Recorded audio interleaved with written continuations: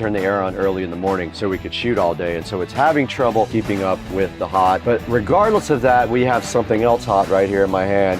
This is the Diag 600 Pro OBD2 car scanner. Now, TopDon did reach out to Supercar Street Racing to see if we were willing to take a look at this, and I said I thought you guys would enjoy this very much, and they sent one of these out. So today we're going to be taking a look at this on Supercar Street Racing. Let's get to work.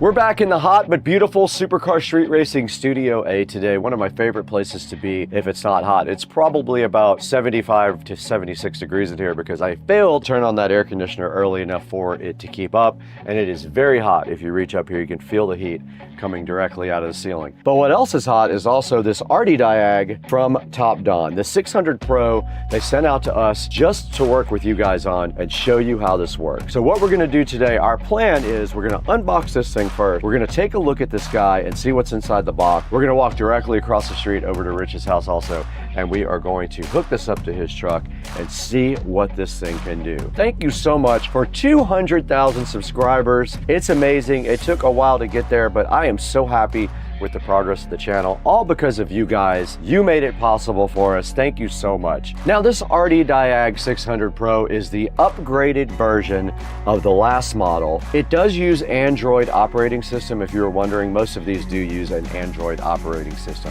Now, this Diag is able to analyze a lot of the different systems in the car, like the engine, transmission, sensors, and things like that, and report back to you what kind of condition those are in. This guy will give you detailed fault codes and descriptions so you understand exactly what you're working with. It also does maintenance functions like your battery. It does things like ABS, things like oil, throttle, and injector coding as well. And also cool things like TPMS reset should be able to be done by the Diag Pro. Now, this guy also does live data monitoring. It can read your car's data and show it in real time. This dude does do one-tap code fault clearing as well. You just hit one button and it goes ahead and resets all the active codes in your car. This guy uses auto VIN and auto ECU recognition to identify your vehicle. It's pretty future-proof because it uses CAN FD. This will keep this guy on the cutting edge of technology for a really long time. This powerhouse is compatible with 90 different vehicles and also 12 languages, so no matter where you are, you probably are able to use the Diag 600 Pro. It says that it has 2 years worth of updates built in. And now right back behind me up here, you can see some of the essential features it does for maintenance. It does things like oil reset, ABS bleeding, DPF reset, throttle relearn, SRS reset, brakes, battery matching, injector coding, and SAS reset as well. This guy has been on quite a few automotive sites online. You can see here, it's been featured on a lot of different places. You can see some of the technology right up here that it has: a 7-inch touchscreen, 3350 milliamp hour battery, a 4-core 1.5 gigahertz processor, and also it runs on Android 11. Now, I am really hyped to get this Diag 600 Pro directly out of the box and see what's included with it. Let's go ahead and do that right now.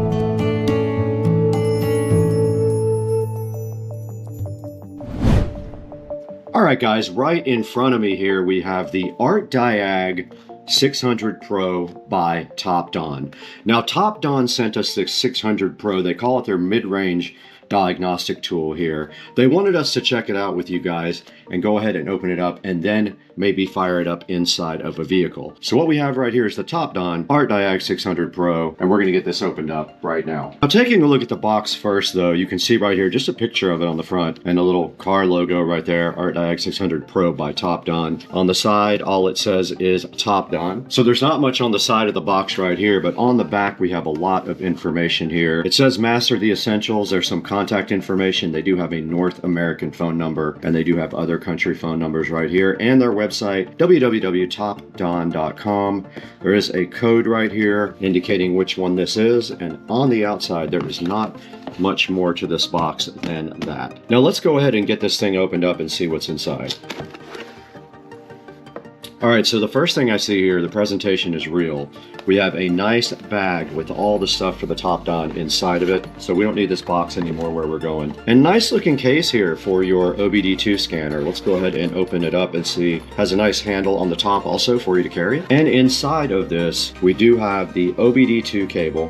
So it looks like it has an old school serial. I think that's a 16-pin connector there, and that's your OBD2 connector right there on the other side. Everything is nicely packaged in little bags, and inside of this probably is a charger. It is. It's a USB type A on one end, and thank goodness it's a USB type C on the other end. More and more companies are finally getting smart and putting USB type C in their devices so that everything is one standard. Then we've got the actual scanner right here, and there is a couple of little manuals as well. There's a quick user guide here. There is a user manual if you scan that. And the first part of the manual here is in English, and it kind of describes everything on the front of this, but let's get that opened up so you guys can see it in person. There is the nice ArtDiag, really nice looking box with a nice large screen. It shows you what's on the front and on the top. Your top has your power button and your, I think that's a 16-pin serial connector right there. On the front you have your OK button, you have your return button, and then of course you have your keypad here. There is something on the side of the box, a charging port, and inside of there is your USB charging port. So there's not much else to do here except charge this.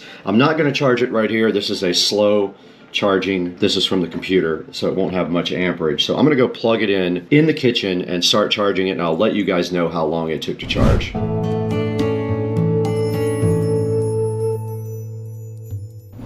All right, guys, we're back in front of the Topdon, and I'm happy to report that that took about 20 minutes from 60% all the way to 100%. So now we're ready to go ahead and fire up the Topdon. Let's go ahead and turn it on. There it is booting up, the Topdon. It says copyright 2024 Topdon. Let's see how long it takes to boot up.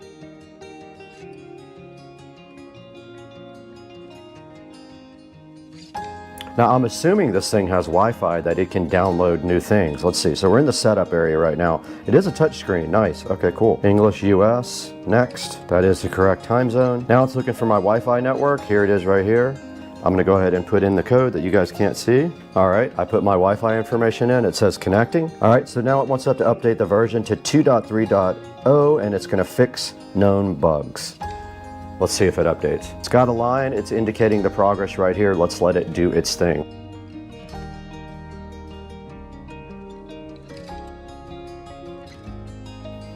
And finally, it is at 100% on the download. Now it's telling you here when you first use this thing, there goes the firmware update. It's gonna probably restart and update the firmware. Let's watch that process. Oh, no, it's on, okay. Cool, so let's hit update. Oh, okay, this is loading. It says there's a bunch of updates. Let's look at that. So this might be updating for the cars and stuff. There's 74. It says there's 74 updates. This has to be like vehicle updates. You just click this, it selects all of them to update. So there's 63, let's do it. And you can see a readout up here of the speed that it is downloading updates. Let's let that update in the background.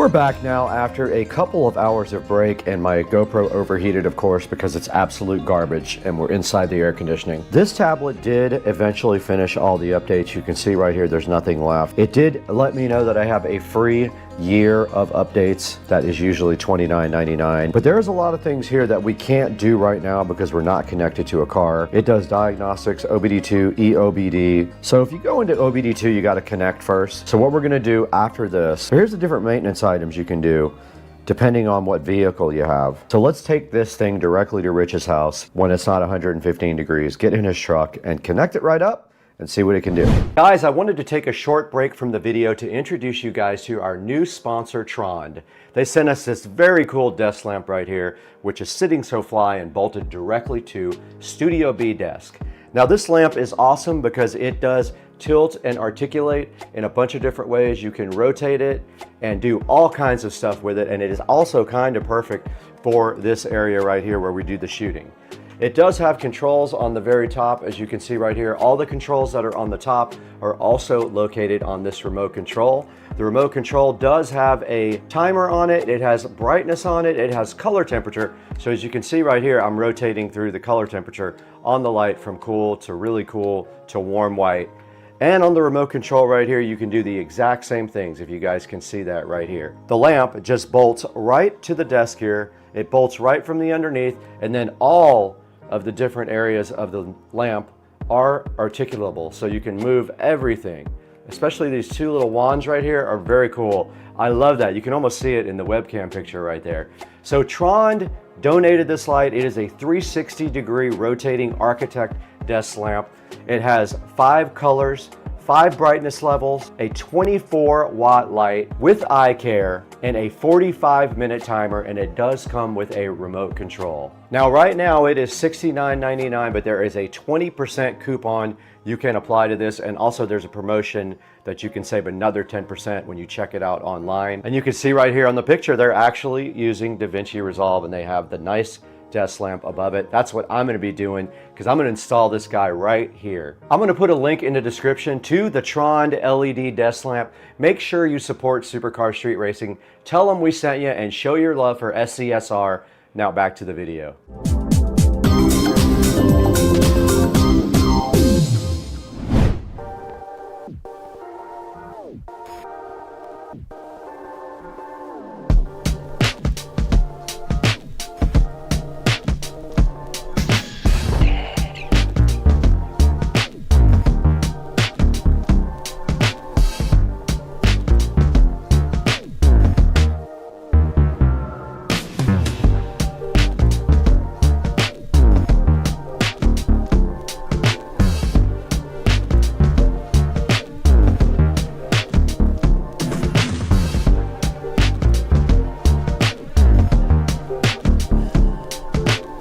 All right, you guys just saw us unbox this Diag Pro, and you saw everything that was included inside of the box. Now there's only one thing left to do. We're gonna go ahead and walk directly across the street, get into Rich's truck, and go ahead and see what all this guy can do. And let's see what maintenance does.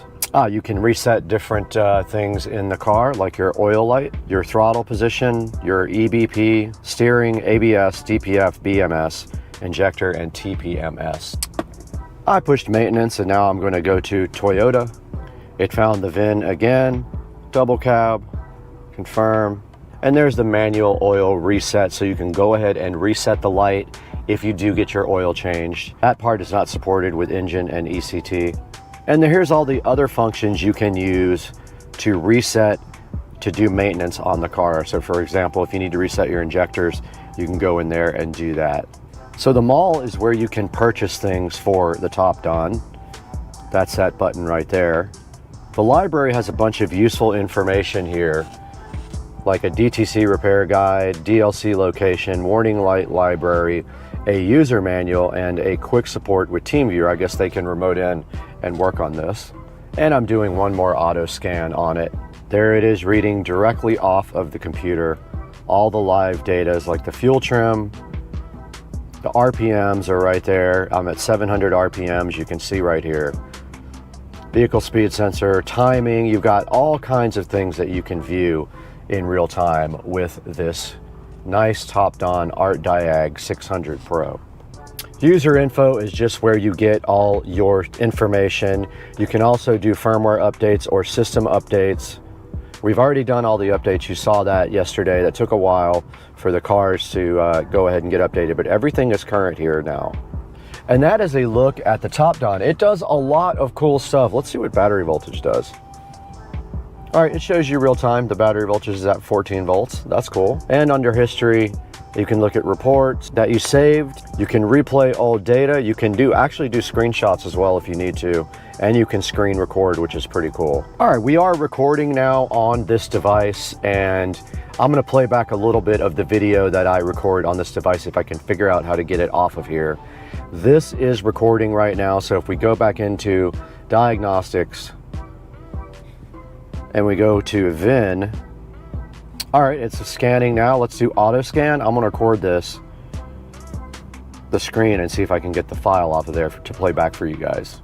And it is scanning now. It's at 30%. You can see at the bottom, 40%.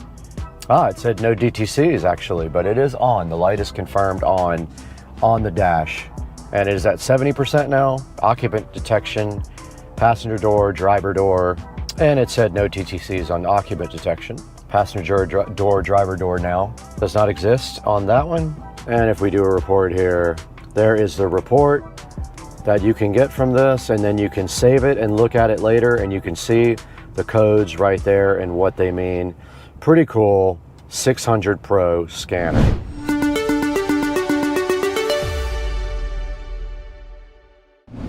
We just took this RD Diag 600 Pro directly out of the box, walked across the street to Rich's house, and installed it in his truck. We pulled all of his codes and checked out his entire truck with this cool little device, and it's very awesome, and I highly recommend this guy. Go ahead and pick one up from the link in the description. You probably won't be sad about it. It's got 34 reviews at 4.4 stars. That's actually really good. It's hard to get a 4.4 star review on Amazon. You guys know that. And now that we've done all that, there's only one thing left to do, and you guys know what that is. Let's throw it to Brad. I will show you how you can get your own RD Diag 600 Pro on Amazon. Go ahead and order it from the link in the description. Let's toss it over to Brad right now.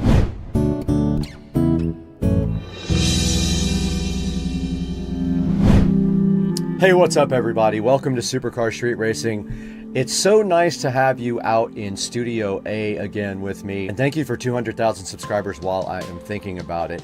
Today we have a special product that was sent to us by Top-Don. This is the RD Diag 600 Pro sent to us by Top-Don. They asked if you guys might want to see this, and I said yes, I thought you did. So we went ahead and got this thing, and it's pretty cool. It is a diagnostic tool for OBD2. You plug it into your OBD2 port right underneath your dash there. It does pull codes from your car, shows you all your fault codes, and then allows you to reset them and also Google them so you know exactly what's wrong with your vehicle. And you saw today, we looked at Rich's truck and he did have one fault code. I gave him that fault code so he could go to his mechanic, and then he could not get ripped off by them because they won't know what he knows. And that's why you guys should have your own RD Diag 600 Pro. Now this thing does have 4.5 star reviews. It's got 36 reviews sitting so fresh right here on Amazon. It is $208 right now. It's 20% off. So now's a really good time to go ahead and order your RD Diag 600 Pro.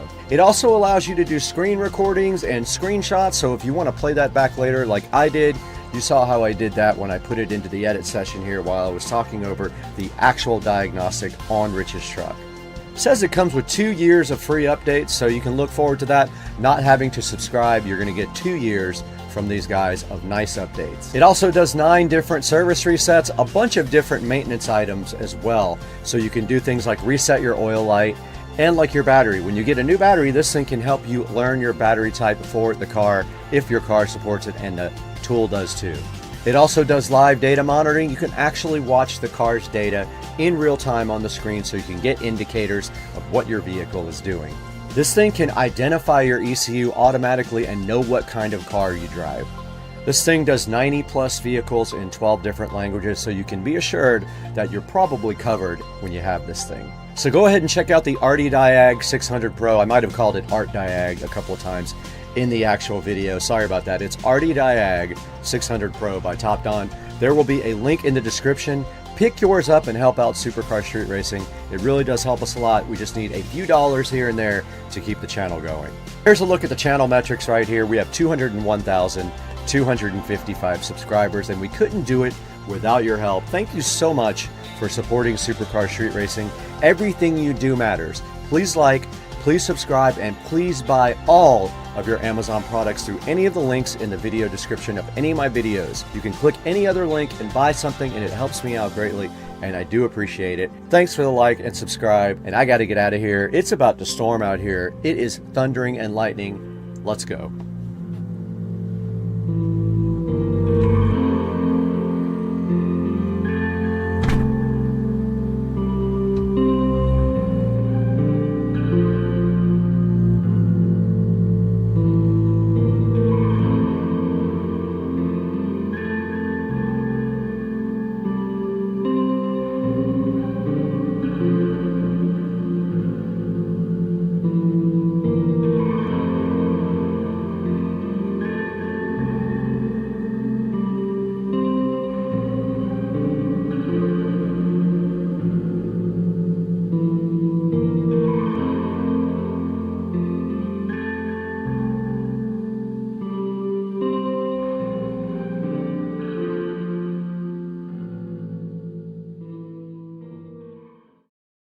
All right, morning guys. It's Saturday morning. Haven't put a video out in a little while, but today we got something in store for the SL65.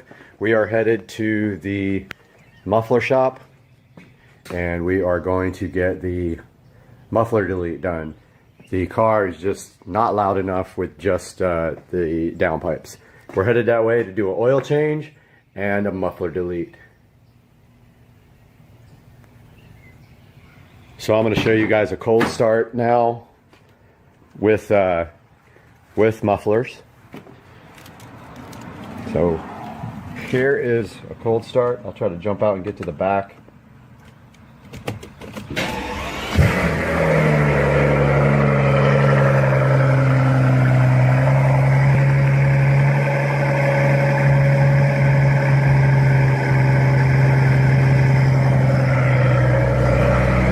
So as you can see, the car quiets down very quickly. And when it's warm, you can't even hear it. So we are driving now, headed to the muffler shop. And I was gonna give you guys a couple little pulls on here. Wow, I seriously still don't understand this multi-function display here. I really have to take some time to try to get that done. Stereo system, I'm going to go by the stereo shop today, have them take a look at it, and see what it's going to take to get that done next week. So you can see at normal cruising speeds, you can't even hear this car at all. With the top down, it's the same. Until you get on the throttle pretty hard, you hear nothing in this car. It's pretty fun when you get on the throttle, but until that, it's very quiet. Going to get some breakfast over at Denny's while they work on the car, doing the oil change and the muffler delete. I was hoping I could get some video of it, but the shop is just insane busy. So I don't think I'll be able to get any video underneath, and that's too bad. All right, so this is a shot of no muffler. And you can see my new upgrade. There is how it went, straight out to the stock tips. And looking for the mufflers now.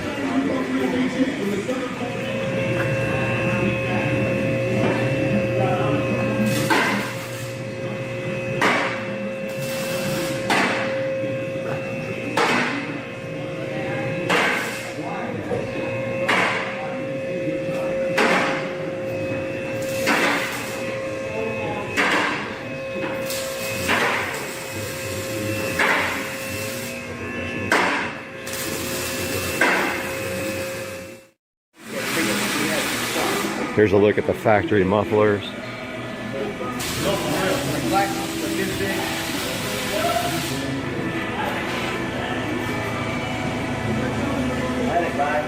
look fairly restrictive. We'll see what it sounds like.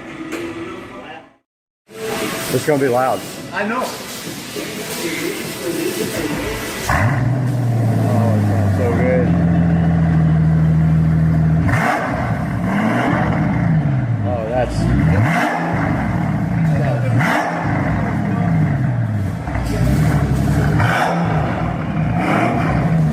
It's so mean.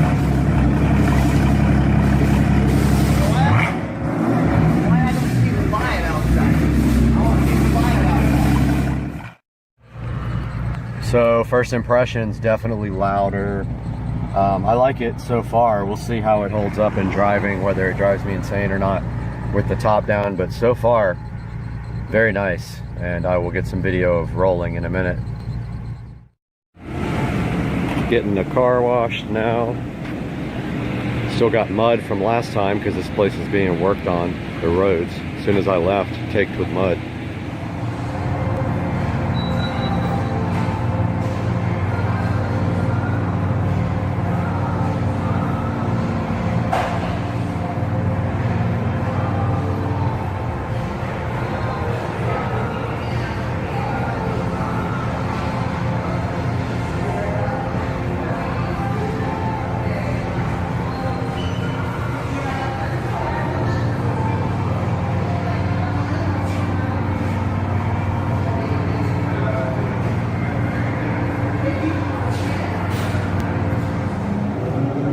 Just got the car washed, looks beautiful.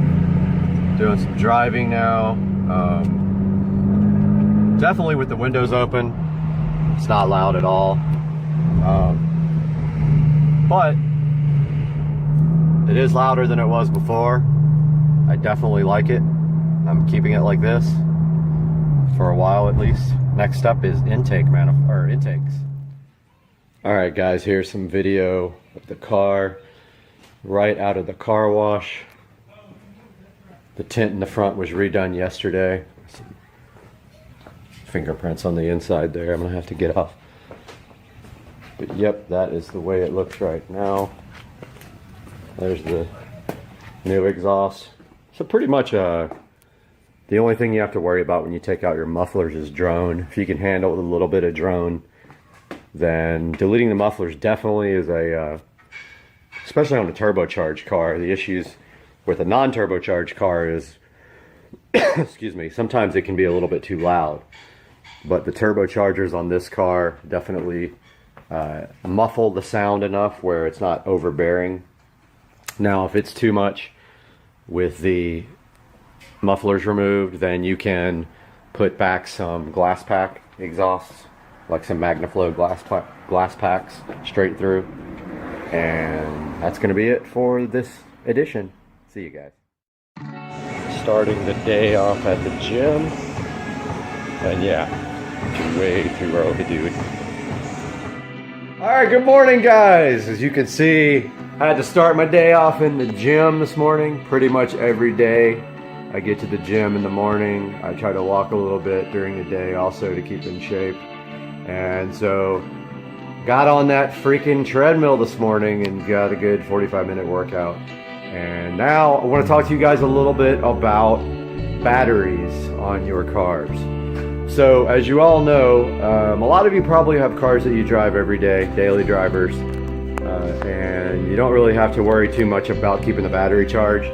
However, if you do have a vehicle or two that you don't drive every day, and especially the BMWs, they tend to drain the battery for absolutely no reason. So haven't quite figured out why that is. It's just the way it is. If you leave this 335i sitting for a week, it will be the battery will be weak when you start it up. So how do we keep our batteries charged, guys? So there's a lot of options out there for keeping the battery charged. I definitely recommend a trickle charger. And one of the best ones available is, in my opinion, the battery tender. So this is the battery tender right here. So I don't know if you can see this very well, but basically what's going on here is this battery tender will plug into your wall outlet, and then it has a variety of options for connecting to the vehicle. One of the options is this pigtail cable, which you can permanently wire to your battery. And that makes it good so you can just plug it in and unplug it whenever you want. And the great thing about it is the other end of this thing has this quick connector. It has a cover on it right now, but get that off of there. You can see right here it has this positive negative where you can't reverse them. There's no way to plug this in incorrectly. So the great part is also it's got built-in circuitry. You can see it charging right there in the background. It's got built-in circuitry to prevent sparks and shorts. So let's take a look at this right now. I'm going to flip this camera around first, and then I'll let you take a look at this Battery Tender Junior. Things you can get with a battery tender. That's Battery Tender Junior. Basically what that means is the amperage of the output of the battery tender. And if generally for most vehicles you can get a Junior, and they are incredibly cheap. I think I paid $27 on Amazon. They're quite a bit higher at Pep Boys, like $20 more. So I recommend getting them from Amazon. Now check it out. So the Battery Tender Junior is plugged in there to my garage outlet, and you can see the cord running here. Now right here is the connector that I was telling you about. It's a quick connector, so I could just unplug it anytime I want and put the little cap back on. Each side has a cap, as you can see right here. Just put the little caps back on. If you have the pigtail connected to the battery, what I like to do, and I'll show you that here in the BMW, is I like to zip tie the connector out of the way. So if you can see right here, I don't have the permanent connector here on the front of the BMW because these are the charging posts for the BMW, so I didn't do it that way on this one. However, if you want to do it permanently on the Beamer, you would do it in the trunk with the circle pigtail connectors. So what I was going to tell you is that the cable just literally is zip tied here, and I leave it just like this, and I leave it covered right here. When I want to charge the battery, I lift the hood, plug it in, lower the hood all the way, except I don't click it. When I'm not using the battery tender, I simply disconnect these two and kind of tuck them neatly away down in there. Now here's the interesting thing about the SL65. So the SL65 actually has two batteries. It has a front battery here. Now this battery is only used for starting, nothing else in the whole car. So it not only does it not need a lot of charging, it doesn't use much juice at all, and it charges very quickly. Now the battery tender has only been on it for 10 minutes, and it's already, that flashing light means that the battery, I believe, is over 50%. It might be 75, I can't remember. But when it turns solid green, that means the battery is charged. So that's the front battery on the SL65. Now, the SL65 also has a rear battery in the trunk. This battery is called a consumer battery, and it does everything else in the vehicle. And as you can see here, until I get power set up permanently, there's actually an outlet over there that I want to get power run to. I just literally have an extension cord run to the ground. And if you look right here, here is a fully charged battery. Now this has been on the battery tender for 3 or 4 days, so it's going to stay charged. So there's a good look at the SL65 there, the side of it. I'm going to talk about the window tint in another video. So battery tender, definitely something I recommend, and I would pick one up if I was you. Even if you do daily drive, it's a good idea to keep your battery topped off. That will prevent, if you ever do have any issues or it's really cold outside, it'll start right away. There's a good look at the mostly engine cover on the V12 twin turbo. Look at the guy who actually hand built the engine and signed it right there. So I'll be back to talk about window tint in the next video. So make sure you subscribe, please. I'm trying to get as many subscribers and views as possible, and check out my Instagram page. I'll put that in the link. Have a good one. Give me the thumbs up, please. I'm going to give you guys a quick little update before I edit this video together. So it's been 30 minutes and the front battery on the SL65, the starting battery, is now completely charged. Now this is not typical. The back battery took about a day to get fully charged, and the BMW battery, after you drive the car for a long period of time, will take about a day to get back up to full speed. Like and subscribe, please. Later, dude.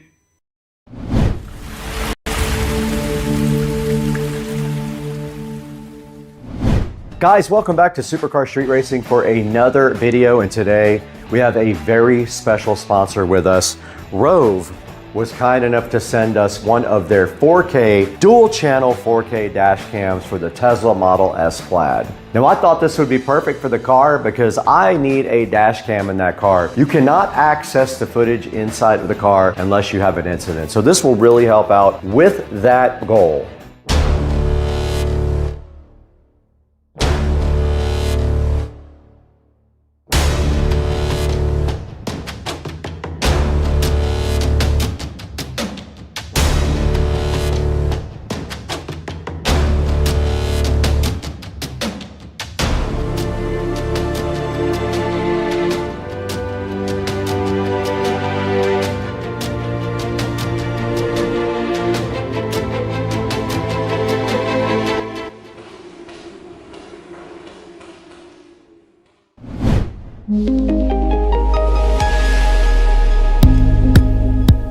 Now this dash cam is awesome. It has GPS, it records in 2160p, it has a 2.4 inch IPS screen on it, it has a 150-degree wide angle lens, and it also has night vision, which is important if you're going to be driving a lot at night. These guys have 37,400 views on Amazon, so you know they've sold quite a few of those. I am super hyped to get into this gift box. They sent us a bunch of stuff for the 4K dual channel dash cam. This thing also supports over-the-air firmware updates, built-in 5G Wi-Fi up to 20 megs per second download speed. It can geotag you with its built-in GPS, and it does support up to a 1 terabyte micro SD card. I think that we have an SD card included with this. When we dig in, we're gonna find out. And I just looked at the box. It does come with a 128 gig Rove SD card. Says it right on the front right here. This guy has an app for both iOS and Android, and we will look into that as well today when we dig into this. Right now on Amazon, this is a $99 purchase. It is 17% off right now. It might be different by the time you guys get this video, but for right now, you can pick up the Rove for 99 bucks on Amazon. Now, Rove was also kind enough to send in their big gift box this 3-lead hardwire kit. This allows you to hardwire your cam into your car permanently without having to use a USB-C port or any other type of wiring. Now, I don't know if we're going to actually use that in the Tesla because of the high voltage system and getting 12 volts, but we're going to look into that. And then there's another thing in the gift box, the Rove Ultimate CPL. This guy right here has a circular polarizer and a microfiber cleaning cloth for your Rove. We got 3 awesome products right here from Rove today to take a look at. So let's go ahead and get these 3 guys unboxed right now.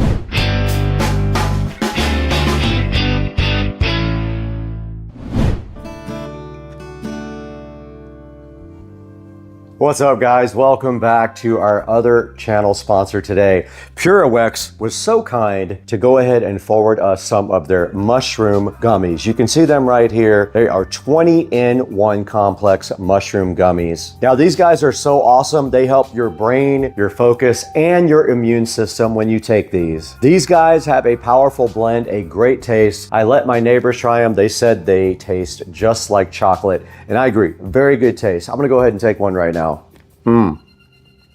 So yummy.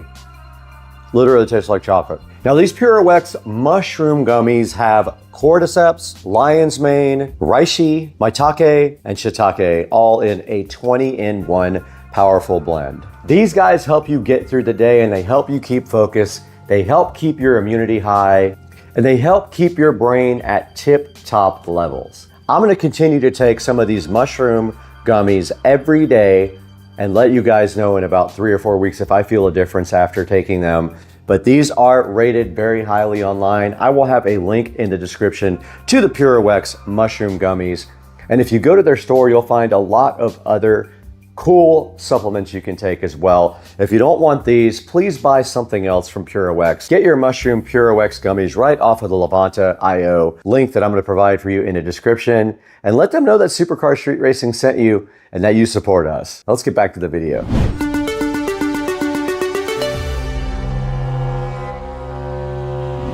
All right, guys, we're back in the SCSR living room now with the Rove dash cam. And the first thing we want to unbox is the main product. This is a Rove R2 4K dual channel dash cam we're going to get into right now. And on the front of the box, you can see here, it just gives you all the features: 4K 2160, Sony Starvis image sensor, over-the-air updates, built-in 5G Wi-Fi up to 20 megabits per second, a 3-inch display, built-in GPS, and it does support up to a 1 terabyte micro SD card. It comes with a 128 gig SD card. You may want to upgrade that if you want to be able to store more data. There's also something on the front here with a QR code that says if you want to meet other Rove dash cam users, you can go ahead and scan that and meet up with other users. Now on the back, it does tell you all of the box contents, and we're going to dig into this and see exactly what it is inside of this box. Let's go ahead and take a closer look at this guy on the side. Now on the side of the box, it just kind of tells you the same features here,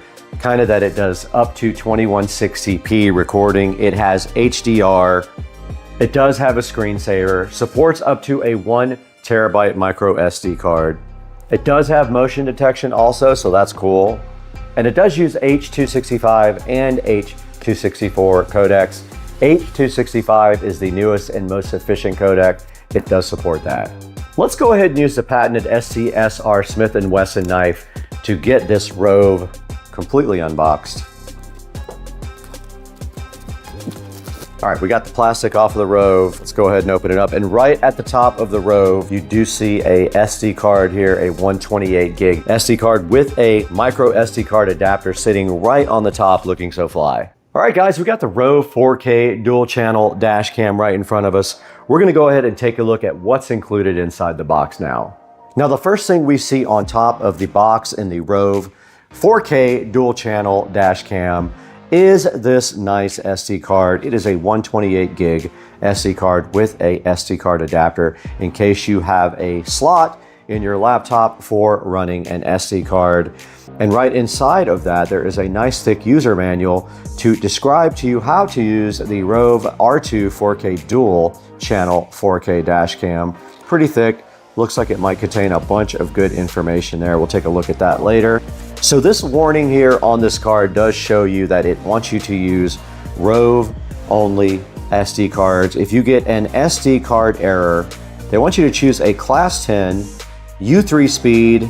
Now they want you to use a Rove SD card, but I will challenge you that Rove SD cards are probably the same thing as other SD cards, so that is your call. I'm not going to say that until we try other SD cards.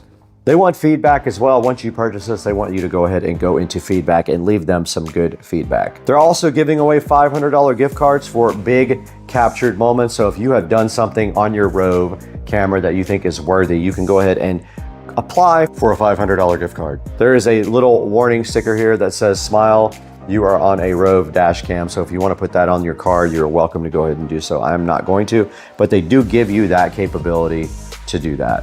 And now inside the box, everything is labeled very nicely. This side says it is a USB Type-C power cable. Now it does have a rear camera cable for the rear. This is a dual 4K recorder, so it has a rear camera as well. You can see right there on the front, there is the second camera. They give you some nice spare stickers there also. They give you a 1 meter USB data cable as well. They give you cable clips. A wire trim tool, and some wet cleaning pads to make sure things stick properly. Let's go ahead and see what is on the left side of this. All right, let's get the left side of this unboxed now and see what's in this box that we already read here. All right, we got the first box out right now. And the first thing inside this box is some 3M sticky pads and also some cable sticky pads. Very useful for installation. We do have a little trim tool here. These are cool. I have a whole different set of these that I bought myself. We have a super long cable here, assuming this is USB-C. It is. This might be what gets to the rear of the car, so we will check that out as well. We've got some sort of a 90-degree USB-C to USB-A. We have a USB-A to USB-C, and we have another USB-A to USB-C, which is a little bit longer. We'll have to get in there and see what those are for. Now we got a second box sitting here that was on the other side, and this thing says it does have a rear view camera in it, a fast charger, and it looks like a cigarette lighter type charger, a suction mount, and a sticky mount. Let's get this guy open right here and see what is actually inside it. All right, right here in front of me, we do have some sort of a sticky mount. It looks like you have a 3M pad on the bottom of it, and this probably just does stick to the dash if you want to do it that way. That's not going to happen in my car. This is a USB type A cigarette adapter right here. I already know without opening it, that's what that is. Now right here, we do have a suction mount adapter for the dash cam. And then one final thing in this box. All right, now we do have the rear view camera was just pulled out. So here is the rear view camera, pretty cool. All right, we did get the rear view camera out of the box. It is that small. That's all it is to it for the 4K dual rear view camera. Let's put that in the box too. And all that's left to take a look at now is the actual Rove R2 4K dual camera sitting right here in front of me. Let's go ahead and get that out of the box now. All right, you can see how good they packaged the R2 4K camera here. Let's go ahead and unbox that real quick and take a look at it. We got it out of the box now. It is pretty cool looking. Check it out, guys. The Rove GPS 4K camera looking so fresh and fly. It has a protective film on the back. It wants you to go ahead and read all this stuff. This says it needs continuous power for operation. It wants you to use only Rove SD cards for this camera. It's talking about SD card errors again. And it does say it's merely a recommendation that you can use any SD card you want, and I agree with that. Why would you have to use their cards? You should be able to use any one you want. And there we go. We have the Rove 4K unboxed. It does need continuous power. And right here on the side of the Rove, you can see the USB Type-C connection for power and data. Up at the top there is the connection for your rear camera. So that would be where you would connect USB Type-C to the rear camera. And if we go back in here and look at the rear camera, it also does have a USB Type-C on the side. So we will be using the long USB Type-C cable to go ahead and check out the Rove. And that's all that's in that box. Let's go ahead and open the next box. And this is actually a 3-lead hardwire kit to permanently mount your Rove in your car. Let's get that opened up. All right, we got the Rove 3-wire kit right here. Let's go ahead and slice that open. We do have some sort of alligator clip device here. We have some wire ties and some sticky stuff, another trim tool, which is awesome. And there is our actual 3-wire kit. And it looks like you might have a turn-on wire like you do when you have an amplifier for a car. So it looks like you've got power, ground, and then a yellow. Yeah, so you have 3 wires here. Here you have power, ground, and accessory. The yellow is basically a turn-on wire for the Rove. Then we've got some other stuff inside here. Oh, wow. We have actual fuse connectors. They gave you everything you might need to go ahead and use your fuse block if you're going to do it that way. So these guys all provide you with different types of fuse connectors. They gave you everything. They thought of every possible thing inside of this Rove accessory kit. That is very cool. And that leaves us with one more box to check out. This is the Rove Ultimate Kit. It has a circular polarizer, a cleaning cloth, and a user manual for the Ultimate Kit here. We'll get that opened right now. All right, there is the kit there. There is your circular polarizer filter there, and they give you a nice cleaning cloth so you can go ahead and screw that right on the front of your Rove. Let's do that right now. I mean, that should be it right there. It's screwed directly on the front. All right, guys, that's gonna do it for the unboxing for the Rove. I hope you guys enjoyed it. Now let's get this thing out to the Tesla and see if we can get it connected and start making some video.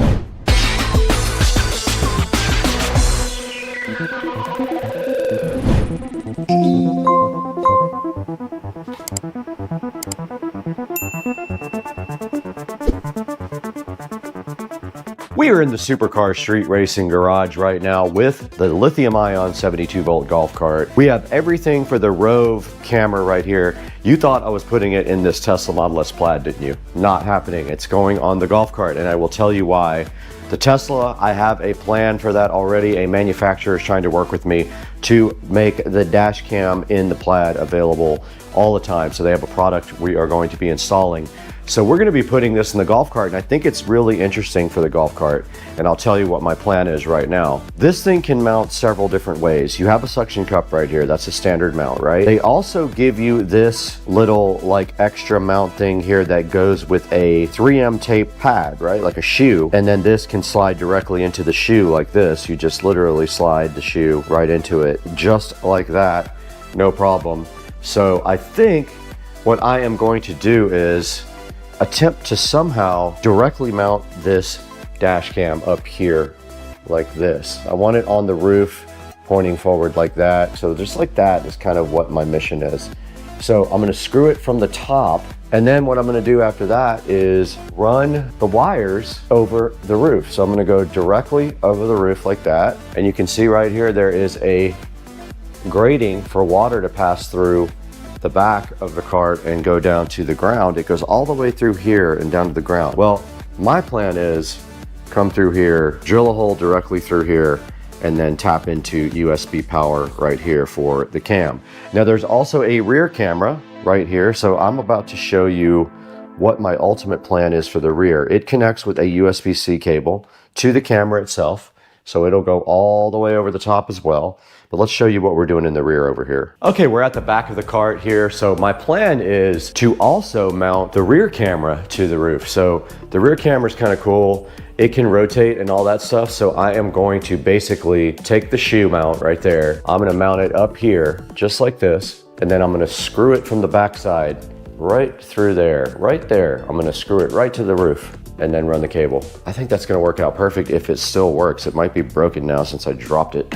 Okay, so we went ahead and just used the sticky tape mount right here on the front of the golf cart. You can see right here, it is a shoe mount, and I went ahead and just pressed that hard right there onto the ceiling of the golf cart, the roof, and now you can see that the Rove Dual fits just like that. And here is the power cable. The power does just come directly out of the side. I am gonna drill a tiny hole in the roof. It's gonna have to be wide enough for this to pass through, so I'll end up like caulking it in with black caulk afterwards. Now here's the power wire for the rear camera, and you can see it's huge. Okay, we're gonna do a little test now with the Rove, but I wanted to show you guys the SD card that comes with it. It comes with a 128 gig SD card. If you need more than that, go ahead and buy one, but make sure you get a high enough speed card that it will support the Rove. I'll put a link in the description to some on Amazon. By factory default settings, your dash cam is ready to go without changing any other settings. You can now utilize the user manual or how-to videos to learn more about the dash cam.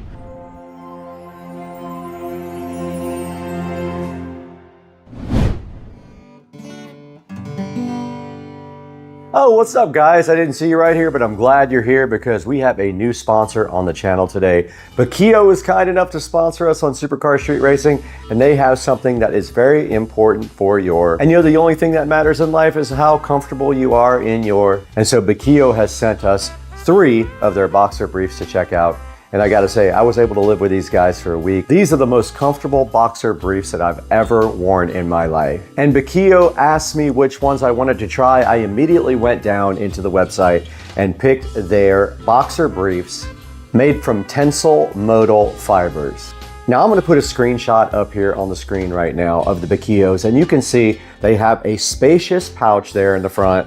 They have an easy access fly. They are ultra soft, and I can attest to that. I did try them out for a week. I have 3 pairs. I wore all 3 pairs this week. These things also have the best moisture wicking in the industry. They also have tensile modal fibers, which are sustainably sourced. So that's also good for the environment. There's a bunch of different color options to choose from on this 3-pack. So go ahead and see what 3 colors you like the best. Now these tensile modal fibers are supposed to stay soft through a long period of time with these boxer briefs. These guys have a high absorption rate, so they keep you nice and dry during the day. Now these tensile fibers are made from renewable wood sources. So you know that they are worried about the environment when they're going to use products like that. Everything they use in those modal fibers is certifiable as biodegradable and compostable. These are the top end of boxer briefs. If this is something that you feel like you need to take care of, make sure you look into Bakio. They are so kind to have sponsored Supercar Street Racing. I wanted to get that out directly to you today so you could check them out yourselves. Now, they are priced competitively due to what they have inside of them, the fabric, the brand, the quality, the craftsmanship, all top end. And it is so important that you guys help us with our vendors and our sponsors so that we can keep the channel going and bring you more stuff like Bakio and their amazing boxer briefs. Now let's get back to the video.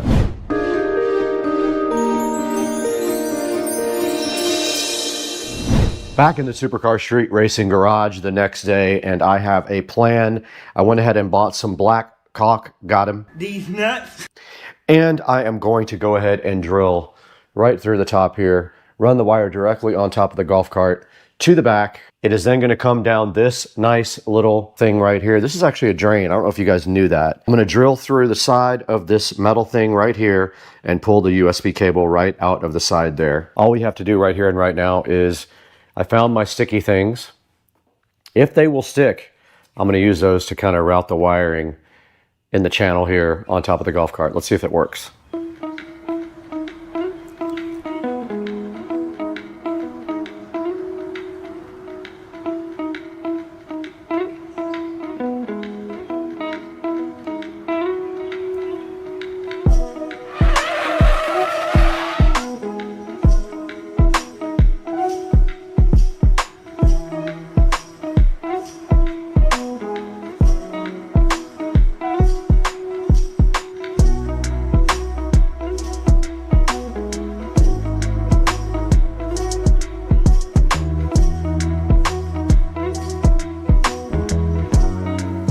All right, we're back out in the garage this morning trying to wrap up this whole project. And last night we were trying to figure out a way to stick down the wires up here, and we did use our sticky pads and they worked great.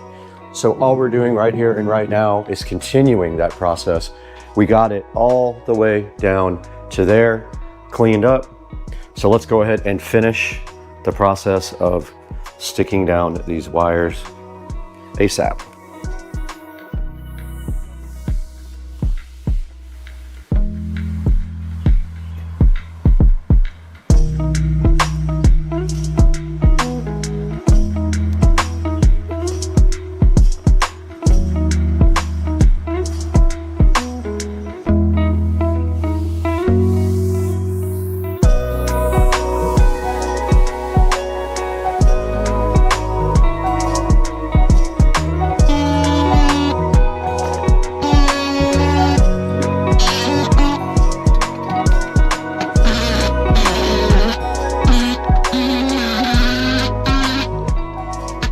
All right, I have gotten the wire down through the channel right there. I am going to drill a small hole first with a little drill bit, follow it up with my step bit, and I'm going to need to have enough width to get this USB cable through. So it's going to be almost the entire width of the bar here. So I got to get this drilled out now. So let's see if we make things really bad.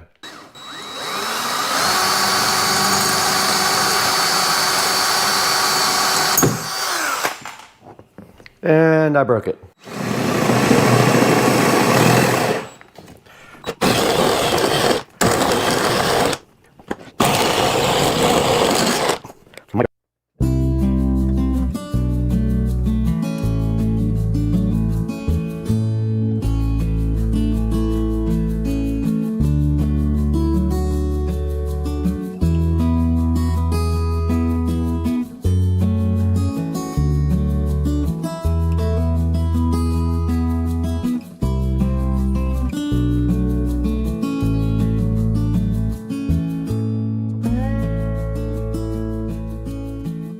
Let's go ahead and power this on, see if it actually works. It does work. Power did come on. Let's go, son. Let's see if we see the rear camera. We do. Success. That's kind of perfect. So I got to clean this off first. and go ahead and stick it here and then drill my hole wherever I feel like drilling. Let's do that.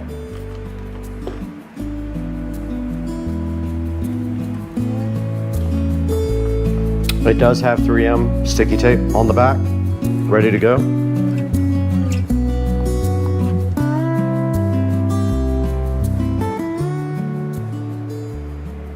And it's perfectly straight because it's hitting the top of the trim. So it's level. I'm just putting pressure on it now. Not enough to break it. Yeah, I can get it from the backside with the screw. But check this out. So I'm gonna go ahead and drill just a tiny hole right here. But my wiring's right in the way, of course.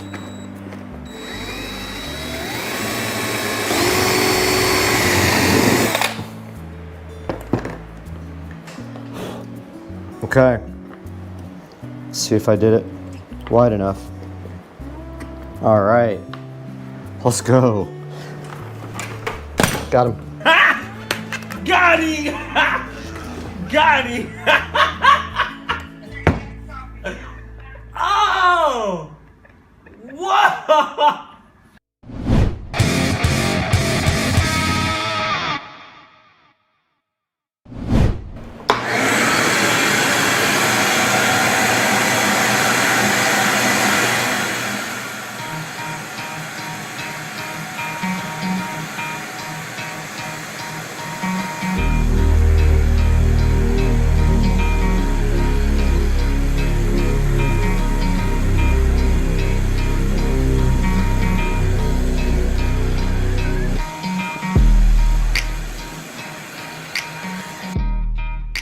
Yeah, so the camera overheated again, of course, and I would say if I had to guess, the garage is maybe, I don't know, 82, 83 degrees, not anything crazy, but I did go ahead and clean up. I vacuumed everything off, and now our only job left to finish this entire project is to put caulk around the holes that we created in the roof of my beloved golf cart. I hate it, but I kind of wanted this project. I want video from golf cart, and I want good video, so we're gonna get our caulk gun here. We got black caulk. These nuts. Ready to go. And all we're gonna do right here and right now is seal up 2 holes, maybe 3.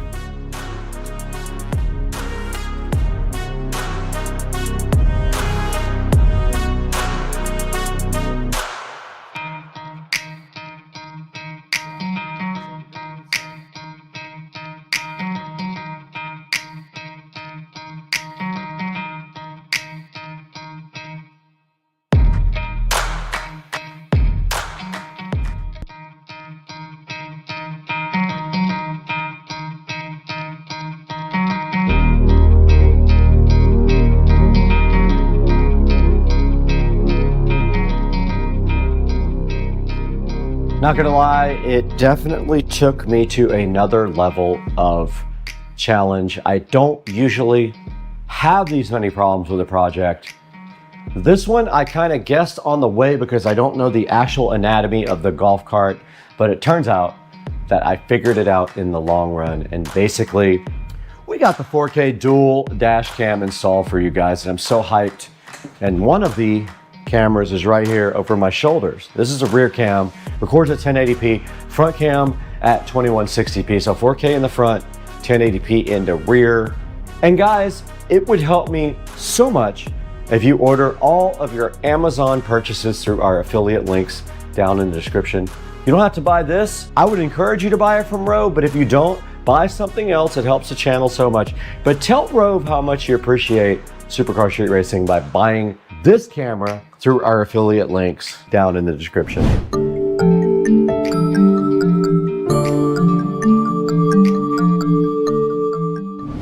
Okay guys, we are right in front of the Rove app for the Rove dash cam, and I just wanted to give you guys a little overview of this. I went ahead and set up Wi-Fi and changed the Wi-Fi password, so I can go ahead now while I'm in the app. I have already added the device, so that's the first thing you do is actually add the dash cam. But you do that by connecting to its Wi-Fi, which the default password is 1234567 But now that we have done that, we can connect to the Rove. It does use Wi-Fi, so it's going to show us its Wi-Fi network here, hopefully, if I'm in range. And there it is. So it is on the default Wi-Fi name. I did not change that, but I did change the password because you don't want people connecting to your dash cam, probably. Now it's gonna say connected without internet, and your phone will probably prompt you if you want to connect to it always, and you just say yes. So you back up now. Now we are connected to the dash cam, and you can see right here, we are recording. We also do have a front and a rear. All right, this is the front dash cam here. If we click this right here, we can go to rear. You can see my garage door right there looking so fly. You can also go into the dash cam itself and look at videos. So here's videos from the front. From yesterday, we have a whole bunch of videos that I will be showing you. And this is how you configure the actual video. So you can set your video resolution here. I have it on 4K in the front, 1080p in the back, 30 frames per second. This is where you set up the loop length. So it's the length of each clip that you have recording. Now, this is the G sensor, and on the golf cart, it is very, very sensitive. I'm gonna go ahead and switch that off because we hit bumps in the golf cart. It thinks we had an accident.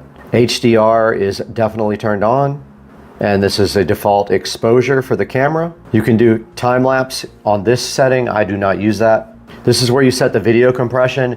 H.264 will be larger files. H.265 will be smaller, but also very good quality. I have the bitrate set on high for the highest quality. Your file size will be bigger if you do that. We did not put the 24-hour kit on. We're not turned on 24 hours, so we can ignore that. This is what you want to be stamped onto the video. I have everything switched on. This is how you change from mile per hour to kilometers per hour. You can hide the status icons on the camera after a certain amount of time. This puts the live speed and the compass on the display. And this allows you to rotate the video. Let's say you installed the camera upside down. You can go into either the front or rear, and then you can flip the camera view over. And that is it. We are connected to the camera right now. We can go to the front or the rear, and you can see right here the garage of the Supercar Street Racing compound. All right, here I am inside the Supercar Street Racing garage, guys. Now guys, that's gonna wrap it up from the Supercar Street Racing garage. The next step, take it back to the SCSR editing studio, Studio B, not the main studio, the secondary studio, and show you guys this on Amazon. All right, let's wrap this up inside with a look at the Rove dash cam online.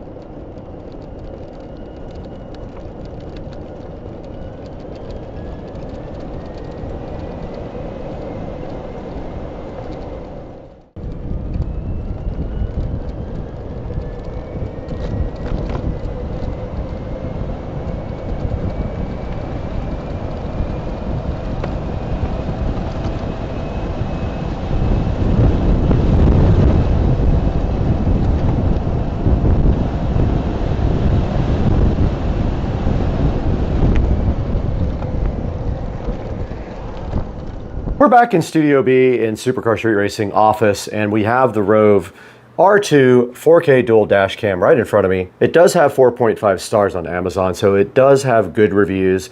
Right now it is selling for $129, and there is a $30 coupon you can apply to it that you can see right there. Go ahead and pick one up from the link in the description. It will help me out so much if you can go ahead and use that link. It just helps the channel out a little bit. Gives me a few dollars to keep going because we lose money on the channel. So please buy from our affiliate links on Amazon. And thank you so much for supporting the channel. And we'll see you guys later. We got to get out of here later.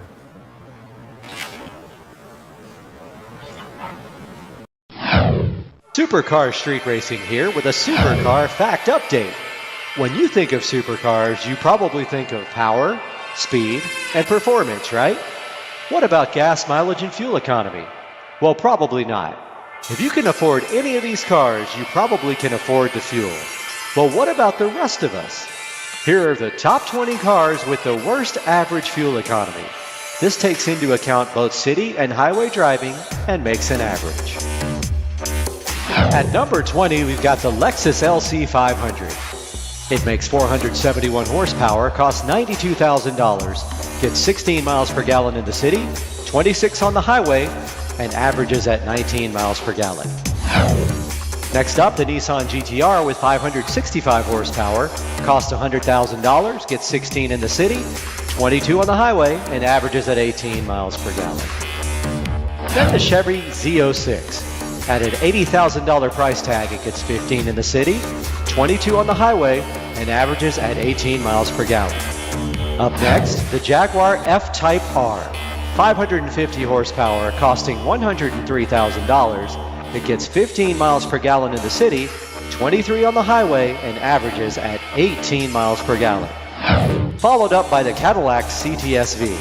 It's a 640 horsepower V8, costs $86,000, gets 14 in the city, 21 on the highway, and a 17 mile per gallon average. Right after that, we've got the BMW M6 with its twin turbocharged V8, making 560 horsepower. It costs $120,000, gets 15 in the city, 22 on the highway, and averages in at 17 miles per gallon. Next up, the Audi R8 Spider. It has a 5.2 liter V10, all-wheel drive, 540 horsepower machine. Costs $177,100, gets 14 in the city, 22 on the highway, and averages in at 17 miles per gallon. Right after that, the Aston Martin Vanquish S. With its 6-liter V12, it makes 603 horsepower, costing a whopping $300,000, gets 13 in the city, 21 on the highway, and a 16 mile per gallon overall average. And up after that, the old reliable. Sitting in the garage now, the Mercedes-AMG SL65. It has 621 horsepower. It costs $222,000, gets 13 miles per gallon in the city, 22 miles per gallon on the highway, and a 16 mile per gallon overall average. Next up, the Gran Turismo Maserati convertible. With its V8 rear-wheel drive 4.7 liter engine, it makes 454 horsepower, costs $150,000, gets 13 in the city, 20 on the highway, and an average of 15 miles per gallon. The Rolls-Royce Wraith is up next. With its twin turbocharged V12, it makes 624 horsepower, costs $320,000, gets 12 in the city, 19 on the highway, and a 14 mile per gallon average. Up next, the Bentley Continental Supersport. 700 horsepower, $300,000, and gets 12 miles per gallon in the city, 20 on the highway, which averages out to 14 miles per gallon. Then you've got the Ford GT with its all-new twin turbocharged V6. It makes 647 horsepower, costs $450,000, gets 11 in the city, 18 on the highway, averaging 14 miles per gallon. The Dodge Viper's up next, 645 horsepower from its 8.4 liter V10. It costs $90,495, gets 12 miles per gallon in the city, 19 on the highway, which averages to 14 miles per gallon. Now we've got the Bugatti Huayra. Its 6-liter twin turbocharged V12, which it shares with the SL65 AMG in some ways, makes 700 horsepower. Its price tag, $1.4 million. It gets 11 miles per gallon in the city, 17 on the highway, averaging 13 miles per gallon. Up next, the Ferrari 812 Superfast. With its 6.5 liter V12 making 789 horsepower, it costs $335,000, gets 12 in the city, 16 on the highway, averaging 13 miles per gallon. Follow that by the Koenigsegg Agera RS. It has a twin turbocharged V8 making 1,160 horsepower, costs $2 million, gets 11 in the city, 18 on the highway with a 13 average. Next up, the Jeep Grand Cherokee Trackhawk. Makes 707 horsepower, costs $85,900, gets 11 in the city, 17 on the highway, and averages at 13 miles per gallon. Followed up by the Lamborghini Aventador S. Makes 740 horsepower, costs $424,845, gets 10 miles per gallon in the city, 17 on the highway, and 12 miles per gallon, for a total average. And now, the worst gas mileage of any car, the Bugatti Chiron. It has an 8-liter quad turbocharged W16 engine, all-wheel drive, makes 1,500 horsepower, costs a whopping $2.4 million, gets, can you guess? 9 miles per gallon on the city streets, 14 miles per gallon on the highway, and averages at a tiny 11 miles per gallon. This has been the worst gas mileage cars from Supercar Street Racing. All right, so I am out in the garden today, and there is a spy camera in my garden aimed at my neighbor's house here. Text my neighbor, he has no idea what it is. So, it's about to get confiscated. But not until I cover the lens first.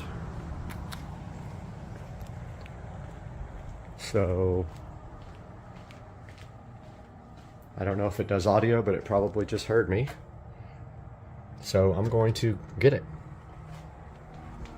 right now and cover it. Hey guys, good morning and welcome to the channel. I'm Brad and you're watching Supercar Street Racing, and today on the channel we are up at, as you can see right here on the screen, we're at part 6 of the mini bike restoration project. I spent a lot of hours the other day doing quite a few things to the bike. I got all the parts off.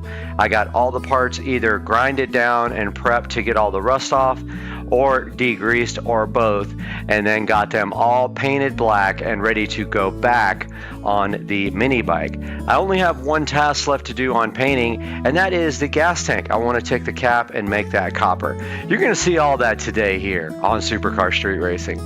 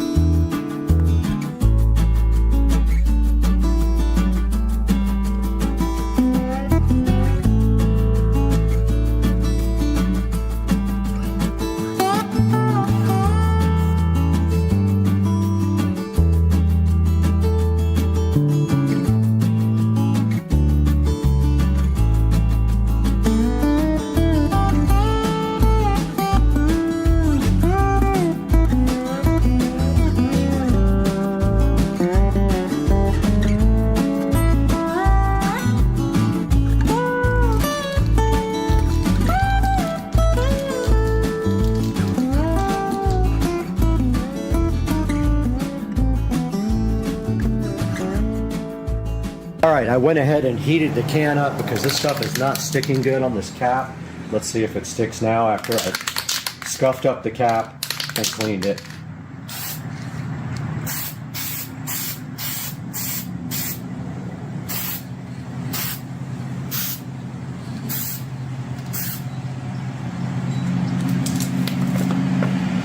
Looks a little better. Let's see if it starts bubbling up like it did last time. Still got some bubbles in it. Don't get it. I prepped this thing like 3 times. See the bubbles forming there? It's completely clean too. I don't know what's going on with that.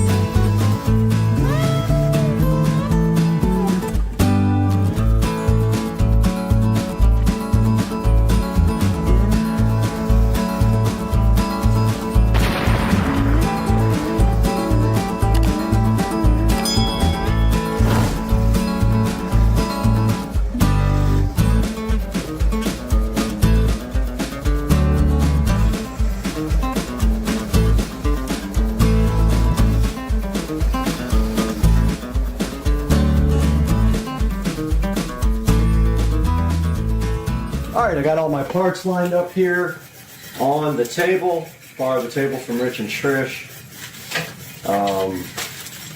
Yeah, I'm just kind of laying everything out. I don't have everything exactly where it's supposed to go because I don't remember, but I have video from everything.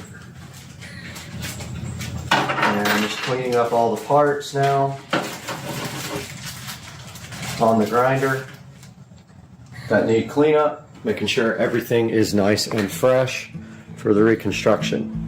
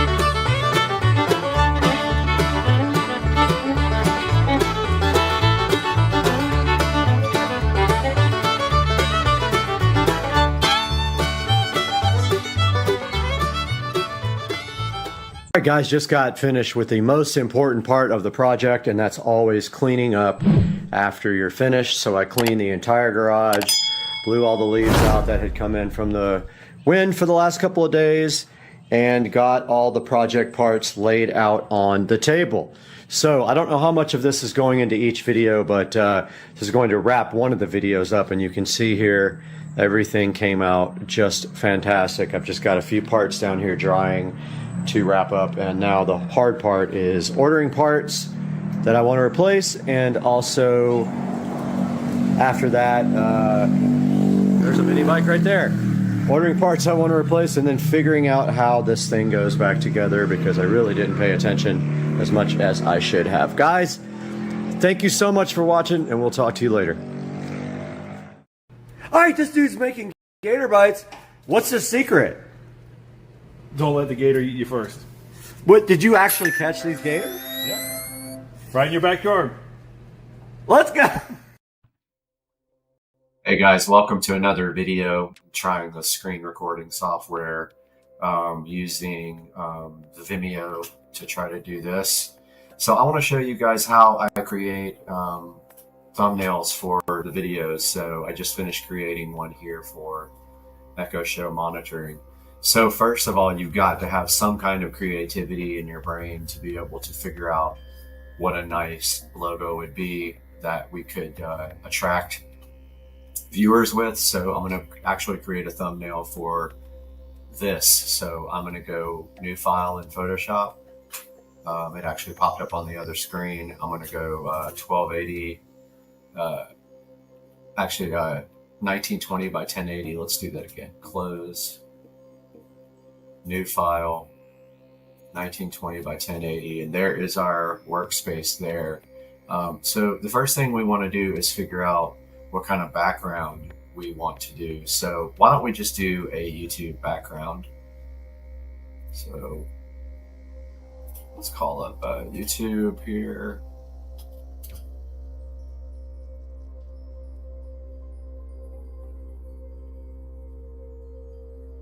And let's go to my channel. There's my channel. Let's get a screenshot. So I use Snagit to do screenshots. So I'm just going to grab a screenshot here of my channel and copy that into the Snagit editor. So it's now copied into the editor. I'm going to copy all of that into the buffer, go back to Photoshop here. Also got another video rendering in the other screen. We're in Photoshop now, so I'm going to paste that. But notice how it's not the right size for the thumbnail. I'm going to edit, transform, and scale that. Just scale it up a little bit and center it here. If I would have captured the whole screen, it would have been exactly the right size, but you got to remember that these screens also overscan, so you're going to miss out on the edges if you take everything all the way to the edge here. So you always want to either use safe title so you know, or just shrink everything down a slight bit. Let's see if I can get my camera back up here. Let's see. Trying to figure out how to do that now. Let's see. All right, well, I messed all that up, so it stopped the recording, but I'm going to start again from there. I guess I can't show the camera at the same time as the Photoshop. So I have my Supercar Street Racing page here. Now, one thing you got to remember is that your fonts are going to need to show up on top of this, and this is really busy. So I am actually going to, first of all, merge this down. So this is just not a layer. So I'm going to layer, merge down. So now this is just one layer you can see right here.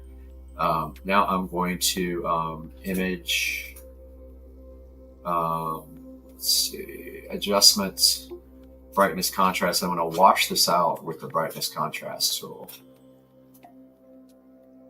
So I'm going to bring the brightness down in the contrast. Actually, that's not what I want to do at all. Let's see. Forgot how I used to do this. Maybe I can do it with levels.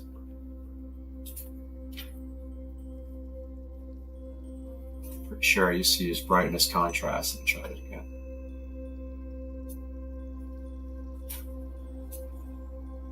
That doesn't work that well with this.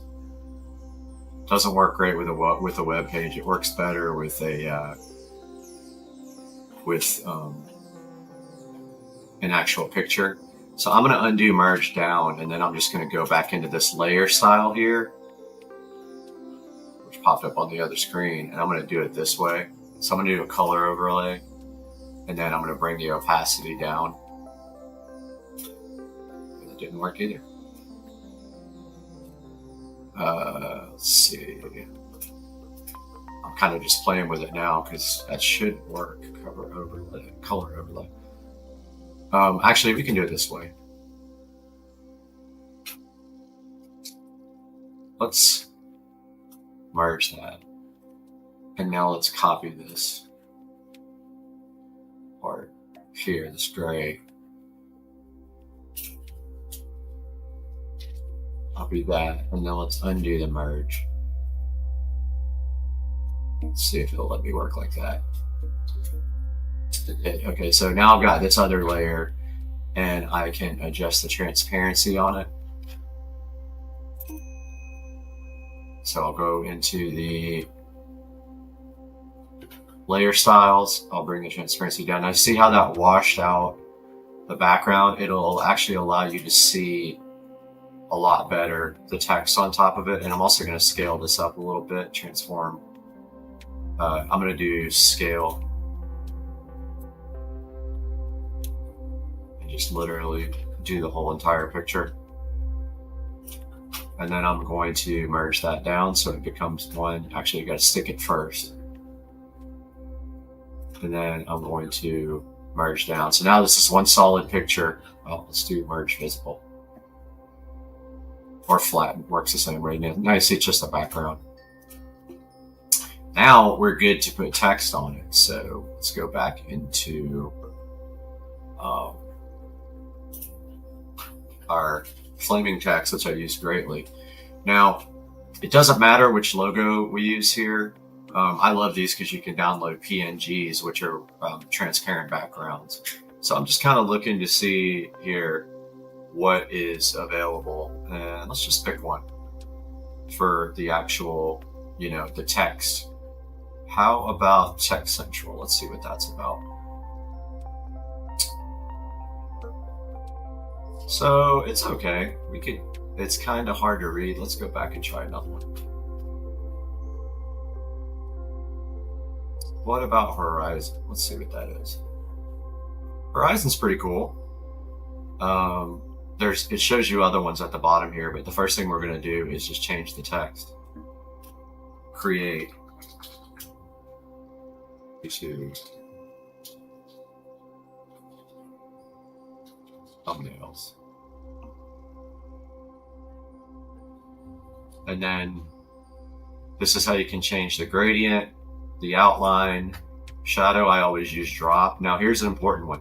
We're going to do transparent background because we want this to be a PNG, which works easily with Photoshop. You see how it changed to a PNG there.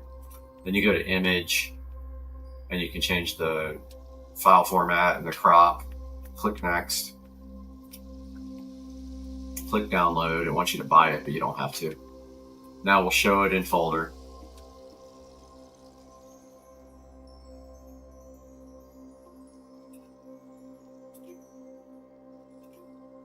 Okay, so it is right there in the folder. I'm going to slide this over for a minute and bring Photoshop back up.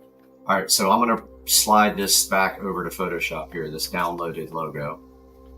Notice how it comes up with a kind of a cape, like a wireframe. If you hit enter, notice how we have our logo now. Now if we go to edit, free transform, we can just pull this around and do whatever we want to with it. And you see how it's easier to read now. And remember, don't go edge to edge because of safe titles. They'll be out of the viewing area of the thumbnail. Now, when we're ready to place this, we can just hit enter. And then we probably want some more text up here. Let's go for a YouTube logo. That's always fun. So let's search for one. Now, when we search for logos, it's easiest to search for YouTube for a PNG logo. So let's say YouTube logo PNG. And then you have to actually find one. So click images. We need an actual PNG. So if we visit this page, let's see if we can actually download this. Some sites want you to pay. If you find those, just go somewhere else. So it wants us to close an ad in order to do this. And then it wants us to captcha.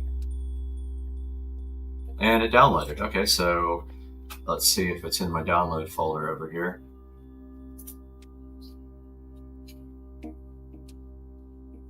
It is. So I'm going to pull Photoshop back up here.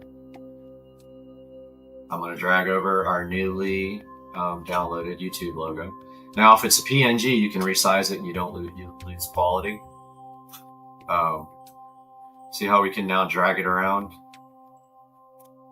And notice how it doesn't have drop shadow or anything. If we double click the layer over here,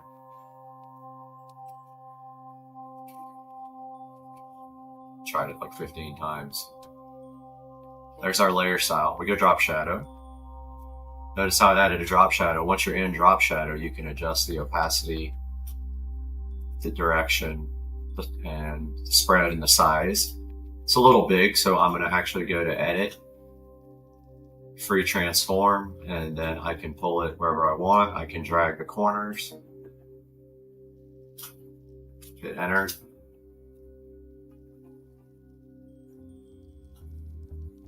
I'm going to put it about right there, and I'm going to do one more font. Let's go back to our flaming text here.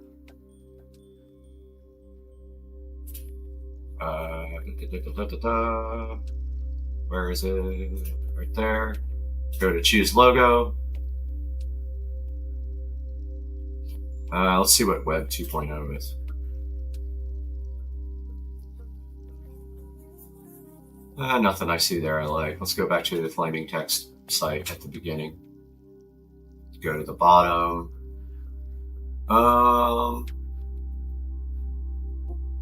Let's go a couple pages down. I've used some of these before. Let's go one more page. Oh, it's a Google copy. Let's use that one. How about this? So again, we just changed the text. Go to shadow, make sure drop shadow's on, background transparent. Next. And download. Now it is on the folder in the other screen. So I'm just waiting for that to finish. I'm rendering at the same time, so that's causing some slowdown. Okay, so I have that logo, so I'm going to go back to our Photoshop, drag that in, put it about right there. I'm going to rotate it, hit enter, and there you go. There is our thumbnail for this video. I'm going to go ahead and save it. Actually, you can save the project first. So I'm going to go to my E drive where I haven't started the project yet. I'm going to go to raw video, create a folder, create YouTube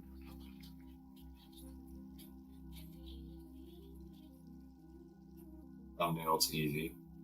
We can actually save the PSD file so we can come back and edit that. Once we merge it into a JPEG, we can't do that anymore. YouTube thumbs. So to save the project, now I'm going to save it as a JPEG so that we can upload it to YouTube. So I'm going to merge it. Actually, what it's doing there, it's still saving, I guess. I'm going to flatten the image so now there's no more layers.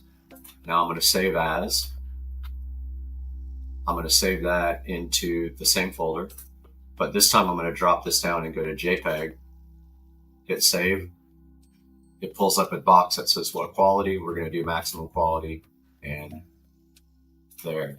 So that's it, my friends. That is how you do thumbnails for YouTube. I hope you enjoyed. I'll have some more tutorials about Premiere and things like that coming out, but it's been Supercar Street Racing. Hope you like this video. Furiosa! We've come too far. They took Furiosa! As a child, my world was forever changed. My mother was magnificent, and he took it all from me. Who do we have here? My childhood, my mother. I want them back! However long it takes, promise you'll find your way home. Ready, steady, go! If you find him, he's mine. To get home, Furiosa fought the world. Remember me.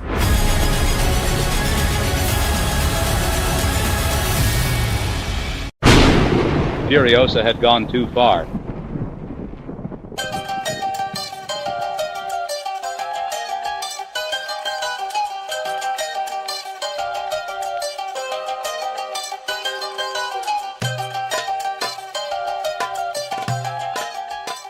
As a child, someone changed her world forever.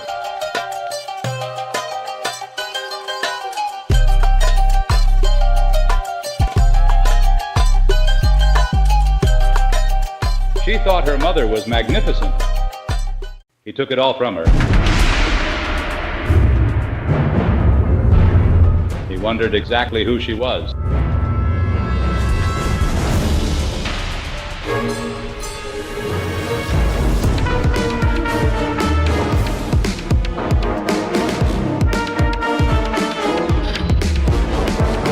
He took her childhood, her mother. Now she wants them back.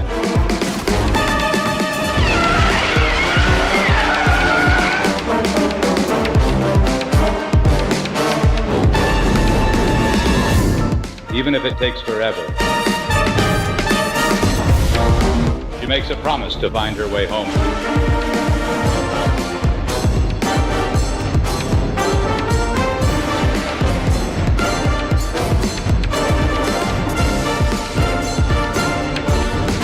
She finds him, he's hers.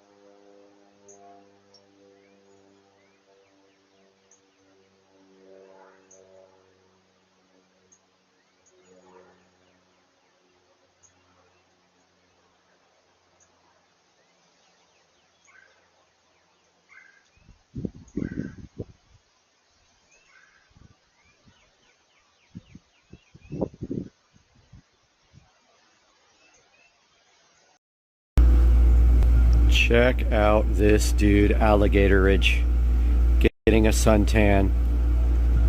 Alligator Ridge, I hope you put sunblock on because you can really burn your skin. Oh, don't go in the water, Alligator Ridge. All right, guys, we are headed over to All Set Auto today on Supercar Street Racing.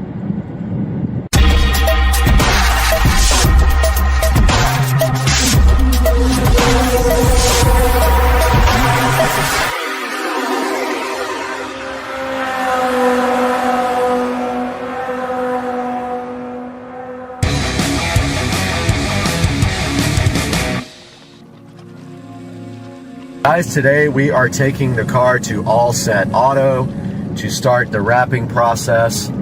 Those guys are going to do a bunch of video while the car is there.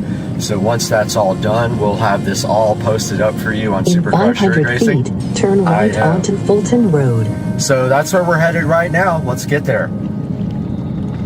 Alright guys, we are here at All Set Auto, as you can see, and we are waiting for them to actually get here right now. I'm a little early, so we're gonna sit here, wait for them. We have some carbon fiber goodies in the back seat here, and we're gonna show them how we want them to record the videos. We have the GoPro here as well, so as soon as they get here, we'll update you guys.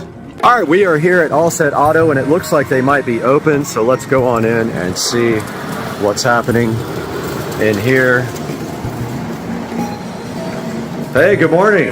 How's it going? Very well. Good to see you again. Yes, sir. So we're kind of ready to start the process on the car. What do you think? I'm excited. It's going to be an awesome project. It's going to come out looking great. I'm kind of looking back there, checking it out, just getting an idea of what it's going to look like. So with those wheels on there. Yeah, those new wheels, man. The BC Forge, the pretty expensive, but I think worth it. And so Tesla did some paint work on the car, and they messed up one little part of it, refused to fix it, and we're going to make sure that gets on video. Yep. So what exactly are we going to be doing to the car? How long is it going to take? And what are the advantages of what you're going to be doing? So we're going to be doing a couple different things. The big project is we're going to be doing a satin conversion, full PPF wrap on the entire car. Okay, perfect. So we're going to be using Lumar satin matte cap, is right? What it's called. And every single painted panel on this car is going to be wrapped. It's going to go around every edge. It's going to be a full color change. The way you should look at that is a color change on the car. Right. That's 8mm thick material. It's going to protect your car. You're going to be rock chip proof from here on out. Okay, and so after you do the PPF on the full car, then what's the next step of that protection level? The next step is we do a ceramic coating. Okay. So we're going to go over every bit of PPF. We're going to go over your windshield. We're going to go over the leather on the interior. We're going to ceramic coat those forged wheels you just got on there. Everything on this car is now going to have a hydrophobic coating. It's kind of like a candy shell, if you could think of it that way. Right, okay. And so nothing's going to want to cling to the car. You're not going to need to clean it nearly as often, and when you do, it's going to be a breeze. All right, so a lot of people just don't understand ceramic coat, and the market's kind of flooded with cheap ceramic coating. Internet's a big place. Right, and on Amazon you can buy your own ceramic coating. Why is that not the way to do it? So it does take a little bit of expertise when it comes to applying it. Right. It is a liquid that's applied, so as far as actually installing it on there, it's not that difficult, but there's a lot that you need to take into consideration before you just go put ceramic coating on your car. Understood. We're talking about a product that if you're looking for something quality, something comparable to what we do here, it should be about a 5-year protection on there. Right. It's not something you want to just smear on there and then hope it's going to be okay, because what you might end up with is potentially a high spot. What that's going to look like is, if you could imagine, like a handprint on your car that will not wipe off. Gotcha. Okay, so you guys are professionally trained to do the ceramic coating, and is there any kind of guarantee with the film or the coating or anything like that? We have a lifetime warranty on all of the film we do here. The ceramic coating should be good for 5 years. Okay, perfect. And the wheels are going to get coated too, which is great for brake dust and all that. Yep, and we're right in the middle of going into summer right now, like in the heat of it, and it's raining like crazy right now. Ceramic coating on the windshield is going to be awesome. Great. Forget about using windshield wipers. And you guys did the tint as well, and it came out amazing. The car looks so good with the tint. I'm glad you like it. And now we also have these carbon fiber mirror caps that are going on, so they will not wrap the mirrors, they will cover the mirrors with these, and they fit perfectly from what I understand. We also have these carbon fiber door handle overlays that stick right on as well. These are going to be going on. That should also accent the look, since there's not a lot of carbon on the outside.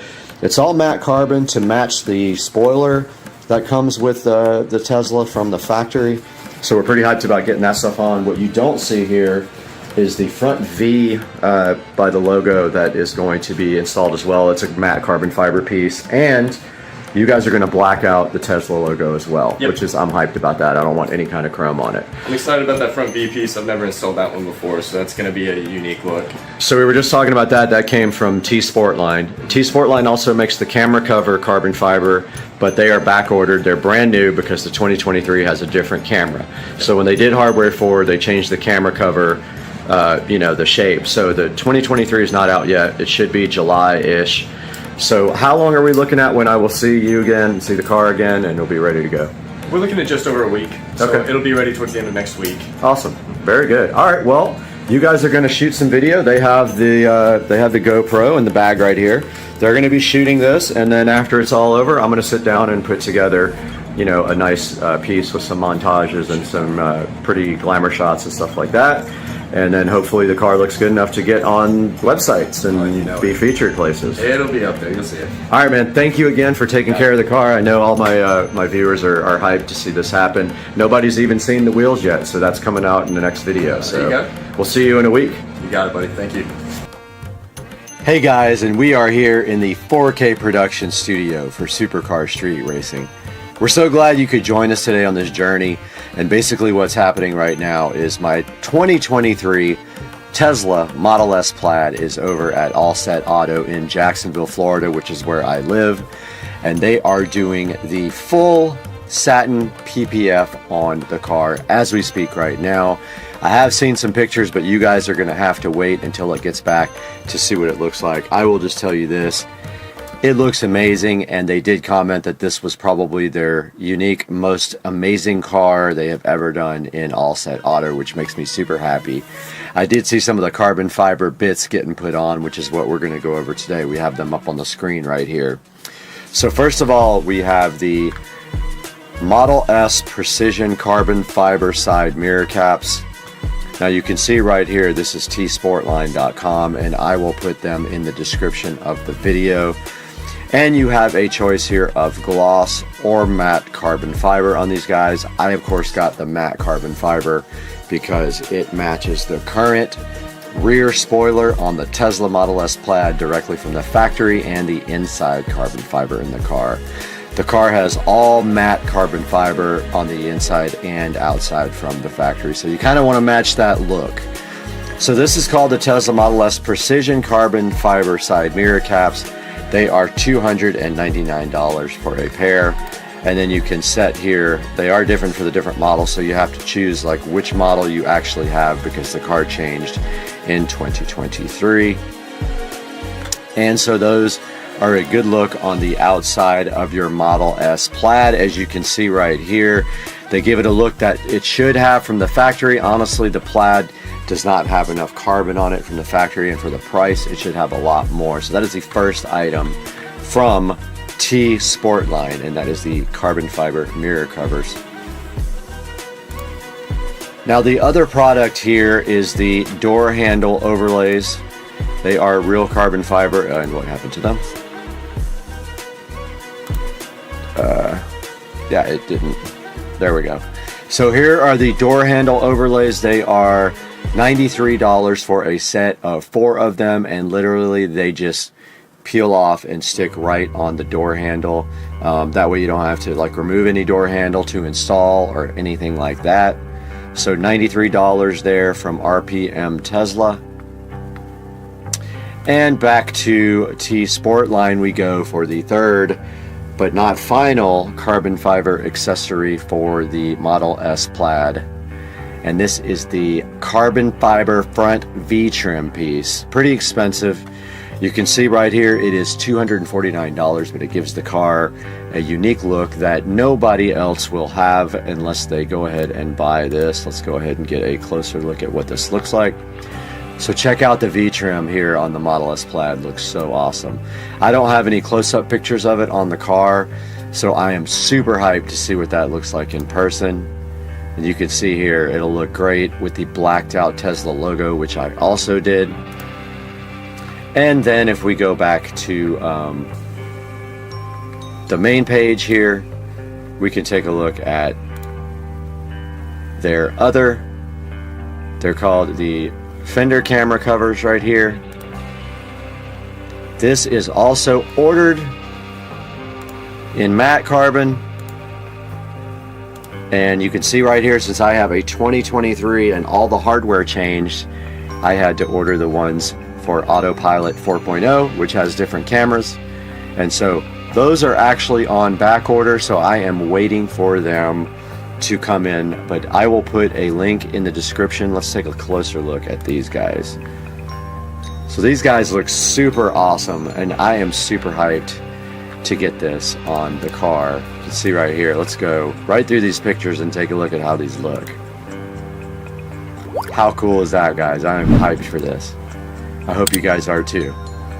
So there it is on black. It looks super awesome, and you can tell it's gonna just look sick with the matte PPF, the satin PPF on the entire car.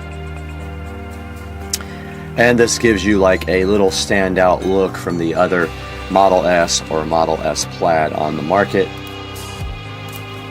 And the other thing I wanted to take a look at directly with you guys is something for the front. I have not researched like a front splitter or front apron. Let's see what they have here.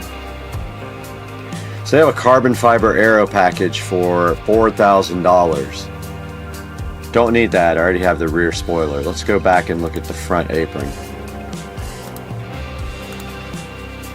2023 front apron. So the front apron looks like this. Pretty cool. What's that difference between that and the front spoiler? Let's check it out. Let's see, Model S, carbon fiber. Yeah, I think it is this must be the rear spoiler. Yeah, okay. So what we want is the front apron.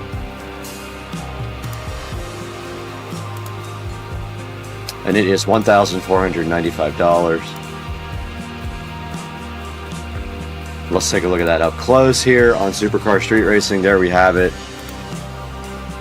Not sure if that fits on my car or not, but if it does, it'll give it a little more of a sporty look. Let's see what they say. Matte carbon fiber, long range and plaid. Okay, so they do have it at T Sport line. Let's see if RPM Tesla has it. Let's go Model S. Hoods, diffusers, and side skirts. Exterior.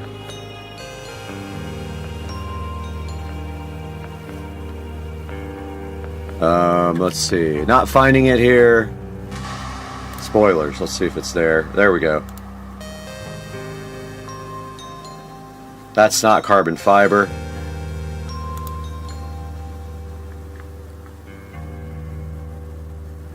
Not seeing it here. So I do have a carbon fiber hood for the Model Y. That's kind of cool. Alright, let's go here to Model S 2021 Plus, Model S Plaid, and Long Range. Alright, this is all the stuff for the Plaid. I do really love these carbon fiber seat backs. I think I'm going to go for those as well. They look awesome. They're like $800. They look so cool. And I don't see a front lip for... Yeah, I don't see it for my car. Wait, there's 2 more pages. Okay, let's see.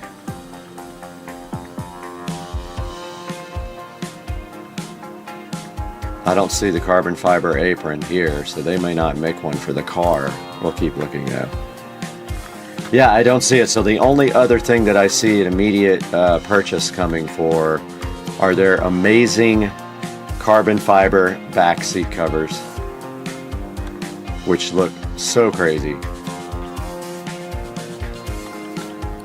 So guys, that's going to wrap it up for this video, and in the next video you guys are going to see the reveal Please like and subscribe and buy anything through our Amazon links, not just what we post in the description. Click on any of our links in the description and make a purchase through Amazon, and we get a small commission to help keeping the channel going.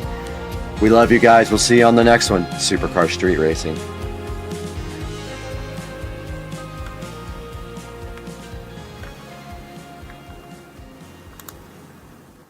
Hey everybody, welcome back to the channel. And today we got Dukes of Duval here, and we have his 2013 Chevrolet Silverado truck sitting right here behind us. We have one mission today, and what are we going to be doing? Change the spark plugs. That's it. Now, why are we going to change the spark plugs in this truck today? I feel like it's running a little bit rough, and truthfully, I've had the truck for 130,000 miles, and I've never changed them. So I figured, you know what? Got to start there, right? Right. So we've done some other work to this truck as well. We changed the O2 sensor. That really didn't help us. So we're going to go ahead and get these spark plugs out and get them changed. We have a brand new set here. So let's tackle that today on the channel, and let's see what happens. Additionally, we're going to do the wires as well. So absolutely. Let's go.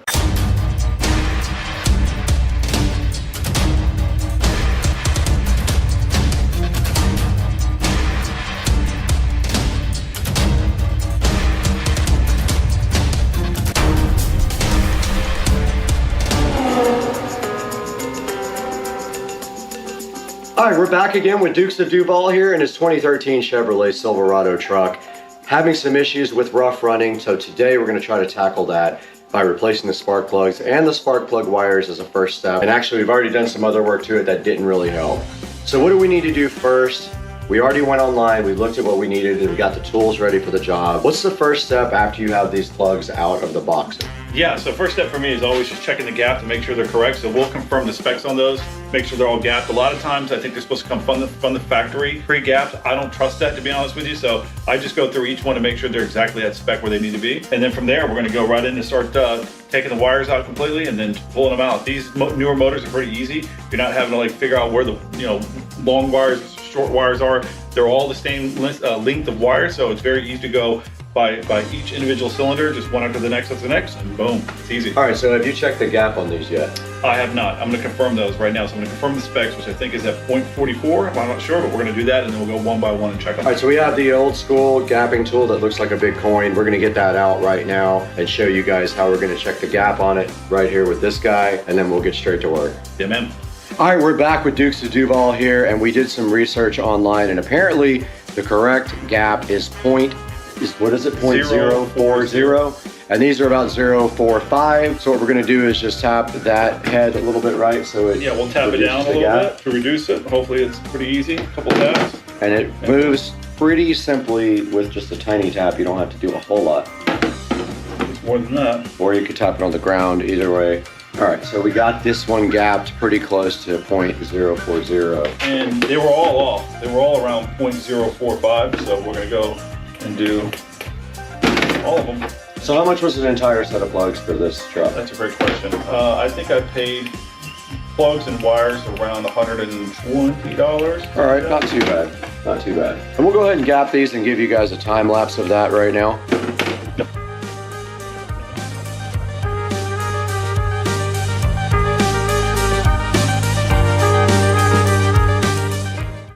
All right, we're back, and we just gapped these spark plugs at 0.040 using the hammer. Yep. And I got a little bit too aggressive with them, and all he had to do was bend the tip up just a little bit to get those back on track. And now what's the next step? What are we going to do next? Yeah, so it's easy enough. We're just going to go in here. It's pretty simple. We'll get our lights moved around so we got a good vision of what we're doing. And we're just going to go individually, each one by one, and we're going to go start by pulling the wires off of each one and then going in there and removing it. So for the socket size, it's a 5/8 is what it is.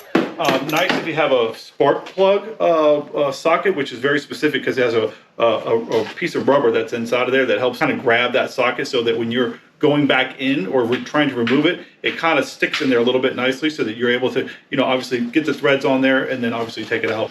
All right, so first things first is, we're just going to make things a little bit easier to get in here. I don't think this is necessary, but I like to get this thing out of here a little bit, just kind of expose stuff, especially for the other side. Right, so that's just the engine cover, so it just clips in. Yeah, exactly.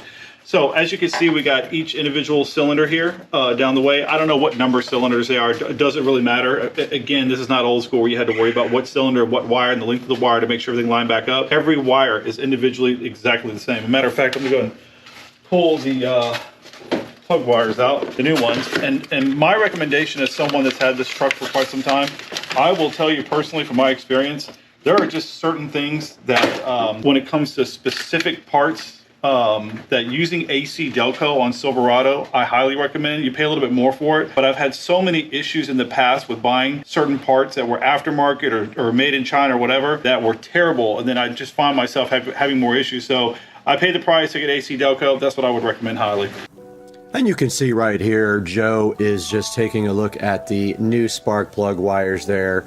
And basically what happens is there is a metal sheath that goes around the spark plugs. You take that off of the old spark plugs and you apply it to the new spark plugs.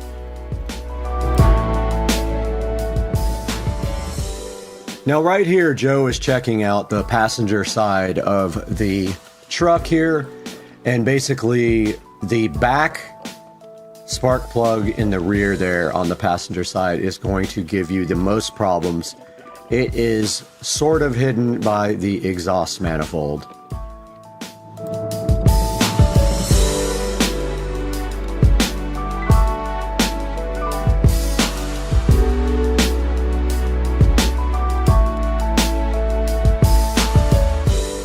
Now in this clip you can see me bent over the side of the truck here, and I basically had a very difficult time getting that rear plug out, but I eventually got it, and you can see me now here inserting the new spark plugs. And you want to go to 11 foot-pounds of torque if you're going to be using your torque wrench for this.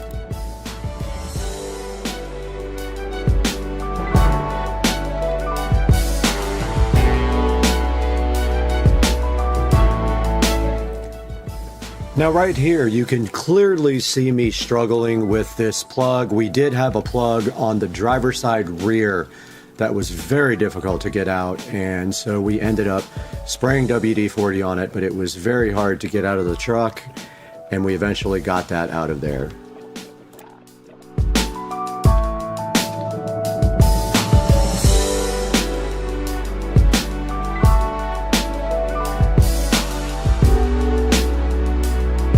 Shot of the new versus the old.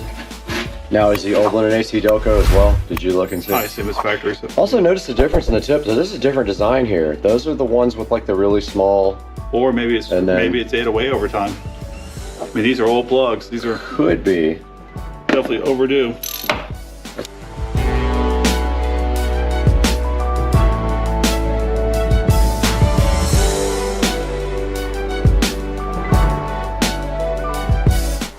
Now here is where we kind of made a revelation in the whole process, and that is if you get on top of the engine bay and just lay on top of it, you have complete access to this back spark plug and probably better access to all the spark plugs. I recommend getting up in the engine bay and throwing a towel over the truck when you do this.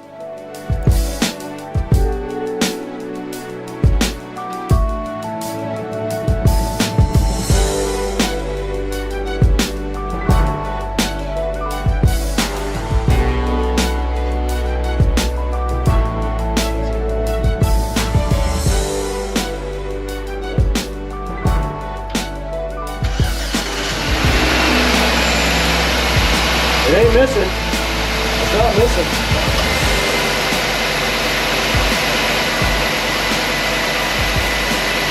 We got all cylinders? It's all cylinders.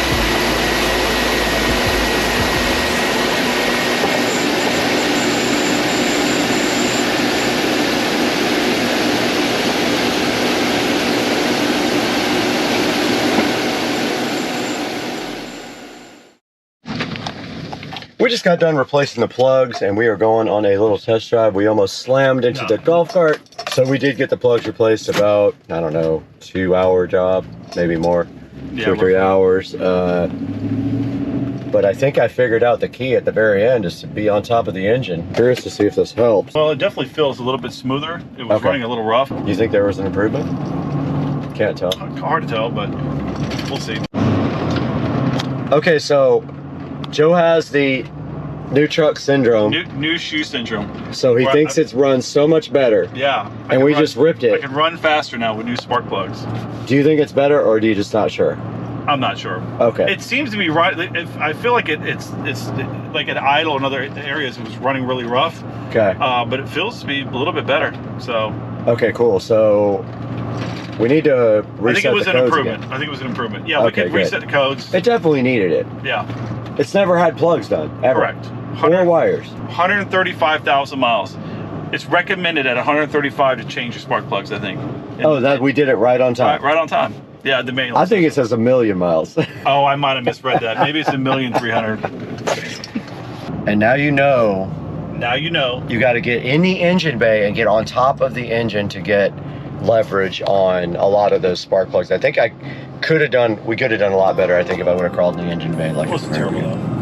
All right, we're back in the 4K production studio after working on Joe Dukes of Duval's Chevy Silverado pickup truck. Now, you saw in the video we did have a few little issues with that. One thing, the spark plug on the passenger side in the very back is very difficult to get to. But it helps if you crawl on top of the engine bay itself and then reach down in the back, you can get to that spark plug. We also had a stuck spark plug on the driver's side. The rear driver's side was very difficult to get off. We ended up just using a regular ratchet and a breaker bar on top of the ratchet and some WD-40. Now right here on the screen there is a kit for it that is a non-AC Delco kit. I'm going to put a link to this kit in the description, but as Joe said, it's up to you, but he would recommend that you use AC Delco original parts. Also, don't forget to have a spark plug tool. There'll be one in the description as well. Some dielectric grease to put on the tip of the spark plugs, and some anti-seize compound if you believe that you need that on your vehicle. We did not use it.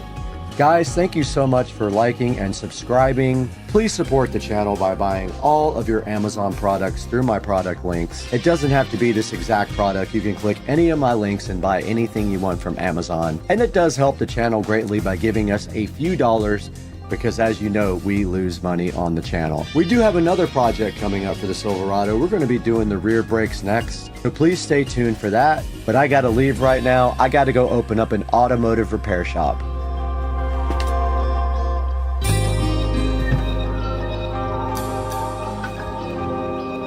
All right, great outro. Later, guys. What's up, everybody? It's Saturday morning. All right, so on my last video, I did pick up my SL65 again out in Virginia. Drove it back yesterday. I took a one-way rental car out to Virginia yesterday, picked up the vehicle, and drove it back to Florida. So here is the car, sitting there desperately needing brakes, wheels, and an audio system upgrade. So today, we're going to take a look at the audio system upgrade. And I've got all my tools laid out here on the bench, things I may need. One or two things I'm really worried about is running the GPS antenna, running the microphone, and also a constant 12-volt power source. I have no clue where I'm going to get that. I'm hoping I can take the factory radio off and just use my voltage tester and find constant 12 volts on the back of the radio, but I don't know if that's going to happen. So I may have to get the fuse box. I'm not sure. Radio is right here. It's my Joying Android head unit. Got all the accessories here. I've got the Scosche dash install kit. I've got the antenna adapter. I've got the Mercedes Most fiber optic adapter. The Mercedes system is fiber optic from the head unit to the amplifier. You can either replace the amplifier with an aftermarket amp, which I'm going to do later, or this system plugs into the fiber optics right there. Right there. And the other end has RCA cables, and you connect this to yellow to constant battery power. That's my one problem here that I'm worried about, is finding constant 12 volt on the car. So I don't know if it's behind the radio. The cigarette lighter is accessory power on, which that was another thing I was worried about finding, but apparently I can get it there because I tested that yesterday. So I will update you as I start taking off the dash panels. The first thing you're going to want to do is get yourself some of these dash kit tools. These are essential for not breaking the clips. See how they have claws on the end? You're gonna need these for anything you do here in the any vehicle for doing audio work. So in the SL series car, that's pretty much all the cars. The procedure is gonna be the same thing. First, you want to put the seats all the way back and all the way down. So as far back and as down as they will go. It'll make it easier to get the side panels off. I thought I had the seat as far back as it would go, but apparently it will go back further. No, it won't. Okay. And it's down all the way. Okay. So once the seats are back and down, you want to open these cup holders up and take off the front covers. Those are the covers right there. So I couldn't figure out how to get those off. I just pulled hard enough and finally they did come off. Then push the cup holders back in. Next step coming now. Next, take your plastic tool, pop it in there and pull these side panels off. This is why you need this. You don't want to mark up your $200,000 interior. Pop both sides of these off. So while you're doing this, some things to remember. Have a good place to lay out your car factory pieces so you don't mess them up. These are very, very expensive pieces. If you break these little trim pieces, you don't want to know what it's going to cost you to buy replacement ones. If you like paying the Mercedes tax though, be my guest. So online it says that you're going to need a T25. I was missing mine, so I used the next smallest. But if you look under here, there's 3 screws supposedly, but they're not these big ones, but right next to them. I already took this one out. There's one in the center right there, and there's supposed to be a third one, but some idiot didn't put mine back, I think, right there. So you want to take those screws out. It might be helpful if you have a small screwdriver like that. I love those things. And I happened to have some Torx bits in my toolbox, which I was surprised. Lift up your center console. Take your, do not try to use anything but the real plastic dash removal kits. Pop that up there. It should pop right out. Okay, so also turn your key on, put your stick all the way to the back. Pry this up. It'll pull off easier if you pull towards you like this. So get it all the way out just like that. Now you should be able to pull up on your center console and turn it like this. There's enough wire for you to turn it, and then once that's done, you can move on to the next step. Take the 2 Torx screws out of the side of the cup holder and slide it out. Do not do what I do and let one of the screws fall in there. Now I've got to find it. I wish I would have got this on video. I was having a tough time trying to figure out how to get this command unit out. The best way I can tell you is online it says that there's 2 tabs to push down on the plastic at the bottom. I just pulled up kind of hard at an angle and pulled, and it popped right out.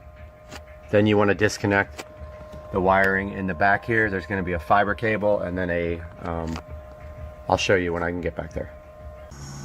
So if you're like me and you're expecting a wiring bundle back there, you are going to be disappointed. The only thing connecting to that radio is that harness with fiber optic and a few little pins. Now, I don't understand how this is going to connect to my adapter, so I have to figure that out right now.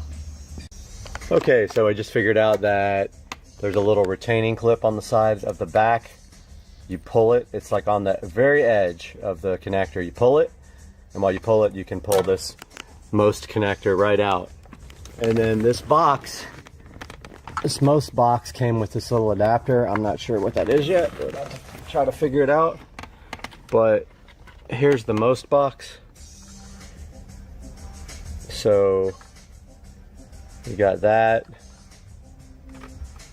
Let's see if I can get some light in here. You've got this. So if this will not connect directly in there. So they gave you this little adapter. I'm going to show you that in a moment when I get it on. So the adapter goes in, and then the fiber optic cable goes right into it. Now the challenge is finding a 12 volt constant on power source. I'm gonna start probing this, whatever the hell this thing is, and I'm sure there's no power in here. Who knows? We're about to find out. So you always want to have a good voltmeter available, and what you want to do on your voltmeter, of course, we're working with 12 volts DC. So you want to find a DC setting on it, and then you can check for hot or accessory power.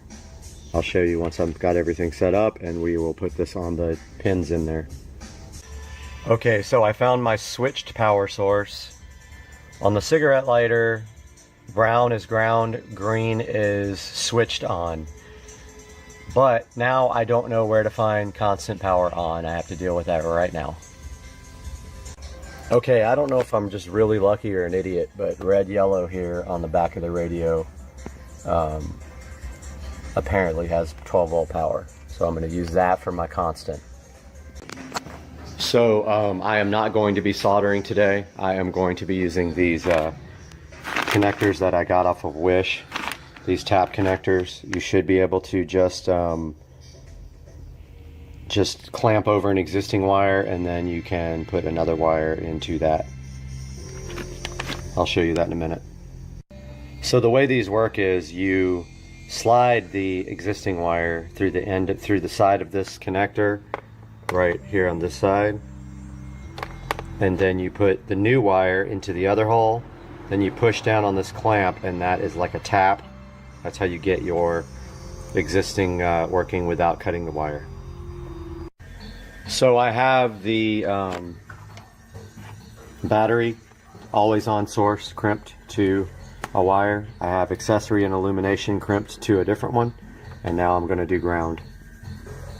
So I've got the tap adapter on the wire already, on the ground. I'm going to go ahead and attach the wiring harness now. Okay, I just tested all my wires. Everything seems to be working properly. Now the big surprise here is that I thought on the back of the radio there was an antenna adapter. And guess what?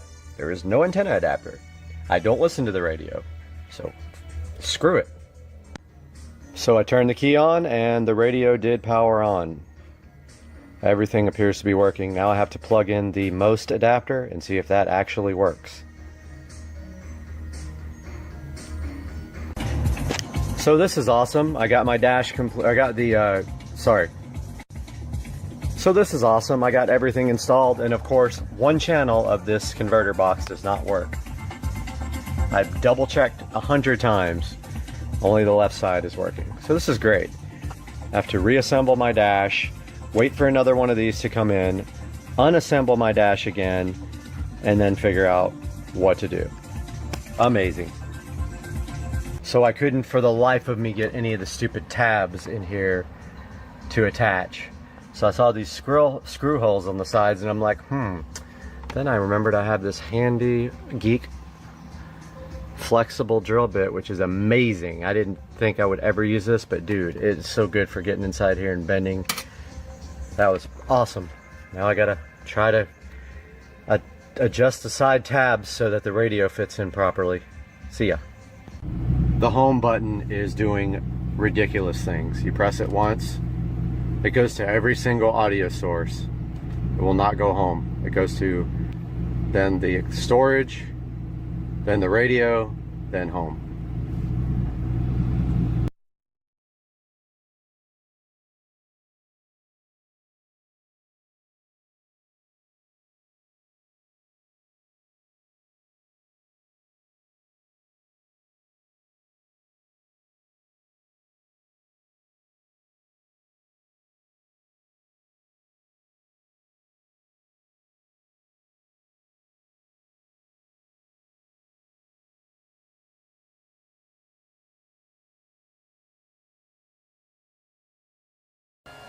Dude, can't wait. Oh! Why is it you're gonna have to start over? Why is it dark? that brand new Tesla peel sat. We got the Tesla, we got the peel sat on the brand new trim piece. Let's go. That peel sat's so good. Oh my God, it takes so long. Let's go with that peel sat on the new Tesla Model S trim piece. Hey guys, welcome back to Supercar Street Racing, and today we're going to talk about life without a car.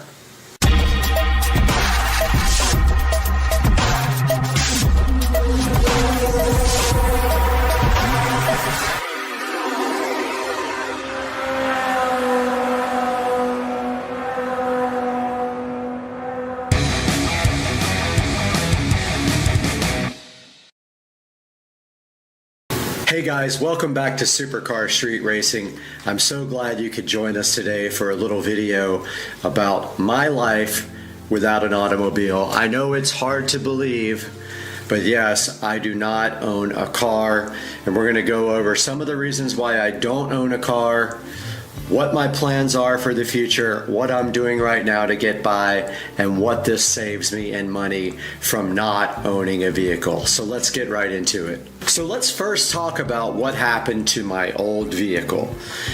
So I had a 2011 BMW 335i convertible. It was black with like the tan kind of light brown leather, which I absolutely loved. Now, I bought this car back about 4 years ago down in South Florida. I did overpay for the car. I paid $18,000 for the car. However, it was in immaculate condition and it had an aftermarket warranty, which was unheard of. It's really hard to find these cars with aftermarket warranties, but I did find one with an aftermarket warranty, and it had pretty low miles on it. I think I bought it with around 32,000 miles on it, which is very low, even at that time, for a 2011 car. And so, yeah, it was black, it had aftermarket wheels, and it was in amazing condition. It had one little problem, and it never was fixed, and I always got the same answer from BMW, and that is just how it is, and that is the AC system was not great. And the last time I actually took the car in to be serviced, they told me that they compared it to another 335i from 2011, and that's just the way it was. The car was black, it was a convertible, they don't have great insulation in the ceiling, so I lived with the mediocre air conditioning through the whole life of that vehicle, and it was in the shop about 5 different times for that. The condenser was replaced twice because I guess they were clueless about what was going on. So yeah, that's really the biggest problem I had with the car. But in the long run, I started having other issues with the vehicle, and we did use up all of the remaining aftermarket warranty on the car.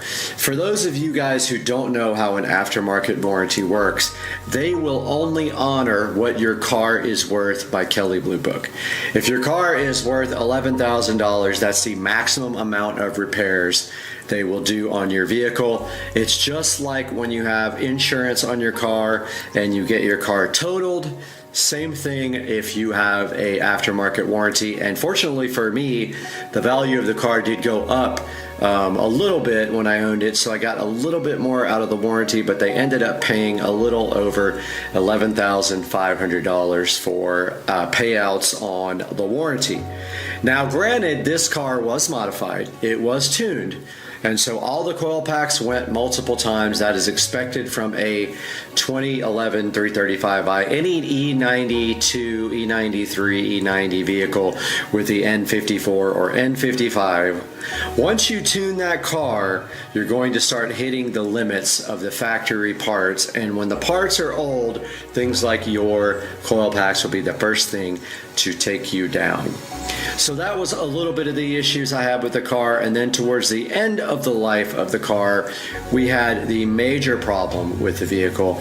I did have one accident. It wasn't my fault. They called it my fault, and that is a big box in the road that fell out of a truck. I hit, and anytime you hit something in the road, that is your fault no matter what happens, so just remember that. if you hit something laying in the road.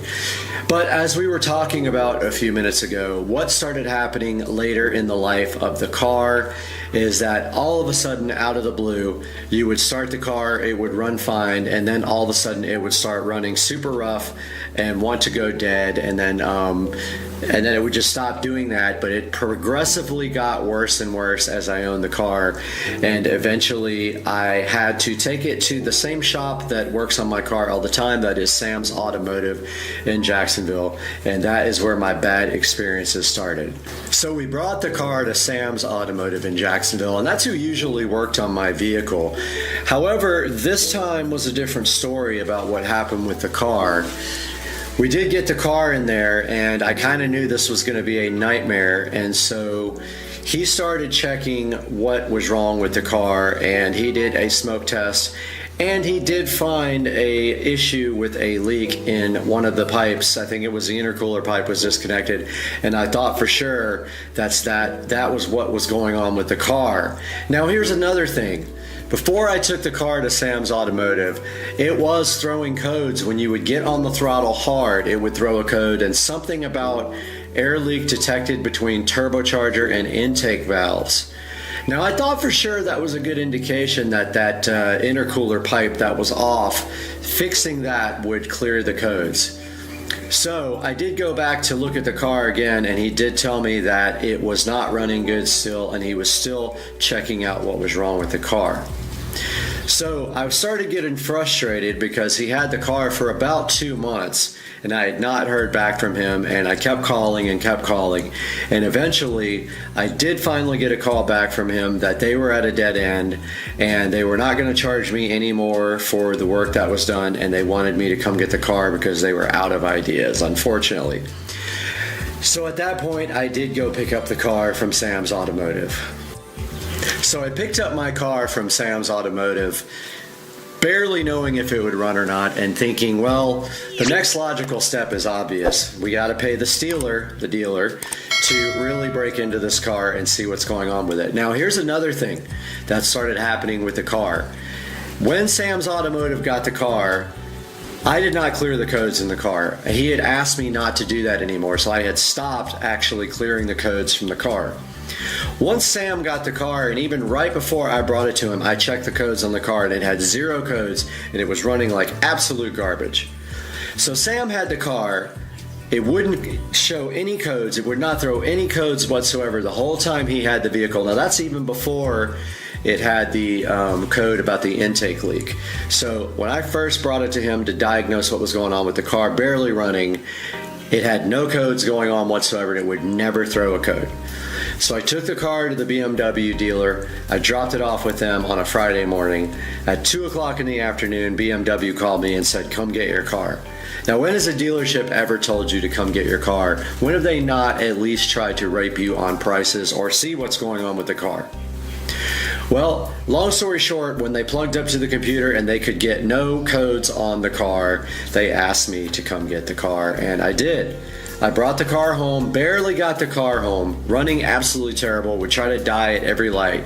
You'd have to keep it revved up and it would just try to die. Got the car home, tried to pull the codes again, and of course, the car is not throwing any codes. So this was a time of serious contemplation for me.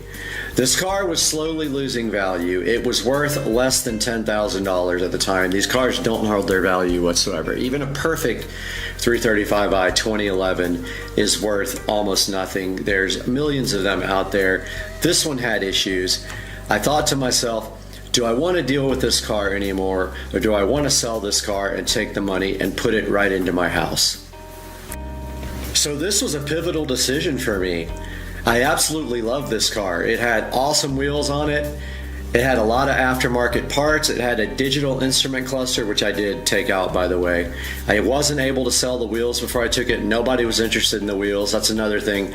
It's very hard to sell parts off of this car as well. I tried on Facebook Marketplace before I sold the car, and Nobody was interested in the wheels. Nobody is interested in the heads-up display because it has issues and doesn't fit right. And so I did leave the Android head unit inside the car, but I did take out the instrument cluster. I still have it if anybody's interested in the ID4 instrument cluster for the 335i. So what did I end up doing with my car? So it's really simple. I have sold a car to Carvana before, and it's the easiest thing in the world. The car just has to be able to be running and be test driven, and my car will run and would test drive. And to be honest with you, Carvana does not even do that most of the time. So I gave Carvana a little look up online. I put in the specs of the car. I put in that it was running, but that it had engine problems, and they came back with an offer of about $7,500 for the 335i. Now, granted, the wheels alone are worth $2,000, and I had brand new tires on it. However, nobody wanted to buy the wheels and tires from me, and at this point I was happy to get out from under this car before I spent another dime on it and take that $7,500 and put it right into this house towards the payoff of the house. So that's what happened to the 335i. Carvana came like 2 days later. They sent me all the paperwork. I e-signed it. They came and picked up the car on a wrecking truck, and they took the 335i, and I waved goodbye to the 335i forever. Let's talk about what I am saving on having a vehicle in the garage versus not having a vehicle whatsoever. And I mean a car, because there are a couple of vehicles actually in the garage, which you will see here shortly. So obviously the first thing that I saved on was my old car. My old car was costing me money, and it had no more warranty on it, and it was going to cost, and that was another thing about getting rid of the car. I didn't know how much BMW would charge, if they would even fix it, and if I brought it to another shop, I was probably going to have to tow it there. I didn't know how much another shop was going to charge me either, so just getting rid of the car, I saved on maintenance and repairs on my old car, which could have been anywhere from a couple of $100s to several $1,000s, or I might have gotten a bill for a diagnosis and then chosen to sell the car anyway. So let's say that the first thing, which I didn't even write down here, is that I save on my old vehicle. The next thing I save on, obviously, is the purchase of a new vehicle. If I don't have to buy a car, I have no money being tied up into payments or putting a lot of money down into a new vehicle. Now, what am I looking to spend if I do buy a new vehicle? It's substantial. It'll be over $100,000, so I'm saving well over $100,000 by not going out there and just jumping on the first car that I see. What's the second thing I save on here? Well, obviously car insurance. Now, that accident with the box in the road was my second at-fault accident. The first one was a few years ago and is about to fall off my record here in the next couple of months. That second accident really jacked up my insurance. In fact, it doubled it from $600 a month to almost $1,200 a month for full coverage. So you could say I'm saving $2,400 a year on car insurance by not having a vehicle in that garage or not having a car in that garage. Now, the third thing, gas. This is actually the fourth thing if you count not buying a new car, but the third thing is actually fuel. Now, I am considering buying a Tesla Model S Plaid, which will eliminate fuel altogether, but it does use electricity. The electric Model S Plaid uses about $10 to fill up the tank is the estimate that you get, but the new car would definitely use fuel. I don't know how much. I don't commute to work and back, so we don't have to worry about a commute, but there would be fuel used of some kind. Who knows, $200 a month maybe. I'm just throwing a figure out there for casual driving, and that is saving on fuel. And of course, The last thing with a new car is repairs and maintenance. Who knows how much you will spend on repairs and maintenance? You're going to have to buy tires regardless, so you're probably looking at a Model S Plaid uses tires that will wear out fast because they're performance tires. I would spend around $800 a year on tires for the 335 IS. Those are Pilot Sport 4S's. And I would guess that maintenance on a car is going to be anywhere from $1,200 to $2,500 a year for oil changes and things like that.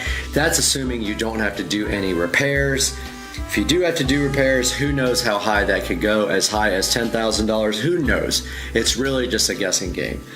So those are the things that I am saving, and you're not even talking about regular maintenance like washes and things like that, and maintenance going to the shop and fixing things that need regularly scheduled maintenance.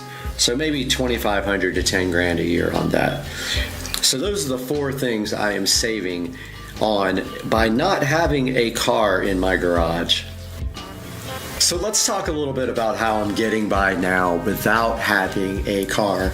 I'm sure a lot of people who live in places like New York City will tell you it's pretty easy to do that. However, this is Jacksonville, Florida. We are the largest land mass city in the country, and we are spread out. Now, I don't live in the country per se, but I don't live next to any shopping centers or anything like that. They are at least a couple of miles away from me. So actually getting by without a car is not impossible, but it's also not super easy. Right now, I'm going to show you one way that I get by without a car, and I'm going to cut away to that now while I talk. So this is my awesome golf cart. This is a 2014 Club Car Precedent. I bought this golf cart for $5,700. I would say about 6 months ago. I got a really good deal on the golf cart, and it had pretty fresh batteries. They are a couple of years old, and you saw with my channel how I took this golf cart and made it into something special from something that needed just a little bit of work. It did need some refreshing, and I did add a lot of things to it. I added a full stereo system. We have done the front bushings in it. We have lowered it and raised it a little bit in the back, and it was already lowered in or raised in the front from the stock height so that you could put 14-inch wheels and tires on it. It does have wheels and tires, and it has lights and blinkers and all that stuff. And now coming back to me here in the Supercar Street Racing Studios, I can tell you that that golf cart has actually helped me out tremendously. I am able to take that golf cart all the way down to Publix. There is a hardware store down there as well, and there is Cliff's Bar and Grill and a couple of other restaurants, and I have been able to get my own groceries and go to the bar and go get food whenever I want it. That is pretty much my main essentials here, food and the hardware store, and that is one way I have done without a vehicle. So what else do I do to get by without a car? Well, I've got some awesome neighbors that live just across the street there, and they've offered to take me places when they go just because we like hanging out. It's really actually really fun. And so my neighbor Rich and my neighbor Trish always give me rides if I want to go somewhere with them to like Publix, and Rich goes over to BJ's all the time and I go with him. And if I need any special favors, if I need to go somewhere else, they're always down to kind of drive me around, and it's been really nice to have them as my neighbors. And what else do I do to get around? So of course, there's Uber and Lyft.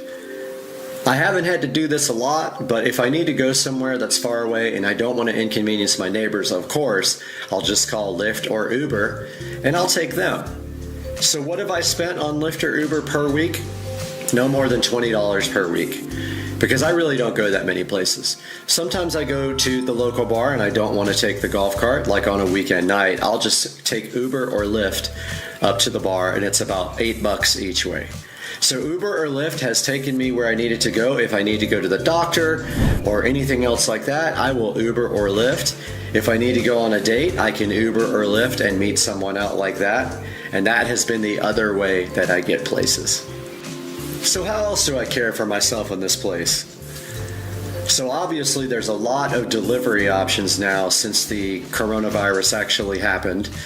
And so we can pretty much get whatever we want delivered right here to the house. So I do use delivery from both Kroger and from Publix to get groceries sometimes. And then I also use things like delivery for fast food and like food from anywhere, actually, not just fast food. I use delivery for food from all the restaurants around the area. So that's the other way I take care of myself here with no vehicle. So the last part of this video is, what are my plans for the future? I know you guys are thinking you're not going to live without a car forever. Well, that is the hope that soon I will purchase a car. Now, here is my conundrum here with a car, and this is what has kept me from purchasing yet. So I've been looking at a lot of cars. I've been looking at Tesla Model S Plaid, Lamborghini Huracan, 911 Turbo S Porsche, and also Audi RS3, RS7, and a few other ones like the R8. And I just really can't make up my mind. I love the Model S Plaid. I love that it's electric and one of the fastest, if not the fastest vehicles on the street.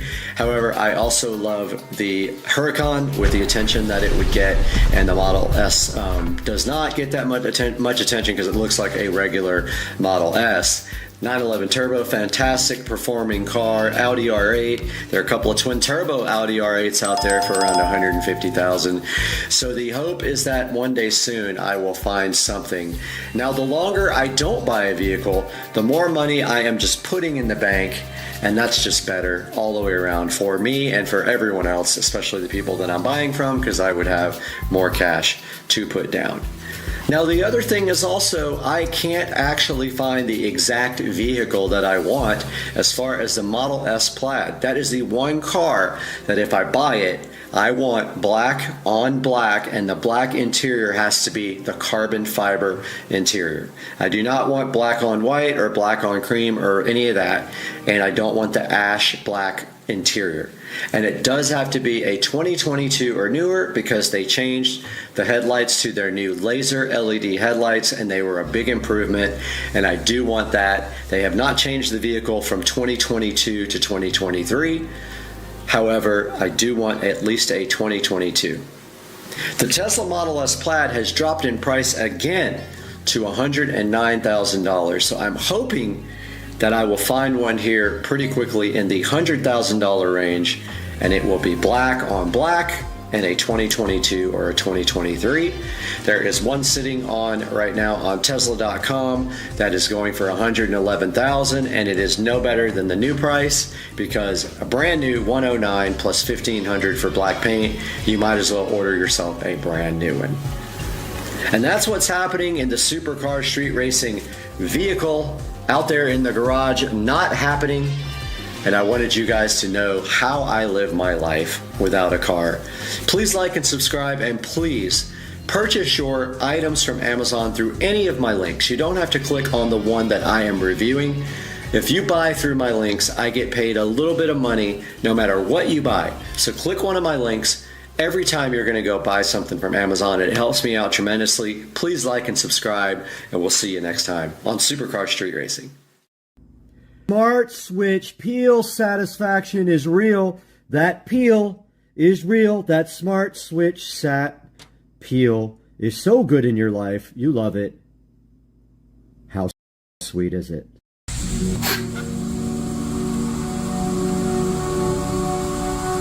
Guys, we got to do something about this old sprinkler controller here. Check this thing out, the old technology, the Rainbird. We're going to do something about this today.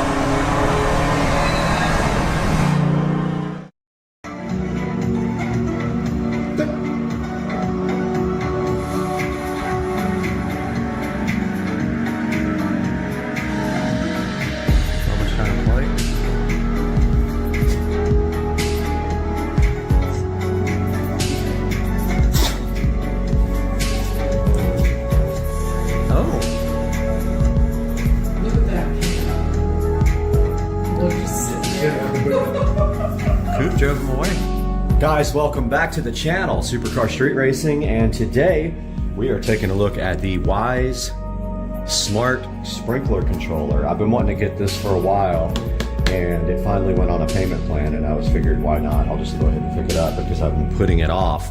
So this guy right here comes, I think, with a year of free, like, Wyze service so that it actually works with the forecast and all that. I'm not too concerned about having it know when it rains and that kind of stuff because I have a well, so it's not like I'm wasting city water. But let's get this thing opened up and see what's actually inside. And here's a good look at the box. So that's the front of the box.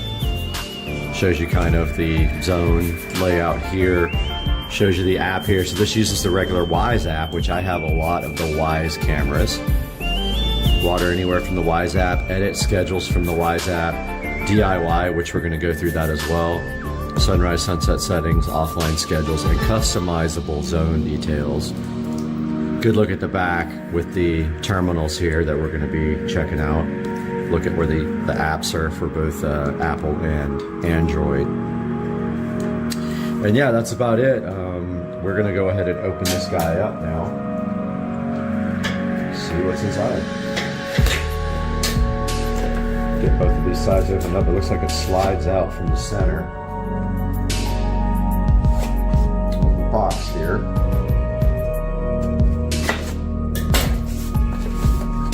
Yep, it does slide out from the center, and then inside the box we have this lovely green box, which is also the color of grass, if you didn't know it. Take a look at the green box. Got the presentation here. There is the Wyze sprinkler controller with this nice peel back. How fulfilling was that? And then take a look how sleek this is compared to the old Rainbird. And then on the back here we have real easy push terminals for doing wiring. So that is the actual control box. Here is the mounting plate for the Wyze Smart Sprinkler System. Looks like it goes this way and clips on somehow like this. Apparently, yeah, you just kind of mount this to the wall. We'll show you all this when we do the installation, and then this pushes on to that. I also ordered another smart landscape lighting transformer, so that's going to go next to this guy inside of the garage and do the, if you're facing the house, it'll be the left half of the landscape lighting. If you're looking away from the house, it's the right half. Here's the beefy, chunky power brick, pretty heavy, probably 3 or 4 pounds power brick. The standard, I forgot what these are called, connector. We've got some drywall inserts, which we won't need. We're putting it on pegboard. And it looks like we have, I don't know, Velcro maybe? Some kind of wire management. We have a little free year worth of sprinkler. A little quick setup guide here for our new guy. And it looks like we have a little sheet here for putting decals on your wires. Let me disconnect them so you don't get confused. There is actually a quick setup guide inside of the app. So we're going to start that process next, and we will start recording on our tablet and our phone at the same time. Phone does the video, tablet's going to be doing the app, and we will see that next on the channel. Alright guys, we are here outside in the garage with the old school Rainbird controller. We've also got some recording going on our tablet. And so you guys can see this installation progress. And clearing the bench off here a little bit, make some room for the install procedure. And let's go into the tablet now. Click the plus. Let's add device, home, Wyze sprinkler, mounting. Okay, first steps. I think we got everything we need here to do this. Drill bits, screws, anchors, power adapter, all here. And I've unplugged the power to my existing controller. I have not unplugged the power to my existing controller because it is, oh, it's behind so much stuff that I can't get out. Okay, we're gonna have to pause here while I figure this out. All right, it took me a minute to clear some stuff away, and I got the power undone on the existing Rainbird controller. Here it is. So we are back in the app now, and it says I've unplugged the power. I have, so I'm going to click begin. Take a picture of your current wiring. Not a bad idea. Let's do that here. Allow.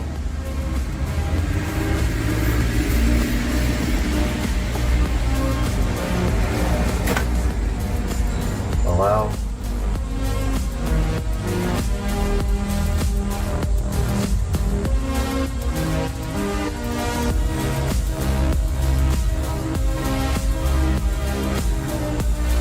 Share a photo with live? Sure, why not? Select the terminal wire, terminals with wires connected. Okay. COM. I'm trying to understand how you do this. Common.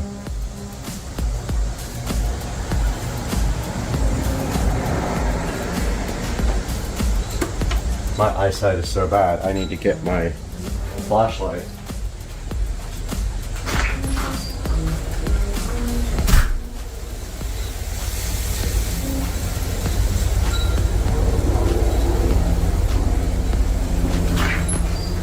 Got the flashlight.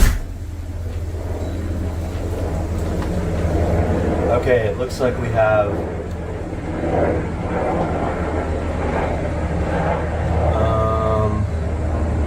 COM and 1, 2, and 3, and we have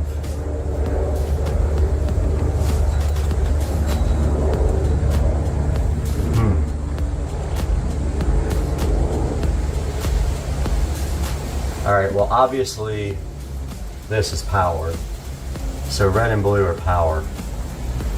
Master valve or pump. Master valve is not connected. C or COM is connected. And we have 1, 2, and 3 connected for 3 zones. I don't know what. Let's see. Ground. S. It looks like SNES. Sense. Looks like I got a sensor too, which I don't use that anymore. So I'm going to take the tablet here and get some better pictures.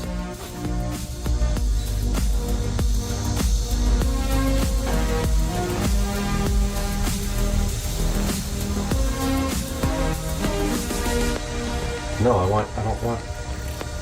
Tablet's trying to do video.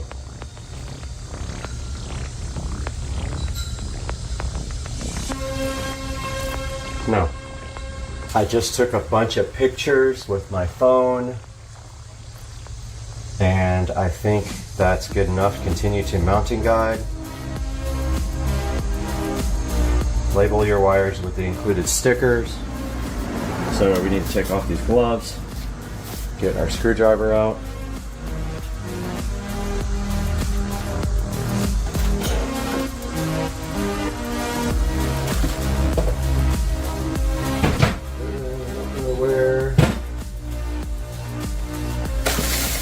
Don't know where the screwdriver adapter is.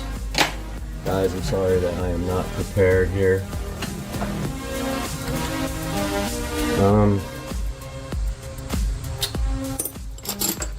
I don't know where the screwdriver end is.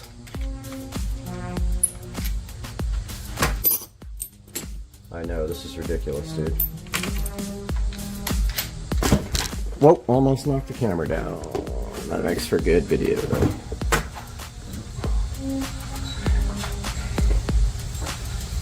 Okay, so we got one is yellow.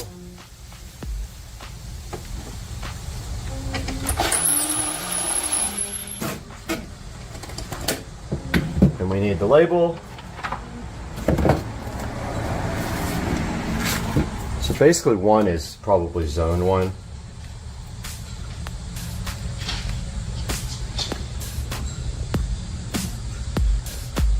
There's one label.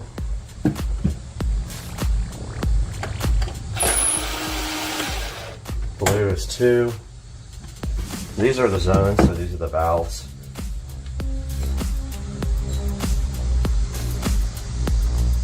And there's number 2.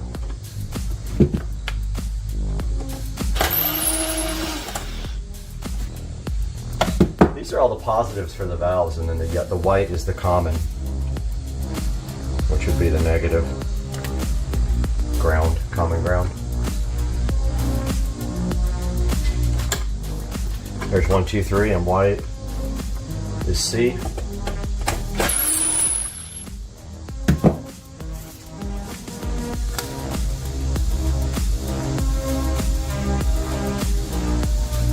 Probably all standard colors like the standard ones.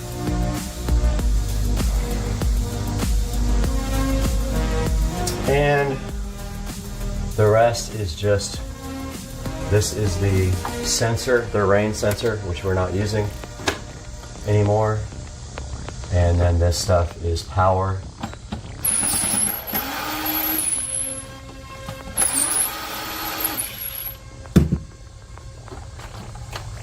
And ground. Actual wall power and ground are right here. They run down here and down over the wall. This is all coming out. I'm going to run the new wire down the back of the pipe to hide it. So it says click next. Disconnect and remove your own controller. All we have here is 2 screws holding this up to the wall.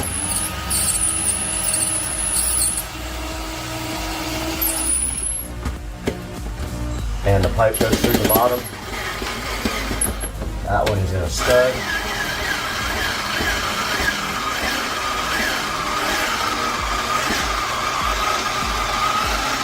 This screwdriver is so good. We won't use the same screw going back in because I believe I just stripped it out. And that is fine. Ah, we got some other. There it goes.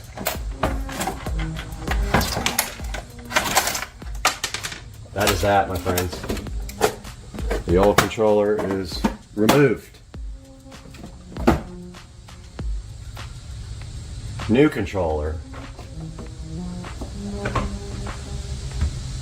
Next thing in the instructions says, hold the mounting plate to the wall and mount the hole. So I'm lining it up with, I'm going to line it up with these existing holes.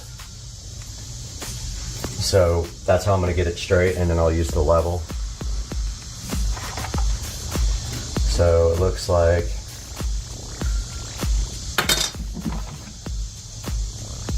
we're probably going to want to put it about right there. Man, I really wish we didn't have this. I wonder if there's a way to run the wires through the wall. Don't know if I can do that. Really don't want this pipe sticking up anymore. I think that's going to take a lot more than I can do today. I think that's a project for another time, but we kind of want it right there. With the wires running behind it. So we want this controller to sit about right there, level. So this is the row.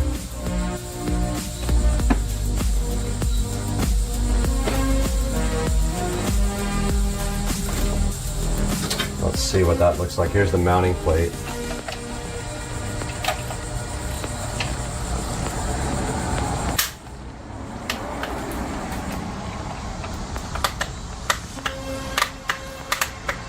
Man, how does that thing go in? Oh, it was upside down.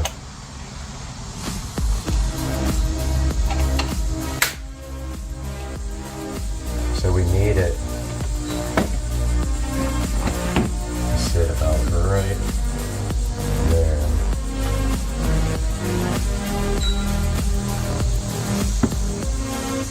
So it hides the wires.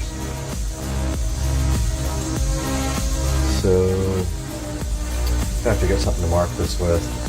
I really want to get this away from, I want to get this, I have to disassemble that whole pipe if I'm going to get rid of that thing. It's just not for today. It's not for today. It's for another day. I really want it to go inside, but the wires are outside. Okay.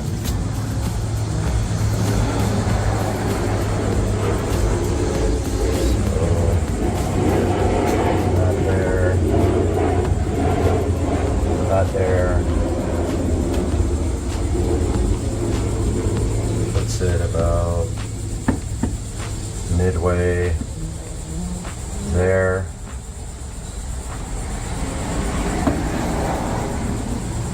Is that even close to being level?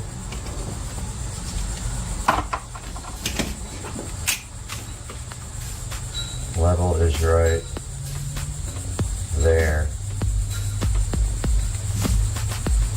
Levels right there.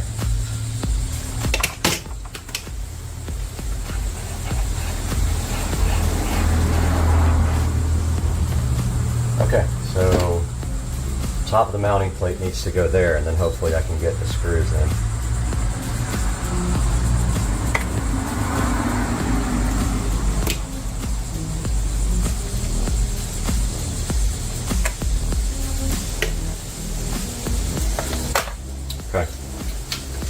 So it's got it's got a word on it that shows you which way goes up, and this is kind of what we're going for. Right there. And hopefully that, well, neither one of those are in.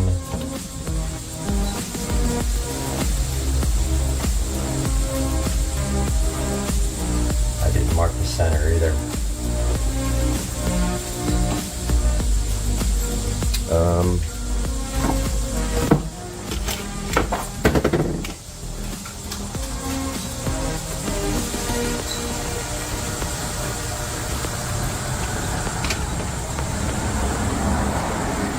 That's actually level right there, which means the pipe looks crooked.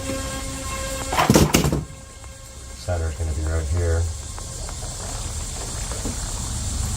I don't know how we're going to figure this out. I'm just going to shoot for it.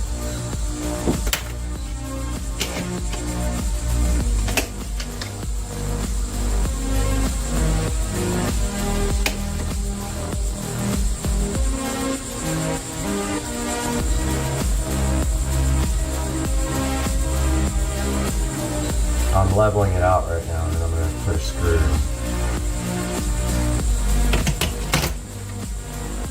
There. Oh, it went right in the hole. Such a bummer. I really don't want to use this pipe. I mean, I don't want to do it this way, guys. We'll have a meeting in 5 minutes.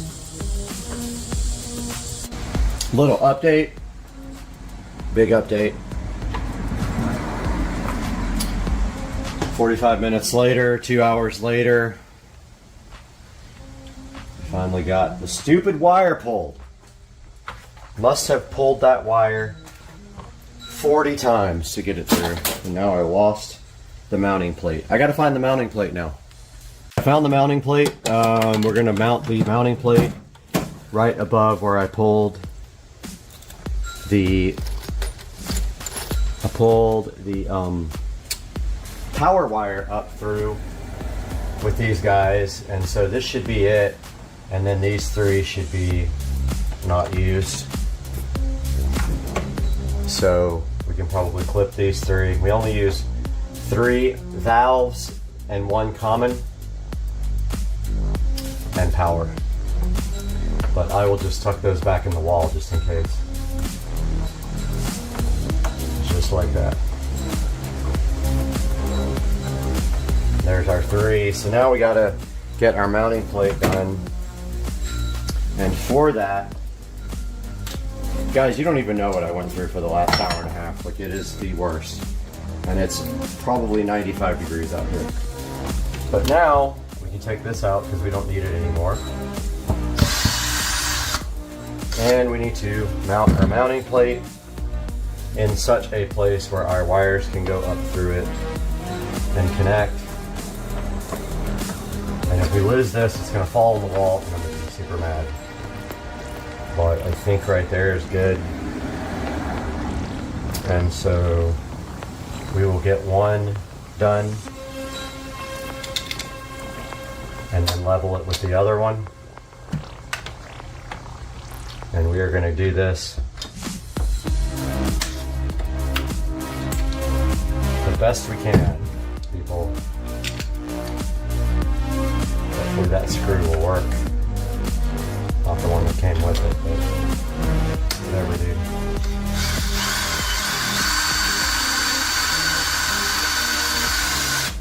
Okay. So now what we're going to do is level this guy off. Then put the other screw in. Way off.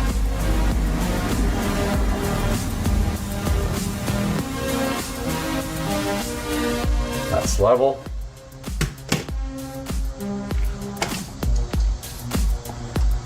Other screw. Hopefully these screws will work. They do kind of have like bulging out. Okay, we were on the tablet about to mount and wire up the Wise sprinkler controller. The instructions here tell you how to mount the wall plate. We did that already. We already did this part with the anchors. We already screwed it in. Now we have to connect the wires. And they're push buttons. So there's 2 C terminals here, which I see one. Get it? C? Okay. So basically the white is the C. So we just, either one of these, we just push back. And then clearly marked 1, 2, 3. 1 is yellow. You push the little retainer black clip back. 2 is blue. Push it back. All the way. Oh, wrong one. Too much vodka. And 3. And then the last thing is the power wire. Now let's hope. Actually, let's run that back around this way. Let's hope that this thing goes mounting without having to do anything else weird. But we do need to get these wires back in the wall. Okay, so it just kind of sits on this back plate and then pushes up.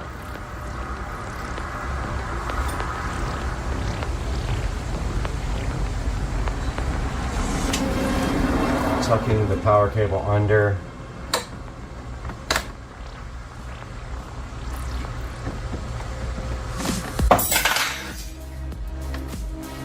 So there's a catch on the top of it, up here, that has to catch. So it goes underneath the whole unit, and then you rotate it up. It just doesn't like to catch as good as it is when it isn't on the wall. But yeah, there's tabs that catch.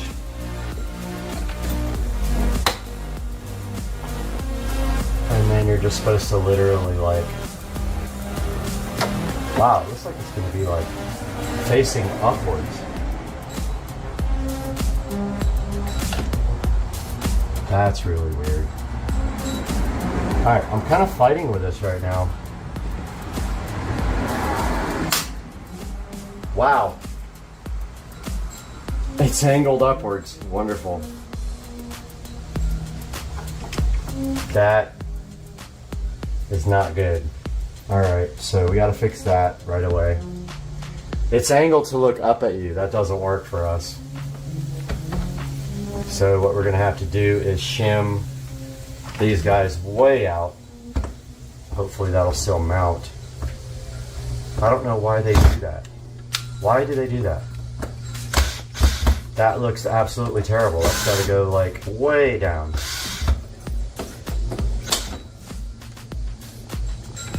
Why on earth do they have it facing upwards like that? That just makes no sense at all.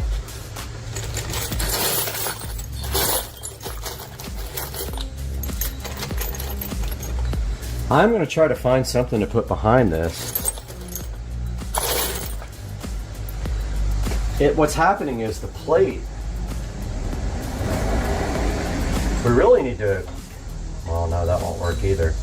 But we need this plate to be way out here like this in order for it to mount correctly and display correctly. And I honestly don't know how we're going to do that. But there's a washer there.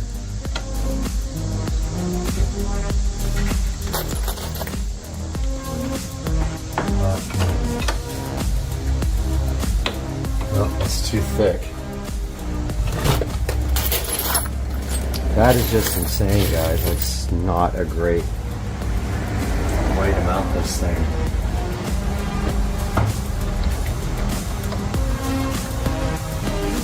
It needs to be shimmed way forward.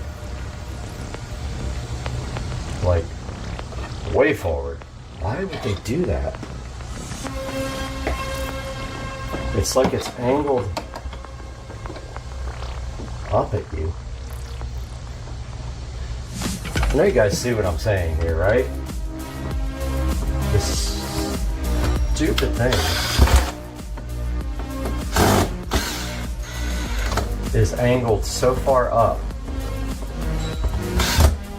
When you mount it, it's like it catches the top of this thing and it's like, why would you want it facing upwards? Seriously, stupid. This has to be fixed. I'm looking for shims.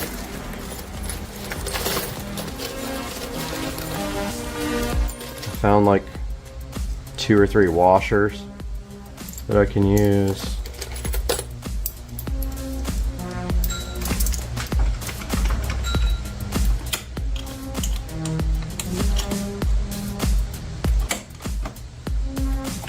I mean, it's gotta be way up there.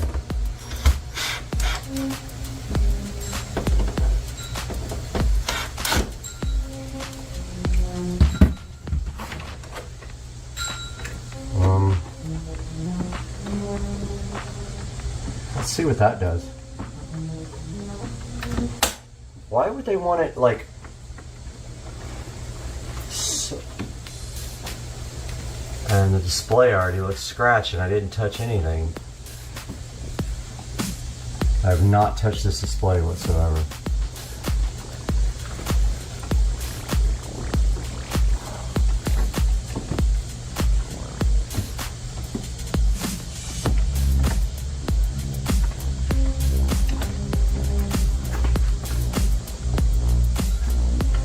That won't even go. Yeah, that won't count.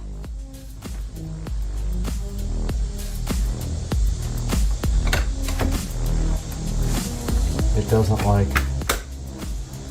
the angle. What is the deal with this mounting plate, man? Alright guys, I settled for it facing the ceiling because fuck it. At this point I'm fed up with this crap and I don't want to mess with it anymore. And I have a scratched display and I just don't care, and I've shimmed it and shimmed it and shimmed it and it is not going to get any better. It faces upwards. If you guys buy this, no, you better mount it down here, which I would have. Now I got a hole in my pegboard. So here we are on the tablet. I've connected everything. I plugged the sprinkler in. Now we have to provide power for it. I'm doing that now. Here comes power.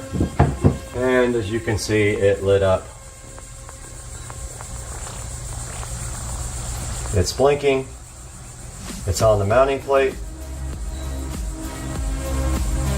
It's in pairing mode, as the app says. It wants us to begin and turn on location. It is on. It is on.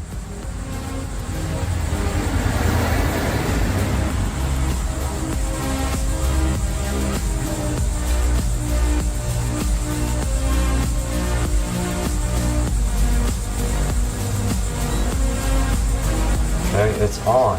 What do you mean turn on location, you dumbass? It's on.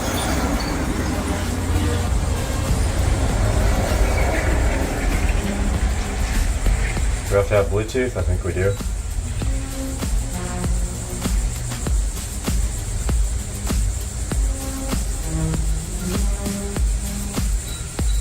It's not gonna find it. I'm gonna have to use my phone.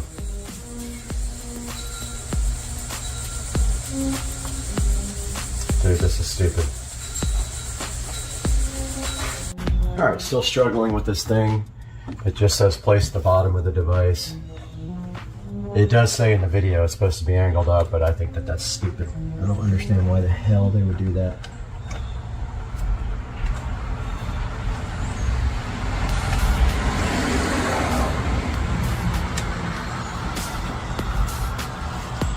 This thing is just...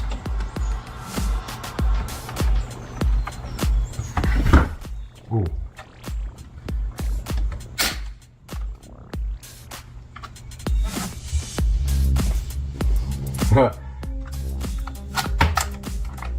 It's worse than it was before.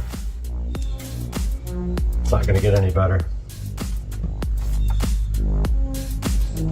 Well, I'm disappointed in that design. I'm not understanding, unless it's supposed to be way down here, which I would have mounted it lower. Yeah. It sticks out, man. It sticks out. All you can do is like put some stuff behind there to keep it from flexing back, but that's the way it's going to be, guys. It's angled upward. All right, guys, taking a look at the Wise sprinkler app now. While this other footage copies over to the computer for editing, we can see here we got our sprinkler at the top. We can hit that guy.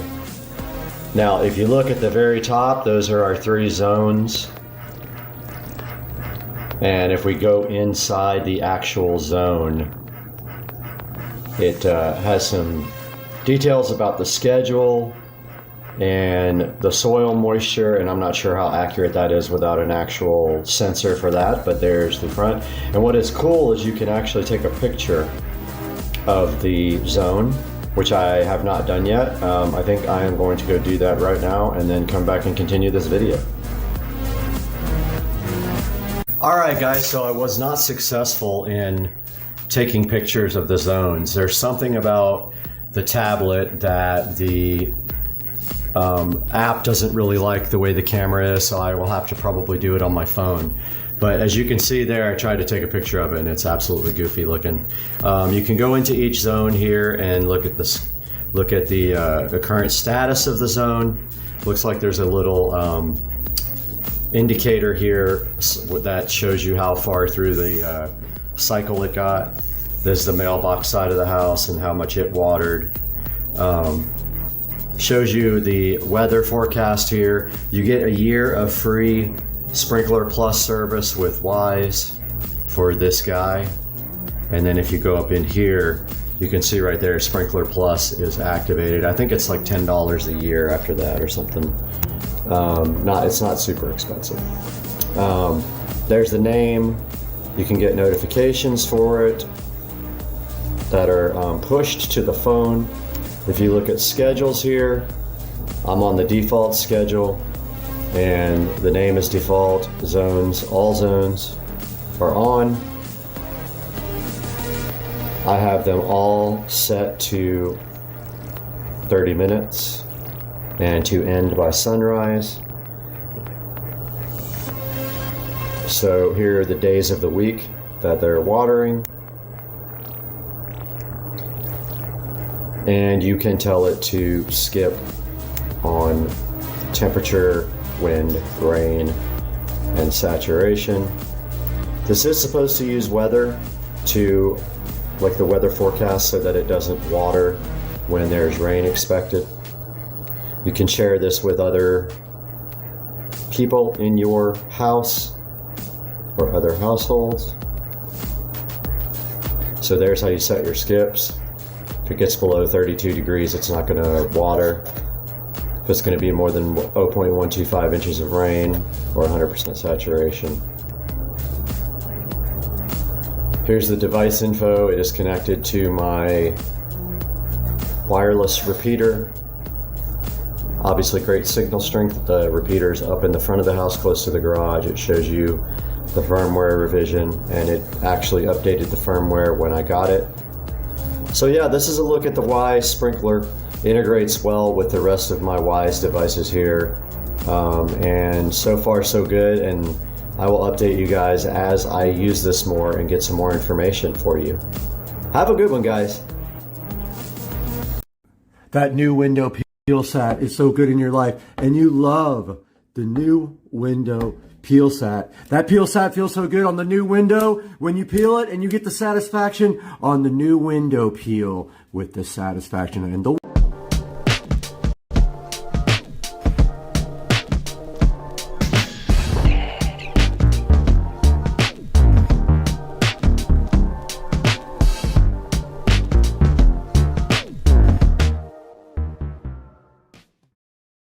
All right, so we're diving into a really fascinating topic today. Yeah. You've sent over a bunch of material about people who've not just faced some pretty major challenges, but who've actually come out even stronger on the other side. Yeah. We've got listicles, we've got in-depth articles, even some personal stories in here. It's a really interesting mix. It is. Yeah. And it seems like you're interested in going beyond just a surface level understanding of, what resilience is. Definitely. You want to get into what makes these people tick. Exactly. Like, what were the exact hurdles they had to overcome, and how did they manage to not just cope, but really achieve some pretty incredible things? Well, to me, what's fascinating is how a lot of these stories really kind of make you question. Yeah. If adversity can actually be a catalyst for growth. Oh, that's interesting. It's not just about bouncing back. It's about using those tough experiences to fuel something even greater. So it's almost like resilience isn't just about getting back to normal. It's about reaching a whole new level because of what you've gone through. Yeah, and I think that's what's so inspiring about these stories. Totally. Yeah. Let's start with some of the physical challenges, because I'm already feeling pumped just thinking about these stories. All right, well, one that always comes to mind is Nick Vujicic. Oh, yeah. Born without limbs. Wow. You'd think just everyday life would be a challenge enough, right? Right. But this guy surfs, swims, plays golf. No way.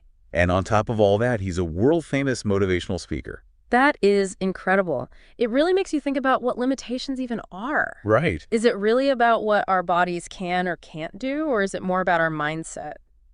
Well, Bethany Hamilton's story really kind of highlights that mindset aspect, I think. Okay. Yeah. Losing an arm to a shark attack at 13 Oh my gosh. would make most people pretty hesitant to even get back in the water. For sure. But she was back on her surfboard within weeks, Really? went pro, Yeah. and now she's an advocate for shark conservation. Wow, there's something so powerful about that, It is. Not letting something so traumatic completely define you. Absolutely. She could have just let that experience hold her back, but instead she turned it into fuel for this whole new chapter in her life. It's amazing. It really is. It makes you wonder if that kind of trauma can actually trigger what psychologists call post-traumatic growth. It's a real phenomenon, and you see it in a lot of these stories. Oh, interesting. Wilma Rudolph, for example, she contracted polio as a child Oh, and had to wear a leg brace. I didn't know that. But she went on to win 3 Olympic gold medals. You're kidding. That's not just bouncing back. That's exceeding expectations that most people wouldn't even dream of setting for themselves. That's true. It makes you think about the role of perseverance in all this. Is it something you're born with, or can it be developed through facing these kinds of challenges? Like, was Wilma just incredibly determined from the get-go, or did overcoming polio actually forge that determination in her? It's a good question. I'd argue that adversity often reveals hidden strengths that we might not even know we have. Okay, yeah. Take Scotty Smiley, for example. He became the first blind active duty officer in the U.S. Army. Wow. After losing his sight in Iraq. That's incredible. It's not just physical adaptation, it's a complete mental and emotional transformation. How do you even begin to process that kind of loss and find the strength to keep going? I mean, it's hard to imagine. Did he rely on any specific techniques, or was it more about sheer willpower? Well, he talks a lot about asking the right questions, reframing his situation. Oh. Focusing on what he could still control.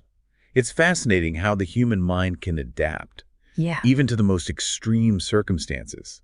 And sometimes even a temporary change can have a pretty profound impact. Oh, you're thinking of Bertie LaRue, right? Exactly. The horse riding accident that left him temporarily blind. And his blindness wasn't permanent. Right. But it completely shifted his perspective. It really did. Yeah. He went from taking his sight for granted to truly appreciating the beauty of the world around him. Makes you wonder how much we miss when we're not really paying attention. And if maybe a shock to the system can actually help us see things more clearly.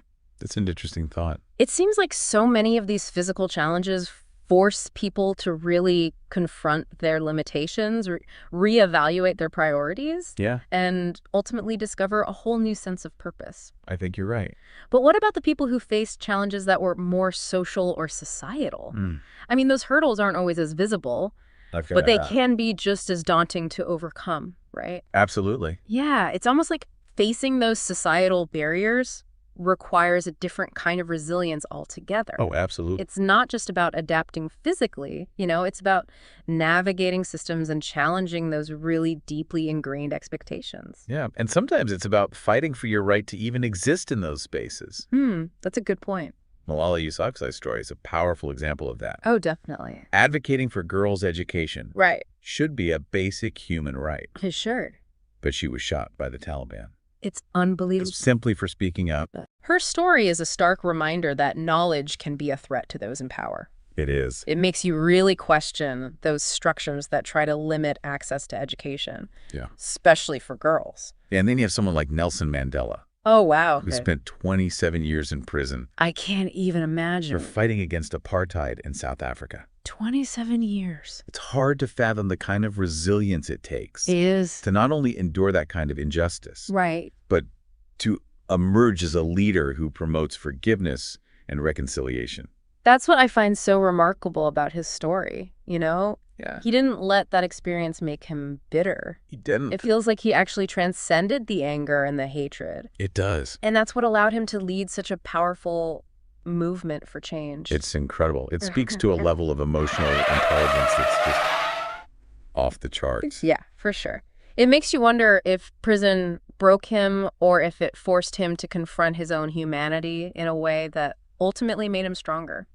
It's a fascinating question, isn't it? Yeah, it is. It's a reminder that even in the darkest of places, there's still that possibility for growth. I agree. And sometimes those incredibly difficult experiences can give birth to something truly extraordinary. We see that in J.K. Rowling's story, too. Oh, absolutely. Going from a struggling single mother on welfare to creating this global phenomenon that is Harry Potter. It's an amazing journey. It is. It really challenged that idea that creativity can only flourish, in comfort and stability. Right. She faced financial hardship, single parenthood, countless rejections from publishers. Wow. Yet she persevered.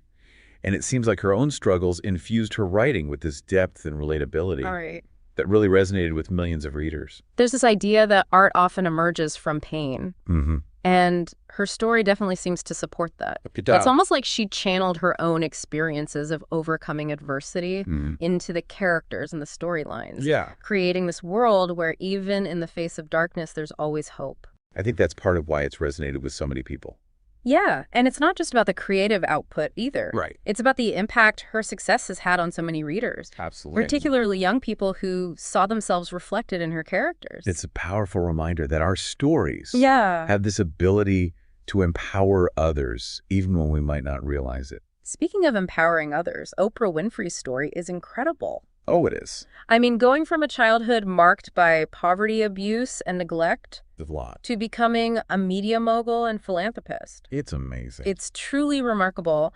What stands out to me is how she used her platform to amplify the voices of others. Yes. Especially those who had been marginalized or silenced. She really did. Yeah. It's like she took her own experiences of being overlooked and unheard. Right. And turned that into this driving force. Wow. For creating space for other people's stories. That's a really insightful observation. Thanks. It's not just about achieving success for yourself. It's about using that success to lift others up. It's almost like a ripple effect where one person's resilience can spark this wave of positive change that impacts so many others. A chain reaction. And sometimes those ripples start in the most unexpected places. They do. Like take Dana, for example. She's this young girl in Kenya who contracted HIV after being raped. It's a heartbreaking story. It really is. But it also highlights the incredible resilience of the human spirit. Yeah, especially when you consider that she found support and purpose through the DREAMS program. It shows how important community and access to resources really are for overcoming trauma. Absolutely. And finding your voice. It's a good reminder that we're not meant to go through these challenges alone. That's so true. And sometimes the most powerful act of resilience is simply reaching out for help and allowing ourselves to be supported. So we've seen examples of resilience in the face of physical challenges and societal barriers. Yeah. But what about those internal battles? Oh, yeah. The inner demons, as they say. Right. That can sometimes be the hardest to overcome. That's where we get into the realm of mental and emotional resilience. Okay. And one of the most prominent examples of that is Jim Carrey. Oh, yeah. He achieved comedic superstardom. He did. But he's also been very open about his struggles with depression. It challenges that assumption that success automatically equals happiness. It really does. And it highlights how important mental health awareness is. Yeah. Especially for those who might appear to have it all on the surface. You never know what someone's going through. You really don't. His willingness to be vulnerable about his struggles has helped to destigmatize mental health issues. Oh, for sure. And that's huge. It is. It shows that even those who seem to have it all figured out still face these internal battles. Right. And that seeking help is a sign of strength, not weakness. It's not giving up. It's taking care of yourself. Exactly. It's like acknowledging those inner demons. Right. It takes a certain level of self-awareness and courage. I think you're right. And sometimes confronting those demons can actually lead to a deeper sense of purpose. Oh, absolutely. Like take James, for example. Okay. He went from addiction and homelessness to becoming a counselor helping others with substance abuse. Wow, that's amazing. It's a beautiful example of turning pain into purpose. It is. He took those incredibly challenging experiences and used them as fuel for his passion. It's powerful. It is. It's a powerful reminder that our greatest weaknesses can often become our greatest strengths. But how do these individuals actually make that shift? Yeah. What are those common threads, the mindsets, the strategies that allow them to not just survive, but thrive? That's the million-dollar question, isn't it? It is. And while there's no one-size-fits-all answer, right. I think we can definitely see some recurring themes here. Yeah, it feels like we've been talking about this idea of post-traumatic growth quite a bit. We have. It's not just about bouncing back to where you were before the challenge. It's about actually using that experience to kind of propel yourself forward in a new way. It's a fascinating concept, isn't it? It is. That something so inherently negative as adversity can actually become this catalyst for such profound personal transformation. Yeah. You know, I always think of it like kintsugi. Okay. It's the Japanese art of repairing broken pottery with gold. Oh, yeah, I've heard that. So the cracks and the imperfections actually become part of the object's history. You know, they make it even more beautiful and valuable. I love that analogy because it's like those scars are proof of the object's strength and resilience. Exactly. And it seems like that's a common thread we see with a lot of these individuals. It does. They don't try to hide their struggles. They actually embrace them. Right. You know, those experiences become part of their identity, a source of wisdom. Right. And often a driving force for helping others. And that's where I think the real power of resilience lies. I agree. It's not just about individual strength, it's about the ripple effect it creates. Exactly. These people don't just overcome their own challenges. They use those experiences to inspire and empower others. It's true. Their stories give us permission to believe in our own capacity for resilience, you know, even when we're facing these seemingly insurmountable obstacles. It's like they're showing us it can be done. Yeah. But how do we do it? I mean, is this something we can actually cultivate? Mhm. Can we train ourselves to be more resilient? Well, based on what we've seen in these stories, I'd say it starts with awareness. Okay. Acknowledging that adversity is an inevitable part of life. Right. That setbacks are going to happen, and that challenges, while they're difficult, can also be opportunities for growth. So it's not about avoiding challenges altogether. No. It's about shifting our perspective to see them as potential opportunities. Yeah, it's about moving from fear and avoidance to curiosity and willingness to learn from those tough experiences. It's easier said than done, though. Oh, it is. I think that's the thing. It's practice. Like, how do we actually make that mental shift? Well, I think a good starting point is to reflect on our own experiences. Oh, okay. Think about a time when you faced a challenge, big or small. Uh-huh. How did you handle it? Right. What did you learn from it? What strengths did you discover within yourself? So instead of focusing on what went wrong, we can try to focus on what went right. Right. What if we celebrated those small victories? Yeah. And used them as fuel to keep going? That's a good point. And another thing that seems to help is seeking inspiration from others. Absolutely. Hearing stories like the ones we've talked about today reminds us that we're not alone, you know? It does. That other people have overcome incredible odds and that we have that potential for resilience within us too. It's like those stories become a roadmap, showing us that it's possible to not just survive, but thrive in the face of adversity. And it's not about waiting for some major life crisis to test our resilience. Right. It's about building that capacity day by day through those small acts of courage and perseverance and self-compassion. Exactly.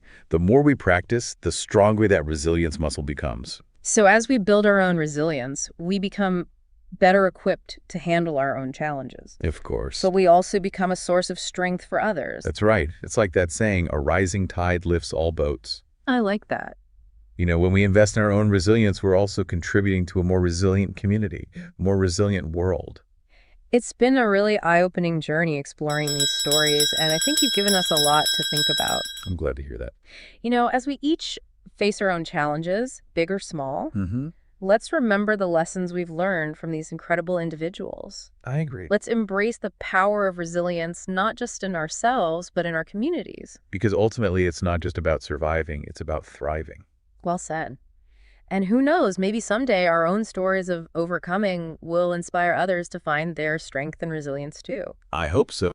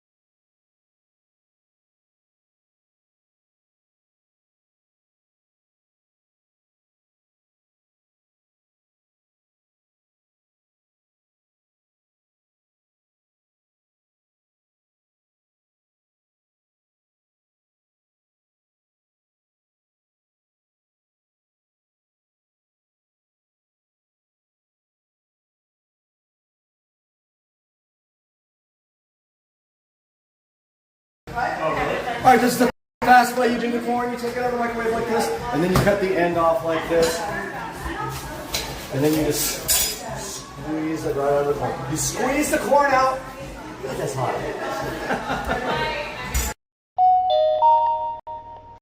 Video mode. Recording started. Wi-Fi is on.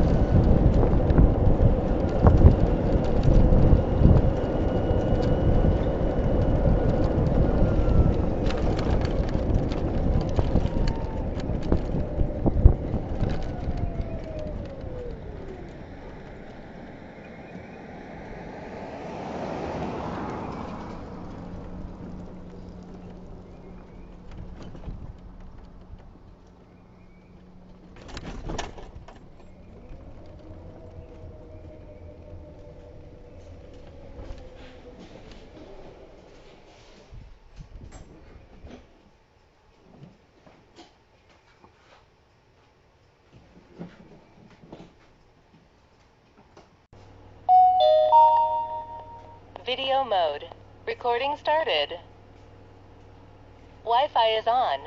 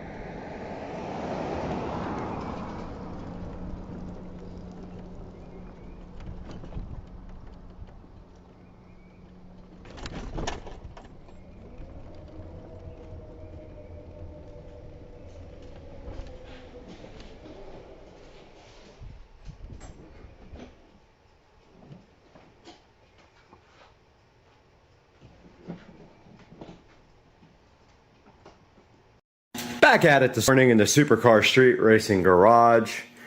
As you can see, I got my weights out here. I'm taking it out on the weights, get my workout in while I work on the bike as well.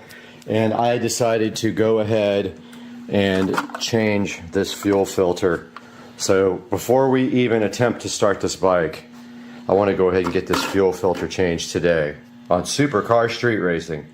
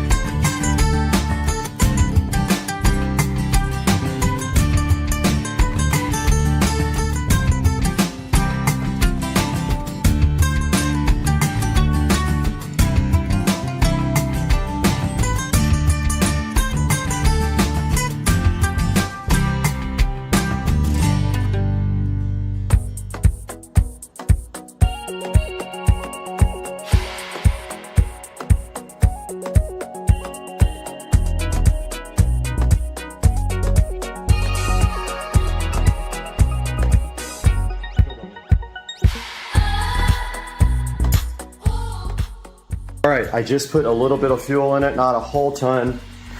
Looking for leaks, and sure enough, there's fuel coming out somewhere. I gotta figure out where it's leaking from. All right, so the fuel filter was cracked. And I don't know if I did it putting on the zip ties or not, but I just found this other fuel filter, went ahead and dropped it in, and now I have to zip tie this. Well, I already did zip tie the side, it came out. I'm gonna try this again with just a little bit of fuel because I learned my lesson just now. If there's a leak, it goes everywhere. So just a touch, it all leaked out on the ground. Of course, the garage smells like fuel.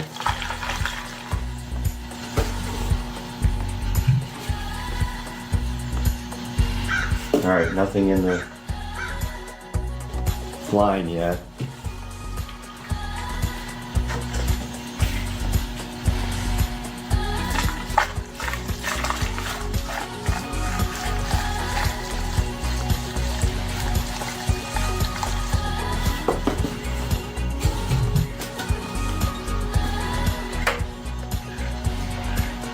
Okay, I don't understand that.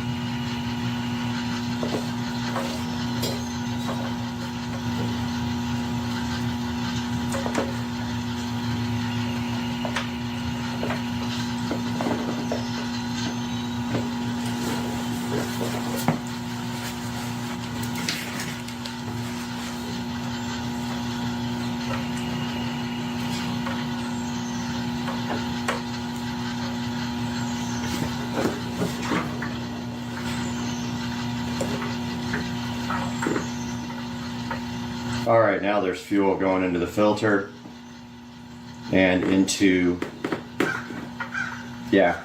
So I had to tilt the bike that way to get the fuel over, but now there's no bubbles and there's fuel in the filter.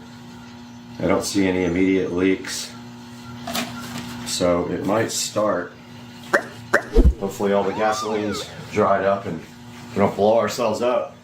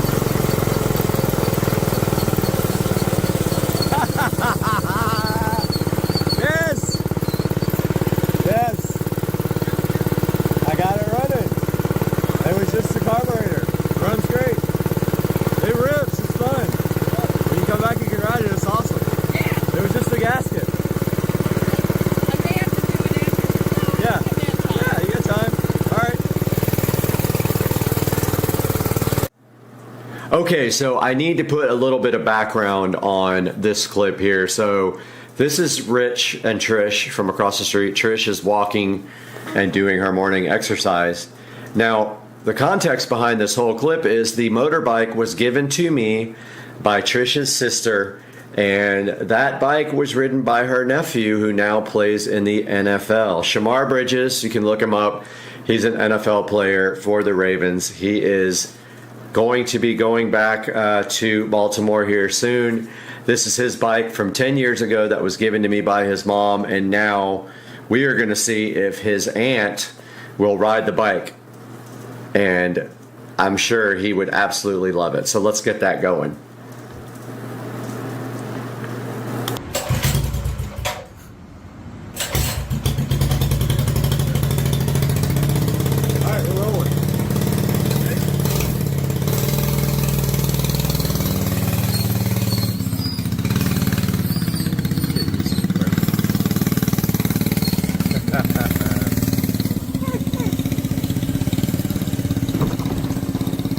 Flat out. That thing moves. It does move, man. I love it. And that's not even fixed up. It's just pretty much stock, except for the carburetor. Alright, try to get a little bit closer.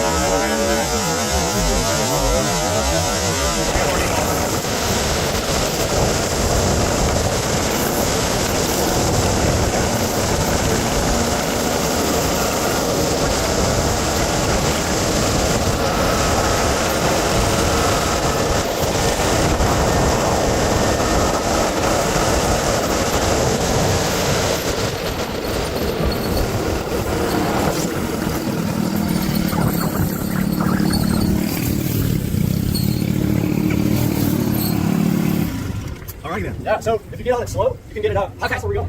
We were doing 28 coming down, actually, man. A little faster? Yeah. A little bit. Yeah, ease it up, it'll go pretty good. But if you get on it too hard, it likes to cut out.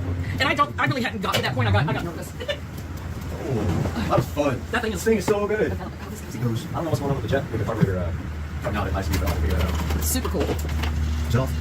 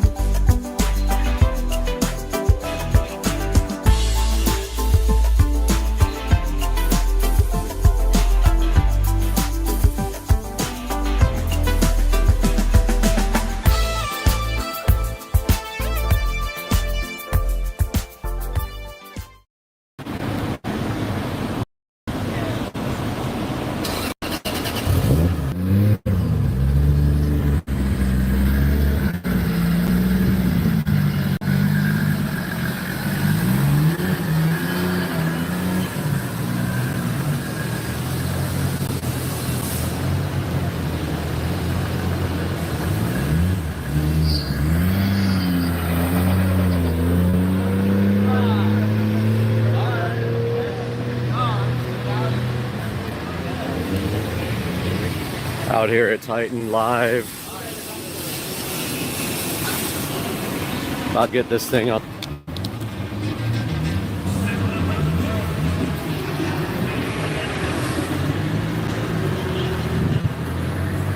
There's the dyno. Outdoor dyno. Cool setup.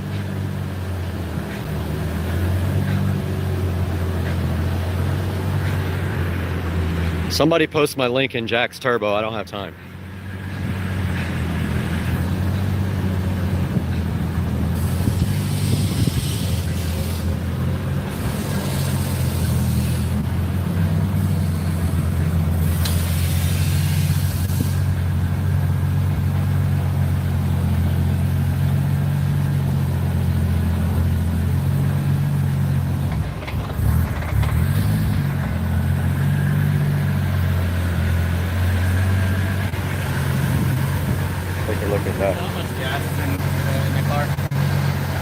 Probably less than a quarter of a tank. I'm just not sure. The gas gauge doesn't work. You know, have you seen the gas where the gas gauge like starts full on 3/4 and then it drops to like half and then it drops to like a quarter, like with the AEM and the factory ECU? That's what that one does. So I know it's, I mean, it's straight E85 right now out of the pump. Probably want to put another 5 gallons in. Okay, 98. He said 98, but yeah, that's fine.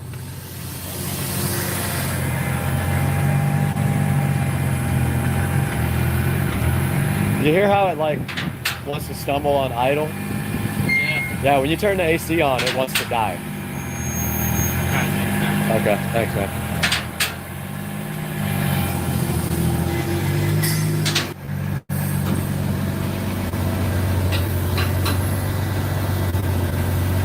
Getting all set up on the dyno here.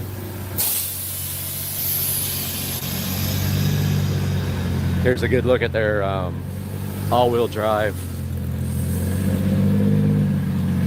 dyno jet.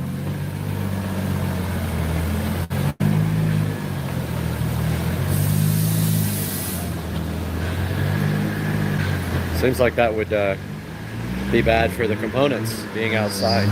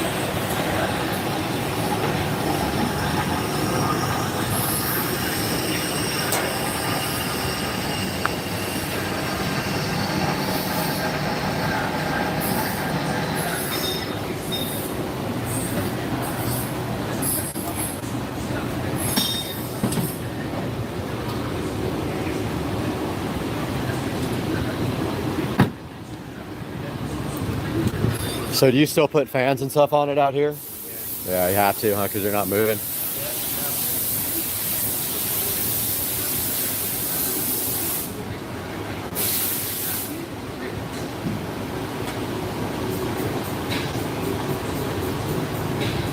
Uh-oh.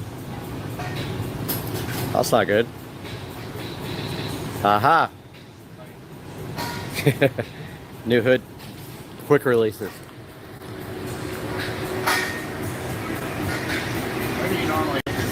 Doesn't matter. I just throw it under there anywhere. The little rubber thing came off the top of it.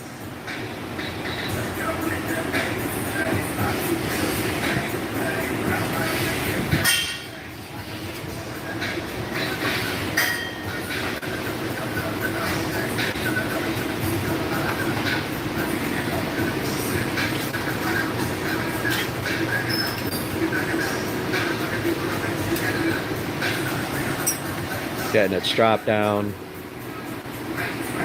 right now. You're gonna have to get RPM under the coil pack cover. Yeah, unless I can pick up the number 6 and that. Okay, it's kind of hard to get off with the strut tower brace on there. It like will scratch it because it is right up against it. You know what's spark plugs you got in there? Yeah, they're the NGK, the ones that replace the older ones that everybody was running. There's a new series that came out, You don't know but what heat range? they are. I'd have to look and see what we put in there. They're the BK7 REs. Yeah, they're the replacements for those. They're a whole new series that came out. They don't make them anymore.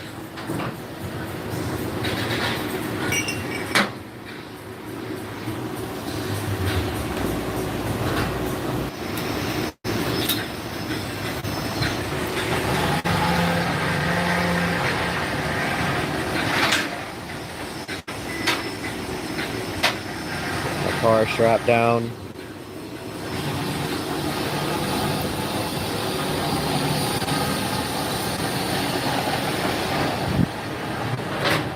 These bad boys. So they're going to Australia day after tomorrow, and they rented 2 shipping containers to ship their cars over to Australia. Pretty expensive to think about to go drag racing. Wonder if this tire still has a nail in it, or a screw or whatever.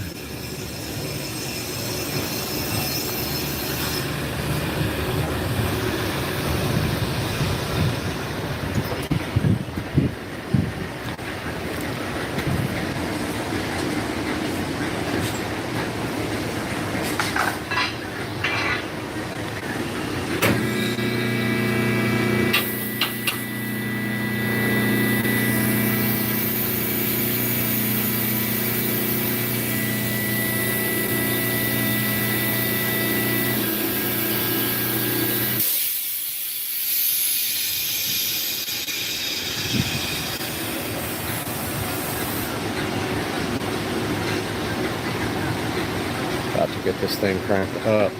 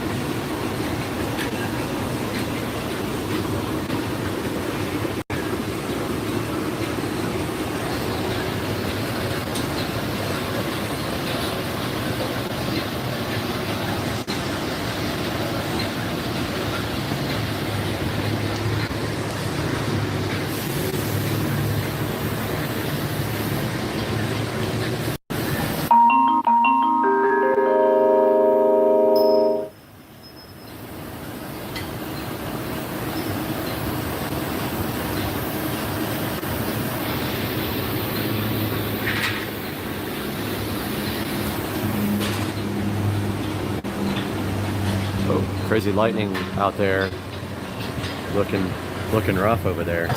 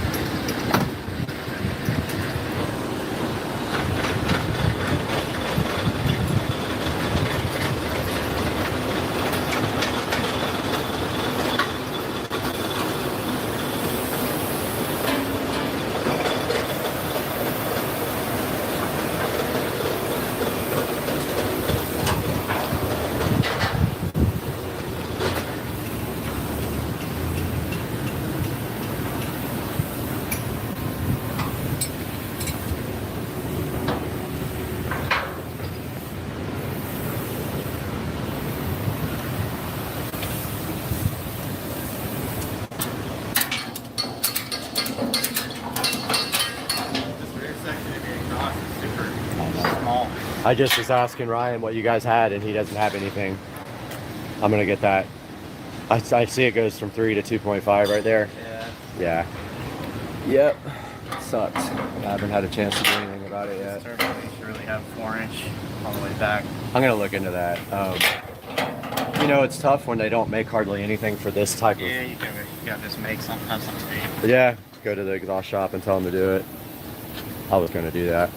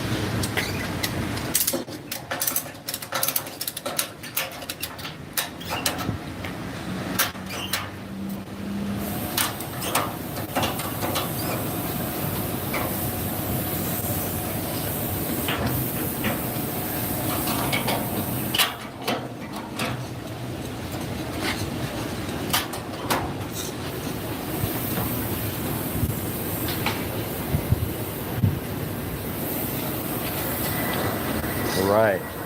Getting this thing ready to be put down some power. It's nice and cool out too. It's really like, definitely feel the weather coming. It's nice and cool out. Yeah. It's weird, yeah. Yeah. More humid.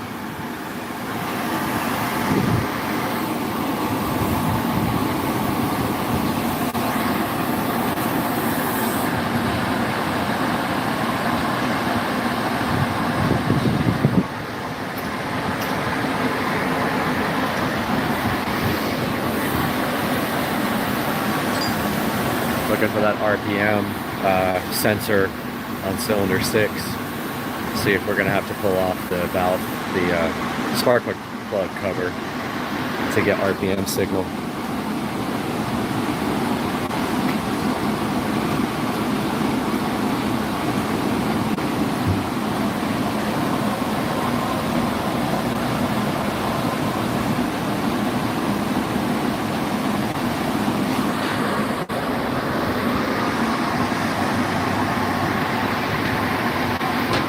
Got this Tight Motorsports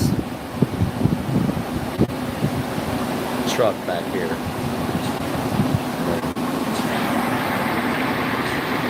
Weather's looking rough up here, everybody, but it's nice and cool out, just a little bit humid.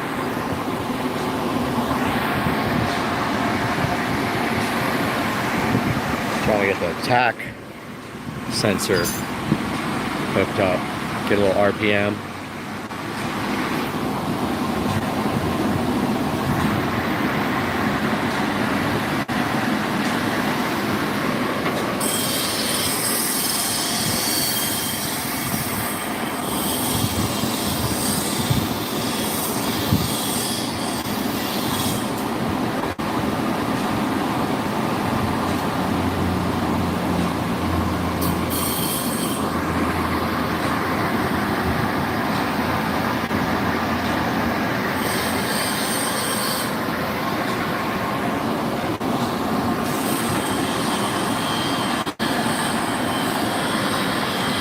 Be the ground ticket. Not sure.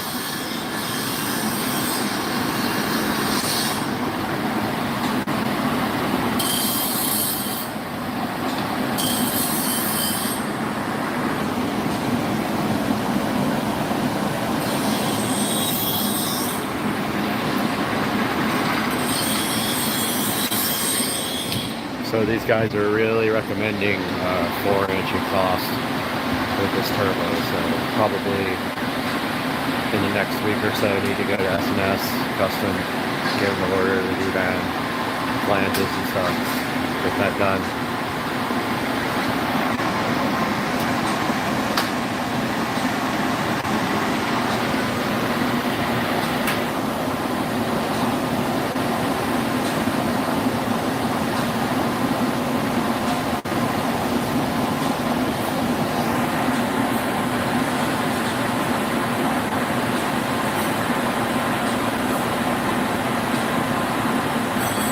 A lot of dynos in there.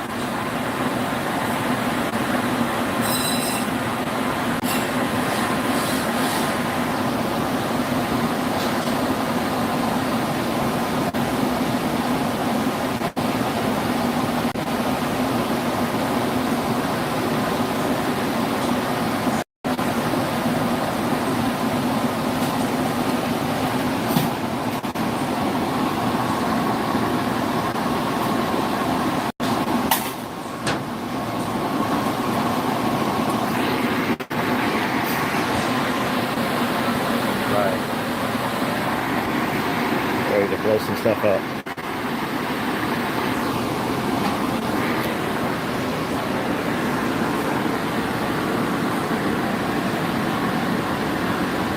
We need to do fuel now? Like add fuel? Yeah. I need to get Ryan? Oh, okay. Sweet.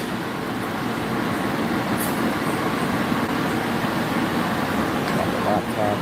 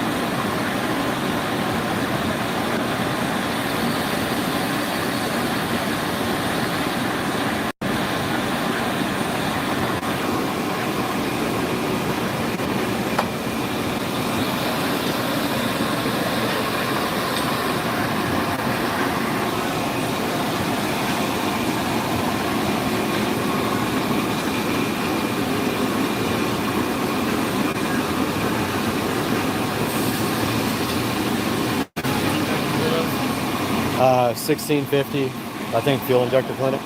Yeah.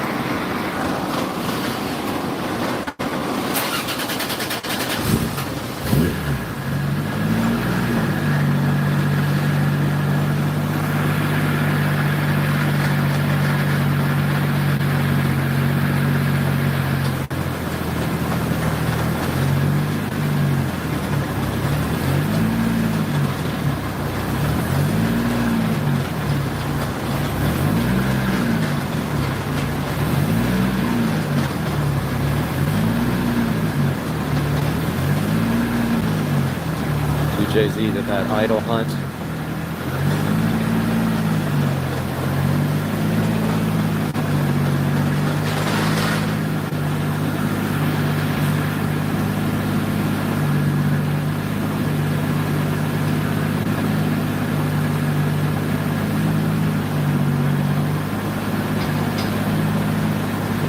Idling really good right now. Yeah. So I guess he's taking a look at Tracy's default, Tracy's tuning, and seeing what he can see.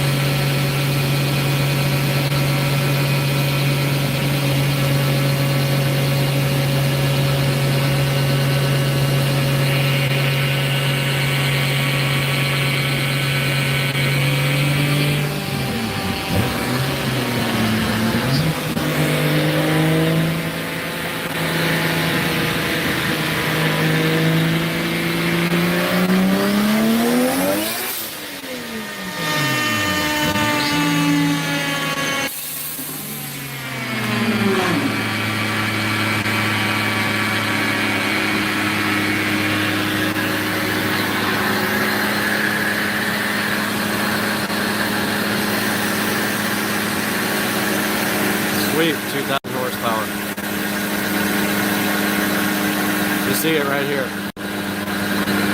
2,000.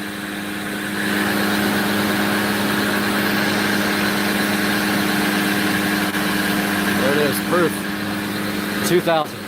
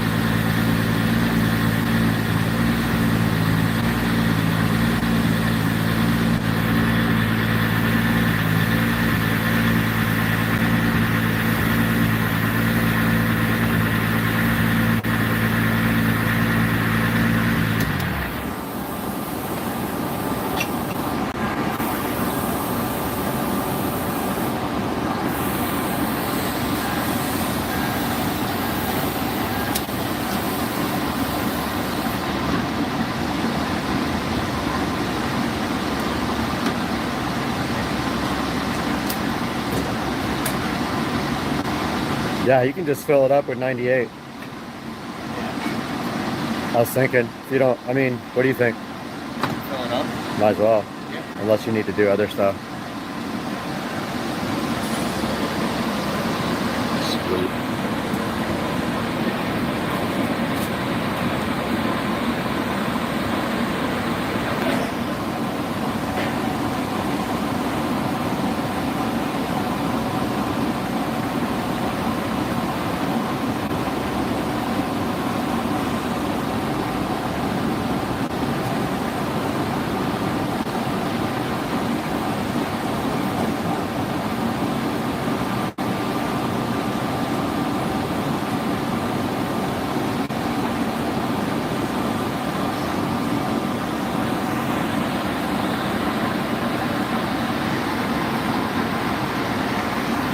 Got to get that 4-inch downpipe and exhaust ASAP.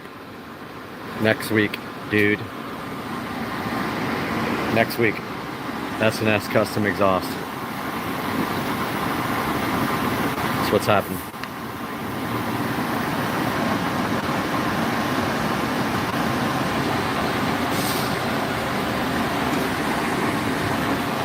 About to put some fuel in this thing. Hopefully it'll be enough to get me home and also to Cars and Jackasses tomorrow.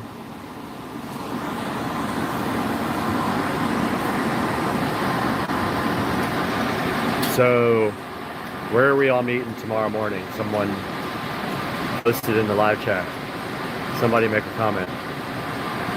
Where are we meeting for Cars and Coffee tomorrow? Comment. right now. Go. Ready, go. I don't see it. I'm waiting.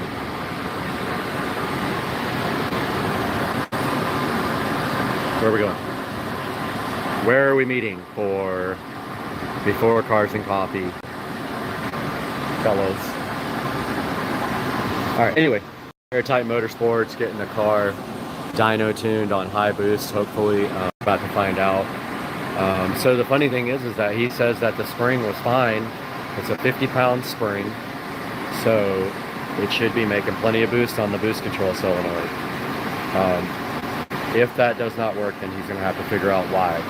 But as of right now, it should be on the boost control solenoid. It should make enough boost to blow the engine up.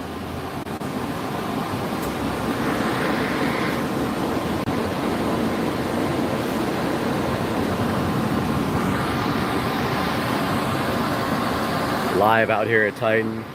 There's Titan's truck parked in the back. We got a good parking lot here. I think they do meets here sometimes. Like, they got enough space back here to put like a bunch of cars in this lot. Waiting on the fuel. And I'm gonna go back inside, check on my work real quick.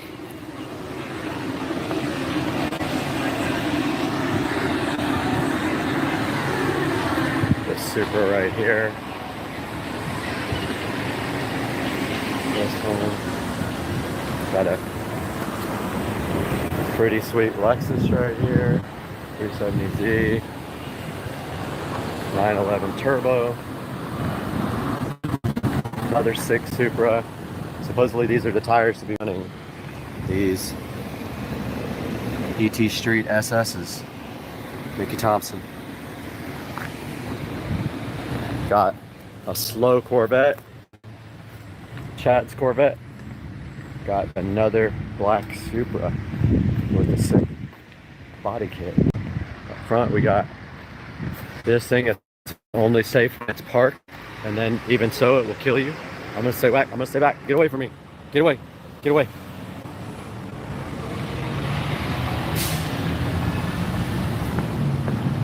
Heading up to the showroom.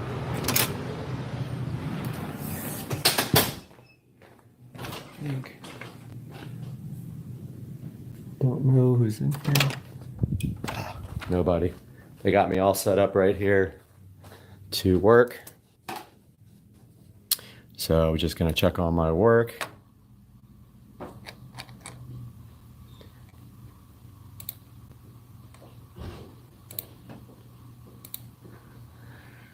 And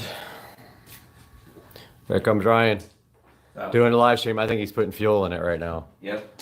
I told him just to fill it up with the 98 stuff.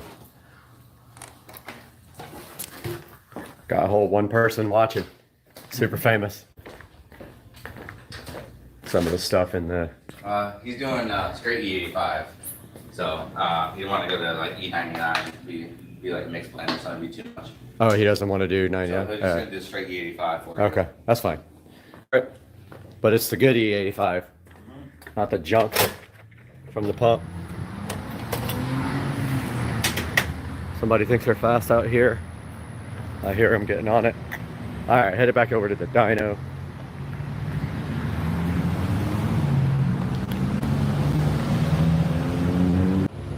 No idea what the gas mileage is. But check out those HRE wheels on the Supra. I think they've seen better days, but yeah. This thing's fast, by the way. This thing will smoke every one of you guys. Every one of you. Every last one of you.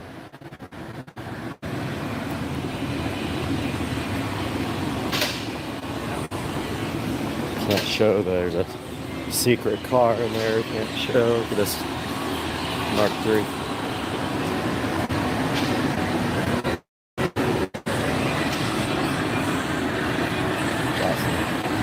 E85. This is the good stuff too, not the junk.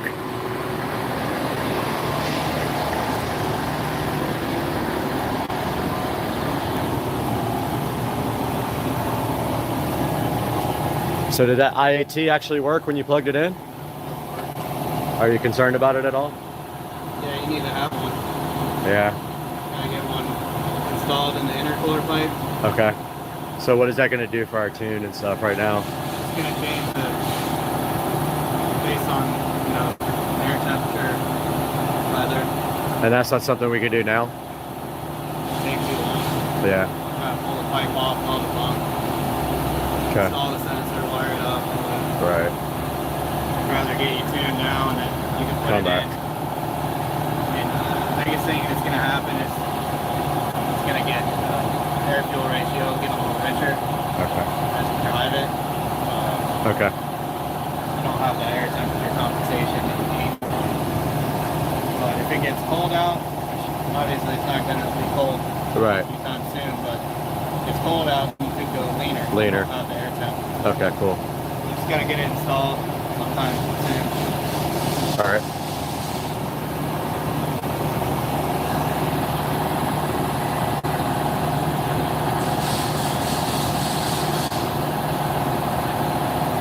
Are we going to need to pin the AEM and all that to get it installed? Like install the pins on the... They may already be ran to the patch harness. I don't know, I'd have to look. All right.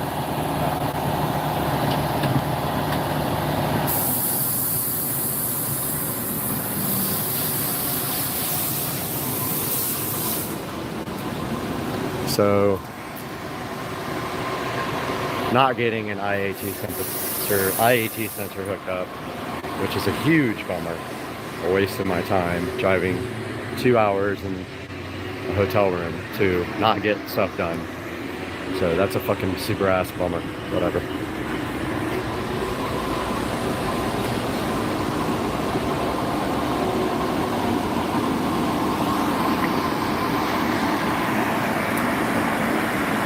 Filling it up with real E85, not this, not the pump stuff that Chad uses to blow up his engine. This is like legit E85, costs more. Chad's too cheap. He just buys like pump E85. He won't get the real stuff.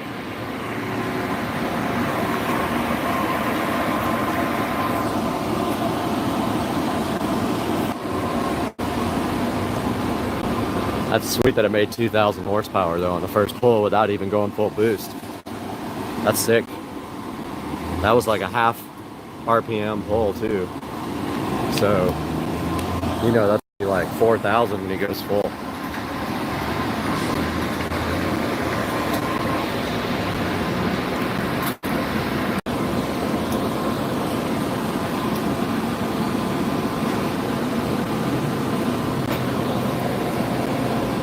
Gotta get some of those ET Street SS's. Somebody comment. All two of you. Throw a comment.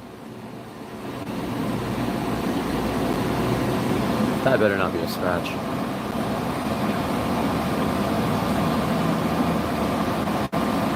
Right there.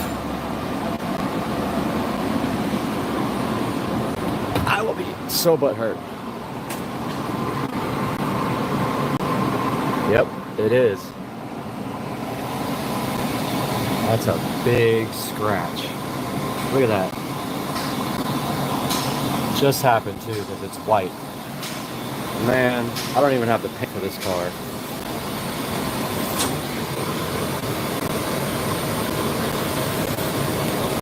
That's a bummer.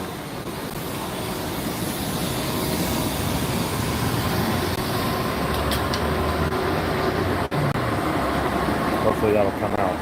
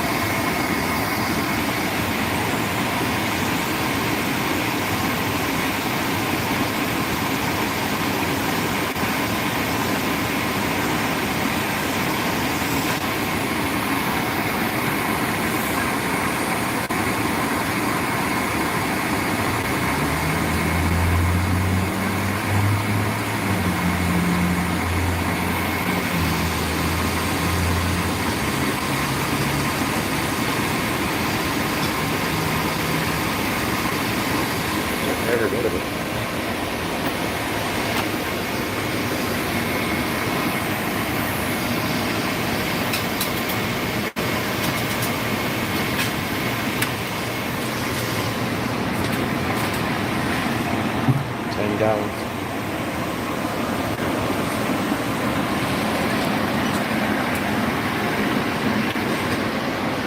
To get on the diner.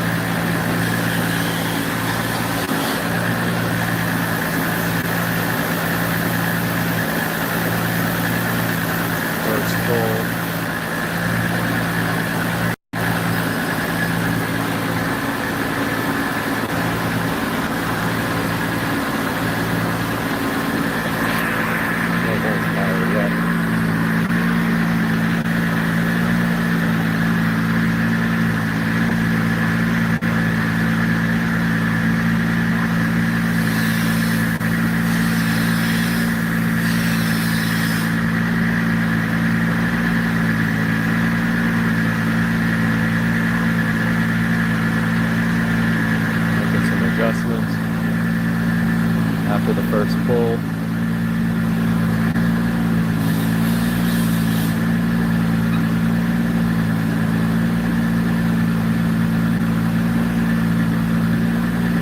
Thing spools so crazy.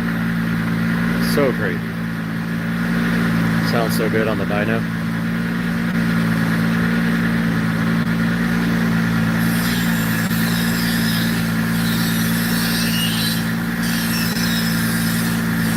Must be the boost duty.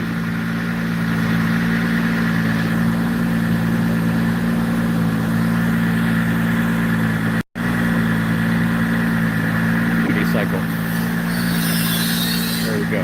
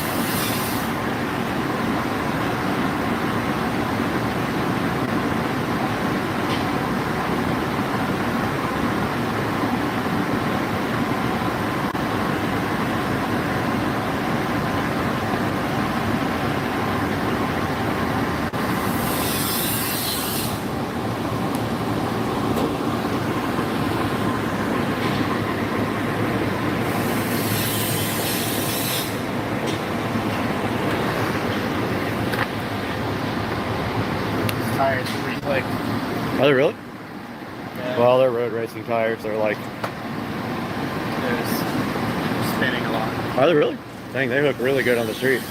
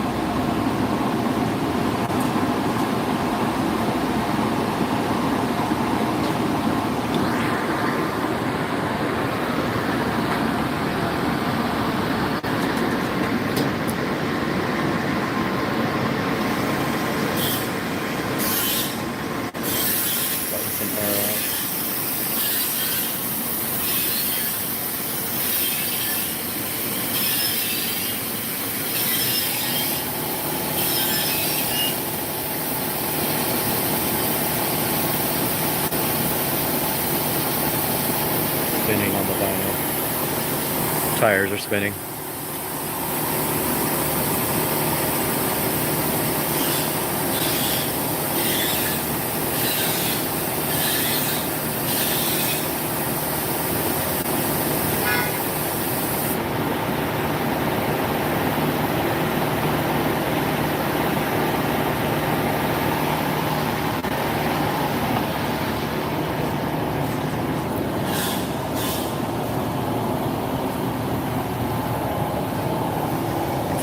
Because 2,000 horsepower. That's what happens.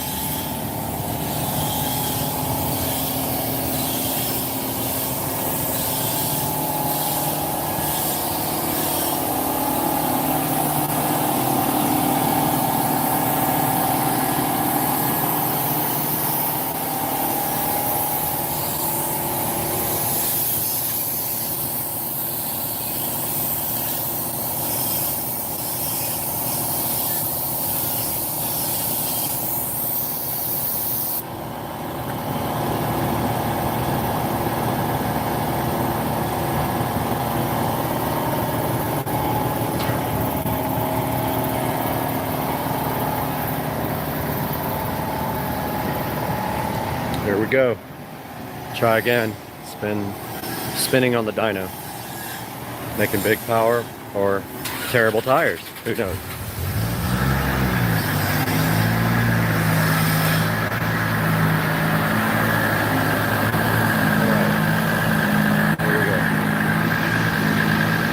See if it spins.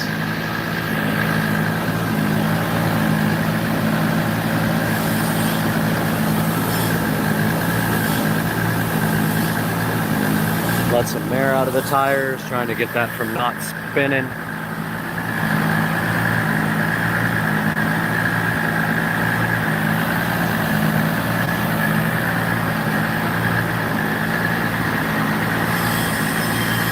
Here we go.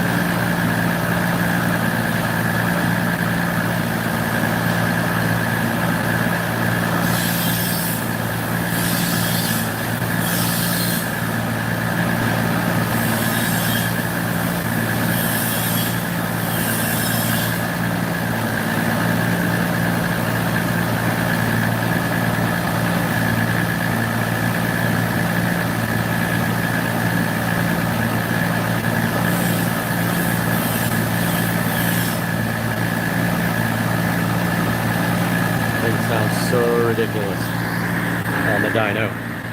You guys would freak out in person.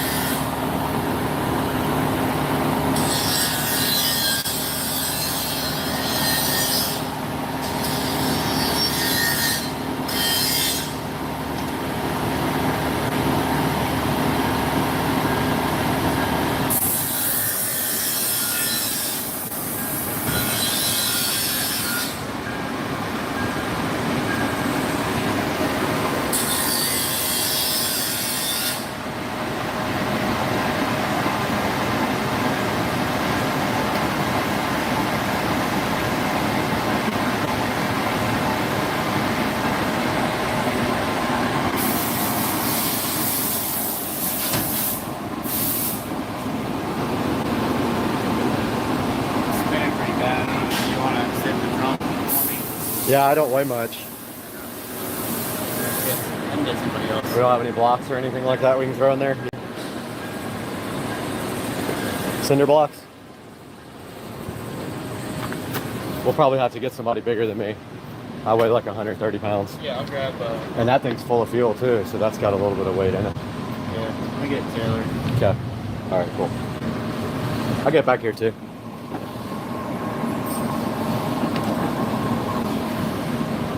Gotta get in the trunk. Spinning.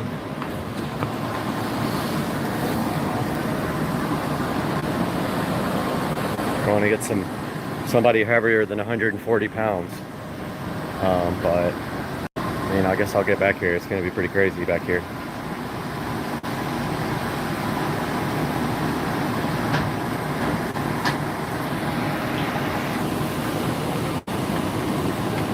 Come with? Yeah, man. Let's go for a ride. See what happens. See if we blow it up. Last time I'm gonna say okay. I just think And we there's don't have like- any problems with these tires rubbing, do you? No. Usually don't. You want to switch sides actually? This is exhaust though. Yeah. See, I'll get a picture or video or whatever. Yeah. This is where I shine though. Mm-hmm. I can't believe this thing's spinning. It's gonna be fun. Hold on. I know what I'm holding on to. I got you. Yeah? Get on with it. It's gonna be weird.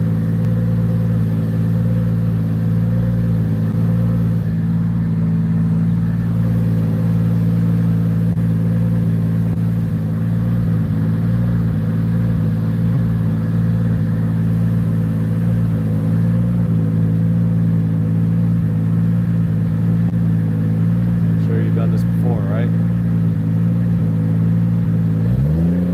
There we go.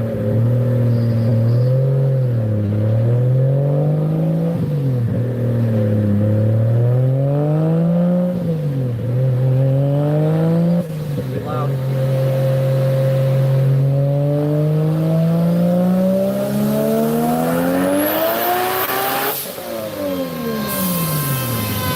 Didn't spin that time, I don't think. Got like a grip good. Out here live. I think we got a pull in.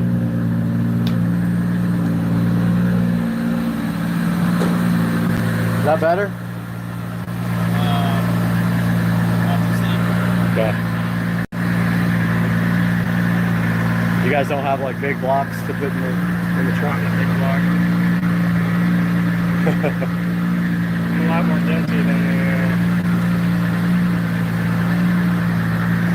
we have to do it quite often.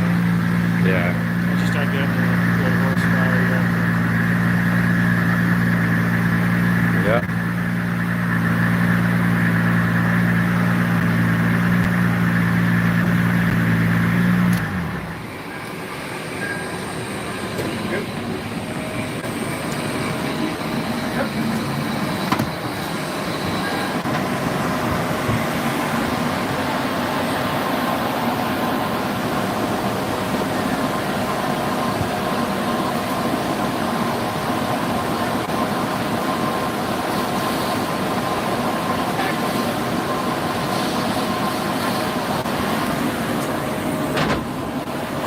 What did it do that time on power?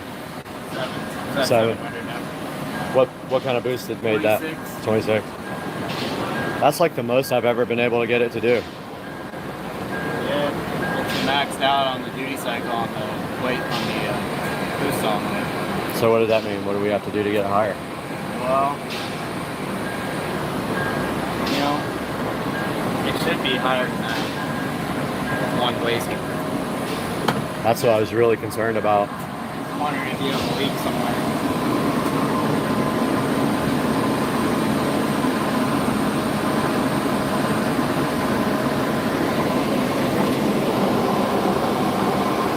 You got the small housing too. That's part of it.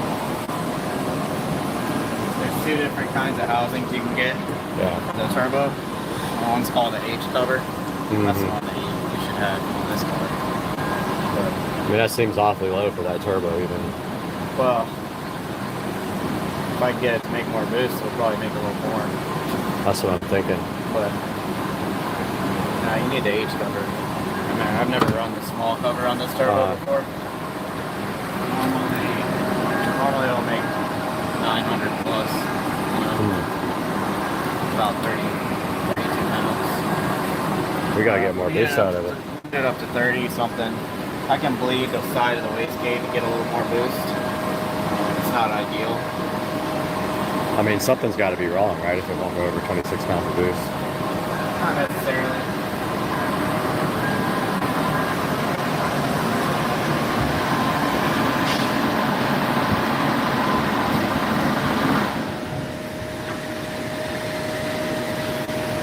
You know what exhaust housing you have on here?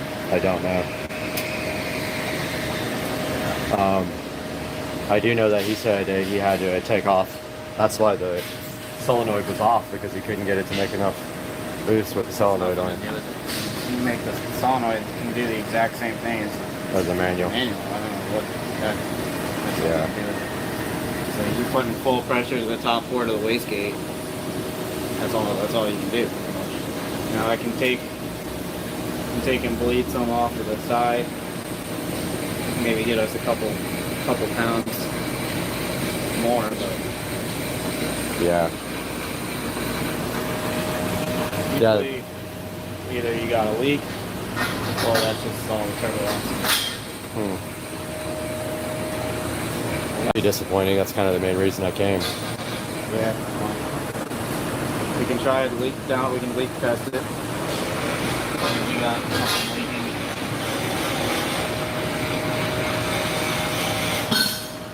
Yeah, I mean, we have a little time. I guess we should. If you think that's... That one kept popping off, so that's what he put on there to keep it from popping off, that diesel size one.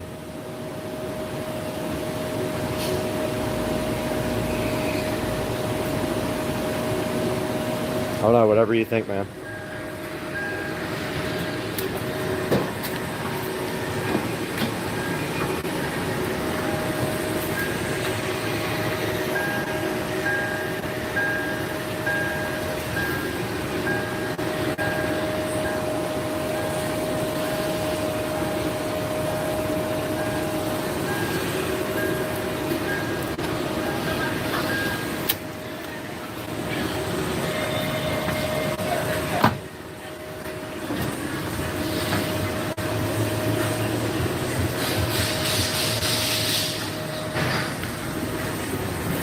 All right, we're gonna stand down for now. It made 700 at 26 PSI, but it's not able to make any more boost for whatever reason. So we're gonna look into that right now, and then we'll come back after that or later. Bubba, He's driving on a suspended license. He just fled from police. He's got Get him, two Bubba. felonies there. Bubba, massage that car. Massage that car. He's hipping All right, you can see Sledge right there on the left. Guys, we are back with another instructional video for the Club Car Precedent, and today we have this Club Car Precedent throttle, pedal, brake, whatever assembly you want to call it. Got this right off of Amazon, so we will hook you guys up with the link for that. But today we're going to be showing you how to install this on Supercar Street Racing.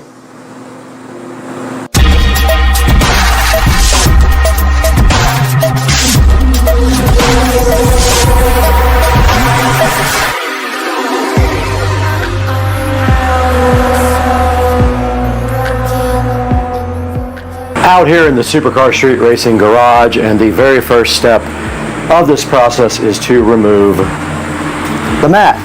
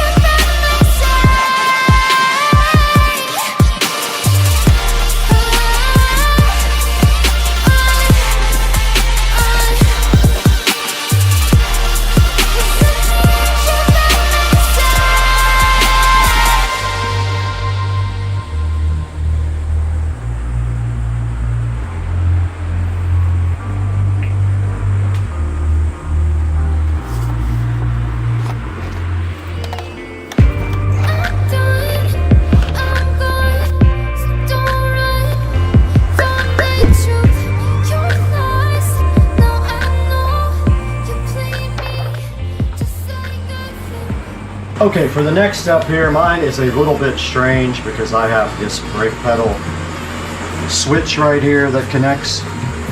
But the next step is to pull out this little area here, and it has one of those little Christmas tree things on it. Set that to the side, and you can see here the brake assembly that we're going to have to disconnect here in a little bit. But on my cart, we also have to remove this extra brake switch.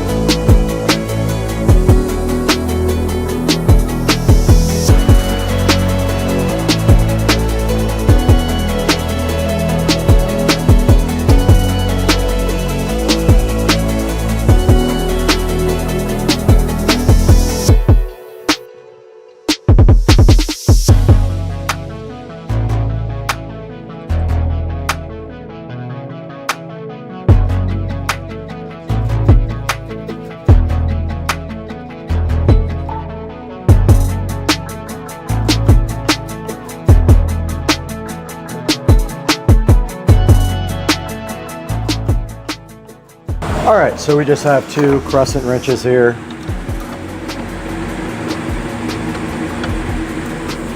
And all we have to do is loosen this guy.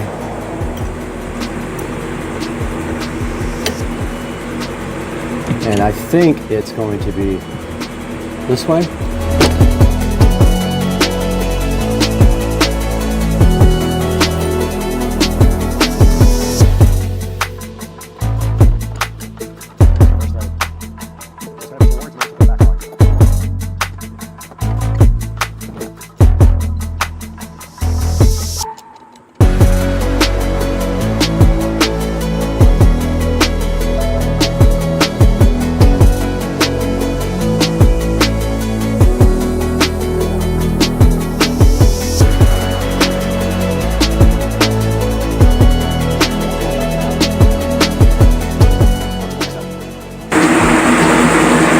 Now that we have the brake disconnected, we can go ahead and remove the pedal assembly from the cart. And that is that. It is out. On to the next step. We are back in the nice air conditioning in the Supercar Street Racing kitchen, and as you can see, this guy does not come with another one of these rods. So we have to trade this rod out.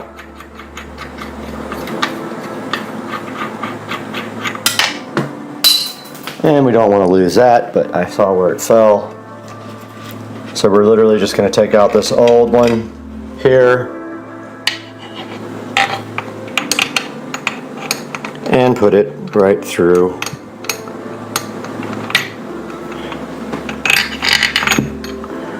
Yeah, easier said than done because I dropped the nut.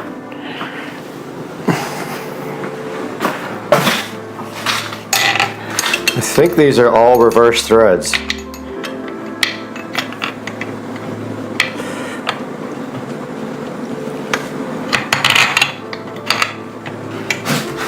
So that would usually be tight. It is reverse threaded.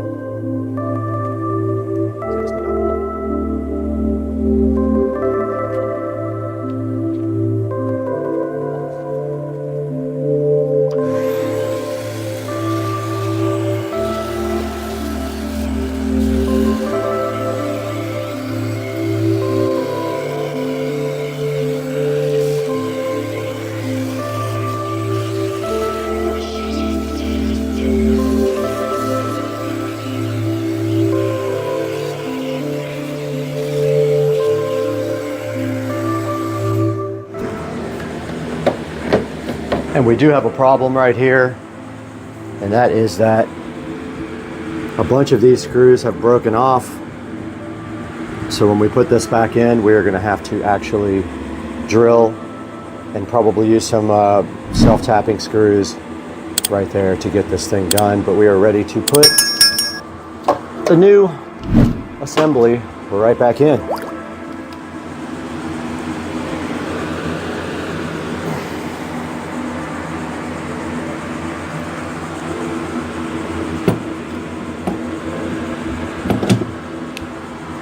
Need a towel to kneel on.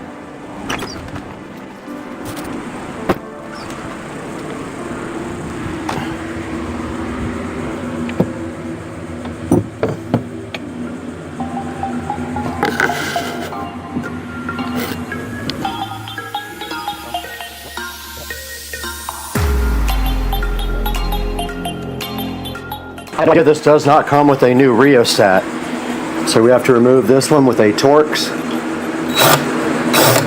Or is it a... oh, forgot to put the Torx head on there. That would help, huh?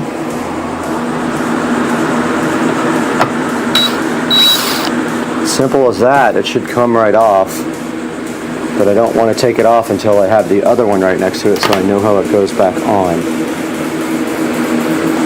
I don't know if there's another connection to something here, but I see it clearly on the other one.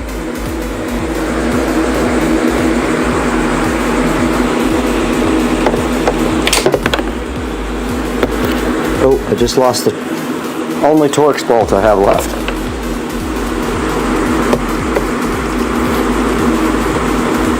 Okay, I can't tell how this comes off.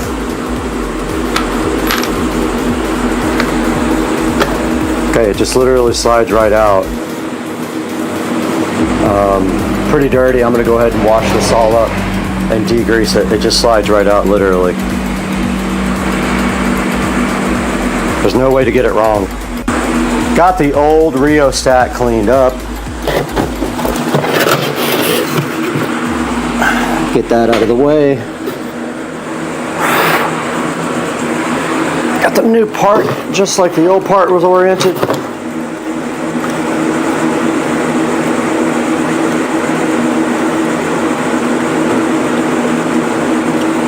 I think.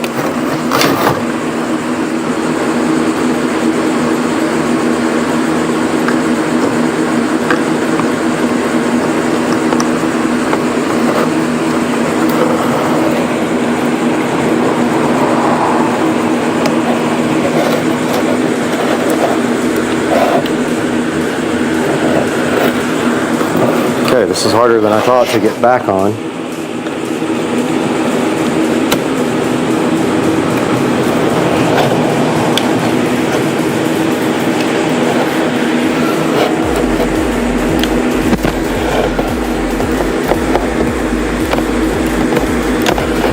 I think it's in there.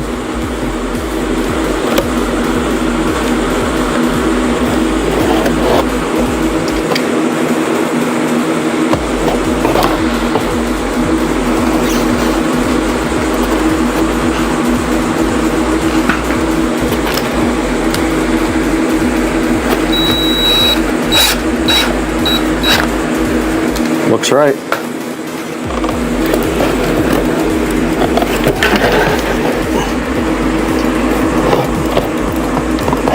Can't tell if it's turning or not, but I think that's right. Okay, now we have our rheostat reconnected and transferred over. And these can only go in one way.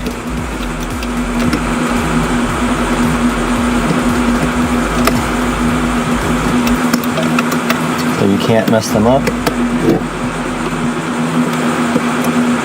And they have those anti-water dealies.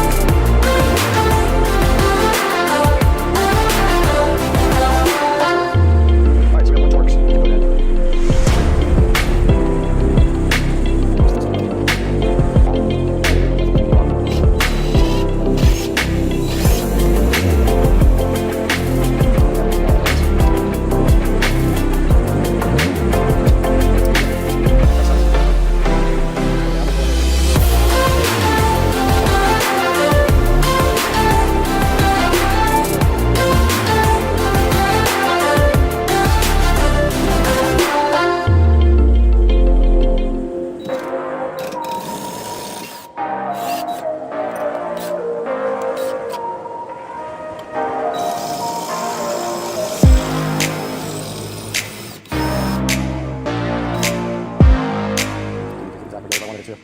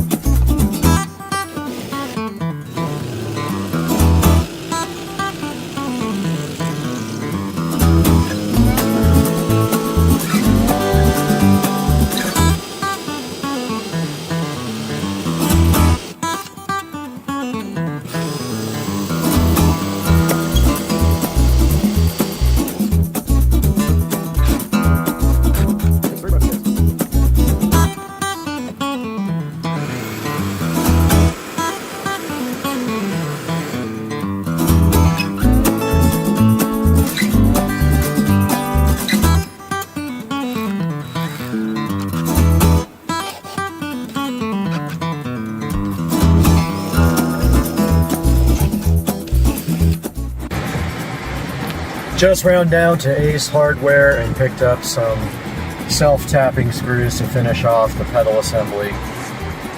3 out of the 4, well actually all 4 were jacked up to the point where I couldn't save them, so I drilled and used one of the old self-tappers, and then I bought some more to finish off the other 3, which we will have to drill out here shortly. But yeah, just a little update, just ran in Ace Hardware, so yeah, that's what's up now. Alright, we are back from Ace Hardware and we picked up some self-tapping bolts. The trick here, I think these will be fine.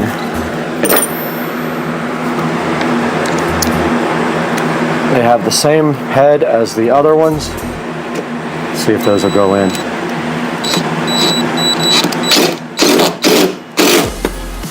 That worked perfect. I have to drill out this other side though. And I broke all these drill bits.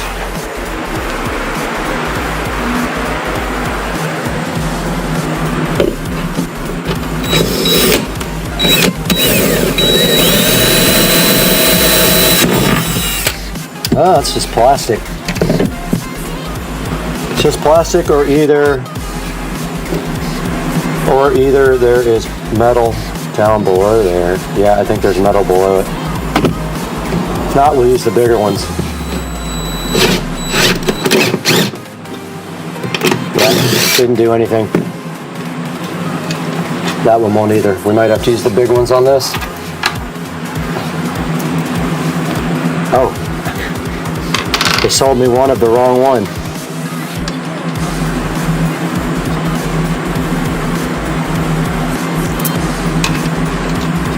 Oh, that won't do anything. This one might. That back one.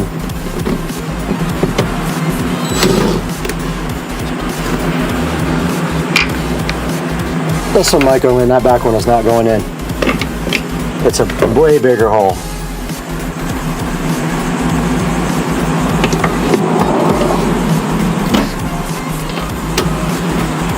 This one might go, maybe not.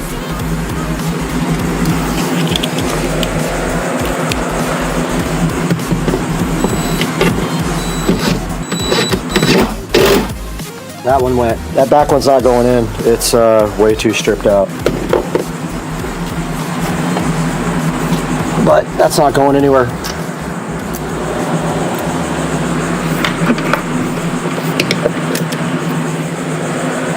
All right, that part is done. I'm gonna call it good with 3 bolts in there.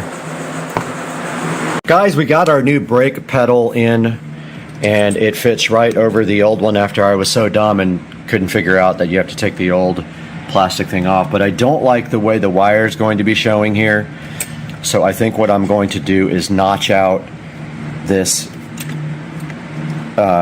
little cover plate here so that the wire can run under that and down through. And of course my light goes off every time I come out here. Ugh! What I was saying is I don't want my wire showing here. So I think this little plastic plate under here, if I just pull it off and notch it out, the wire can run behind it because there's a space back there, I think. Yeah, there is a space back there. So I'm gonna just take this off real quick and notch it out.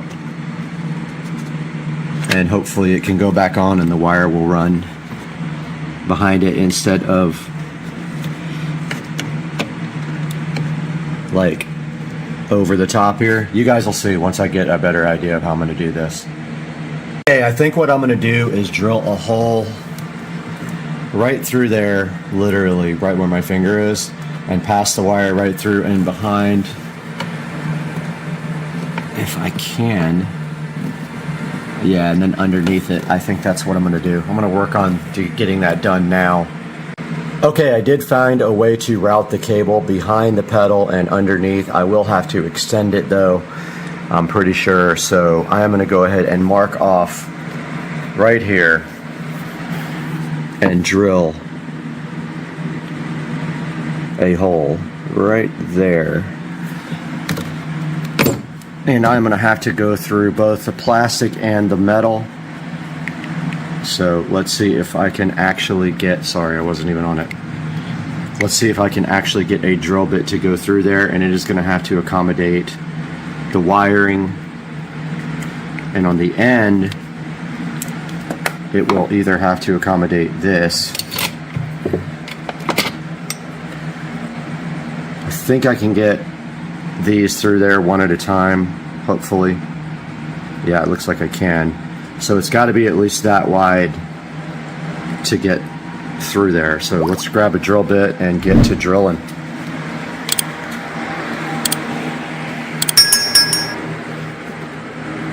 If I didn't break them all yesterday. I know. Every time you touch it, it turns on. Alright, let's see what we got in here that matches. And I think maybe this one will be perfect. Let's see.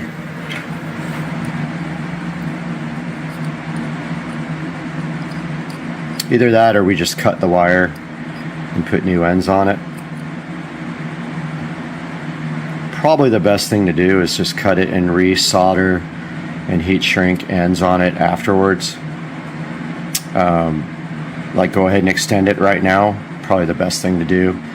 And then we don't have to really put a super thick wire through the hole. We can drill it out smaller. So let me see what I got for wiring. Alright, my plan right here and right now is to just cut off the ends of this and then extend it with this cheap little speaker wire that I have. The problem being the speaker wire is very thin, so I'm going to probably have to double up the ends in order to get our T-Con solder connectors on it. I brought everything I need in here to do this connection. So what I'm going to do from the very beginning is cut off these worthless. You don't need bullet connectors. You're not going to be taking off your brake pedal. I don't know why they do it like that. I guess if you ever have to service it, I don't know.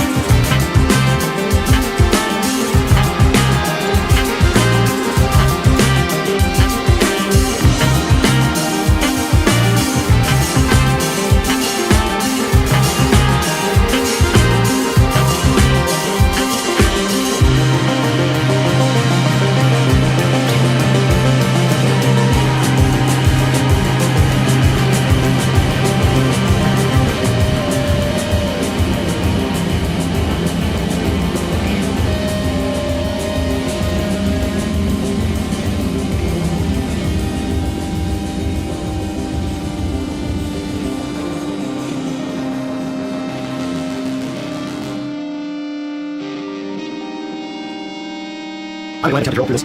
Wait, come. See that wires back? Okay, no. Oh, we can't do that. Nope. That's right, it's plastic. Okay, that's not gonna work. Okay, that's not work. That's ain't great. Send it back there. Yeah, no. Shoot, it's right on the edge of it. That sucks.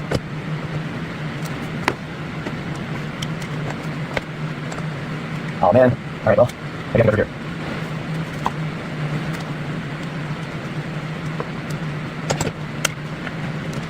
Break this thing.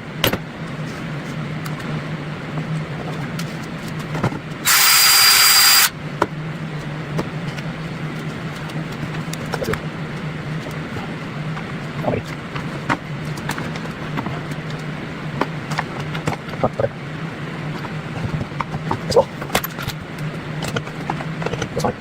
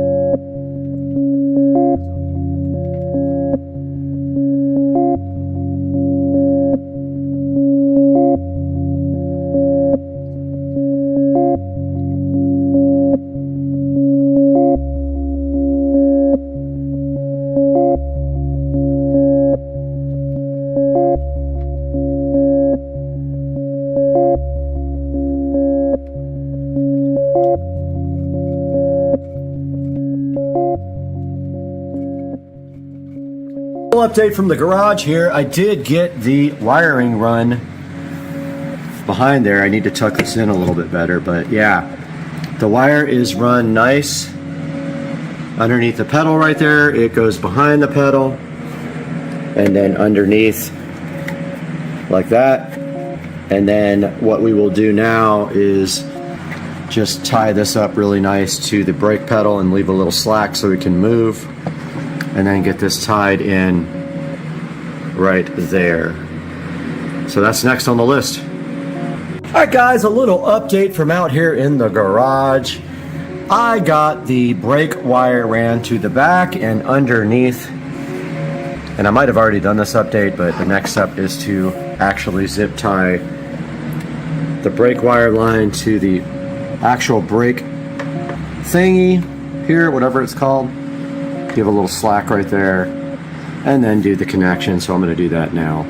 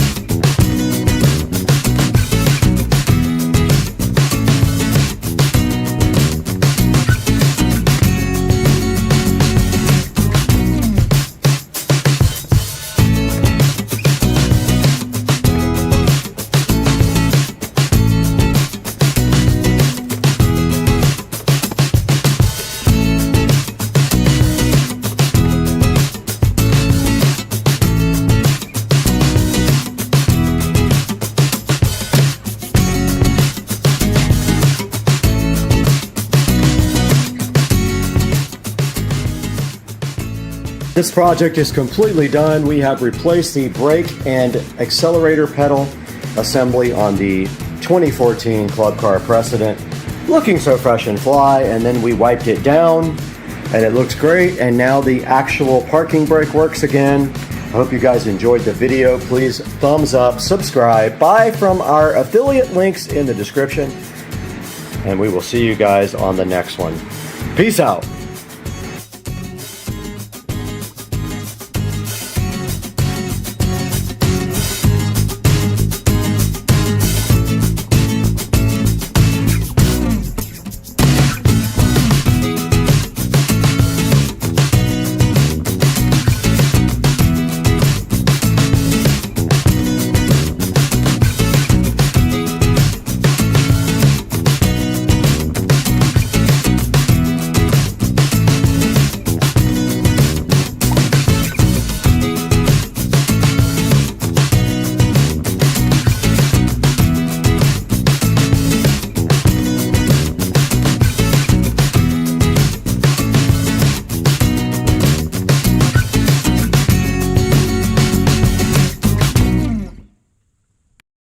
So this is part 2 of the Avon review and install video.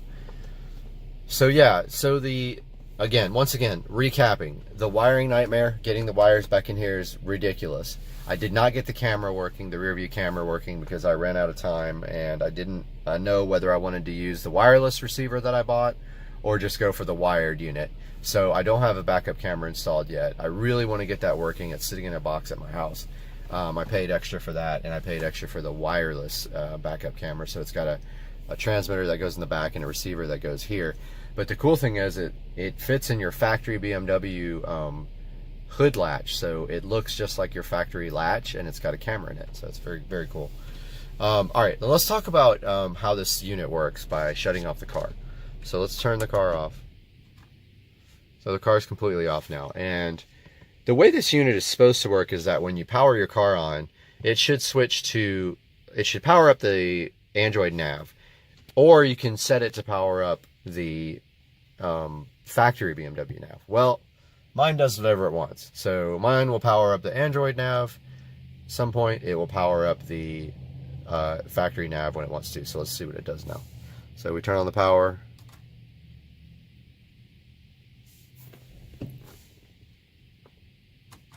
Yep, there's a good example, which I'm going to send Avon this video because they don't believe me, but it powered up the BMW navigation instead of the Android nav. And one time it'll fire up the Android nav. So what you do now to switch to the Android nav is you hold down this menu key for 3 seconds. 1, 2, 3, and it switches. Now what you didn't see is you didn't see the boot logo and everything for the Android. When you boot it up, it says BMW. It has a BMW splash screen that you can choose. And then it has the Android logo, and then it boots to this menu. Now this menu is changeable. You can change it to look like the brand new BMW NBT, and I believe the one right after NBT. I don't personally like that look. I like this screen. I don't care if it looks like BMW. I think the BMW one is very ugly. So as you can see here on the top level, and turn this light out so we get a better view, we have, get that focus. We have our splash screen here, and we are in the Android nav. Now, this is what's interesting, is the iDrive control works. See how I can go through the menu? Now let's talk about a little bit of the things that we have here. We've got the music player, which is basically an MP3 player. We have Bluetooth, which is a Bluetooth interface for your phone. Now, the one thing is that the Bluetooth interface does not work with Torque, and that is one of my biggest complaints about this unit, is that you have to use Wi-Fi. I've tried a USB cable, it does not work. I've got the USB adapter for OBD2, it does not work with Torque. It will not connect. So here's my issue with this. Why would you have to use Wi-Fi when you want to connect this to a Wi-Fi hotspot and have internet all the time? Makes no sense. So they really need to get that fixed. It's my biggest complaint about this unit, besides the bugs, is that Bluetooth does not work with Torque. You have to use their Wi-Fi OBD2 adapter.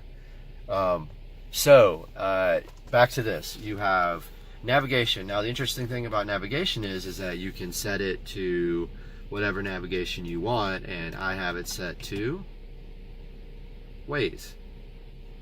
So, Waze is awesome. It's just the best app ever. So, if you hit nav, now, I forgot to show you guys, this is a touchscreen. That's another thing. This is a touchscreen. So, if we go to menu, and we hit nav, it goes to nav. Now, here's what's cool also. If you hit menu here, it goes back to the menu.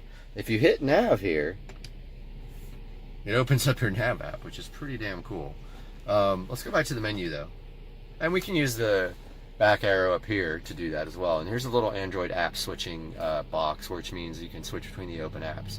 There's our Bluetooth is on and our Wi-Fi is turned on.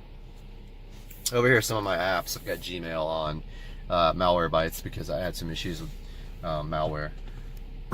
And so let's look at File Manager.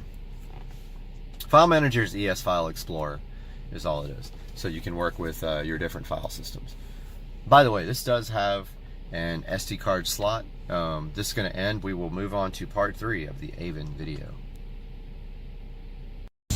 All right, we're out here, me and Christian, and we are checking out this little dude. He's so cute. So cute. Florida alligator life. There's like 3 over there, 1 right here, and that is Florida. We're back in the beautiful Supercar Street Racing bathroom where we have been granted access to the Neperal Magic Pro rechargeable light bulb. Now this Neperal Magic Pro does work in any regular light socket and you can charge it there or with a USB. Now this takes 2 hours to charge. It costs $1.81 a year. You can do warm white, neutral, or white light, and it can be adjusted infinitely on the brightness. So let's see what they had in mind today when Neperal was gracious enough to send us these Magic Pro light bulbs to check out on Supercar Street Racing.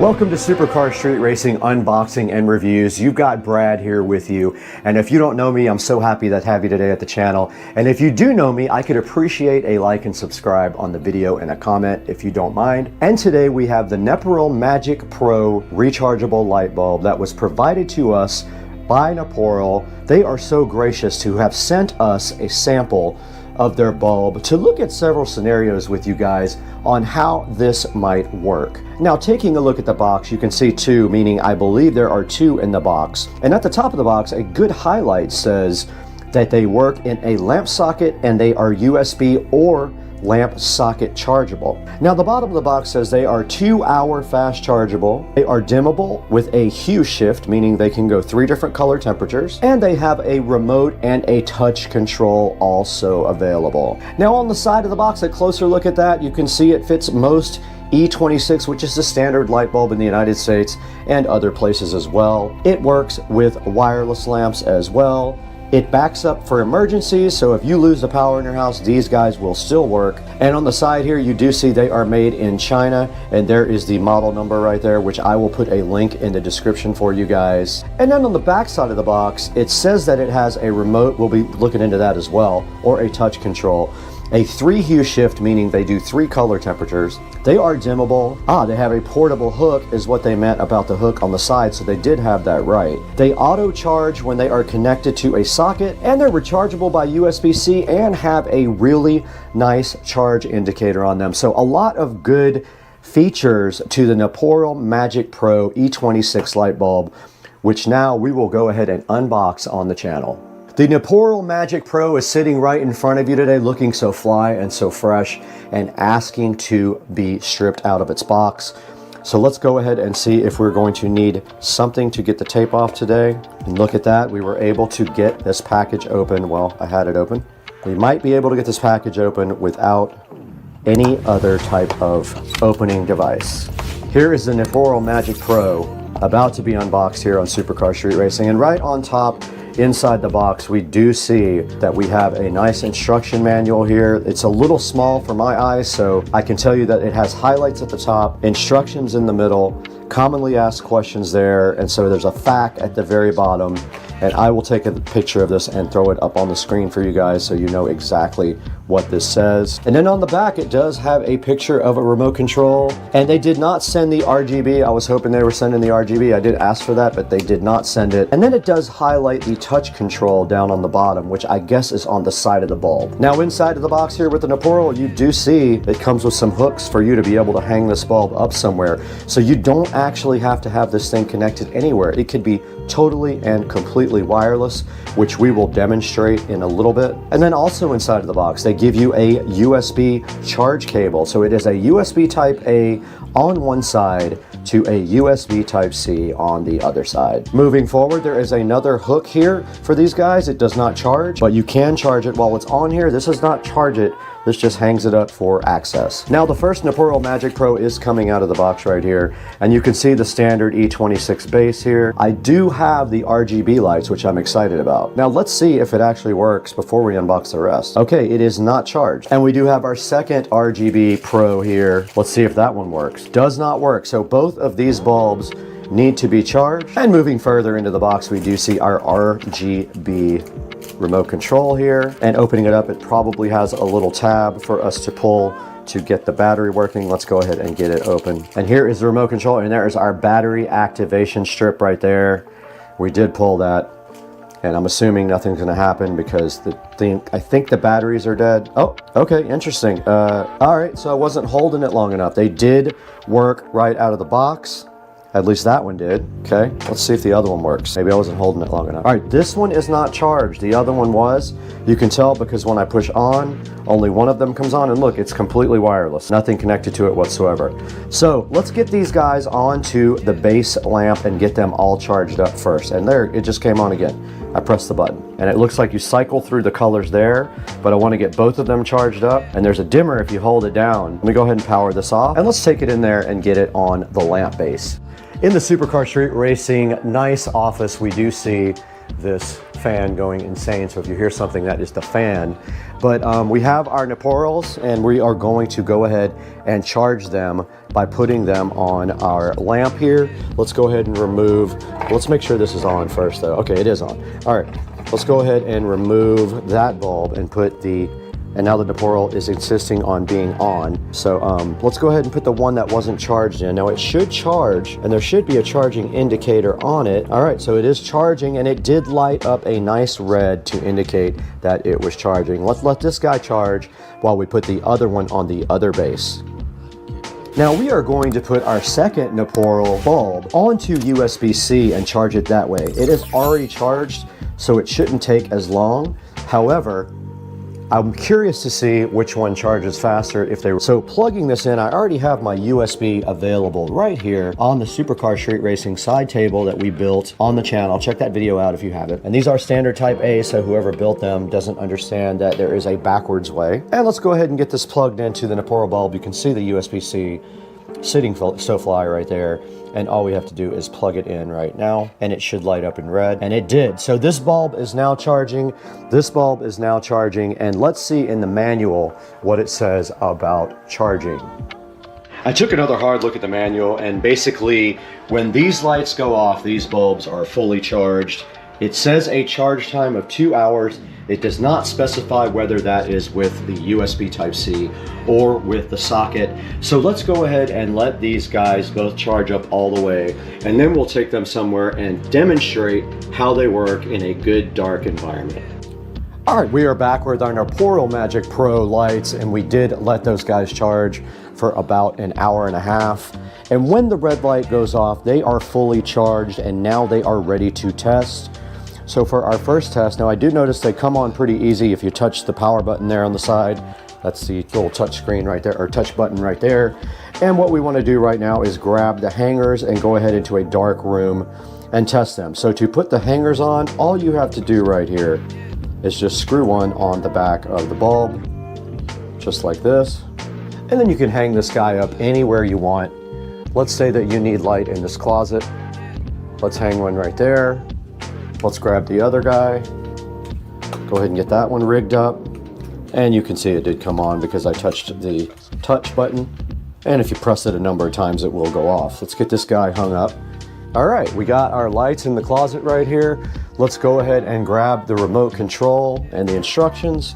And you can see right here on the remote control, you've got your basic on-off control at the top, and you've got a 1 and a 2 mode on the very bottom where it says MM. Those are timers. Now the mode at the very top right is where you can set what it does as far as the pattern and the style of the light. And these 3 buttons here are supposed to be for the color temperature, so it's either warm, cool, or very cool. So let's go into the closet right now and see exactly what we have.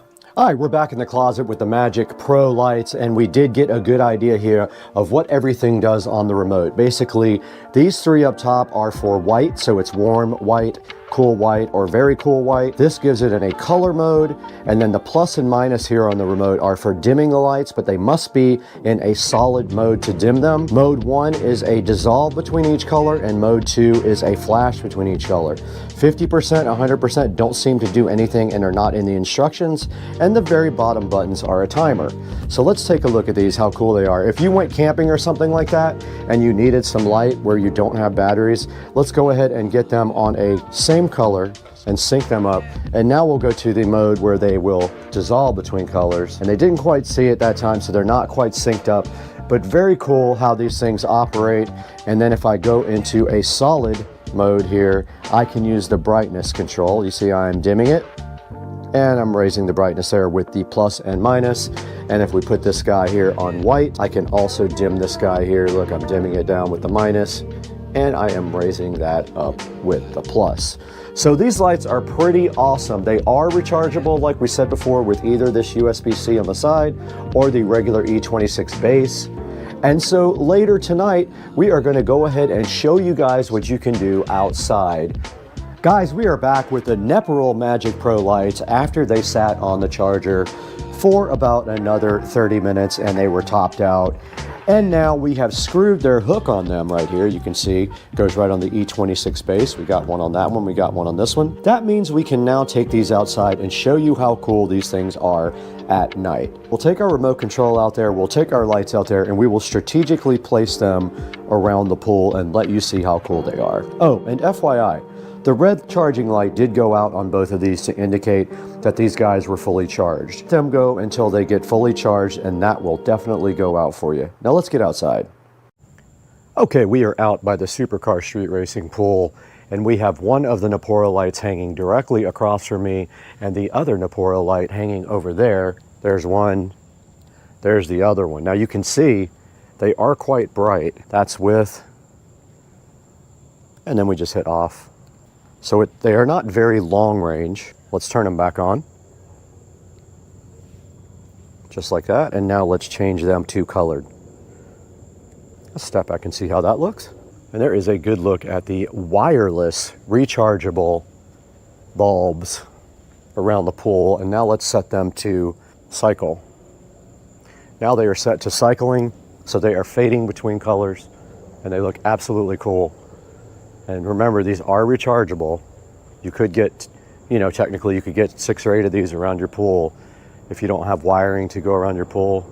And these make a good amount of light. As you can see right here, it's lighting up the entire side right here. And then if we want to go back to white, we can go warm, cold, or very cold. Warm, cold, or very cold. So those are lighting up the edge of the pool now, and you can see how good they look. And there is one single remote for both, and that is on pink, purple, red.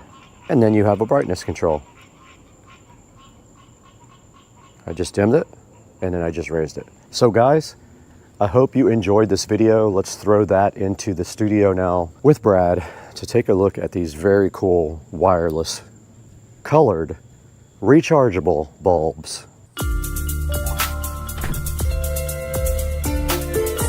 We are back at the Supercar Street Racing 4K production studio. You got Brad here, And I have spent some time with the Noporo Magic Pro rechargeable light, and I happen to have one right here sitting in front of me for you guys to check out. These things are very cool. The manufacturer contacted me and said, hey, are you interested in promoting this product? And I said, of course I am. And they sent me 2 of the RGB lights here, and I'm actually giving these away to someone after this video.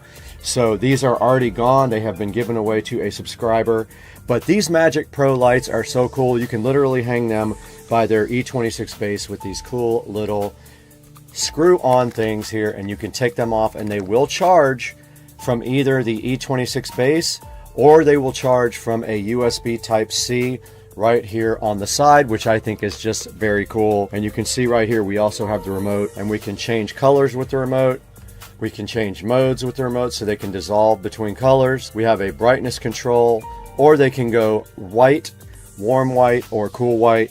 And then you can also do brightness when you're on any of those 3. So these things are awesome. I really love these, and I know the subscriber that is getting them is going to get a lot of use out of them. I know a place where they would actually look really good. So pick up your set of Noporo Magic Pro lights today. There is actually 3 promotions going on right now. They have a 15% coupon available, a 5% promo code, and if you buy any 2, you get 10% off. It is absolutely insane. And I am going to be putting a link in the description for the Magic Pro by Noporo. And guys, please like and subscribe to Supercar Street Racing. Your support is what keeps the channel going. We don't make money off the channel. The little bit of money we make barely covers any of the costs on the channel. So go ahead and like and subscribe, leave a comment for us, and tell us what you think about these really cool. Look, you just press this little button or use the remote. There it goes. You press the little button and it does come on the side of the bulb. So tell us what you think about these Magic Pro bulbs down in the comments. They have good reviews. I have a 4.3 star review, and I plan on giving them a review myself because I really love the way they work. Guys, thanks again. We got to get out of here though. We got to get this over to our subscriber who's waiting impatiently for it.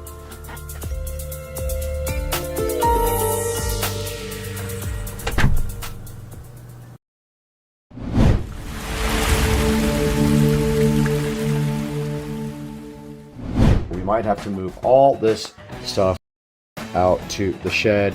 All right, we have everything out of there. Yeah, I got all of the shelves out now. I'm just trying to remove all of these drywall inserts. Oh, there's a stud right there.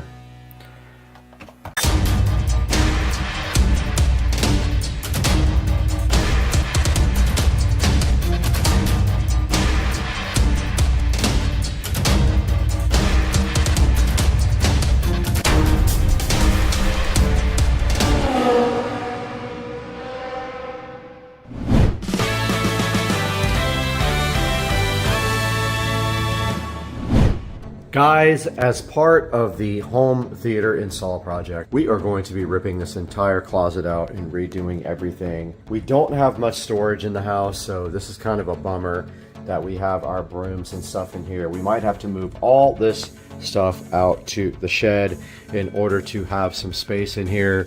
But what I want to do is redo all of this from scratch with better power and everything else so that we have a great base to start from. Get rid of this monitor up here. We don't need that anymore where we're going. And so why don't we just start right now and get all this stuff out of here and rip this entire thing out. And you can hear them drilling on the side of the house here while I am in here working. Yeah, this is just our whole entire home audio system in here that we're going to be redoing.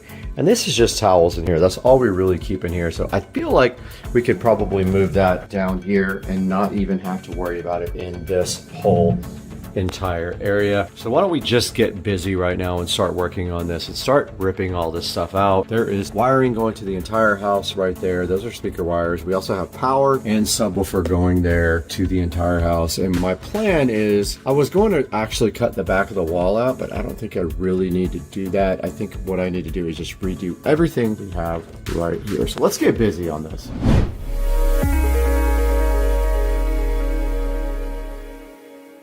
So first step in clearing out this closet is getting all these towels out and relocating them to a different area. Or a lot of this stuff I'm gonna throw away and get new towels anyway.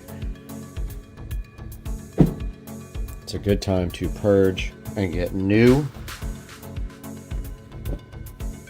towels. This stuff doesn't need to be in here anyway. It was a temporary solution, but now I have housekeepers that bring their own stuff over.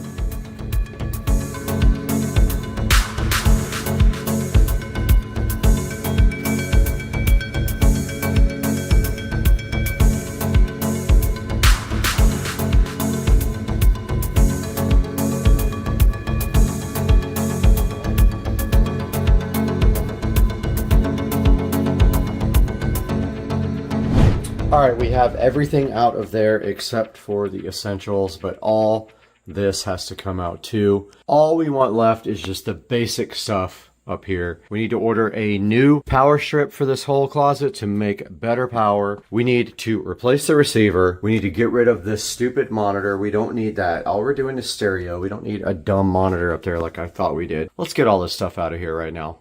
The heart of this entire system is this house audio player. It is an Echo Dot right here, and we are going to get rid of that. These are the remotes for the TV and our Pioneer. That is coming out as well. We are not using this Pioneer anymore. In fact, we are going to throw it directly into the trash bin and replace it with this newer Pioneer system.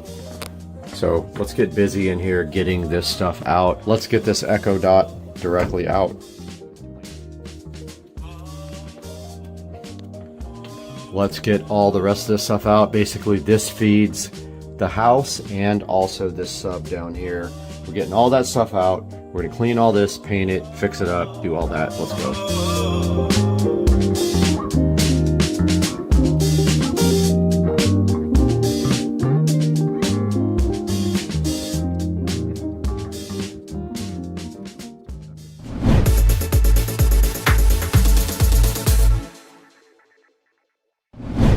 Okay, we have most of everything out of here. We have to cut out a lot of these zip ties now to get the rest out. So I'm gonna go ahead and cut a lot of this stuff while you guys watch.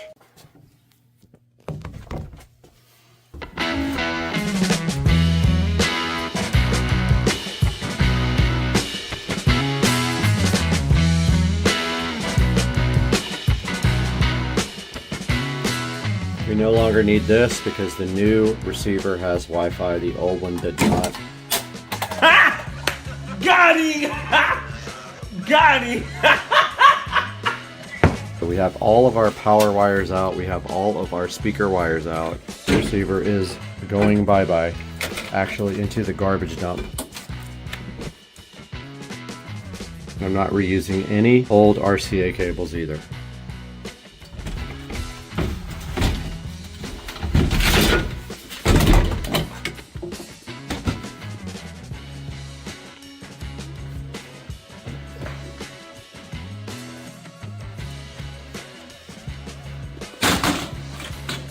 All right, time to get all this junk out too. This monitor can go in the trash can.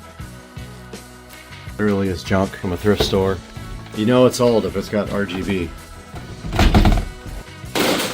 So this is my speaker selector switch. That is for the sub.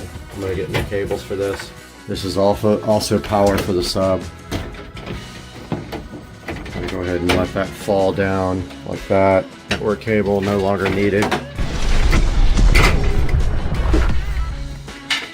That's out.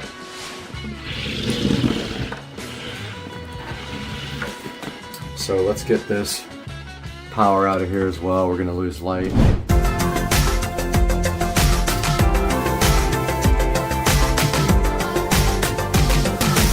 Okay, I got everything out of here mostly except for the switch box and a few other little things. There's power that goes into the mirror on the next wall. And then we got all this out of the bottom there. We need power that way too. We might put a box there as well. But I mean, I'm almost want to take this entire shelving system out and start completely over. So I'm trying to decide whether I want that noise in my life right now. But for right now, we need to clean all this up. So we got to get our vacuum cleaner out and go ahead and clean.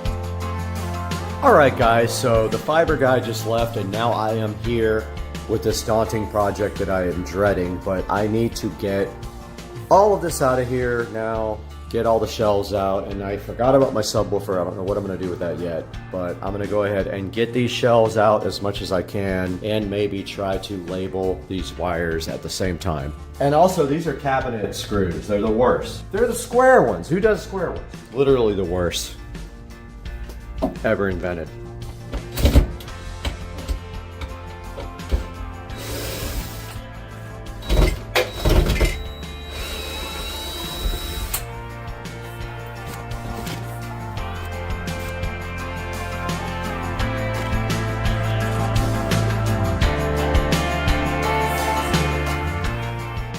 Okay, I got all of the shelves out. Now I'm just trying to remove all of these drywall inserts so I can fill later. No shelves are going in here now.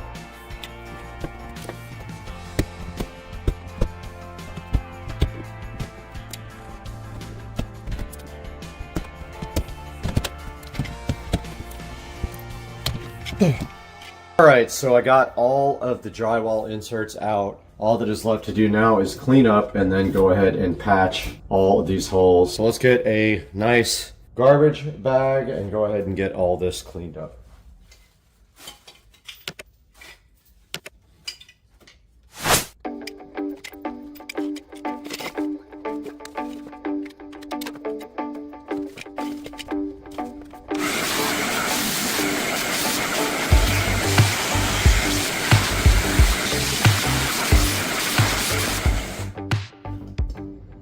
All right, we vacuumed everything up. Now we just have to clean up the rest with a cloth.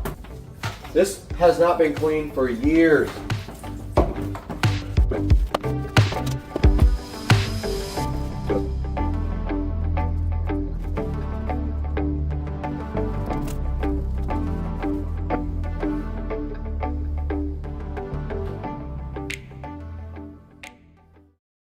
Alright guys, welcome back to the channel. Supercar Street Racing here. Today we have a product here we're going to take a look at, see how it works for us. It is the Orion MotorTech Fluid Extractor. We're going to get this thing opened up and see what is actually in the box.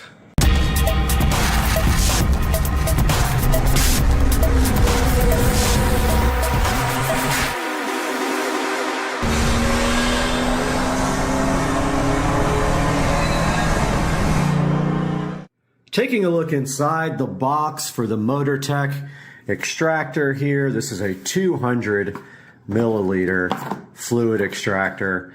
And taking a look at the actual extractor here, we can see that it says you can do brake work with one man.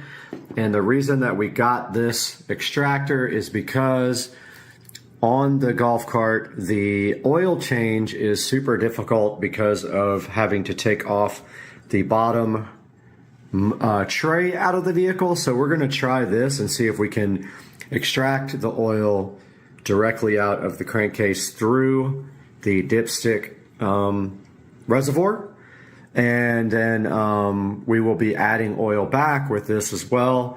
The golf cart, I believe, takes just a little over a quart of oil, and it is the break-in period. So we are needing to change the oil and put new oil in it for post break-in after it had 250 miles put on it. See right here, the instruction manual is for the little 200 milliliter extractor from Orion MotorTech. And inside here, it gives you some warnings. It shows you a parts list. It looks like it comes with 2 hoses here and also a little extra little nozzle for the end of the hose. It's got one small hose and one large hose here.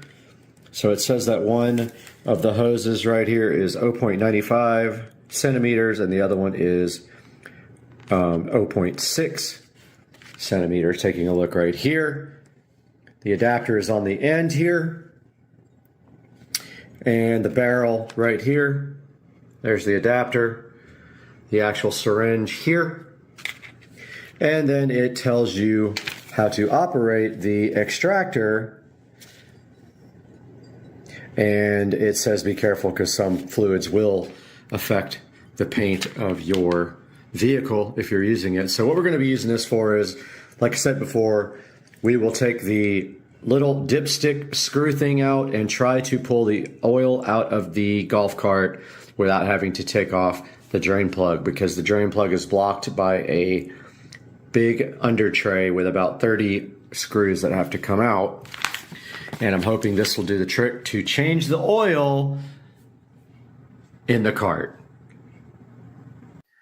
Okay, we're out here in the garage now. We need to get set up. So what we're going to do first is go ahead and get some lighting under here. I've got a little fluorescent light that we can run underneath the cart. We'll go ahead and get set up.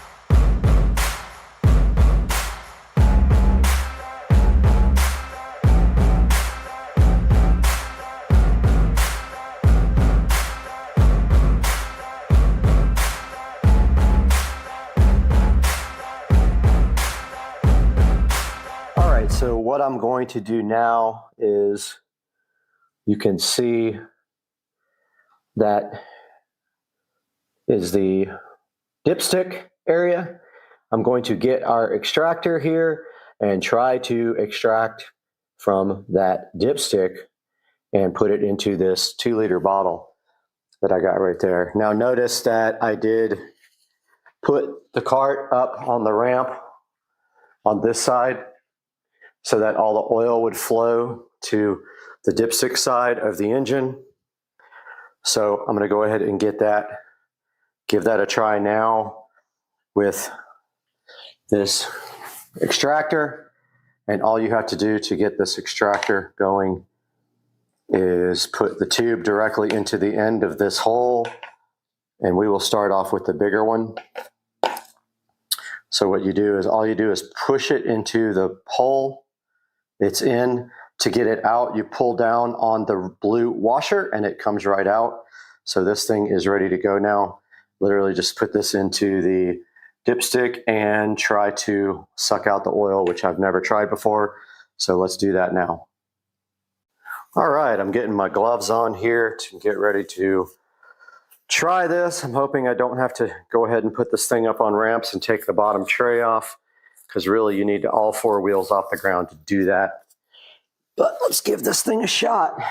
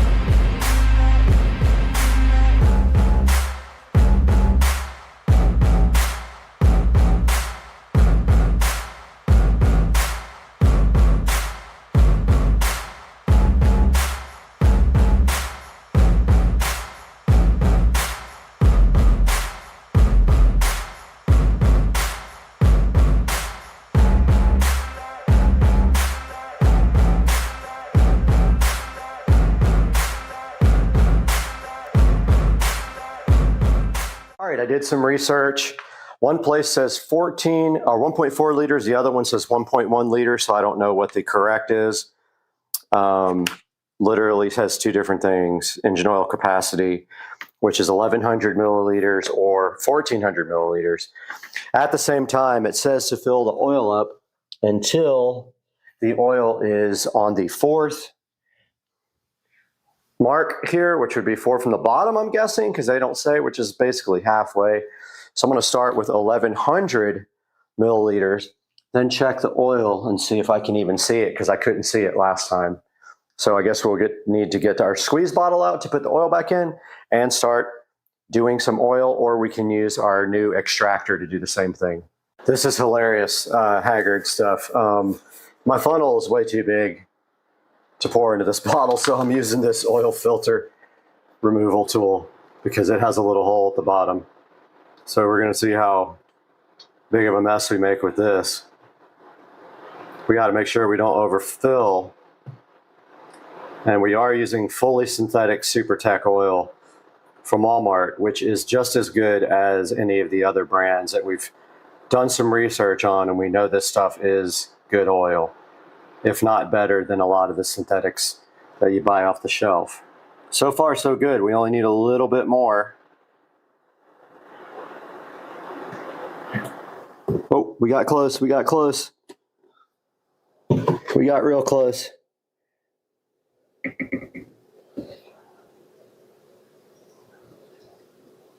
And that should do it. Now all we gotta do is clean up our big ass mess.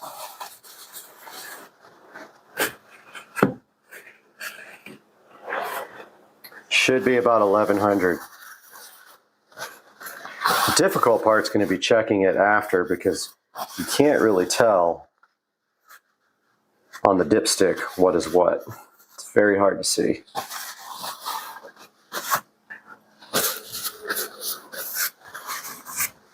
We got our bottle ready to go and cleaned. I like to keep it pretty clean, like in the work area.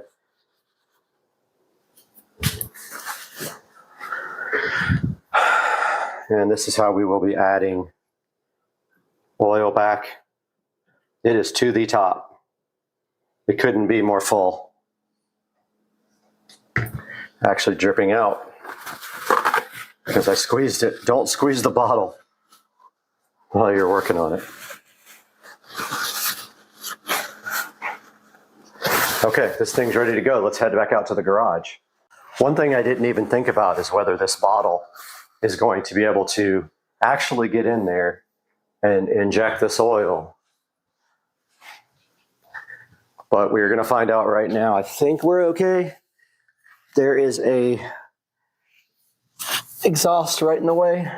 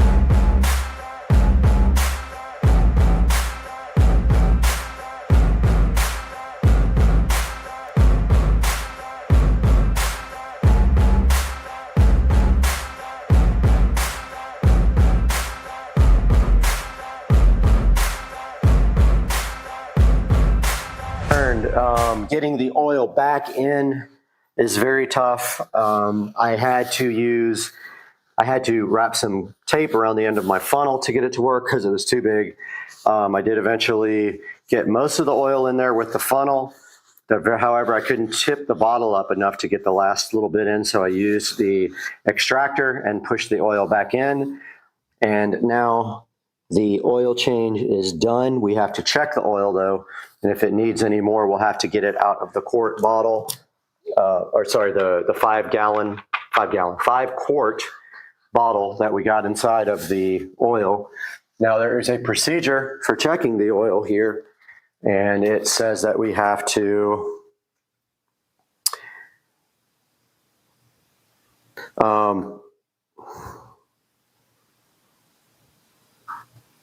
let's see, it just says, it doesn't say. I'm gonna look and see how you check the actual oil here. All right, we're supposed to start the engine and let it warm up for a few minutes, turn it off, wait a few minutes, and inspect the level.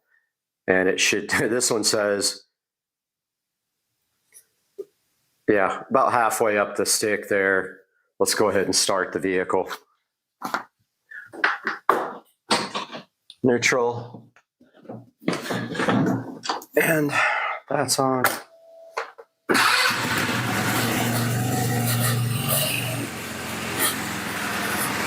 All right, we're gonna let this warm up for a couple minutes, then check the oil.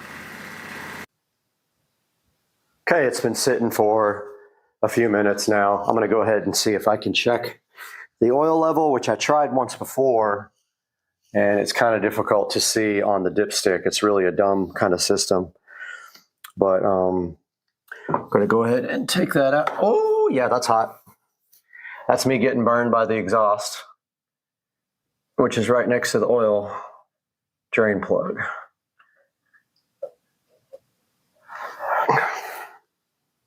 Yeah, I mean, you can't really tell.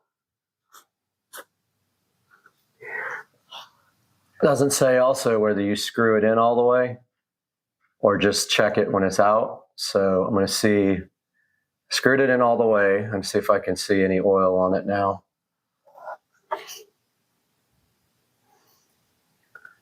Yeah, I mean, you can't tell at all.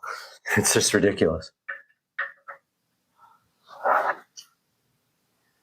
It's got oil on it even when you don't screw it in all the way. I'm just going to leave it like that. I'm not going to add any more oil. I only put 1100 and it says do not overfill. So I'm going to go ahead and leave it like that.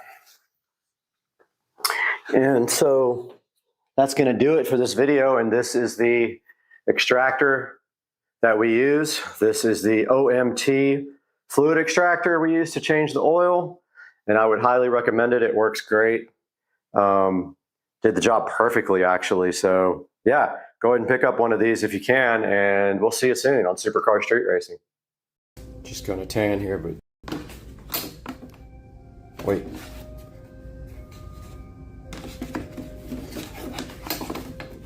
What the? How do you? What is this? 5.0, baby. 5.0.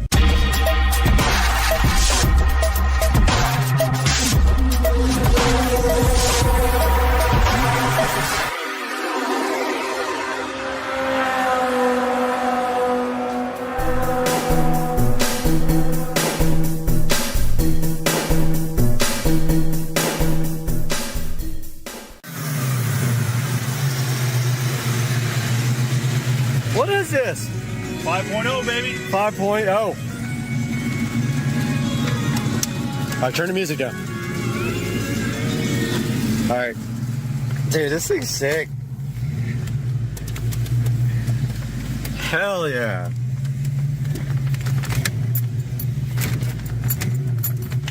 This thing got no horsepower, but all the torque. Tons of torque. Turn the lights on.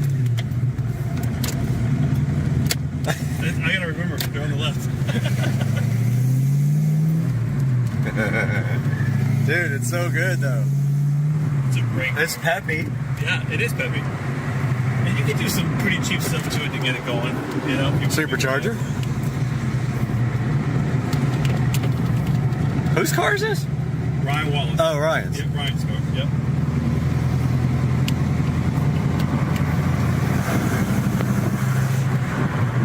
Dude, this thing's fun. This is literally I don't remember how to put the rag top down, but I think it's all manual. I think you just pop two things. Latches here? Right here. Oh yeah, right here. Yeah. These two, and it just flops back. My friend in high school had the same exact car. It's stock, right? Completely stock? Yeah, completely stock.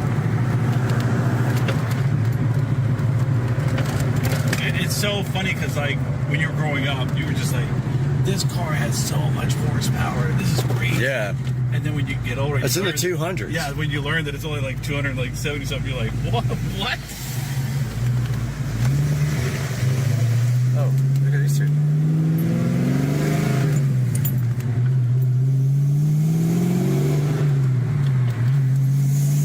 This is a fun car, man. And the sound. You buy this thing? There's no better sound than this exhaust here. So good.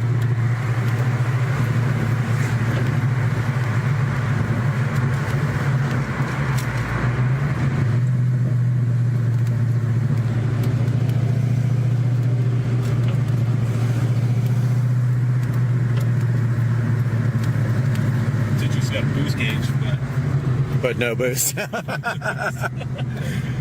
you never know. Though. All vacuum? Yeah. If that thing goes up, I'll freak.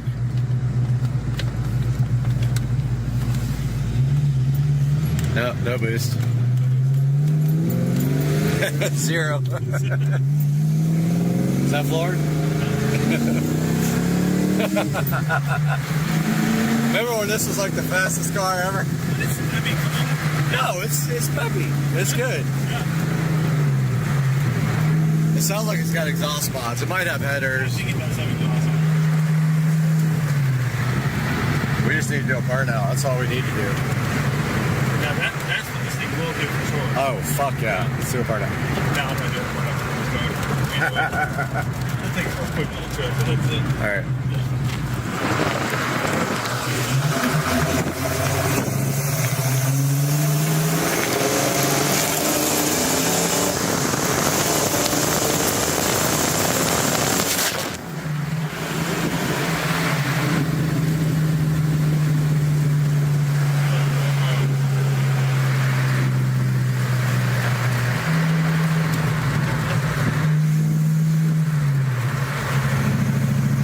Sure it's 100% soft? We never got the hood popped. Yeah, I'm almost positive.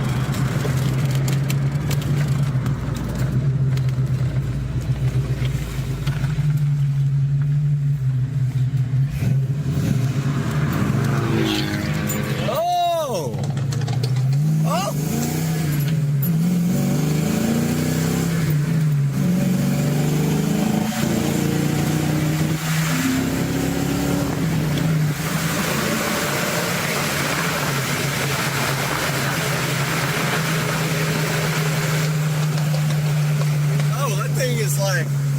Got the burble tune. You hear it backfire? Oh yeah, big time. It's got the tune. What is it, a Beamer? Yeah, BMW with the burble tune.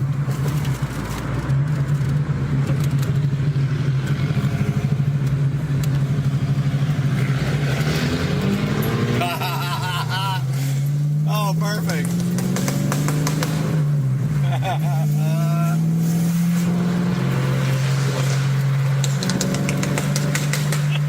Oh my God, this is amazing. Please turn. Oh my God.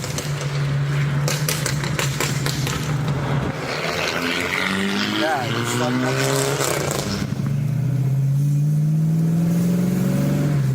I mean, you can't rip it through here because everybody will know the car. They'll be up and knocking on his door. What you doing? Burble tuning.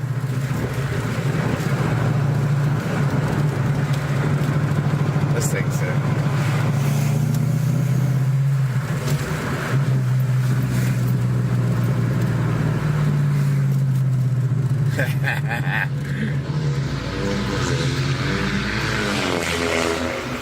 Thing is so.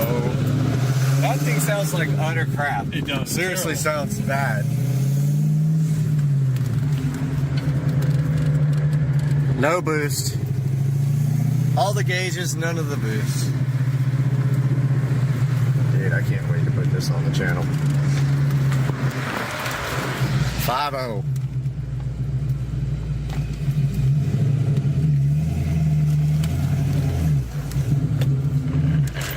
Oh! It's tight. shifted it into first when I was in it. Yeah, it's super tight. Feels like it's got like like some kind of shift kit. Like what do you call it? Short shifter. Yeah.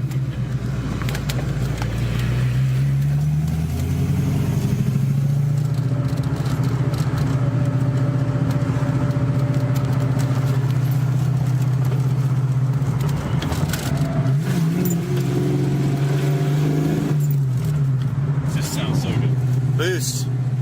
It's ready in case there's ever any supercharger. This thing with a little bit of boost would be fun as hell. Just like 6 or 7 psi, like blower on it. Oh my god! Go on, tear this place apart.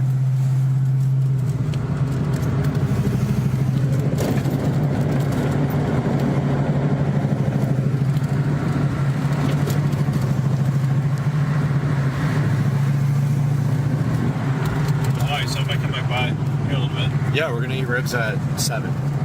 So you got a good hour and 15 minutes.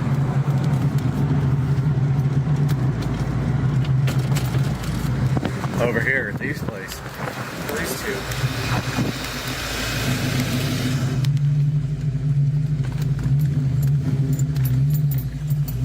This thing's fun, man. That was awesome. All right, brother. All right. See you, man. Say goodbye, channel. Later, man.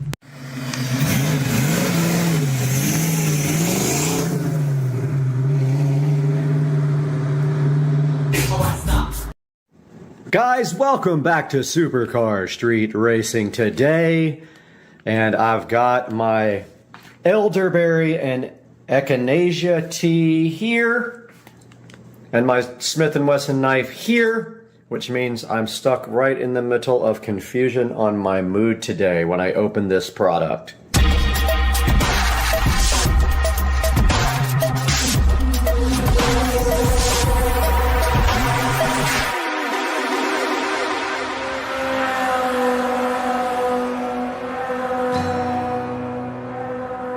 Guys, Supercar Street Racing here with Brad. I've got my delicious, I'm addicted to tea, so I have my tea here. And right behind my awesome tea, we see this box from Walmart, and we are going to be using this lovely Smith & Wesson knife to enjoy opening this cardboard condom on this Walmart box so that we can take a look into what's inside. This came from Walmart.com, free shipping, and I think it was $11 a piece. Very controversial product, and I will tell you why, and why I'm stuck with these for now while I'm researching. But inside of this box, we have a bunch of protection, which we can get some enjoyment out of popping, satisfaction guaranteed. And then we have these mainstays, 35 count LED Edison string lights. These are the Walmart brand mainstays, and there is a lot of controversy over these lights because they have incredibly bad reviews online. And I am going to look into that with you shortly, but inside of this box you can see here we have 3 of these. Each one of these is 31 feet long. They are LED, and they ran me $11 a piece. They have been as cheap as $8 each, but they of course have gone up just like everything else. Wow, this tea is absolutely fantastic. Love it. It's like Pukka tea, P-U-K-K-A, just awesome, and it was buy one get one free. I should have bought a bunch of them. Couldn't even think about it. So yeah, so the mainstays. I have 3 boxes here. The reason I have 3 boxes is because these things fail monumentally all the time, and I am stuck with them until I can find a better replacement. Because if you start replacing one on the string, they don't match all the other ones. So for now, we have 3 of these Edison things, which we will unbox one and take a look inside the box and see what is in there and how it is packaged. Okay, when you open the box, you see that this is a confusion of tangleness. That looks like a 5-year-old packaged. And it is super fun to untangle because they literally just throw it all in the box like that, and that is what you're left with. So all the lights are just in this cardboard thing, and if you just kind of take this part out and then unthread these parts out of the cardboard, it tends to work out. And maybe if you're lucky, a few little bulbs fall off here and there, but yeah, that is the inside of the packaging on the mainstays 35 count Edison string light bulb. And now we will take a look online and see why these are so unpopular. Alright guys, we are in front of the Supercar Street Racing editing rig now with you, and we are broadcasting on our brand new HyperX mic here, hoping that the audio is sounding good. There's a little bit of an echo in this room, so you might hear that on the microphone because it's quite sensitive. But right in front of us here, we have the Mainstays 35 count LED Edison bulb outdoor string lights for you to check out. Now these guys are $11.72, and here's a look at the picture, and they are warm white. So if you were wondering, a lot of people ask that question online, and yes, they are warm white. They actually look pretty good. The dome things, the little globe things right there, are plastic. They are not glass. They just got a standard little candle looking LED bulb inside. And here's how they kind of look strung across your fence there. Pretty easy to set up and string. They are kind of tangled when you get them though. And as it says down here, it says that they have a black wire. They have 35 warm, steady burning lights. Says they're 20% brighter than whatever was before and flicker free. They definitely don't flicker.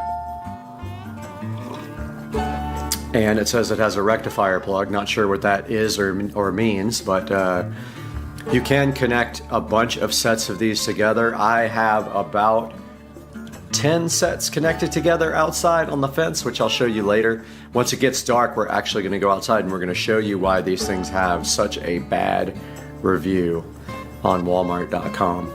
But they are the cheapest possible lights for this length, and so let's get into that in a minute. It says that they'll last forever, which they're definitely lying. It says that maximum 216 watts or 1.8 amps, and that would be, I guess, with all the lights connected together. And then it says 30 maximum, and they do put out a 2700 Kelvin color temperature, which is towards the warm side. When you get up to the 5000, you're in the more blue side, and 6000-ish is getting towards the white side. So it's perfect for outdoor use, but I will tell you now that these things will not last very long. They are disposable, just like I wrote in my review, which I will show you. And that's about it as far as the actual description of the product. Let me get some more of my delicious tea here. If you go look around for other brands and other in the same length, you will see the price even triple, but they might be worth it because these guys do not last very long. Let's go into the reviews here because these guys have a 3.4 review. Look right here, 3.4 out of 400 reviews. Very, very poor. Now they will let you return them, so you should keep a box handy because you will be returning these within 90 days. I've not done it, but my plan this time is to return these if they fail. Tea is so yummy. I know I already said that 100 times, but hey, it's good stuff. Taking a look at the reviews here, let's look at some of the good reviews first. Got some 5-star reviews here. Lights up the nightlife.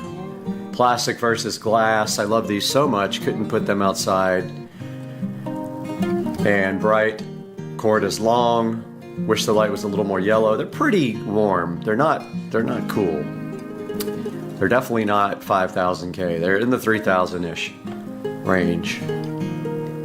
A lot of good reviews, but let's step down to the 2-star reviews now. Lights going out already, lasted a couple of weeks. Well, that's why you have returns, which I've never used. I haven't been smart enough to do that, but I'm about to start now because I'm going to return some of these because I have failed ones already that I bought. Another 2-star review. These don't even last 1 month. Defective, did not last. Lights went out after 2 weeks. Cute lights, but not the best quality. Do not last. Short-term use only. Not happy. Don't let it rain on them. That is true. Not weatherproof. Also true. Let's go down to the 1 stars. All 3 of these are going back, by the way. I will show you why when we step outside later into the backyard. Stop working after 1 week. Good until it rains a few times and then the lights go off. You get what you pay for. Terrible quality. Half the lights stopped working in 2 days after we got them. You get what you pay for. Cute but not waterproof. Now you notice the seller has not responded to any of these because they do not care about this because they are selling them. A lot of them. Here is my review. Look at this. Somebody gave me a thumbs down. Well, thanks for the thumbs down, buddy. I call these disposable lights. Buy a warranty. The lights will last anywhere from a day to a month and then die. Always get a protection plan if you can. Think of them as costing 5 times as much because they die immediately, either several bulbs or all the bulbs. And you can thumbs down me all you want, but that is the absolute truth, and I don't know why you would thumbs down a true review. Bite me. Anyway, more tea. I purchased 12 of these, and within 3 weeks of purchase, all 12 did not work. Every one went little by little until 3 weeks. And there is page after page of these. There's 8 pages of 1-star reviews. When you get to the last pages, they don't say anything. They just give a 1 star. But within raining 2 days, mine's should not have an S, but mine aren't working at all.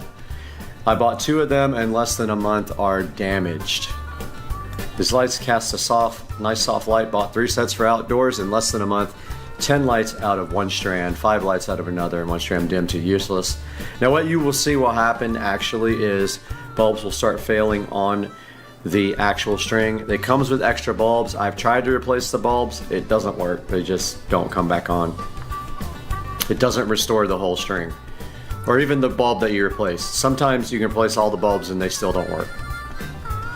This thing says utter trash, garbage. So you get the point here. They have gone up in price, and they were $8 at one point where I bought like 15 sets and have used them all because I had to put a bunch out there for the beginning. And so when I see you guys next, we will go ahead and go outside and start the process of replacing the ones that I need to replace and starting a return on these guys. This return policy can be returned to the store or by mail. Items picked up and delivered from a store can only be returned to a store, but we can return online items in a store for free, and that's what we will do. We will get Rich to bring us and get our money back for these. And next we'll go outside to the yard. All right, we are out in the backyard now, and we are going to walk the property and take a look at the state of these lights, which I have not done in a while. And over here we see we have a bulb out there, which maybe we can replace. There's one out there. These come with spare bulbs, supposedly. We'll see what's in the package. There's one out there, there. That's already what, 5, 6, there. 7. And this entire string is out. So first things first, we'll replace this string that's out. So let's get moving with that.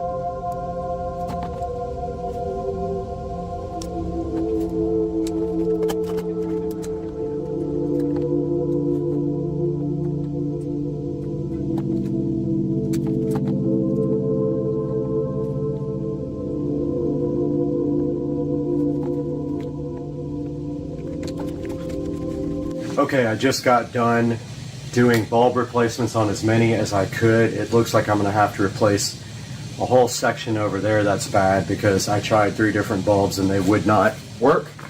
Now I'm going to package all these up here and get them returned to Walmart.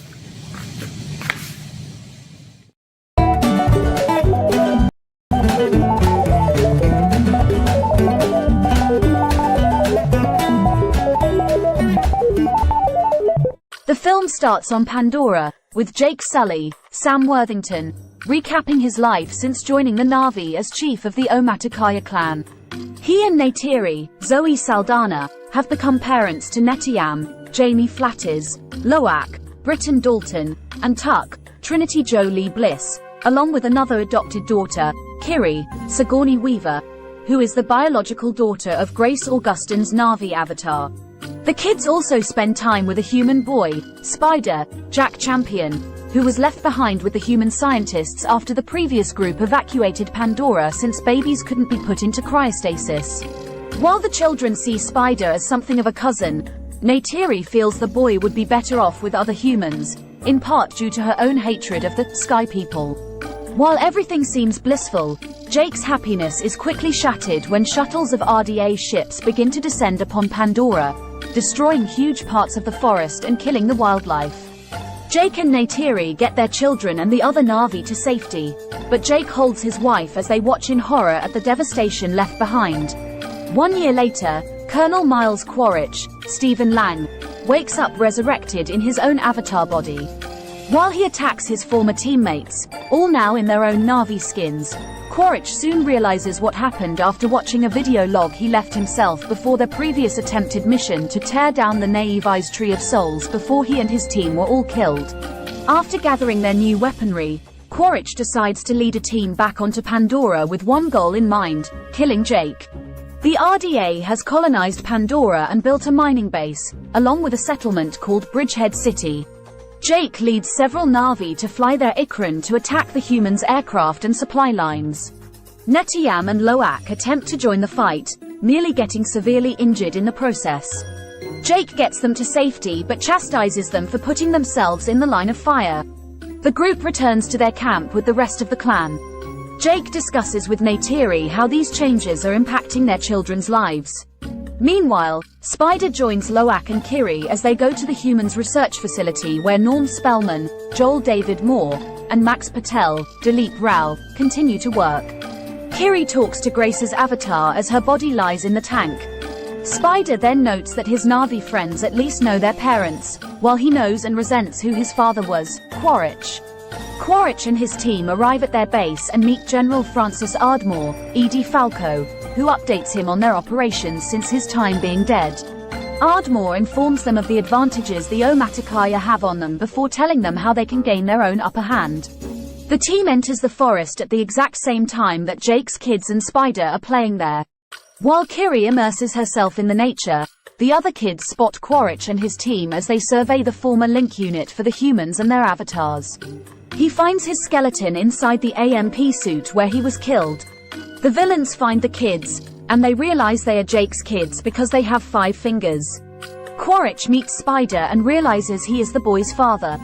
Quaritch calls in Ardmore and her squad to come down while he takes the other kids as hostages. Jake and Neytiri are alerted to the scene, and both are stunned to see their nemesis alive and in a Na'vi body. Neytiri kills some of Quaritch's team before they open fire. She and Jake manage to get their kids back, but Quaritch and his surviving teammates fall back, taking Spider with them. Ardmore subjects the boy to a torture method to get him to disclose information on the clan's location, but Quaritch stops her and opts to try and get closer to Spider to earn his trust. He convinces Spider to ride along with him on their mission, or else the scientists will experiment on him. Jake talks to Neytiri about having to leave the clan now that they are being targeted. While Neytiri doesn't want to leave her home, Jake assures that it is best for their children and the rest of the clan. He passes on leadership to another warrior, Tarsum, Keston John, and he leaves the clan with Neytiri and their children. They fly their Ikran and head toward the eastern seaboard to the home of the Metkayina clan of Na'vi. The clan gathers with their leader, Tonawari, Cliff Curtis, and his pregnant wife, Ronal, Kate Winslet. Jake requests shelter for the sake of his family, though Ronal and other tribesmen are quick to look down on Jake and his kids for their half-human heritage, as well as the potential of bringing their dangers to this land. However, Tonawari respects the accomplishment of the Torik Makto and allows them to stay, and also instructs his children Ernung, Philip Gelio, and Sireya, Bailey Base, to show Jake's children how to adapt to their oceanic surroundings. Quaritch and his team take Spider through the forest, with Spider becoming their translator for the Na'vi language that the team is still trying to learn. Quaritch also manages to link himself to his own Ikran, albeit more forcefully than the Omaticaya did. Jake's kids join Ernung and Sireya, plus Ernung's friend Rotexo, Dwayne Evans Jr., as they explore the reef. Sireya shows that they communicate with the underwater creatures via sign language, and they link to them the same way the Omaticaya link to their animals. However, when Loak attempts to connect to a creature, he is pulled quickly through the water and is thrown off. Meanwhile, Kiri has a more natural connection to the creatures and helps one of them interact with Tuck. Jake and Neytiri are shown how to fly the Surak, which can move in the air as well as underwater. Loak gets closer to Sireya, who shows him how to better his breathing underwater. He also takes him and his sisters deeper underwater by using creatures that provide air when resting on their backs. However, Ernung and Rotexo are antagonistic toward Kiri for her being considered a half-breed, leading to Loak punching Ernung in the face. Netiyam joins in the fight along with Ernung's friends, leading to Jake scolding his sons for their behavior. Jake forces Loak to apologize to Ernung. He does so, and Ernung invites Loak to hunt with him and his friends. They go far enough until they trick Loak into going after a creature, just before he and his creature are attacked by an Akula that kills Loak's mount before chasing after him. Loak attempts to swim back up before he runs out of breath, but the Akula attempts to go for the kill until Loak is saved by a whale-like creature called a Tolkien, named Payakin. Loak follows Payakin and finds a harpoon stuck in his fin, so he removes it and earns Payakin's trust. Jake speaks to Kiri, who has been feeling different lately due to what she has been seeing. She claims she can feel the heartbeat of the goddess Awa, and that it is mighty. Jake assures her that there is nothing wrong with her. Everyone then sees Loak return, and Tonawari scolds Ernung for leading Loak beyond the reef when it is forbidden, but Loak takes the blame for everything to spare Ernung from getting in trouble. Jake tells Loak that he has shamed the family with his actions, but Ernung comes to respect Loak. Loak tells his siblings, plus Sreya and the other Metkayina, about his encounter with Payakin, but Sreya informs Loak that Pakayan is considered an outcast among the other Tolkien. After Loak attempts to communicate with Payakin to learn more about his history, Sreya takes the others toward the cove of their ancestors, showing them how the land looks during the eclipse. She also guides them underwater to the Metkayina Tree of Souls. When Kiri connects herself to the tree, she is able to see and communicate with Grace. However, Kiri soon suffers a terrible seizure, and her siblings bring her back to the shore. Jake gets Norm and Max to try and help Kiri, but they are of no help until Ronal tries her hand and is able to revive Kiri. Norm tells Jake that any visions she thinks she is seeing might be a result of frontal lobe epilepsy. Unfortunately, Quaritch's teammate Lyle Wainfleet, Mac Gerald, informs him of a radar picked up off the gunship that Norm and Max came in on. The villains then meet up with a whaling vessel operated by Captain Mick Scoresby, Brendan Cowell, and Dr. Ian Garvin, Jermaine Clement, to give them more of an advantage, since they are already hunting Tolkien for anti-aging remedies. The Metkayina bond with their Tolkien, including Ronal and her soul sister Roa. Soon, Quaritch and his team show up. They mercilessly kill a Tolkien and threaten a Metkayina woman unless they disclose the location of Jake and his family. Spider becomes horrified and tries to get his father to stop. The villains then begin to burn down their trees and homes. Quaritch orders his team to attack to draw Jake to them. Loak once again tries to ask Payakin what he did to make him an outcast. Payakin opens his mouth and allows Loak to enter him and link with him. Loak sees Payakin's memories and sees that he attacked the whalers because they killed his mother and family. Loak attempts to relay this new information to the Metkayina, but Jake tries to shut him up so that they do not risk further alienating the Metkayina. Loak talks to Sreya about this, and she believes in him. The whalers begin their attack, launching harpoons filled with inflatables and piercing the fins of the Tolkien, including Roa and her child.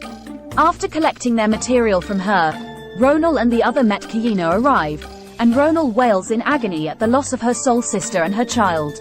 Tonawari and Ronal, along with dozens of angry Metkayina, turn their ire toward Jake for leading the villains to their land as they knew would happen.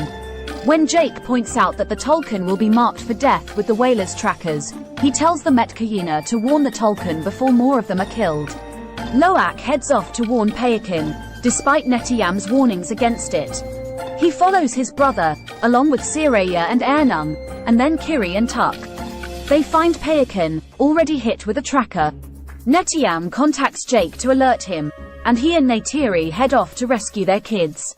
The whalers initiate their attack, going after the kids and Tolkien. Jake and Neytiri are joined by Metkayina warriors in the fight. The kids are captured in the struggle and are held prisoner on the vessel.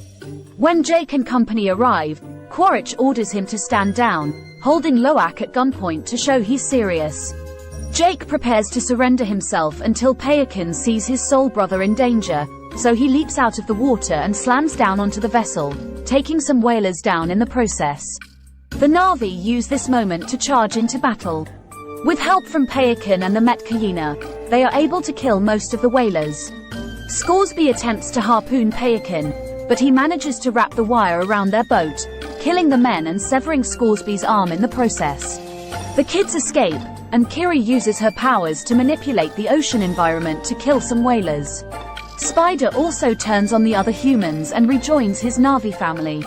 In the midst of the battle, Netiyam rescues his siblings and their friends, but he is shot.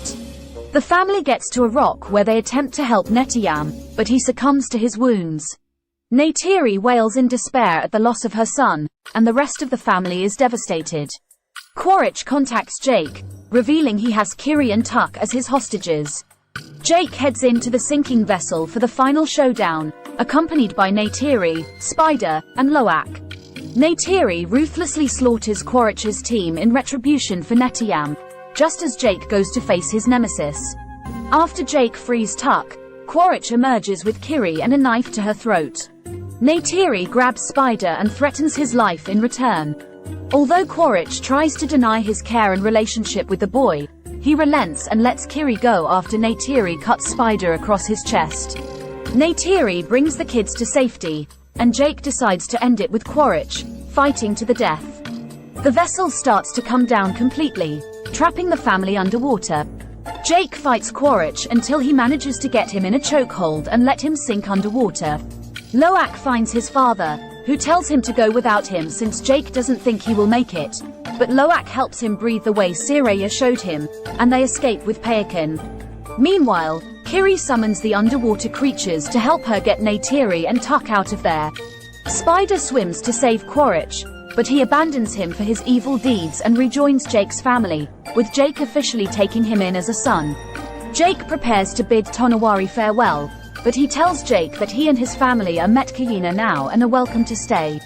The family then holds a funeral for Netiyam, where his body is given to the Tree of Souls, and they are told that he is now with Awa. Jake and Neytiri link themselves to the tree, where they are able to see Netiyam through memories. Jake, recognizing this land as his family's new home, vows to continue to fight and protect them. Years after Jake Sully joined the Na'vi as chief of the Omaticaya clan, he has built a life and family with Neytiri and their kids Netiyam, Loak, Tuck, and Kiri, who is actually the biological daughter of Grace Augustine's Na'vi avatar, along with a human boy called Spider. The RDA returned to disrupt their tranquil existence by colonizing Pandora and forcing the Na'vi to relocate, with Jake leading warriors to fight them and wreck their supply lines. This forces the RDA to awaken the avatars of the deceased mercenaries, led by the newly resurrected Colonel Miles Quaritch, who has his eyes set on revenge against Jake. After the villains threaten Jake's family and home, he takes them from the forest and moves them to the eastern seaboard of Pandora to the home of the Metkayina clan, who have a deep connection with the underwater life. Jake's children, Loak in particular, bond with Sreya and Ernun, the children of the Metkayina's chief Tonawari and his wife Ronal. While the Metkayina are initially distrusting of the Omaticaya, they teach them their ways and welcome them to their home. Kiri also discovers that she has a deeper power and connection with the creatures. Quaritch and his team work with whalers to hunt the Tolkien, creatures that the Metkayina have deep connections with. Loak bonds himself with Payakan, a Tolkien that is considered an outcast. When Quaritch and his team begin to lay waste to the Metkayina homeland, Jake and Neytiri are forced to fight back. The kids go to warn Payakan, leading to them getting captured.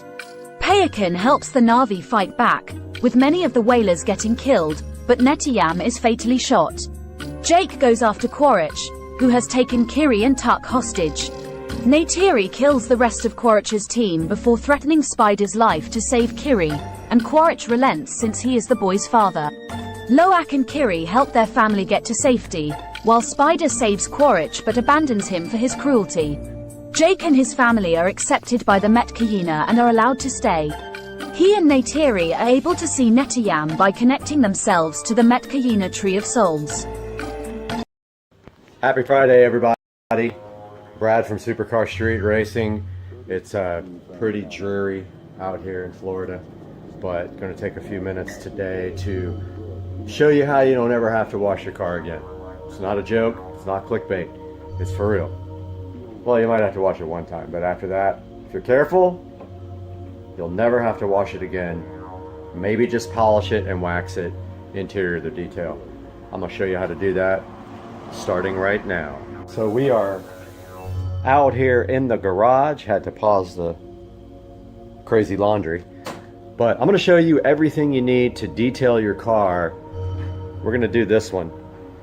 And you never have to wash your car again.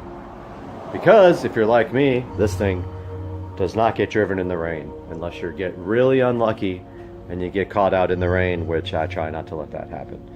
So let's go over what we have here, starting in order of how we're going to use it today. So the first thing you're going to use is instant detail spray. I like Mother's Instant Detailer. There are obviously other brands out there. This seems to be the best in my opinion. Mother's California Gold Instant Detail Spray. After we do that, we're going to follow this up with Black Magic No Scrub Wheel Cleaner. So what we're going to do with this stuff is, you're going to have to wait to find out. Followed by, or even in between that, you can do your windows with invisible glass. This is literally the best glass cleaner on the market right here. After we're totally done, we're going to use this Black Magic Tire Wet. We're going to apply the Black Magic Tire Wet with this tire sponge. Then of course you're going to need some chamois. So here are all the ingredients you need today to never have to wash your car again. As long as you don't drive it in the rain, and even if you do sometimes, this will get you by. And it'll take you way less time and cost you way less than taking your car to a professional car wash. Now we're going to show you how. So we're back, and this SL65 just got back from service work done at Mercedes-Benz of Jacksonville, under warranty. I have an extended warranty. Replaced the rear struts in the hatch, and the latch in the hatch was malfunctioning. Also had the suspension checked out because it was dipping up and down on its own in the rear right, and they couldn't find anything wrong with it. And the climate control also was acting up, but of course they didn't find anything wrong with that too. Unfortunately, $1,000 later, all I have are repairs done to my rear hatch. Disappointing, to say the least, especially after the stock market is taking a dump right now. But anyway, off on a tangent, squirrel. Let's get started. So this car has been sitting out. I think they parked it outside, which also disappointed me. But you can see the glass is pretty dirty there. Glass has pollen and stuff on it. We're going to start with this Mother's Instant Detail Spray. My car does have a clear bra, which I have plans to get rid of, and I was going to do that today, but I don't think I'm going to have time. Just take this Mother's Instant Detail Spray. Be generous with it. It's not that expensive. You don't have to worry about using too much, like wax or whatever that could cost more. It's a very good amount on there.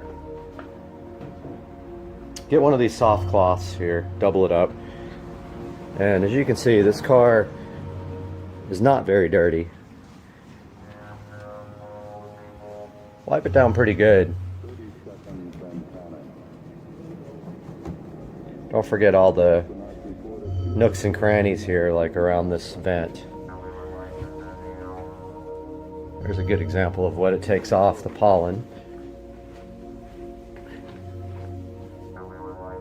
Now this is the clear bra, which as you can see is starting to crack here. I'd like to get rid of that as soon as possible. Make sure you flip over your rag. This all may seem elementary, but make sure you have plenty of cloths available. You're gonna need 4 or 5 for the whole car. And notice how dirty that windshield is. We're gonna get to that in a minute. So the hood is done, my friends. Looks pretty good. You can see a nice shine there from it. Did notice something on the headlights, which we're going to get to that next. So there is some goop on the headlights there. See if I can get that off without polishing them.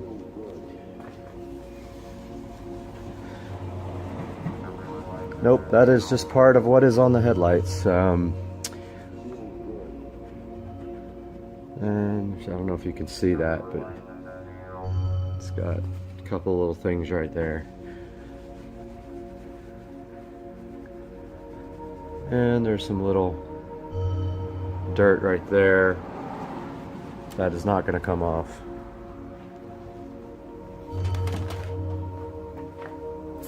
Do the same thing with the front.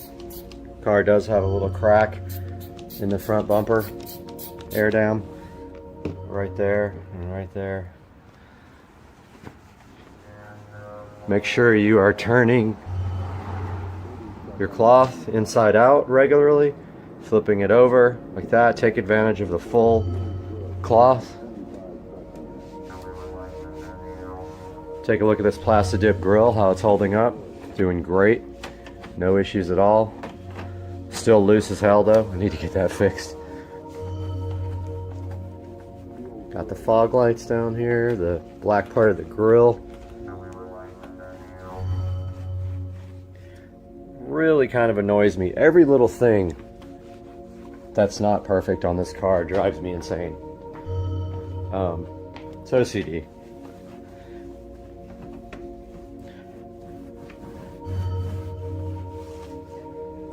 But that is the front of the car. Need to get rid of that clear bra. As you can see right there, it's causing some issues. Now let's move to the side. Got the front done. Already used 2 rags. Gonna move on to a new clear rag. First thing, spray the whole side. And this half of the top. Let that soak in for a minute. Don't worry if you get the windows because we're gonna move on to that later. Now I already did the back of the car and the other half of the roof and the other side. So let's move on to this side. Take your rag and double it up. The rest is pretty self-explanatory. While you're doing it, make sure you look for any super, look at that clear bra where it's coming off. That's just clear bra right there. It's not paint. But anyway, make sure you look for any super bad areas and take your time. Go over those areas a few times. You have like really bad stains or really bad dirt in one area, you may have to go back a few times. Like there's a good example right there. Don't know what that is, but it came right off with a fingernail. Top is done. Look how bad the back window is. Flip my rag over, working my way from the top down. Don't forget your tail lights too, and your license plate frame. Even little things like the radio antenna inside of the fender wells. Don't forget that. A lot of people overlook that part, but you can see that part from the outside. Looking good. Get all the way underneath your side skirts here. Flip the rag over inside out.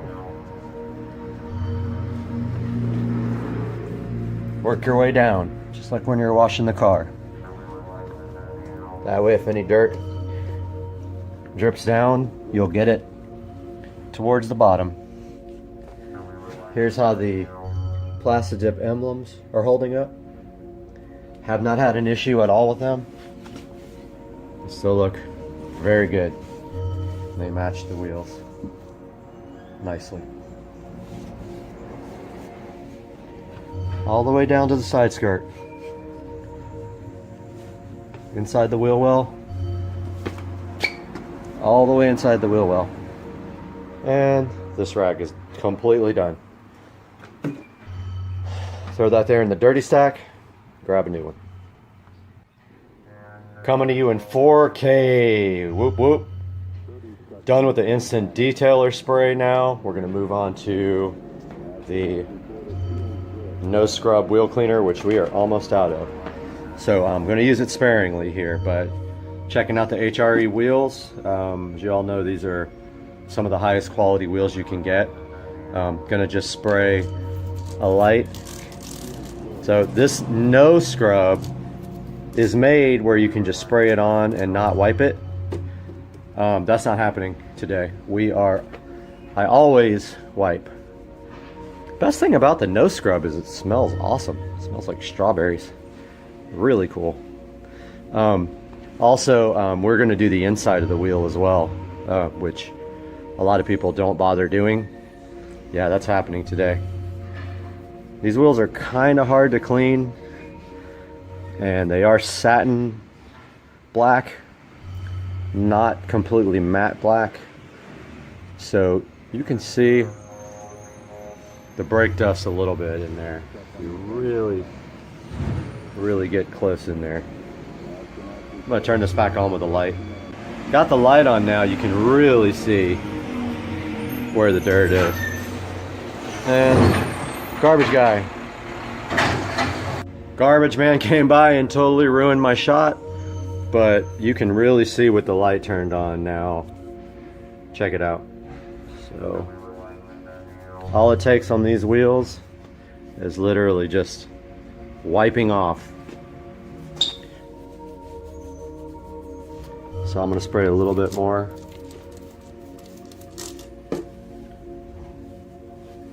Now you can actually see now the inside of the wheels, and I am going to clean the insides.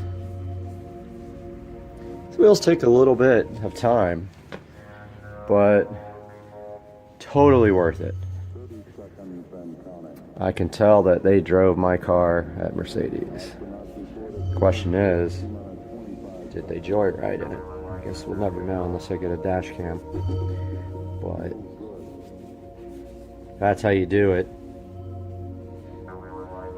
And then I'm going to show you the inside of the wheels.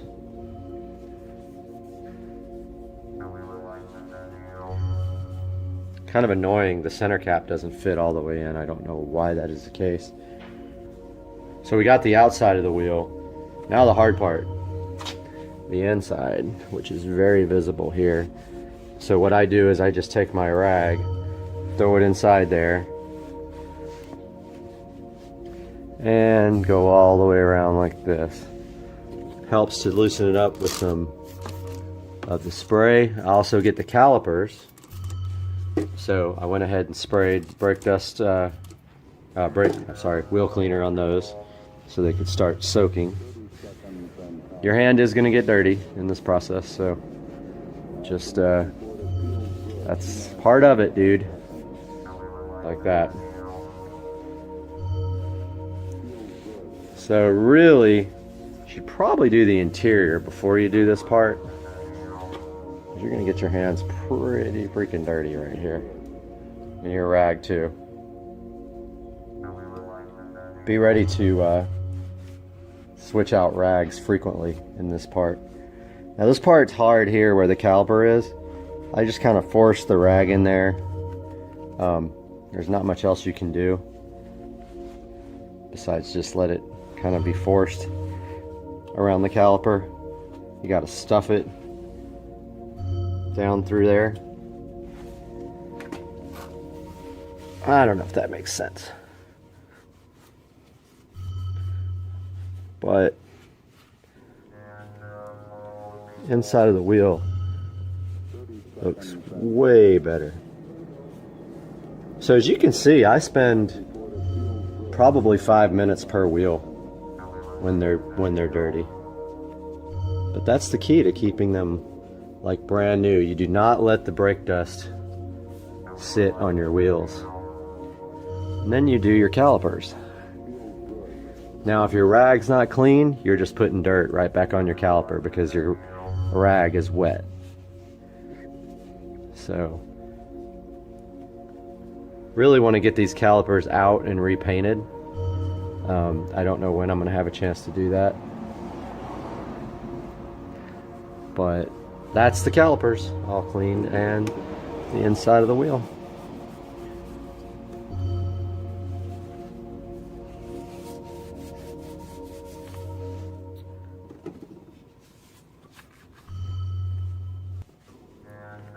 Don't forget your bolt holes.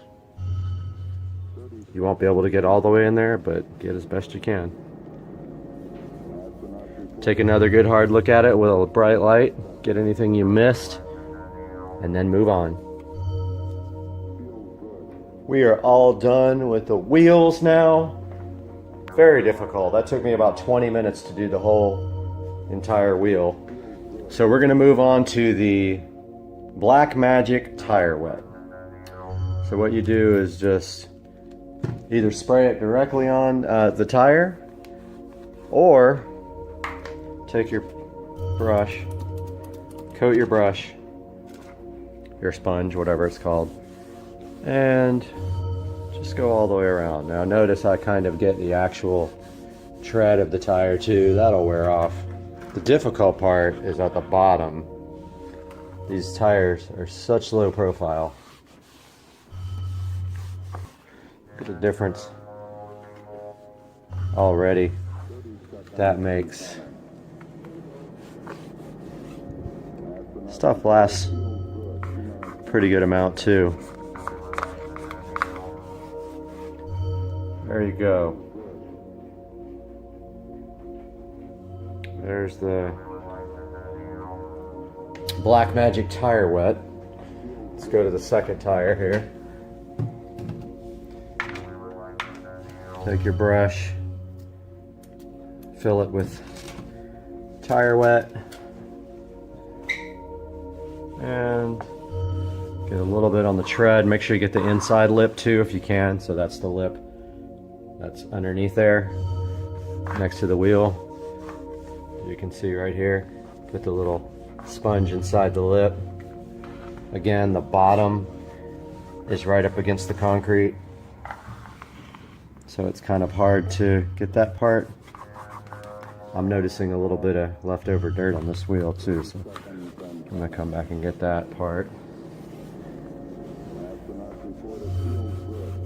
Now let's move on to the next one. Headed to the passenger rear. Got my brush. Fill it up with Black Magic Tire Wet. And there's a before and after. So before and after. Get a little bit of the tread too. It'll wear off. Won't look weird. Get the lip. That little lip there. All the way around the inside of the wheel. See that lip underneath there? Where the, I don't know what you call that, meets the edge of the, where it meets the edge of the wheel. Here's the difficult part again, down here at the bottom. Man, that lip is really hard to get. But I'm trying. Look at that. It's very difficult to get this edge in there. Wonder if there's a better way to do that. I will look into that. Notice here, when you got the light on the wheel, you can really see where you missed. I've got the camera light on it, and there's some obvious spots here that I didn't get. And also, when I brought the rag out from the inside, it put some dirt back on my freshly cleaned wheel. Might be a lesson learned to start from the inside out. Makes more sense. But I definitely see a lot of spots I missed once I have the light.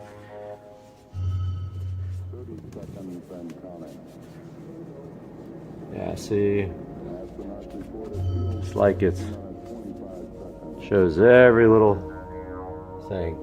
Yep, this dirt definitely came from the inside of the wheel. It's like sand. Alright, moving on. Got the fourth wheel done. So this is the passenger side front. And now taking a look with the light, which I've never used the light to do this. Actually a good idea. Tomorrow we're gonna take the car to Automotive Addicts Cars and Coffee. And there's some really clean cars there. So I want to try to make it as good as possible.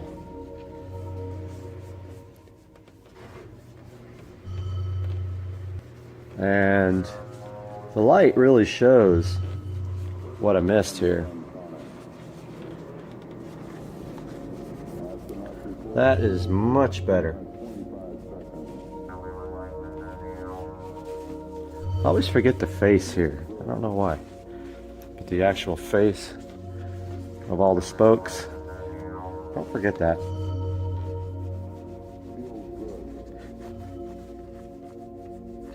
Like that. The very tops, I mean, you know, this part. I really overlooked that on all the wheels. So I'm gonna go back and do that now. Got a crazy pile of dirty rags here. The only thing left now is the glass. So I'm gonna go ahead and tell you now, forget about Windex, okay? For your car, don't use Windex. Go to the auto parts store, spend the money on invisible glass. It does exactly what the name says. Grab a couple of your chamois.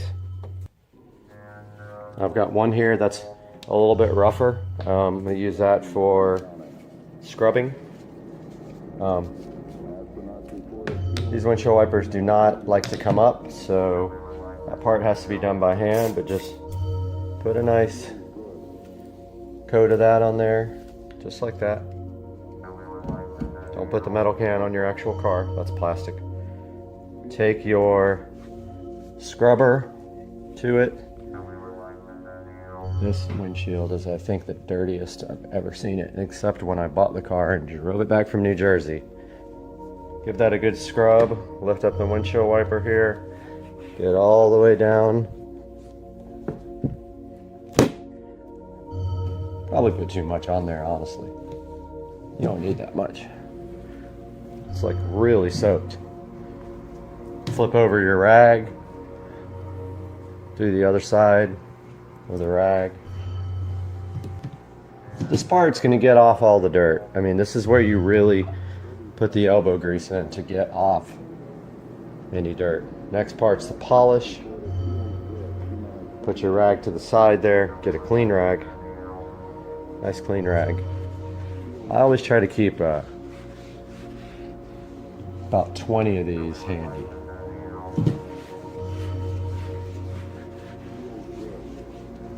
Make sure your rag doesn't have anything on it. If it does, it's going to leave a coating on the windshield. Flip that rag over a lot. Now, if you see any streaks, if this doesn't get it, you're going to have to go back and do it again. I'm sorry, people. That's what happens. Now, those little things left are pits in the windshield. And I do have this amazing crack in the windshield. Now, the reason that did not get fixed, when I bought the car, the gentleman who had it was a stickler about original, and it had the AMG sticker on it from the person who, oh, sorry about that, a little reminder going off in the background. It had the AMG sticker on it from the person who built the engine.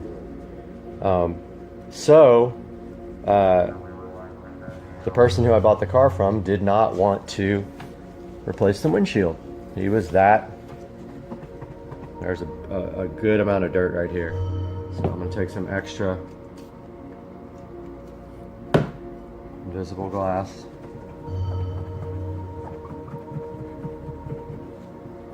It's not coming off that way, so I'm going to go ahead and scrape it. Totally gone. So there's another bad spot. This car is really dirty. I'm disappointed in Mercedes of Jacksonville. I might have to have a word with those guys. Say, hey, you gave me a dirty car. Don't forget under the windshield wiper. Car was filthy coming back from them. Makes me wonder if they drove it. Oh. Get that washer turned off so it doesn't interfere. So yeah. Sorry about that washer if you guys heard it. So there is the front windshield with invisible glass. You can see that looks 1,000 times better. I'm gonna go ahead and do these super dirty side windows, and this super dirty rear glass. And we'll be back. Taking a look at the side glass after I'm done. Mirror finish, pretty good. And there is the half that's not done, and the half that is done. So this is how you never wash your car again. Pending you don't take it in the rain or mud. This is how you keep your car clean without washing it. This is Supercar Street Racing. We've already showed you the interior, and we showed you the exterior. See you next time, friends.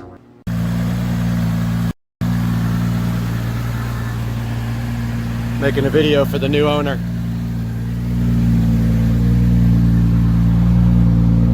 About to get it on the truck, Philip.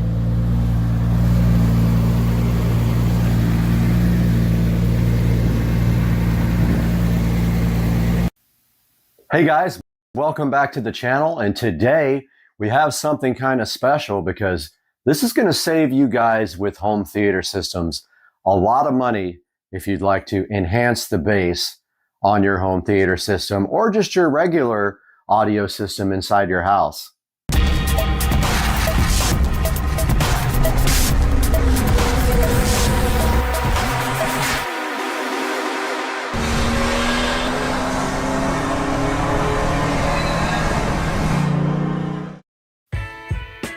Supercar Street Racing here, and today we have the Blaupunkt digital bass processor.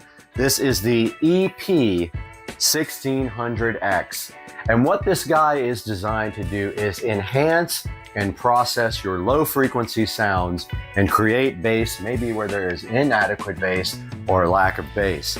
Now, the first thing we notice right away about the Blaupunkt EP1600X here is that it is named EP1600. Now, that is a good case for proving that the Blaupunkt unit is a clone of the Epicenter, which costs about 6 to 8 times more than the Blaupunkt EP1600. Now, taking a look at the box here on the EP1600, we can see that it says that it is a digital bass processor. Now, notice one thing about this. This is actually designed for a vehicle, meaning that the power input on this is 12 volts, and it comes with a bass knob here to adjust the bass level on your Epicenter EP1600. Now, taking a look at the back of the box and the side of the box, right here it says Bass Note Restorer EP1600. On the front we have the maximum input level of 15 volts. The maximum output level is 13.5 volts, and the signal to noise ratio is 130 decibels. On the back, it has some of the same information, tells you the total THD, total harmonic distortion. It sits at 0.003%. Less than 60 dB of balanced input noise rejection. It tells you that it's got 10,000 ohms of impedance, and it tells you that it needs a 150 amp power draw, and that would be at 12 volts. However, it recommends a 1 amp fuse. The house units are 4 to 5 times more expensive than this car unit. Now, why on earth would you want to take a car bass processor and use it on your home theater system in your house? Well, it's quite simple.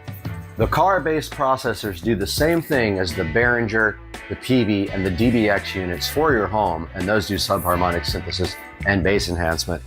But this was a total of about 40 bucks for the actual unit and another $10 here for the power supply. So this is just a standard 12 volt power supply that plugs into your house.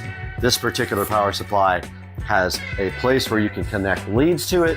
So it is perfect for a car audio environment where this guy will just have a screw to put 12 volts and a ground and a remote turn on into the device.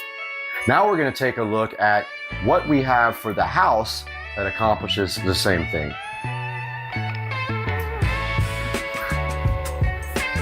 All right, guys, we are here in the audio closet taking a look at the Behringer EX1200 Ultra Bass processor.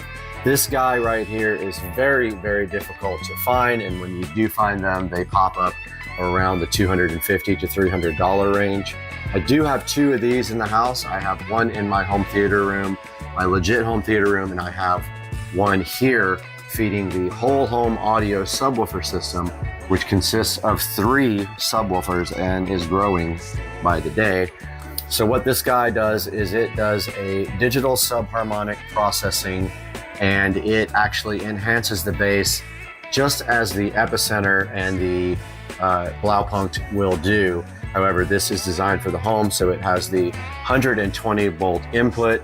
It has a number of adjustments here under the digital harmonic processor. It has frequency, dynamic punch. It has a bass mode between ultra low and punch, a bass level, and then also it has a limiter here, a bass limiter, and then it has a adjustment for satellite speakers if you actually want to power your satellite speakers with this guy. Not power, but process your satellite speakers. You can do that as well. So that's the Behringer Ultra Bass Pro EX1200 subharmonic bass processor. Will pop up online every once in a rare while. If you really want to do a home unit, this one is cheaper than the DBX, like 120, I think is the model number on the DBX, and does the same, if not better, processing. And then your third choice would be the PV unit, which I have had a hard time finding at all online. Now that we've taken a look at our home subharmonic synthesizer, we're going to take a look into the box of the EP1600 by Blaupunkt and see exactly what's inside and how we're going to be making our connection. Ladies and gentlemen, we've got the Blaupunkt EP1600X here, and here's a good look at the box.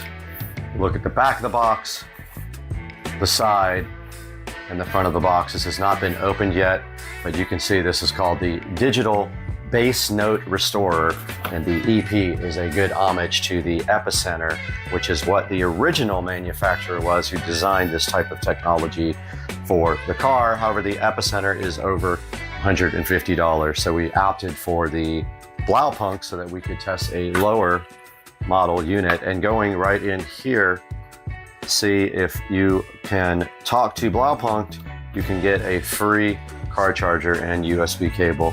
So they want you to do a review to do that. So we do have that review here, and also we will make one on Amazon and get our free charger. And now, okay, so we accidentally woke up the TV there, but here is the manual that comes with the EP1600X. And it shows you how to install the device here. Shows you setting your voltage for the size of the speaker. We have a 10-inch Polk subwoofer. Shows you signal connections here from your head unit. We are actually connecting it from our receiver there. And then it shows you the functions. Shows you the input, the output, the dash remote control, the power connector, and the para bass controls, and that is how you actually set up the device there. And then on the next page here, we have what's inside of it. And then we have connections and wiring once again for showing you how to do the power part. So this will require 12 volts and a ground, which we will provide with this power supply here. And then also it will require a turn-on wire, so that will be also 12 volts. And then it has your troubleshooting steps on the back. Next here, it looks like we've got a bass knob here. Take a look at that. And we will mount that somewhere, don't know where yet. Somewhere convenient, or just set it and forget it. But there is the included bass knob, and it looks like it has an LED as well.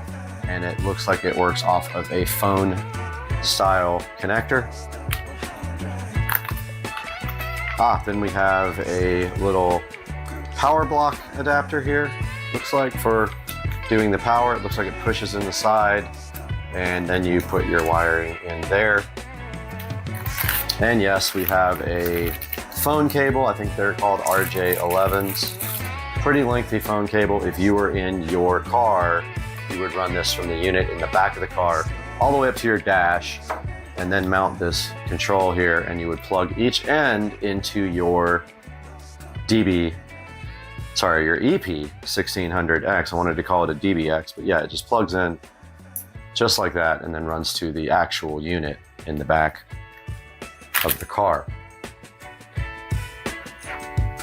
We're gonna go ahead and unbox the EP1600X from Blaupunkt. And we're gonna use this box for a nice stand for it as we open up this box and take a look at this fresh, never been opened device here. And you are saving around $100+ by doing it this way rather than going with an epicenter. You're saving maybe $200+ from going with a Behringer, which are very hard to find, the Ultra Bass.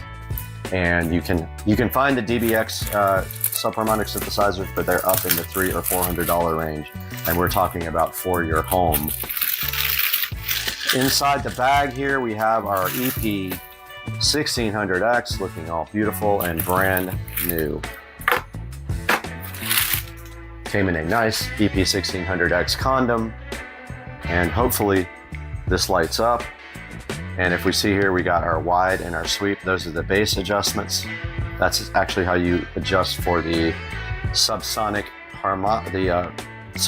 synthesis right here. These two guys right here. And on the side here, looks like we have our balanced inputs, and it looks like you output here to your subwoofer, so you need a stereo input to drive this. And I believe we have that, and we will need an RCA cable to go out of this to our actual Polk subwoofer down there in the corner.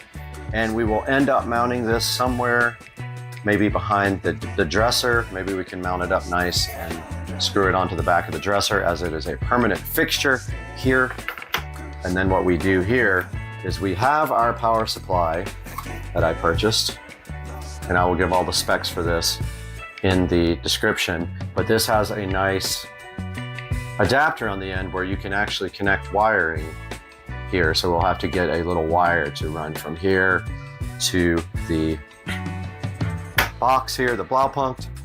And it looks like here, our little power plate thing, plug, goes on.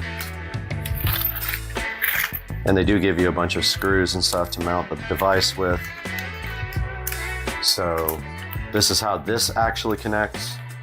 So this pushes in the side right here. Let's see, it might go this way. Yep, it goes facing up with the screws up. And it's a little difficult to push in. There it is, and then you take a small screwdriver, loosen those up, and you put your ground all the way on the right, your 12 volts here in the middle, and your remote. Now, remote is just 12 volts, and that's supposed to be from your head unit that powers this guy on. Now, we won't be able to do that here, so we will just leave the device on all the time. It's not gonna hurt it, and that will go right there. So that's a look at the inside of the box and what is in the box for the Blaupunkt EP1600 digital bass reconstruction processor. So now we've had a good look at what's included with the EP1600. We took a look at all the accessories, how all the connections are made, and how we're going to actually interface this with the 5.1 setup here in the bedroom from the project a few months ago. So let's go ahead and get this guy connected and see if we can tweak the sounds. Guys, welcome back. We have our EP1600X here laid out on the table. And my plan is, I don't know if these RCA cables work, but I am going to make a little bundle here with these zip ties. And these will be the outputs. So they're going to come off just like this. Kind of hard to plug in. And then we are going to just kind of bunch these together like a normal RCA cable would be bunched together. Pretty sure these RCA cables are okay, not 100% sure. But you can see I'm just making them into a pair. Now this will feed the subwoofer. So this is out of the device and into the subwoofer. And then we have a set of RCA cables coming from the receiver sub output, feeding the Blaupunkt EP1600X. So all we're doing now is making this little group of cables, and then we're going to make our power cables next.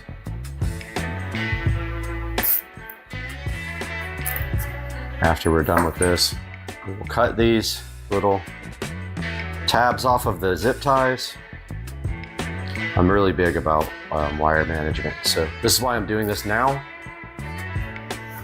And grab my scissors over here that make it easier to cut these guys off, and we will have our finished signal wire.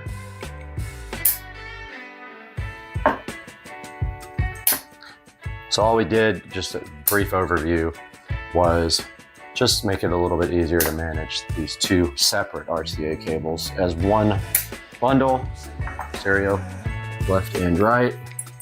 And now we need power, ground, and turn on. So we have quite a long cable on the end of this power adapter. We have our power cable I just robbed, and we will go ahead and cut the end off of this guy because one end goes to the power adapter, the other end goes to the Blaupunkt.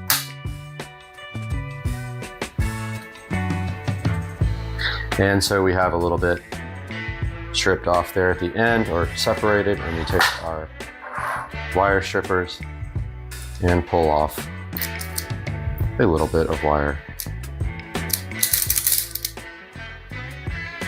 There's not very much wire in there, however, it does not need to handle a lot of current.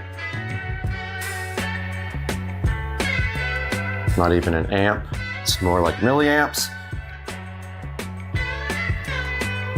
So this side will be kind of pulled back too much, but this side will be for the Blaupunkt, and we actually can go ahead and connect that. So we're going to use red as positive and red with black as negative. And I don't like that we have to put the wire directly in here without any kind of like pin, but I'm going to double up the wire. It's thin. So I'm just folding that over. And we have ground on the very left, but I'm gonna do the 12 volts first, so we just need a little screwdriver in there. And we got the power wire in there, and then we tighten down the screw.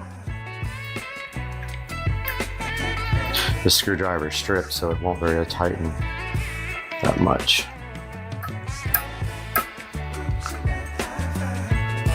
Yeah, it won't even loosen. The screwdriver's busted, so I need to go find a new screwdriver. All right, I found my much better screwdriver here. And we need to loosen this up, and of course it will not stay for some reason inside the screwdriver. Loosen that guy up. Put our wire in there and tighten it back up. I really don't like how loose that is. I'm gonna do that again.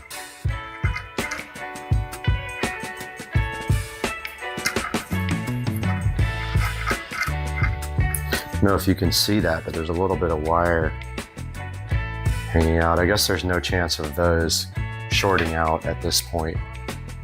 Now the other side, we have to be mindful of positive and negative connection. on the power adapter. So let's go ahead and strip a little bit back for that side.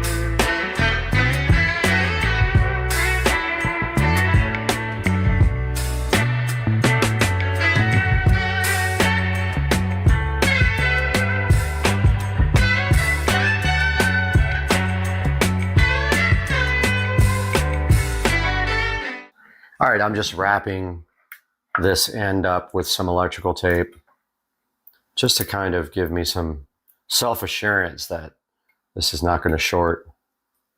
So I already wrapped one inside between the wires. Now I'm just taking one over those exposed terminals.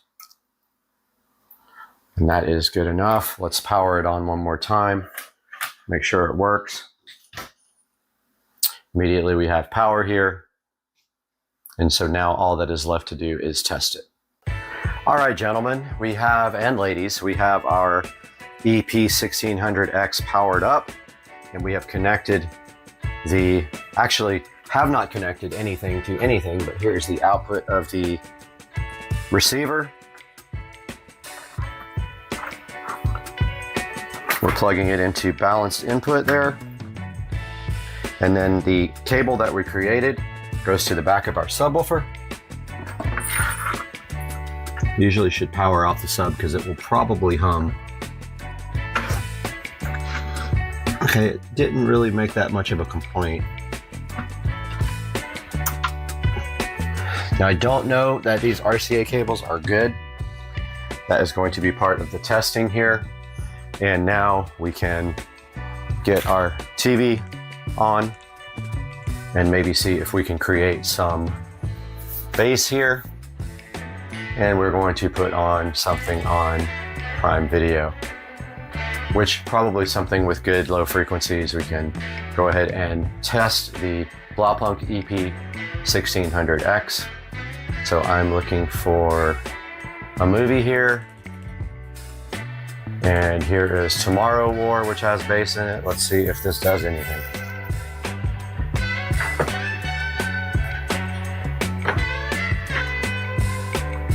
All right, let's see if we have inputs and outputs. And it is loading. You guys can't see it. It's up on the screen here.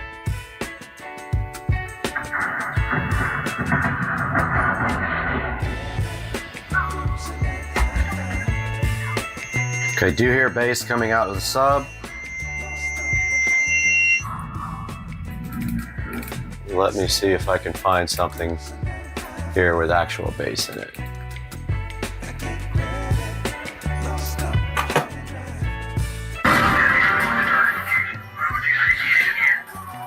Okay. We have our adjustment here. I noticed the Blaupunkt logo lit up on that one.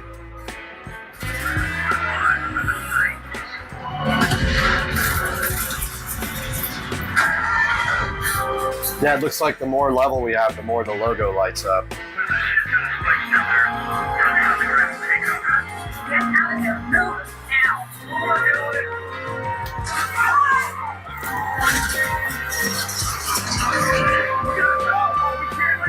All right, so we got the manual out again.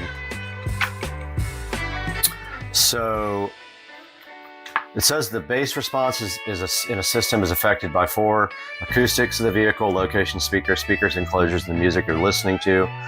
And it says the sweep control allows you to select the center frequency, the frequency most affected. The Y control then allows you to adjust the shape of the filter centered on the sweep frequency. So I'm assuming sweep, we want to go lower for lower bass. So that would be a lower frequency than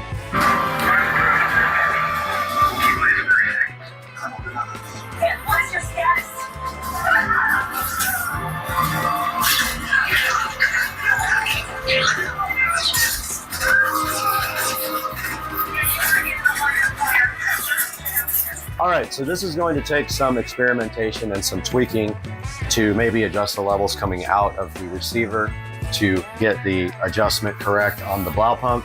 But as you can see here, we have our subharmonic synthesizer connected and working in harmony with our Polk audio subwoofer down there, our 10-inch sub. It is working properly. I highly recommend this already. I love the difference in the sound quality. Guys, I completely forgot to update on the bass control. We did not hook up the bass control, so we're going to do that now.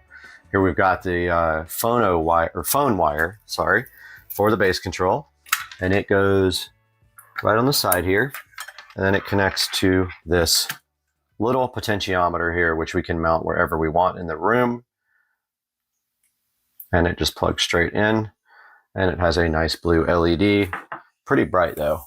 So let me go back to a section with bass here, and we will play with this.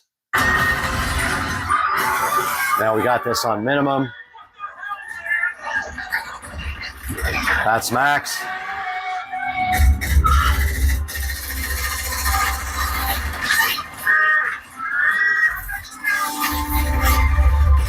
You can see now the Blaupunkt. You can see now the Blaupunkt logo really.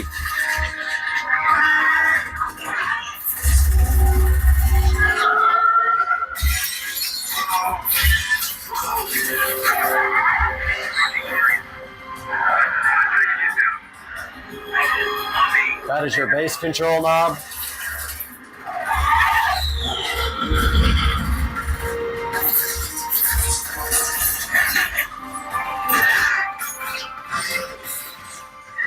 So that's how the bass control knob works, and it actually just fell right off. Wasn't plugged in all the way. Get the hell out of there right now. Notice the blue light coming on for the input.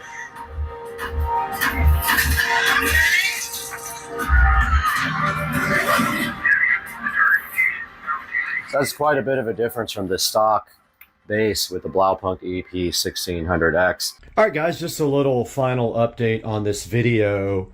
I did end up just putting the EP1600X right here on the corner of the dresser for now. The best mounting spot would be behind the dresser, right back there, and then I actually took a screw out of the back of the receiver and mounted the bass knob there because it doesn't really need to be changed much, but it came out really clean. Now, I'm noticing a little bit of thumping on my subwoofer. I don't know what that's from. I've got to look into that and see if it's this causing it, but every 10 or 15 seconds it's making a thumping sound. Let's see. Let's see if it does it now.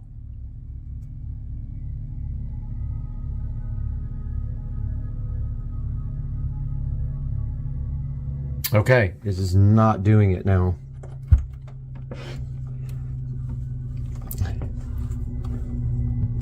It's definitely the Blaupunkt input.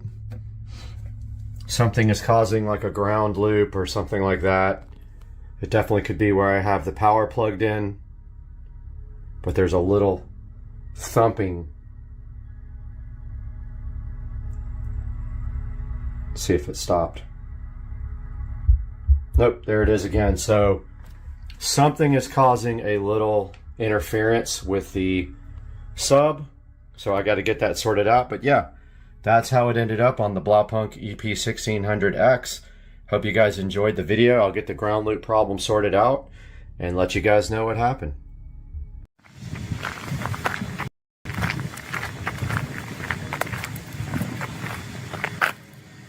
Stoll left his garage open.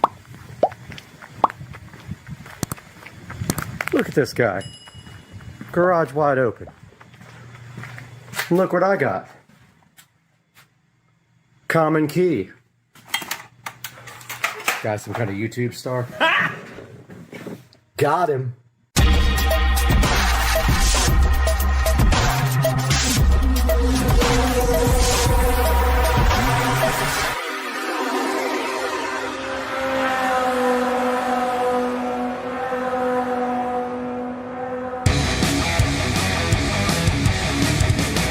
These nuts.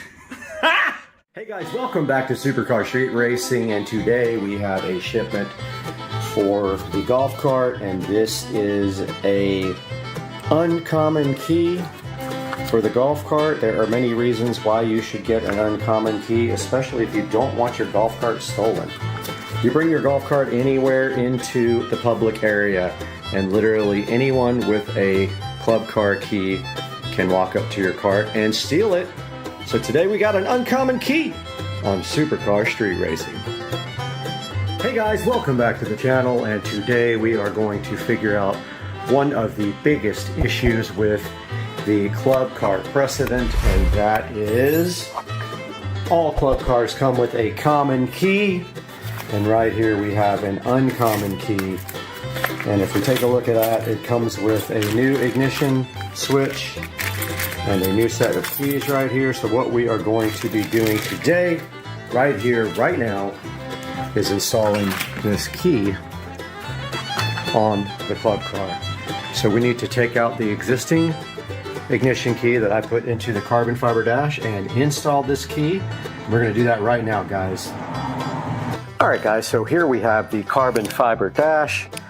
Now I am still waiting for a new keycap for this. I might actually just refurbish this one and then cancel that order. But yeah, we need to pop this little thing out and then pop the ignition switch out. I do have some trim tools, but also a little screwdriver might be better for this. There's not much room to work here. But as you can see here, this little plastic cap, it was kind of hard to get on. And of course I just scratched it again. It's going to be harder to get off, but I'm going to wait till I get the ignition out because I don't want to mess it up any more than it already is. But yeah, this ignition is just kind of wedged, the dash I mean, is just kind of wedged in here for now.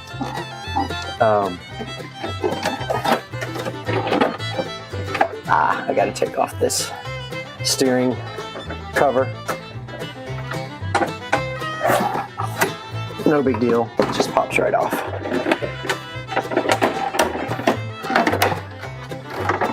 So that is it. That's how you get out the dash. Now here is the ignition switch, clearly labeled from last time.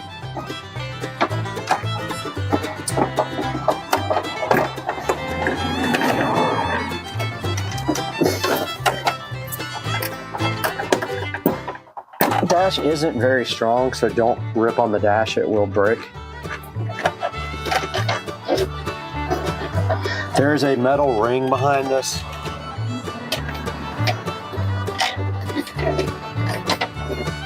And then a little lock ring. So we need to undo the little lock on the back.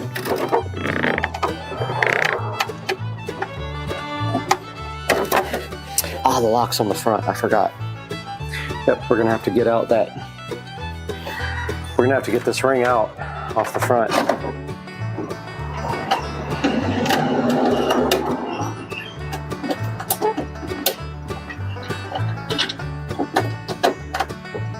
Yeah, I don't want to scratch it up anymore. It already scratched. I'm going to end up painting it, I think.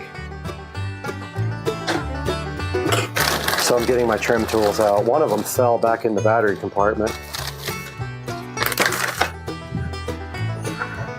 It was kind of difficult to put this ring back on. I may end up breaking it.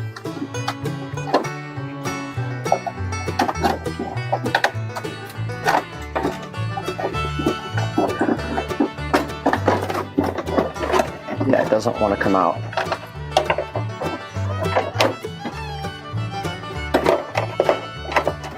I had a feeling this was going to be kind of hard. Ah, okay. I just turned the actual key switch and that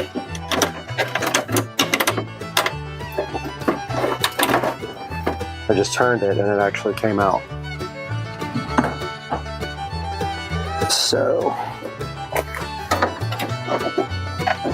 now what's left is the rings. Okay, the ring is out.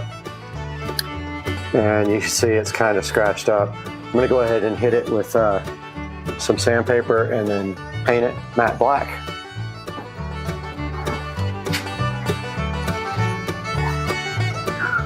Where I have all my other stuff here. I'm just gonna scuff it up pretty good, degloss it. And of course my lights went out. And my big lights aren't even on. All right, I have a little sand block here. I'm gonna go ahead and hit this with the sanding block.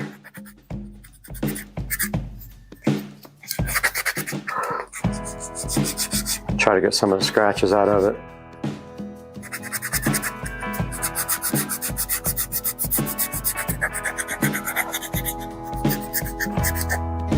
Got a big scratch right there.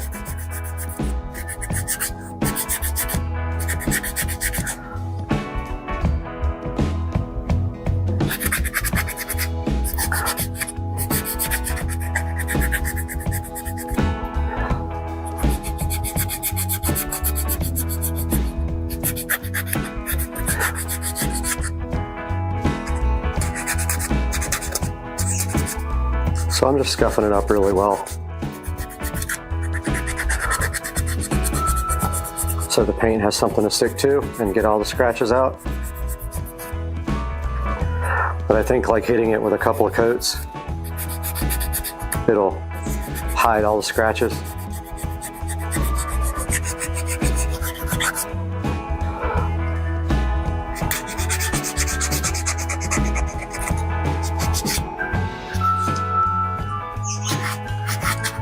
Ice cream man's coming.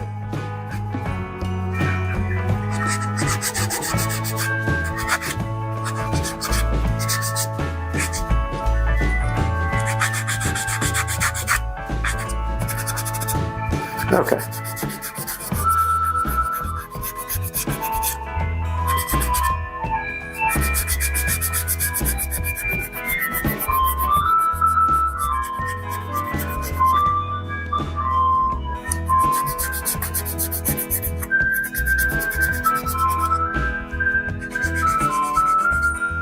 All right.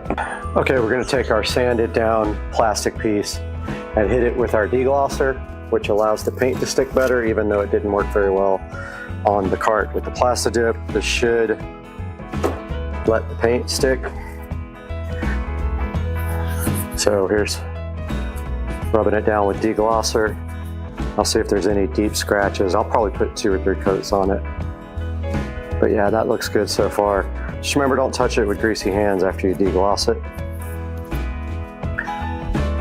Okay, we are back over here with the new uncommon key switch. Taking a look at what's in the actual packaging. And it looks like we got a new retention nut.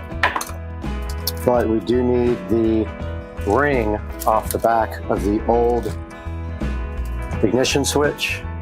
This was actually part of the dash. So we have to take that off. And it has to align with the non-existent notch. The new one doesn't have a notch. So not sure how to line up this ring, but I'm gonna try it. Try it facing up.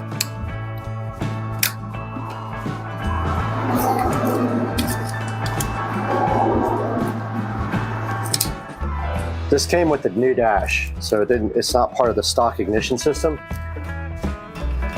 It's so you can mount this to the carbon fiber dash. So new key has a flat spot there, old key has a notch. So I'm just going to look at, I'm actually going to try the key and see if to the right is going to turn the cart on. Here's the new key.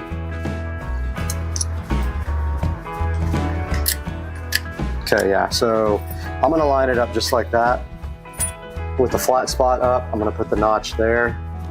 It doesn't stay on. There's nothing really to keep it on this guy. I don't know why the new one doesn't have this notch, but it doesn't. So now the question is, which wire goes to which? Don't know what wire goes to which one. Guess we have to try it.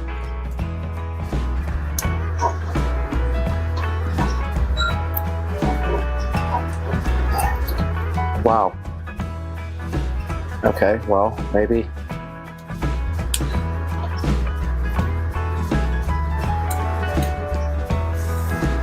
Now, how do we know if the cart's on? Let's try it. Yeah, I just kind of messed up. There's nothing to keep this ring on.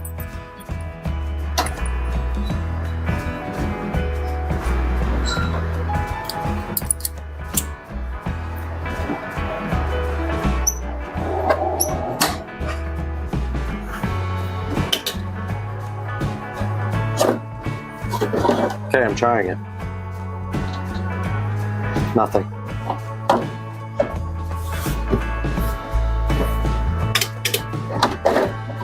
Okay, that does nothing. Trying the opposite wiring.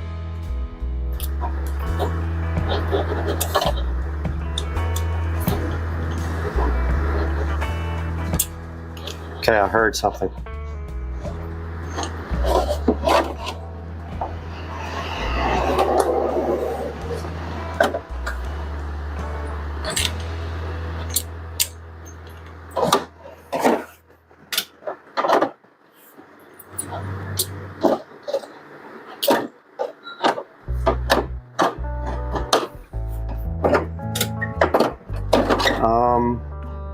Nothing works.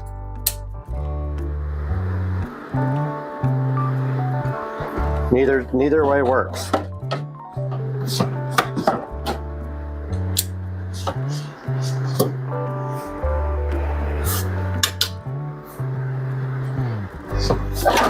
What is happening?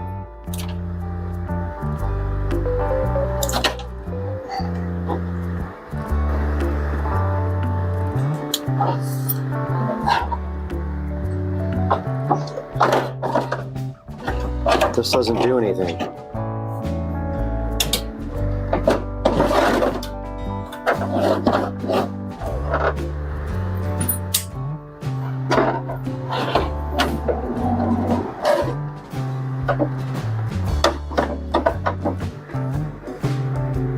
Oh, maybe it's because it's plugged into the charger? I bet you that's it. Maybe I'm an idiot. Okay, yeah. I did not know that. Okay, so that works. You can't have the cart plugged into the charger and go anywhere. It has a smarter than me system. So I really would love to try to figure out how to secure this.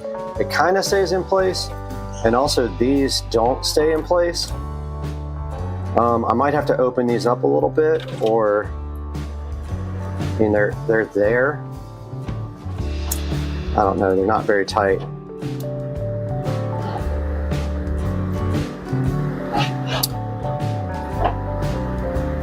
Man,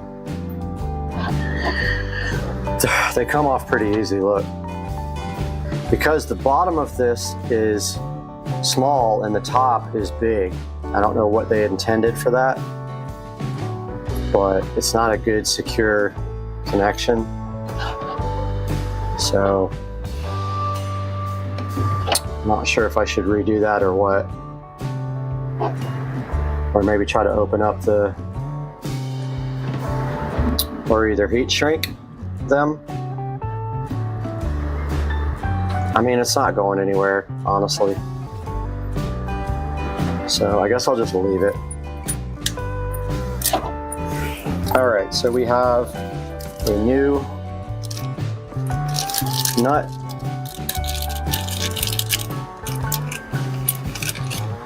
And all we have to do is put this through.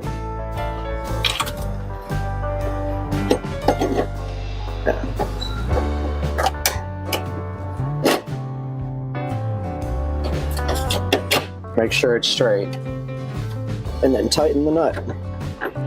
The trick is getting the cap on, because there's no room to put the cap around.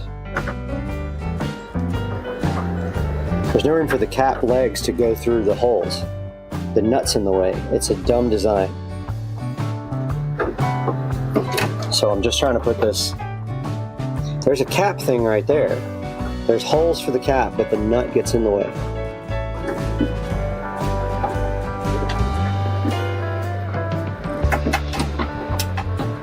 Okay, why doesn't that screw on?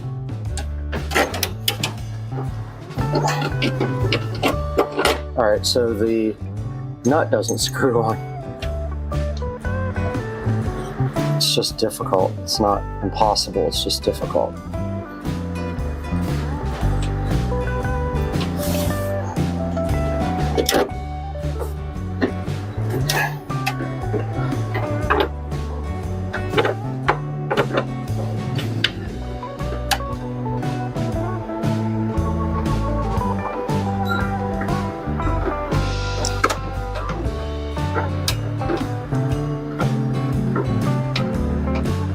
Okay, that was better.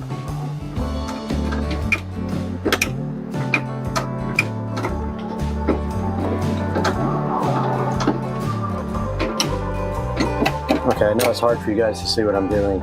I'm screwing on the nut.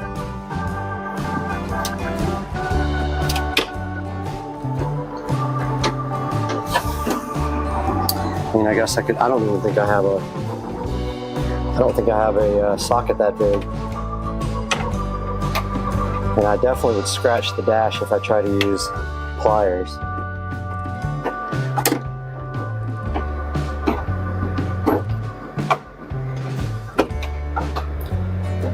Man, this sucks.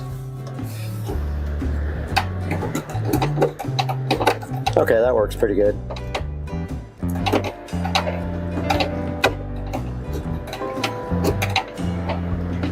So my plan later is to come back with 12 volts from the back to power another USB thing that's a quick charger.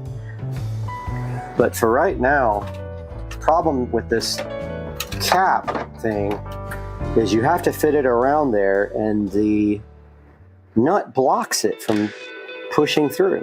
It's a really, really odd design. Kind of makes no sense. All right, I hit this with the first coat of Plastidip, and it does not appear that it is running, but gonna give that about 15 minutes to dry and then throw another coat on. All right, guys, we got the Uncommon key installed, and now we have our cap nice and Plastidipped, and we are going to see if we can install it. Last time I tried, I pushed on it and there was fingerprints all over it. So I Plastidipped it, and now it is ready to install, but I am having a hard time seeing. So I'm gonna turn the light on the camera and get right back to you. I want you guys to understand why this is frustrating. Look at that. So do you see the holes there? So that is where it has to mount. It has to go between those little, has to go between the nut, and the nut has to be just perfect in order to do that. So I'm gonna grab my pliers and go ahead and adjust this until I can maybe get it perfect. All right, guys, the key is installed, and I did get the cover on there and it looks fine. I'm gonna see if I can cancel my Buggy's unlimited order because that looks perfect. Guys, thanks for joining us today. Hope you enjoyed the channel. and have a great day. We'll see you next time. All right, guys, we are on our way to All Set Auto right now, and then we're going to reveal once we get there what is happening with the 2023 Model S Plaid on Supercar Street Racing.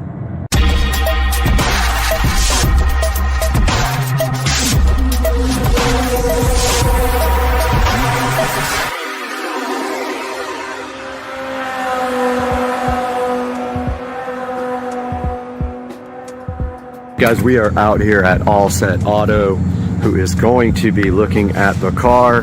I see somebody inside now. So, how's it going? I'm Brad. Nate, nice to meet you. How's it going? So, doing a little bit for the channel here. You want to show? Yeah. So this is, guys, this is All Set Auto, and you are Nate. Nate. All right, yeah. I'm Brad. Nate. Yeah, for sure. What we do here. Okay, awesome. Whoa, Teslas. Dude, love the lighting. All Set spelled backwards is actually Tesla. Yep, that's true. And so this is our work area. Okay. A little bit of PPF. PPF means paint protection films. Right. And what that is basically to protect your paint from rock chips, scratches, swirls that you get from washing your vehicles. Right. Stuff like that. So what we're looking at for the car that has less than 200 miles on it is satin. Satin. And I can actually show you a satin. Okay, cool. Satin right here. And we're going to be doing the whole car. This is a Model 3. What model do you have again? Model S Plaid. Model S. Wow, nice. Congratulations. Brand new. It's got like 100 miles on it. So. Sweet. This one's actually getting a matte conversion. I don't want to go too far over. Okay. So this one's going satin. Mike, what things did you get done? You get the hood done. Okay. Yeah, so you can see here, I love the lighting here, by the way. Yes, this is our light tone. So yeah, you can see here where it knocks the shine down on the satin, which is exactly what I wanted. And there's a couple of black ones like mine out there. And I looked at an older one, but I decided to get a brand new one because they updated the hardware. Yes. So now they have there's no more like proximity sensors, it's all camera based. And so all that changed, and I wanted to make sure. All new to these now. Yep, all new. And this one's brand new too? Yes, this is a 2023. Well, they have sold so many in the first quarter, something like 500,000 cars, so you guys will be busy. Yeah, we're not shy of work. We got plenty of work. So that is a little bit of something that we do. We also offer window tint. Right, and I looked at that, but you guys won't do the fronts, right? The front window? We do. Oh, okay, all right. We do whatever you want. Okay, we might do that too. Just providing the best for our customers, whatever they want. Because I thought he texted and said it was like $6.99 just for the backs. $6.99 is including the front two and the backs. So I'll actually come out here and show you, go over your vehicle. Okay. So $6.99 would cover all 8 of your side windows, 4 on one side, 4 on the other side, and then the very back glass. Oh, okay. Just not the front. You guys Not don't. the front. Do you guys do the front? We do the front. We also do the sunroofs. Okay. We'll do any window on any model, make, or any model, basically. Okay, cool. All right. Well, we'll talk about that a little bit. We also offer a ceramic job too. I know you're getting a matte conversion, so there wouldn't be any kind of ceramic on your vehicle right now. Right. If you would like to do something like that, help you clean it a little bit easier. PPF, you're already getting kind of a clean. Right. It's really a preference thing. Some Like on people top of the it, PPF? Some people don't. Yes, sir. Oh, okay. So what is, if it ever had to be removed, what is that process like, and does it hurt the paint at all? Process is we take a steamer. You could peel it off yourself if you knew how to do it. Right. I wouldn't suggest it. Okay. If you slap it, we call it a slap technique. So sometimes when we get beginners in here, they'll take the film and they'll actually slap it off, which will actually strip your paint. I've heard that if too. You do that, yeah, you have to paint the whole car again and take care of the customer. So try to stray away from that. The best way to do it is to actually pull with it, stretch the adhesive on the backside so it doesn't pull it. Gotcha. Okay, cool. And we also use a steamer, and basically the steamer provides a little bit of steam, put it to the film, and it provides water on top of the film and the paint. Gotcha. So it helps separate a little bit easier also. And when you wash full car PPF, do you wash it like a normal car? Yes. So you can use any, do you use products on it or what? In fact, with PPF, you can have your rag and distracted, accidentally drop your rag. Pick your rag back up off muddy ground and wash your paint again. It'll have those swirls in your paint. put it out in the sun, and the PPF will actually self-heal. Oh, wow. So it'll take all those swirls out of your paint. Crazy. Same thing as scratches, rock chips. Okay, awesome. Well, so the car came with, I'll show you, so it had a few little imperfections from the factory. Yeah, we'll get it cleaned up and go over it again. So it's actually going to the dealer right now. That was from the factory. Okay. This chip here. Gotcha. And then there's stage 6, huh? There's a scratch somewhere right here. See it right there. I think. Well, there's one. I think that's just dirt. But there is a scratch somewhere on here that I found. And so, like, look at this too. Look at. I don't know what's up with that. I don't know if that's dirt or that looks like it's in the paint. Think that'll come out? No, it's in the paint, isn't it? I can get some alcohol out here if you Well, want to try to get something like that off. I'm gonna make them do it. With it. Yeah. So I don't know what they're gonna do. I hate that they might have to paint the car. I absolutely hate that. But your boss was saying might as well get it done now. There's your scratch. Yep. Sure enough, that probably buff out. You think? Yeah, we personally could buff that out. Yeah, so I know Tesla is well capable of doing it. So also, you guys are going to take off the front plate for me. Yes, sir. Get rid of that thing because it's ugly. Yeah, there was a scratch somewhere. We also offer blacked out emblems too. I see you got a blacked out car, black rims, and being that you're going to have tint, you'll have blacked out windows too. We also offer blacked out Tesla Pod or Tesla. Notice they don't have the logo anymore on this new one. That. But it would be from front too. We could, if you wanted the back, we could install the back for you. Okay, gotcha. There's front too. Front is quick. Yeah, I'll probably get you guys to do that to that one. Absolutely. Because it's ugly. All right, well, Definitely not ugly, but yeah, we can make it look a little bit better. Okay, so the plan is this is going to Tesla right now. Gotcha. It'll be there for who knows how long, and then you guys, I'll be out of town, but you guys are going to grab the car and do the PPF for me, and then maybe, I don't know if you guys have the ability to do like a capture when you're doing some of it so we can put it in the video. Do that. Okay, cool. And then we'll throw it all in the video, put it all up, and get you guys some coverage here. But man, thank you so much for the tour, and when we come back in like 3 weeks, this car's going to be completely different. Good morning. All right, we just left All Set Auto and then the Tesla dealer, and the Tesla dealer cannot take the car until May the 10th. So we have some time to wait before we can actually get anything done to the car. So we will keep you guys updated on what our plan of attack is here momentarily. All right, guys, here we are in the beautiful Supercar Street Racing Studio, and right in front of me here we have the All Set Auto website, and you can see right here on the front page of All Set Auto, it says, "We don't protect cars, we protect Teslas."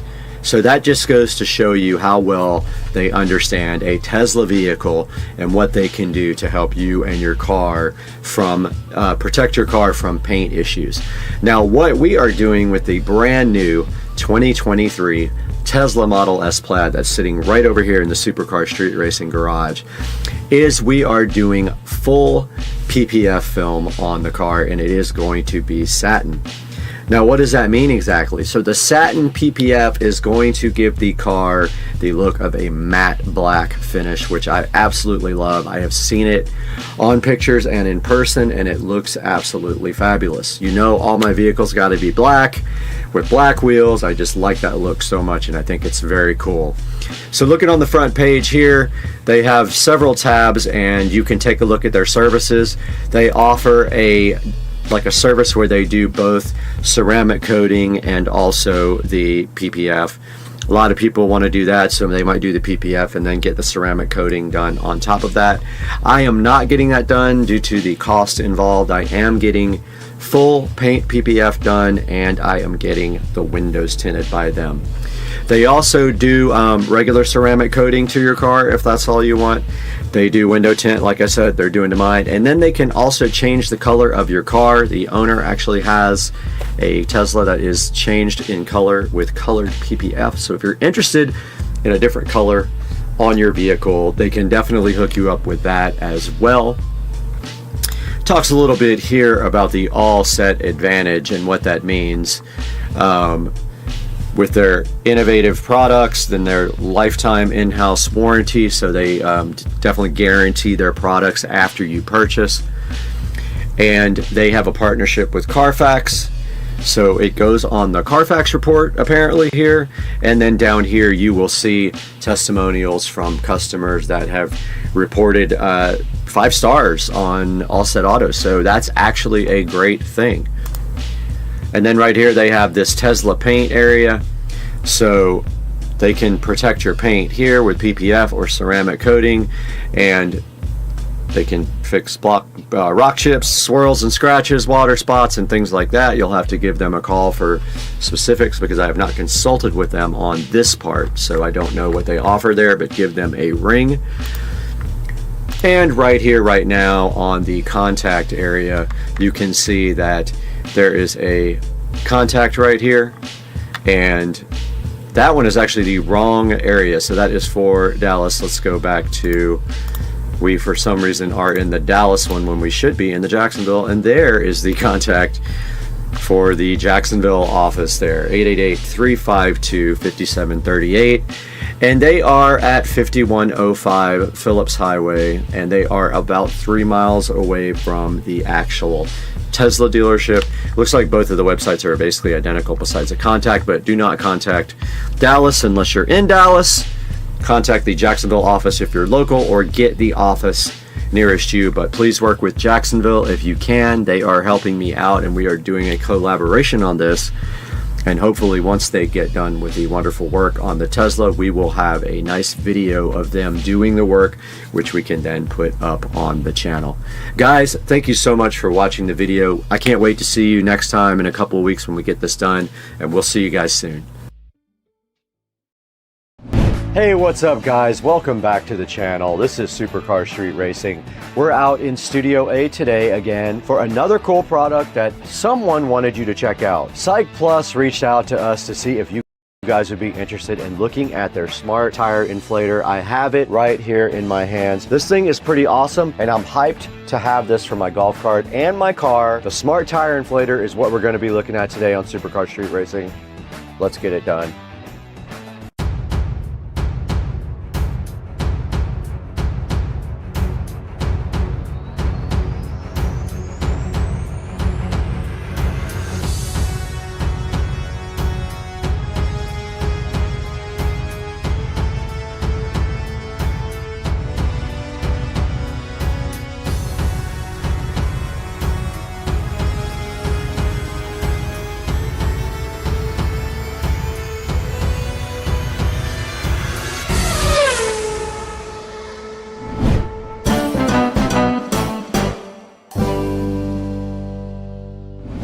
Welcome back guys, you're on Supercar Street Racing. You are checking out our channel today, and I'm so happy to have you guys here. And today, Psych Plus reached out to us to see if we would be interested in taking a look at their AL7, and you can see it on the screen right here. It has some very cool features, it does some very cool things, and I think you guys are gonna love it. Now it's $79.95 right now, it's about 27% off, but by the airing of this video, it might be a little more or a little less, not sure yet when this will get out. It does support heavy duty vehicles. It can actually do pickup trucks and off-road vehicles and other big vehicles like that. And of course, it also can do floats and air mattresses and all the other little things. It's very light, it only weighs 2.8 pounds. This guy is so powerful, it can refill a 17-inch tire in only 2 minutes. It also has a 15,600 milliamp lithium-ion battery. It recharges in 150 minutes with its USB-C port. Now it does have advanced cooling for the motor, so it can work up to 35 minutes without any issues of overheating. A lot of those small little pumps that you get at like Walmart, they'll overheat like almost immediately, and they're not even designed to work for over a few minutes. It does have a cool LED screen also that shows you tire pressures and targets. You can see by the graphic right up here, it can do a 15-inch tire in 45 seconds, a 17-inch tire in about 95 seconds. There's a look at the battery. It's a 5200 milliamp hour battery with 11.1 volts. Then down below that, it shows you everything it can do with that battery.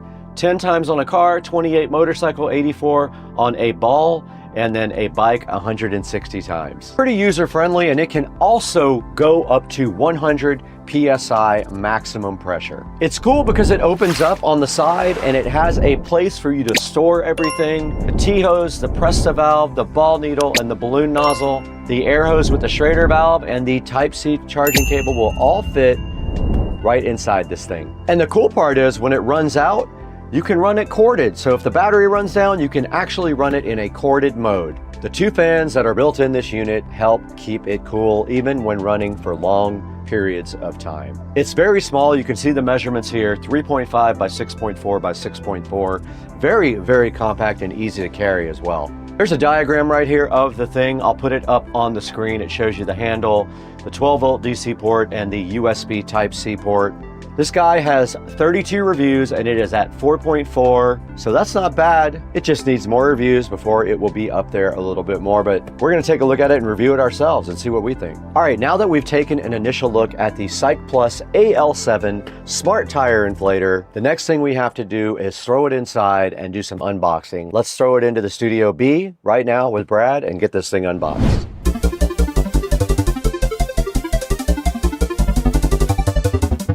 We have the CycPlus AL7 Smart Tire Inflator directly in front of me right now, and CycPlus was so hyped for you guys to get a look at this, and I am hyped because I will actually be able to use this on my golf cart. I have one tire that is very slowly leaking, so this will be great for that.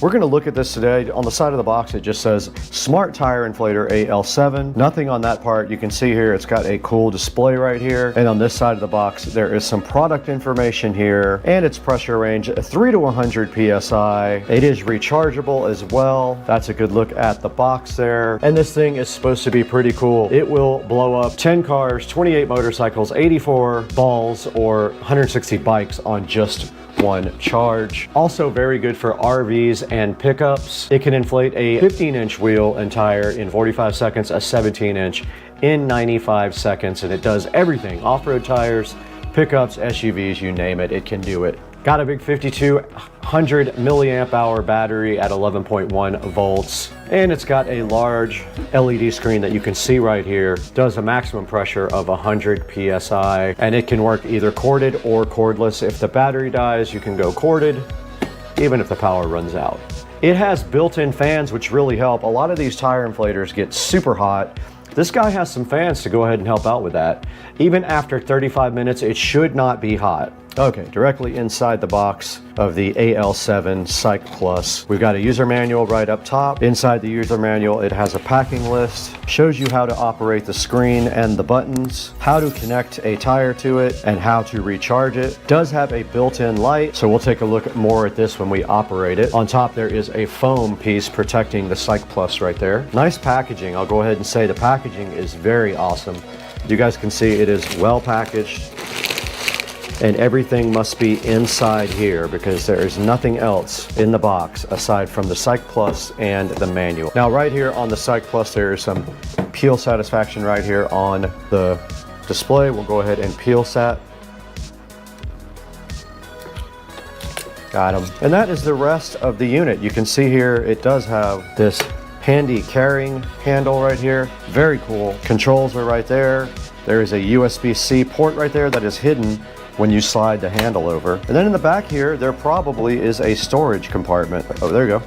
It just pops open directly like that, and inside they gave you a USB Type-C to USB Type-C charger. They gave you a connector for doing balls. Looks like it is for standard valve stems. You just screw it on the end right here. Just like that.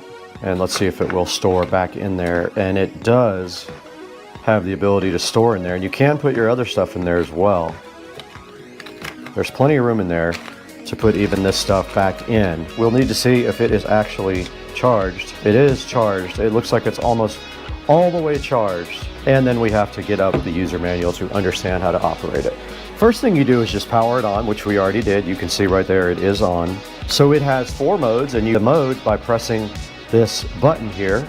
Now notice here, it's on car. If you press it again, it goes to ball, bike, and bicycle. Bike and motorcycle. Let's put it back on car. And then you set the target pressure. So however you want your tire to be inflated, you go ahead and move this knob to that PSI. And then you short press the power button to begin inflating, but you have to make sure that you are already connected to your tire, which we are not. There is also a light button right here. It turns on a nice LED light, very bright. Let's go ahead and power it off. And that is all there is to it. You can see the fan right here that keeps it nice and cool. Now let's go ahead and take it into the other room and put it directly on a charger and let it charge all the way up before we use it. Okay, we just completely unboxed the Psych Plus AL7 right in there in Studio B. We showed you everything included with this, what the unit actually looks like. We did plug it in and check that out as well. But now we have another mission. We're gonna actually have to test this thing out, and we're gonna do that in the Supercar Street Racing Garage, where the golf cart has a tire that leaks about every 10 days or 15 days. You have to put air in it. Let's take this thing directly out to the garage and test this on the Supercar Street Racing 72 volt lithium-ion golf cart. Okay, we got the Psych Plus right here, charging in the kitchen, and it is at 3 out of 4 bars. We're just waiting for it to charge up a little bit more, and then we're gonna take it out to the garage and work on the golf cart. So let's go ahead and get this thing out to the garage as soon as this is ready to go.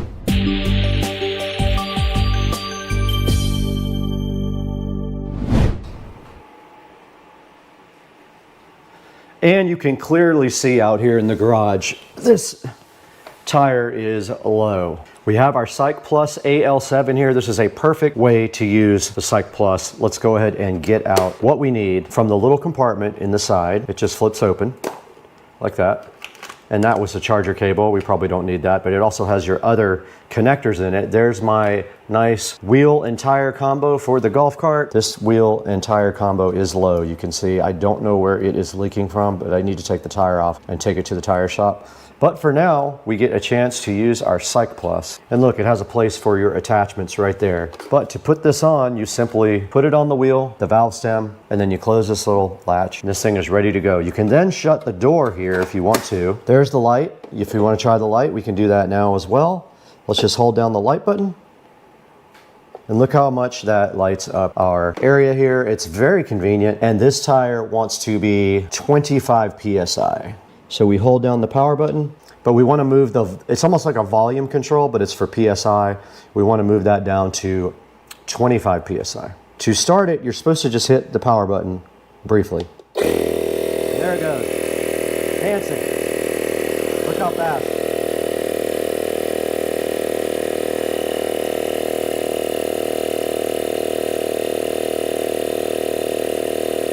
This thing is awesome.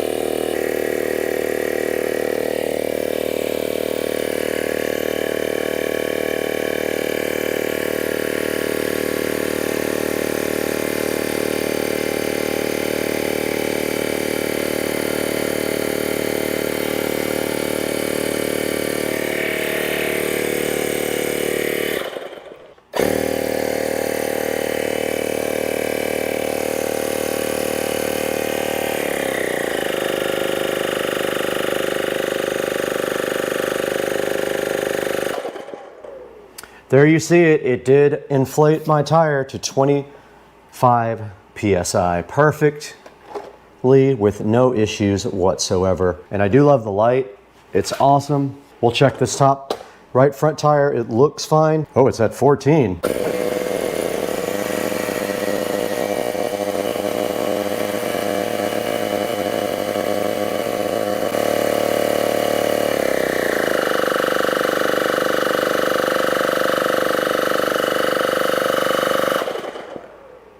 That simple. This thing is bad to the bone. See what we got over here. 13 PSI.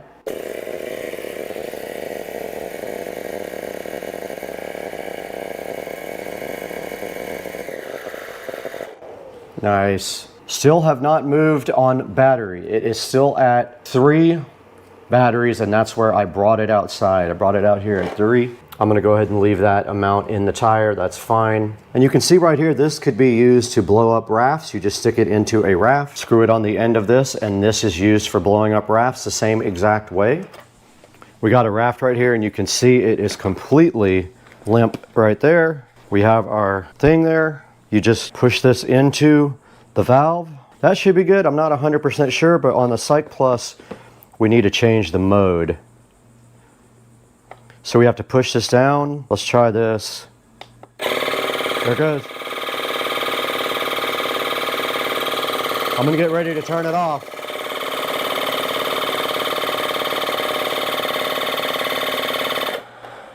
That worked absolutely perfect. Awesome.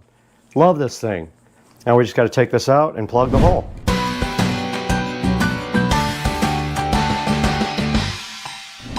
Okay, you guys just saw us actually test out the Psych Plus AL7 out in the garage. We went ahead and inflated the golf cart tire with this. It worked awesome, and I'm sure it works just as good on regular tires for cars. Basically, the golf cart has the same type of tire. Now there's only one thing to do. We need to figure out how to tell you guys to get your own Psych Plus AL7.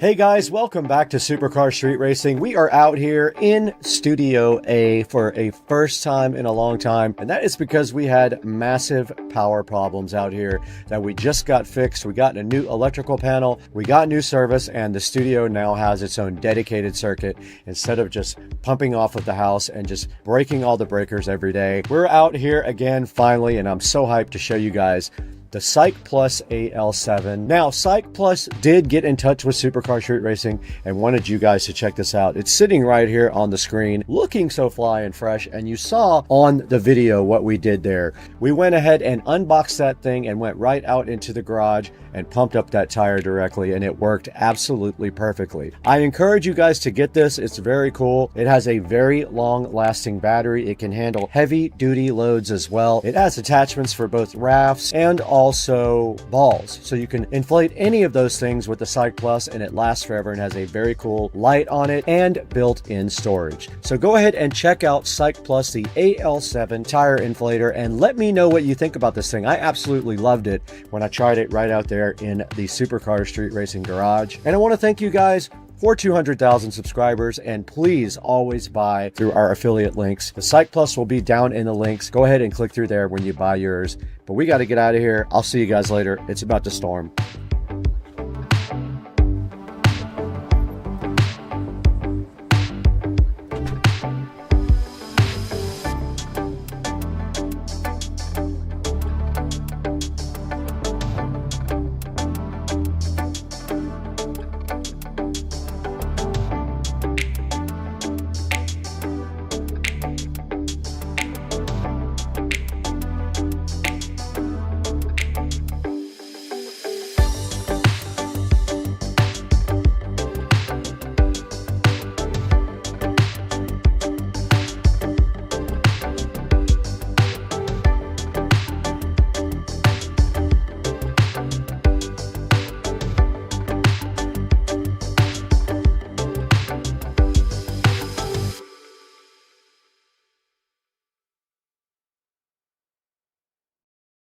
Guys, we are back in the Supercar Street Racing kitchen right now with 3 different products to present to you. We have a huge hurricane coming, just switched over to category 5, but before that gets here, we're gonna do the dumbest thing and clean the garage door with our new products. I went ahead and got a window squeegee, I've got some Easy Glide glass cleaner here, and I've got a...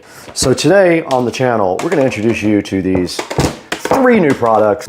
Get out there, clean that garage door. So let's get busy. We don't have time to sit around here all day. We've got a category 5 hurricane brewing right now. It's gonna get us on probably Wednesday afternoon. Thanks for joining us.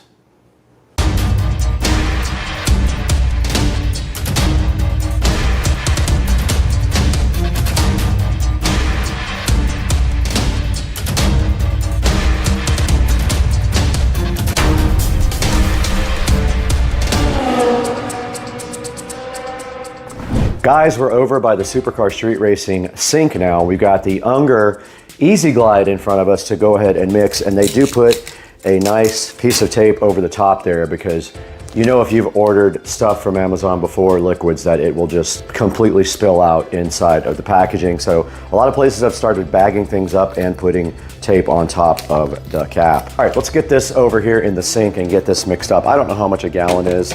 I'm just gonna go ahead and put like half in here. So I'm just gonna put 2 capfuls. This stuff, very, very high concentrated stuff. That's not much. And then I guess if you go ahead and go really fast on the water, it's going to suds up, so let's fill it up slow. I'm gonna go ahead and put hot water in it here. The water's good and hot now.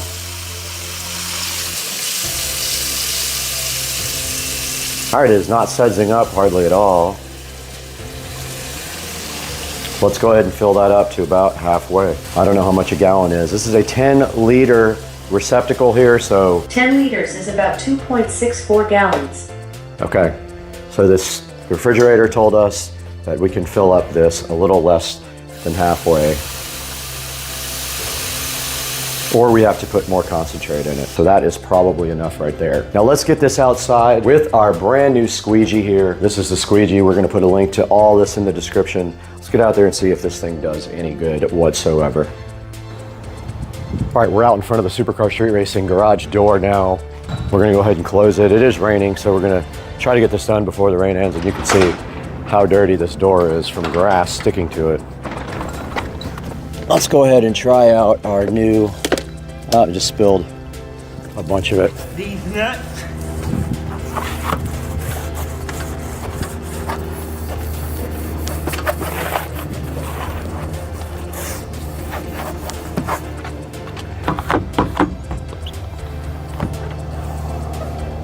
Oh, okay.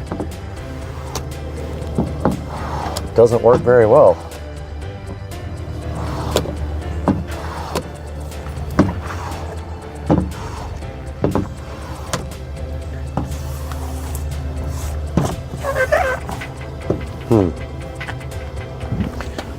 Not sure if I like that.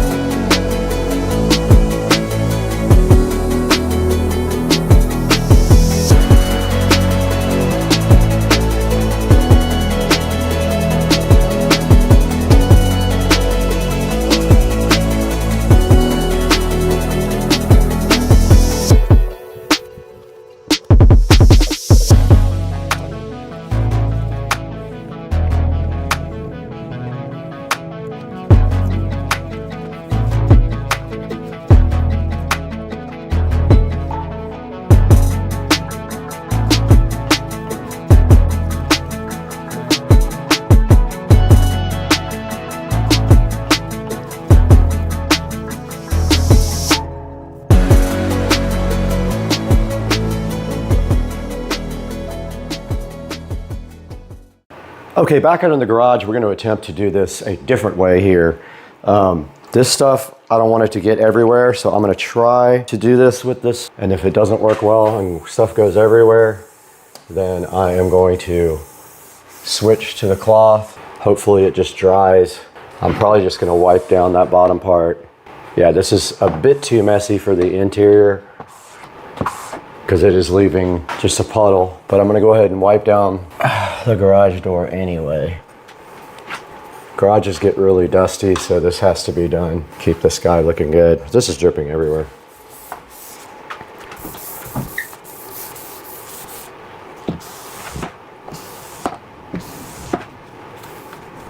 This allows me a chance to wipe down everything though.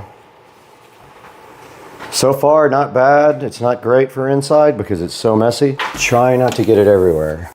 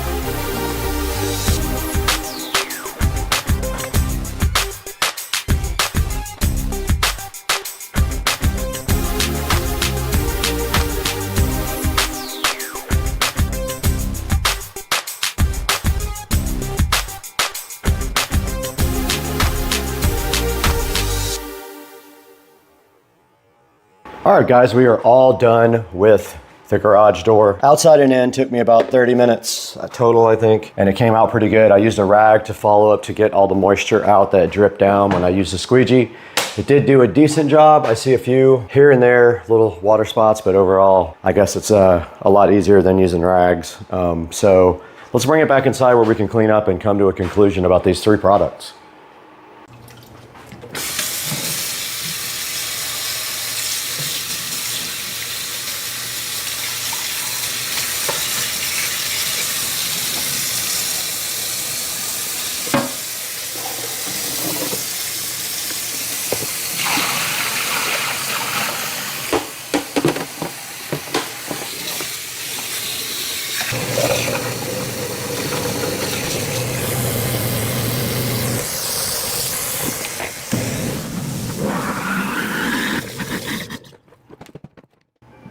Okay, we got our garage door all done. We did use the Easy Glide glass concentrate. We used our collapsible bucket there, and we used this squeegee / window cleaner from Amazon. Now let's go over to the Supercar Street Racing editing studio and take a look at all 3 of these guys online. We are back in the Supercar Street Racing 4K production studio. I'm Brad. Thank you so much for joining us today. And we have 3 products that we want to show you today that we did use to clean the garage door. The first one is the Easy Glide Glass Cleaner. Now it has a 4.6 star review, and it only takes a capful or 2 to clean a large amount of surfaces on your windows. It takes 2 capfuls for 1 gallon, and we did use that out on the Supercar Street Racing glass garage door, and you saw how it came out. It came out pretty good. I made a mistake of not cleaning all the grass off first, and that was a huge problem. But it did come out very nice using the Unger streak-free Easy Glide glass cleaner. And next on our list here, we have this very cool collapsible 10-liter wash bucket. And it did work out very well for using the actual squeegee because it's actually the correct size for the squeegee to fit into. And it's pretty simple. It's just a bucket that will collapse into a flat thing, so it works awesome. It does have a 4.4 star overall review right now, and it is available on Amazon for $13.59 at the moment. And the very last thing we have to show you guys today is this window squeegee cleaning tool.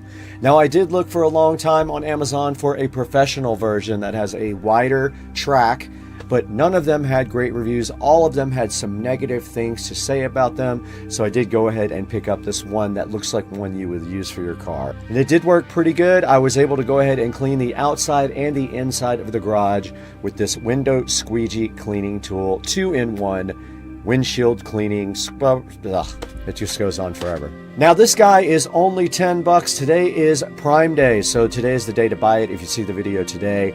But yeah, it's 32% off, so go ahead and pick up a squeegee for yourself as well. And that's going to do it for today, guys. I really appreciate you guys tuning in and helping Supercar Street Racing by buying all of your products through our affiliate links down below in the description. Please like and subscribe, and we will see you guys on the next one. We try to keep the content rolling, but right now we got to get out of here. I got to go to lunch at Cliff's.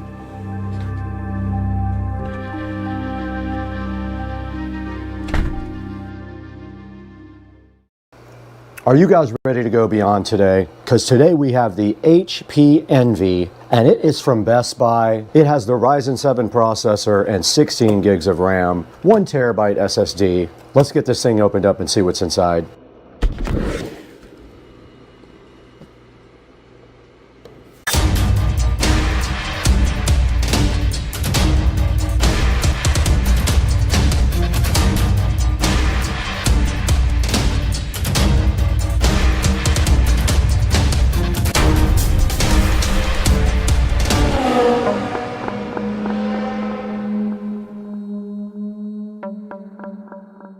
Now we're right in front of the HP Envy and also in front of the iMac that we did purchase from a thrift store. You can go ahead and check out that video later. But right now I've got this backwards actually because it does open up from this side.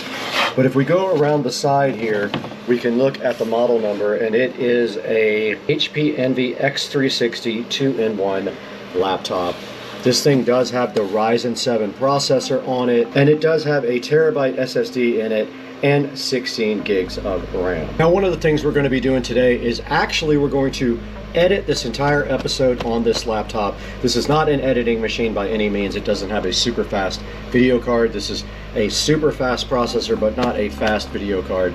But we're going to set this up for Rich and Trish live. While we do that, we're going to be recording that, and then we're also going to get this thing going for them, as far as we're going to take all the bloatware off and install all the necessary antivirus and other software that they need to work every day. Now, this thing did come from Best Buy, and I believe it was $749, so not a bad deal.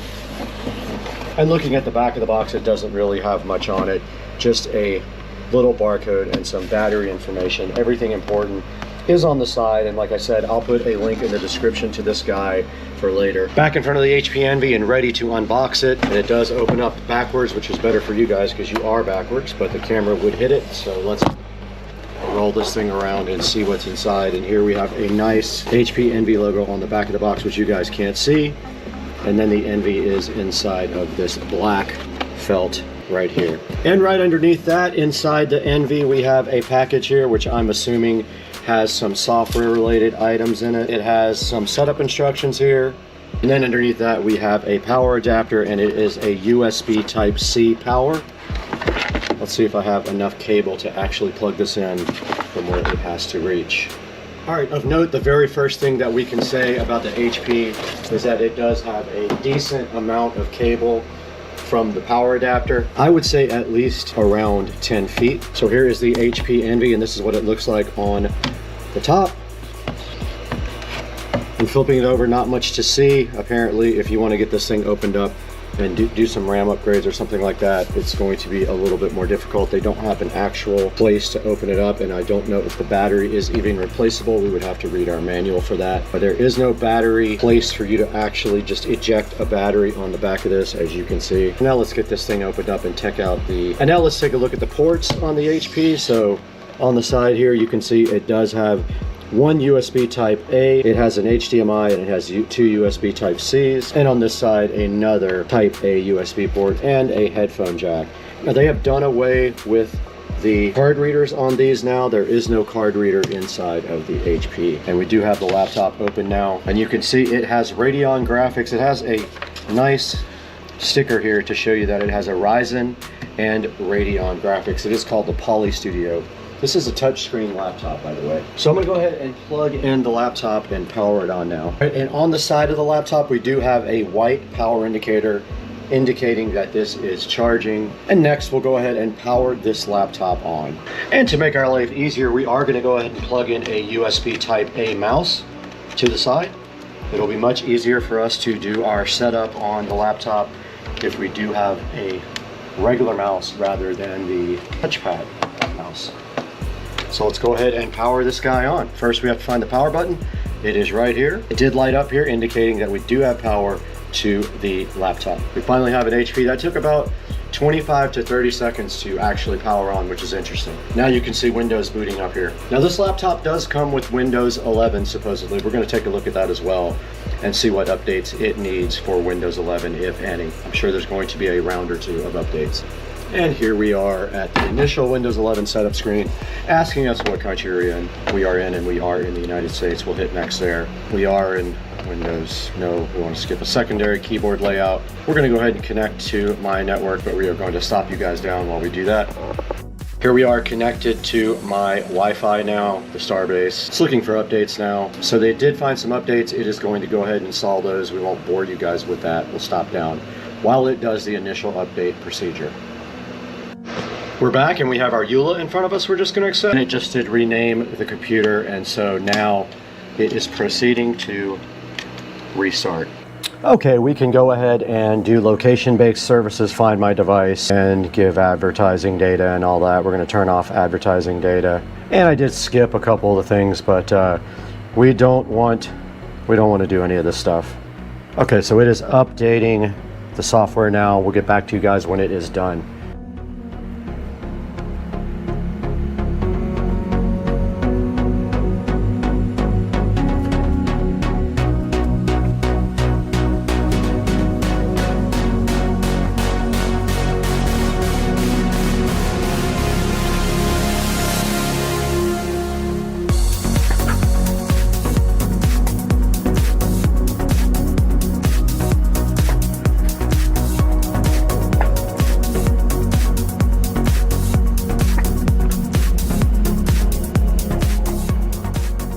Okay, we did just put the PIN in to sign in, not the actual password. So computer is now in the setup mode here again. It says it might take a few minutes, so we're gonna leave it right there while we check on dinner.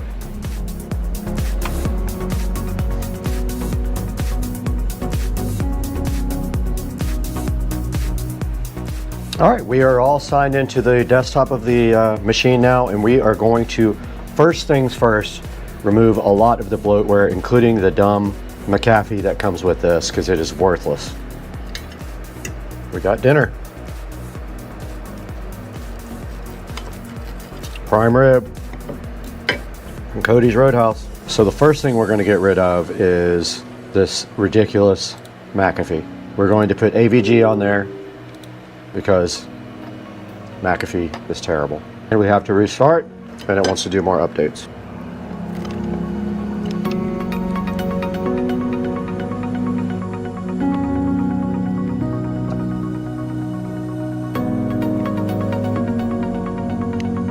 Let us get AVG now and Chrome.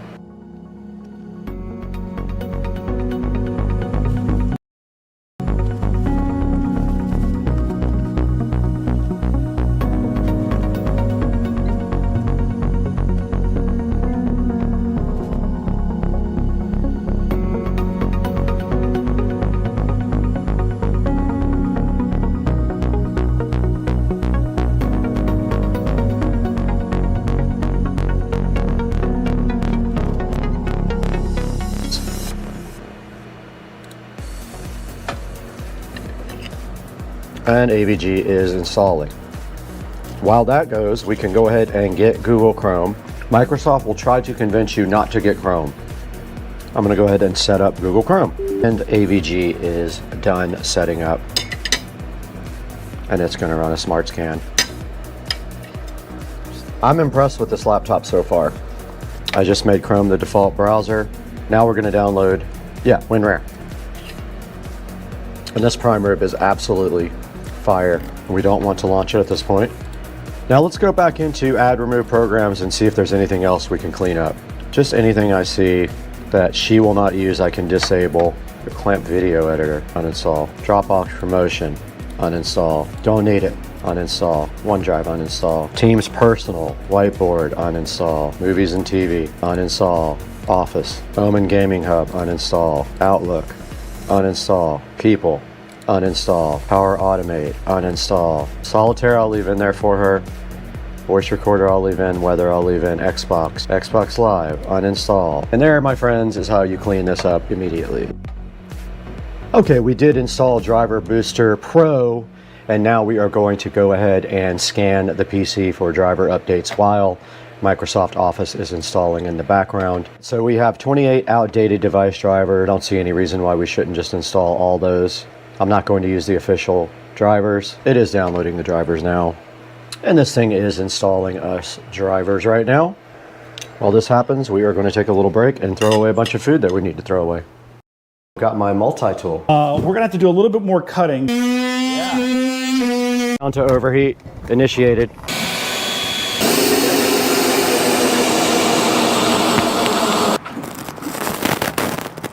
Those things are beasts. My new mailbox now. Sure. Yeah. Some junkie run over my mailbox. Oh, Flying did. That's my new mailbox. It's just where I had it all on like 4 video cameras. No lights on, nothing. Just ran right over it. So it's my new mailbox. I appreciate it. Yeah, have a good night.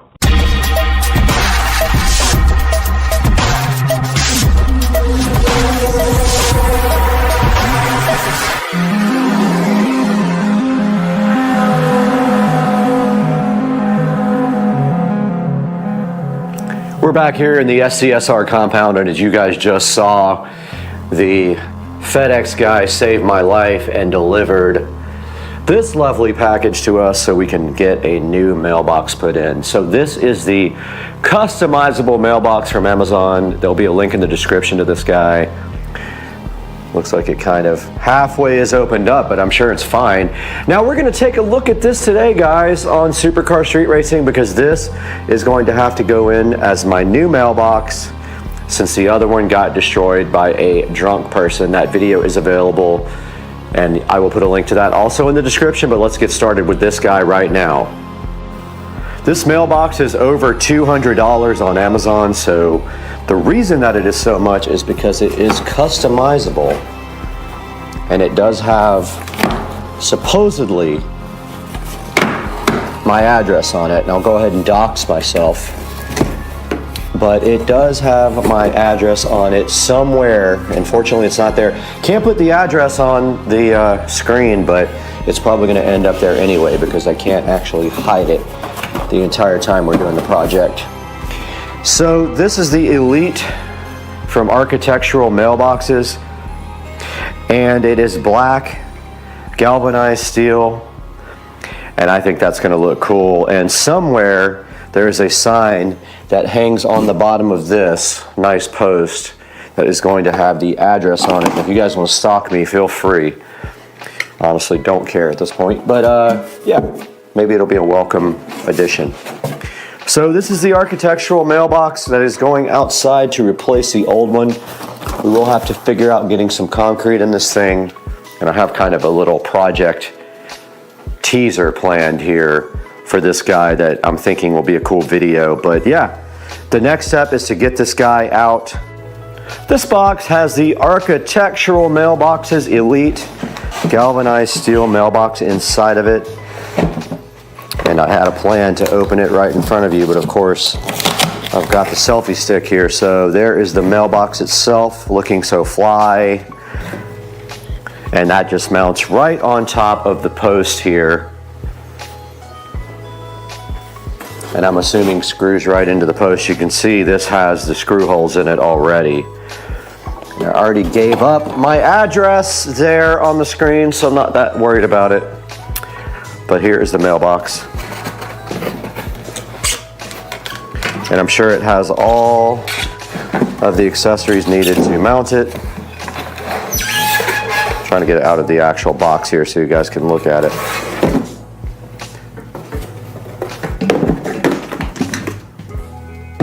And there it actually is in its entire glory, and it did come damaged. There is a little dent right there. It's actually a little like metal thing. I'm not that worried about it though. Honestly, it's whatever. It's towards the back, and that's what the thing looks like in its glory, sitting there in the Supercar Street Racing living room next to the Shamar Bridges mini bike. And then in here, there's some other stuff inside this box. I don't know what it's in. Okay, it says the base on it.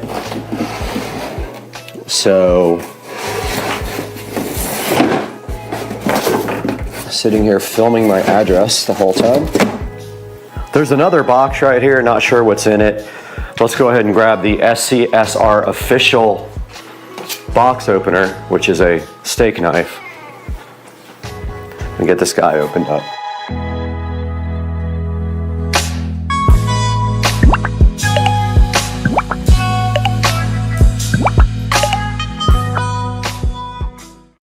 Took a look at the instruction manual here. This mailbox has to be 41 to 45 inches off the ground.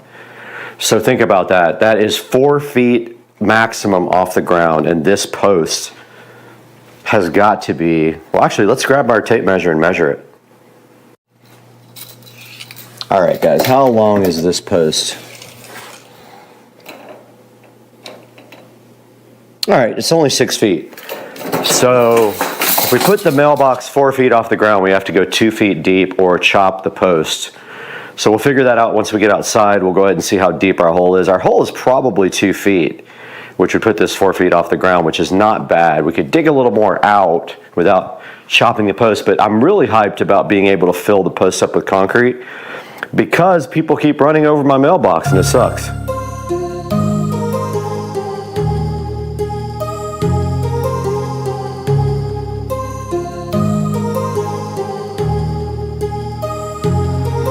My heart rages around like an ocean in my head because there are so many things that I left unsaid.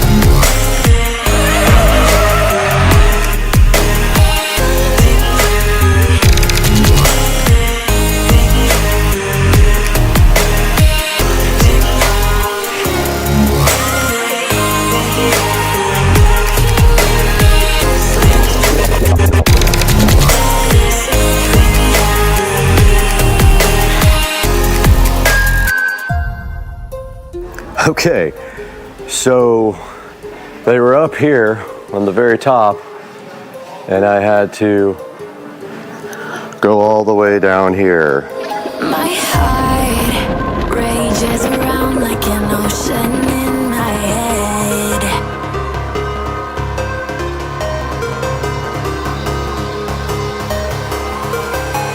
I can almost feel you walking in the distance, but I know that it's not reality.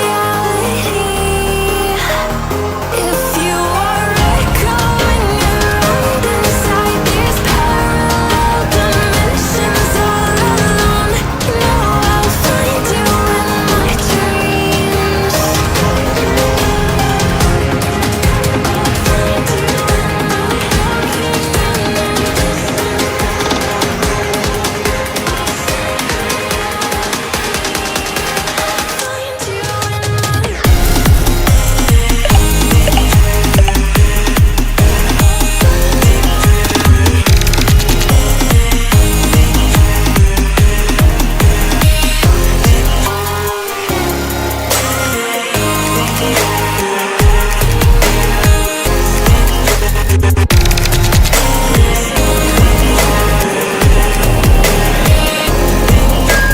I can almost feel you walking in the distance, but I know that it's not reality.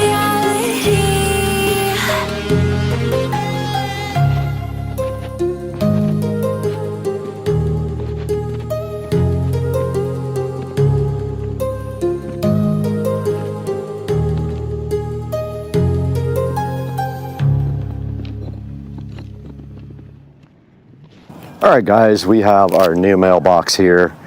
Someone stole all my pavers last night. Really, really crappy night. So I'm gonna be looking for somebody with a intent to cause harm.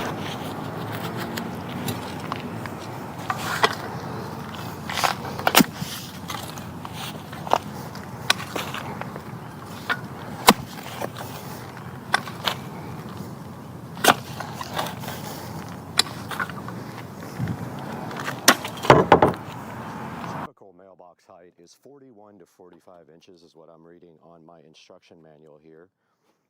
So I just dug the post out just a little bit more, and basically 41 to 45 is right about here in the ground. This post is way taller than that. Even if we get to 45, yeah, let's see.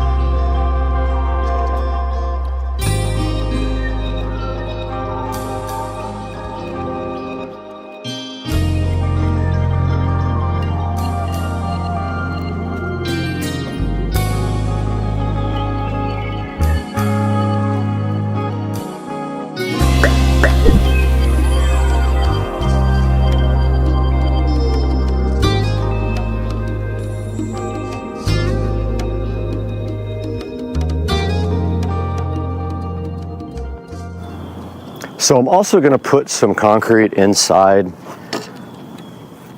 of the post to strengthen it up. So I've got a Dixie cup here, and I'm just going to put concrete in, test the level, put a little water in, put more concrete in, test the level, etc., etc.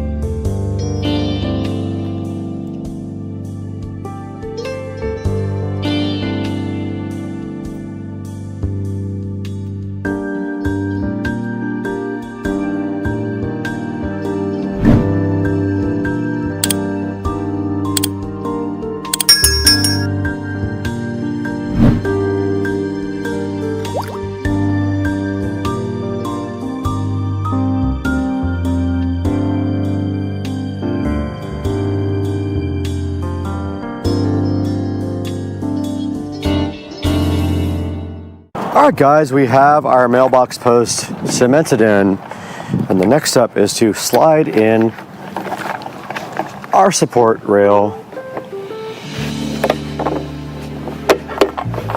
just like that. And then there's a key right here.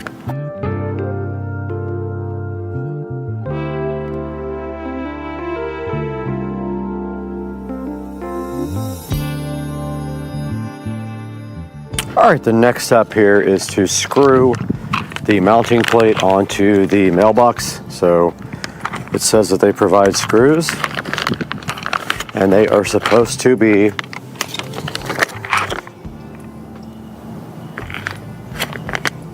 two and a quarter inch stainless steel. Let's see what we got.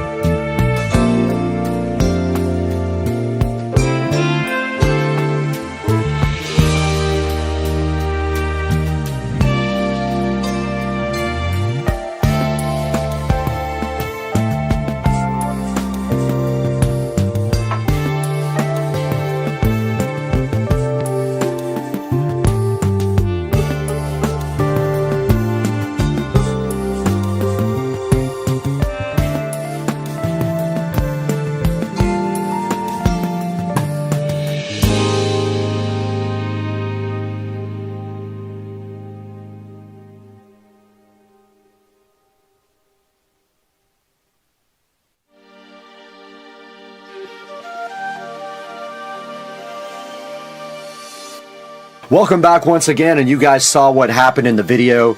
We ordered a new custom mailbox from Amazon. We went and got a lot of stuff for that project and the next project, and then we replaced our mailbox. And what you're looking at right here on the screen is that replacement from the Forever Products company.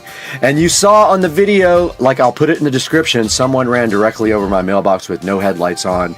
They swung wide, hit my mailbox, and then took off. And in this video, I went and bought a bunch of pavers to re-landscape the area, and those got stolen on video night before last. So anyway, this is the Forever Products customizable mailbox. It is $209 on Amazon.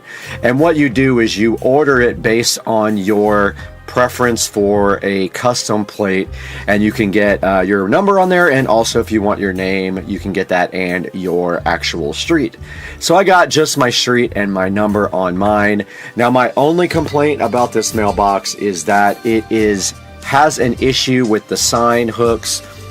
The hooks that hold on the sign are too big for the actual holes in the sign, so I bent my sign. I put my hooks in and I bent my sign down to make this thing work. You could probably just drill the sign out a little bit more, but it does not come ready to go.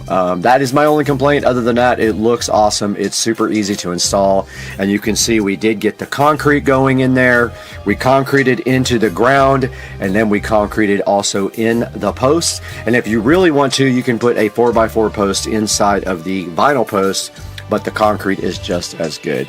Guys, this thing has a 4.7 star rating. Go ahead and pick one up, and please click through my link in the description when you order anything from Amazon. Not just this. Click any of my links in any of my videos when you order products, and that gives me a little bit of money for the channel, because we do lose money on the channel. Now, I'm so happy you joined us today. We got another big project coming up, and I will be editing that also today for hours. So please like, subscribe, and we'll see you next time on the channel. Directly in front of me on Supercar Street Racing is an important part of our next project. I've been wanting to order this for a long time, because pretty soon we're going to have to get outside and do some maintenance to the house, and this is going to be super helpful when we do it. Let's take a look at what's inside this box after you see the Supercar Street Racing unboxing and review opening. Let's do that first.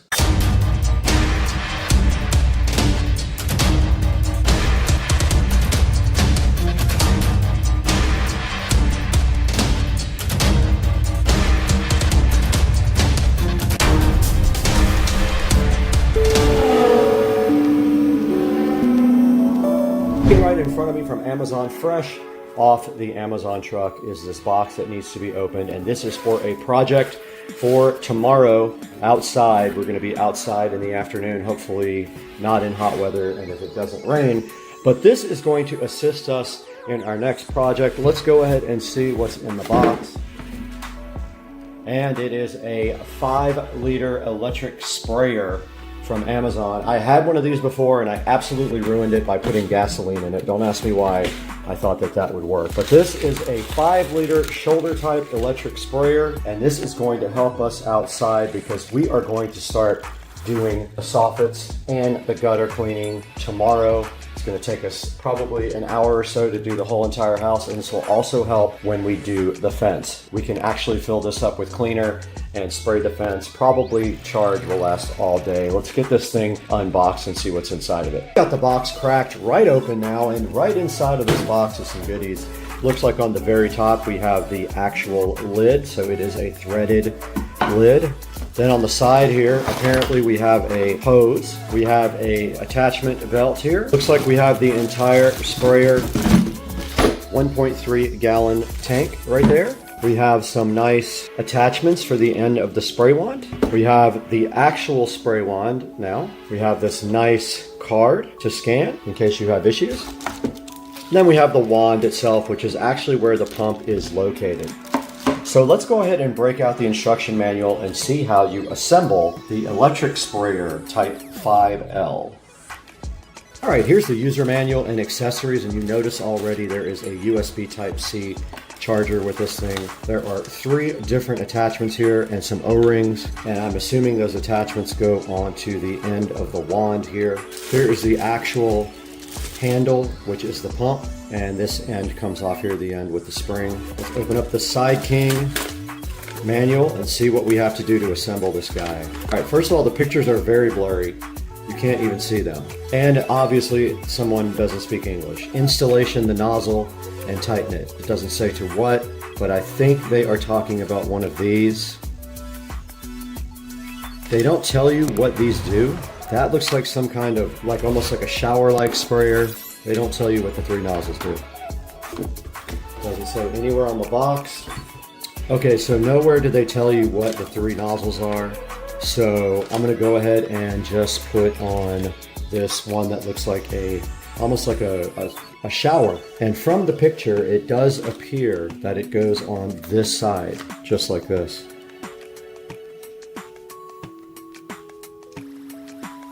So it just says to tighten it. It doesn't say how tight, but you have to hold this part to tighten the top. Ah, it's an extension. Okay, cool. That'll be good for getting up on the soffits and the gutters. Step 2, now it says to install the extension rod onto the handle, and apparently that is there. And there's already an O-ring in there.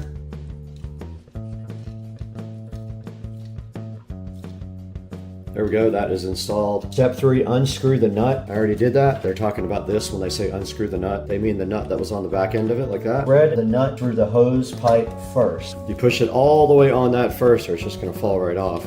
Then you take your nut and screw it all the way in, and it actually got tight that time. Hand tightened it, now we're good to go. Insert the water pipe into the spout of the tank and tighten the nut. There is an O-ring on this, and this nut just pushes. The tube goes in, so it reaches all the way to the bottom.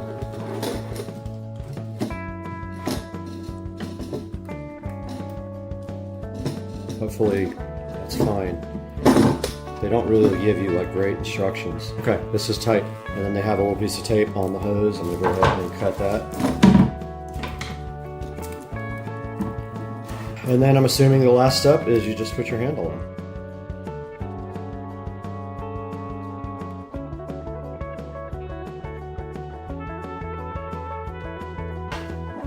Then your handle goes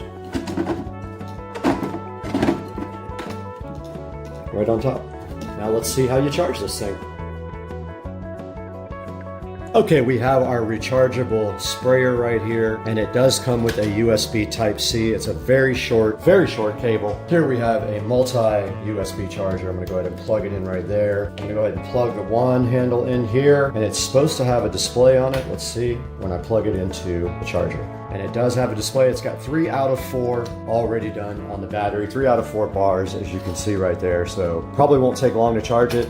I'm just gonna leave this on the charger till it's done, and then we'll start on the next part of the project. All right, guys, today is the day to clean the soffits and the gutters, and I'm not looking forward to it, but it has to be done. There's no other way around it. And the first thing we have to do is mix up our cleaning concoction. And we do have this 30-second outdoor cleaner, but I also scrub because I know that doesn't work fully. So what we're gonna do here is go ahead, it says 1-to-1, but I think that that is complete BS because they want you to buy more product. I think we're gonna go like 1 cup per full thing of cleaner. Actually, let's do 2 cups per full thing of cleaner on this spray thing. So 2 cups would be right here. Since I'm gonna scrub too, I feel like that's complete BS.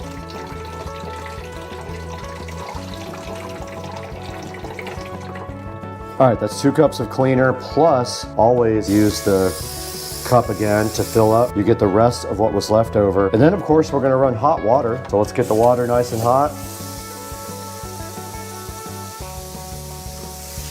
Super hot, so let's pull it right over this guy. Hopefully it doesn't suds up too much. And I actually can't see it, so I don't know where the level is. It's supposed to be 1-to-1, but I think that's complete BS. All right, I hear it filling up now. Actually holds a lot. I'm surprised. I don't know if it has a maximum fill level, but whatever. There's our cap, no pumping, no purging of air, nothing like that. This thing is ready to go. Let's take this outside and get straight to work, guys.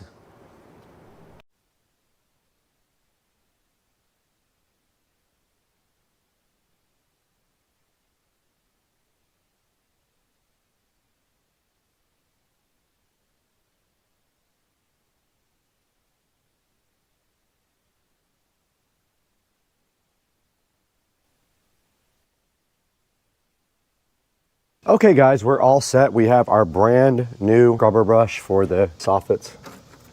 And we have our brand new sprayer here. So let's go ahead and test out this sprayer. Now, keep in mind, I did not mix 1-to-1. I only mixed maybe 2 cups. Turn on our sprayer. When you turn the handle on, it just starts working. So you just switch the handle off and on. Pretty powerful.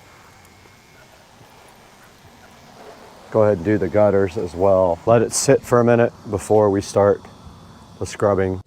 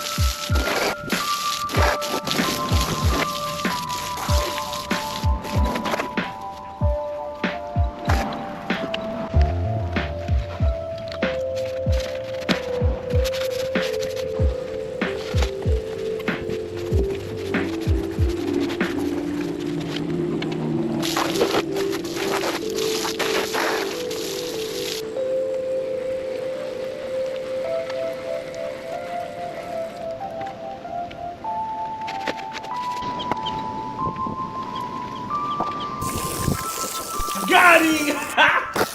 Got him!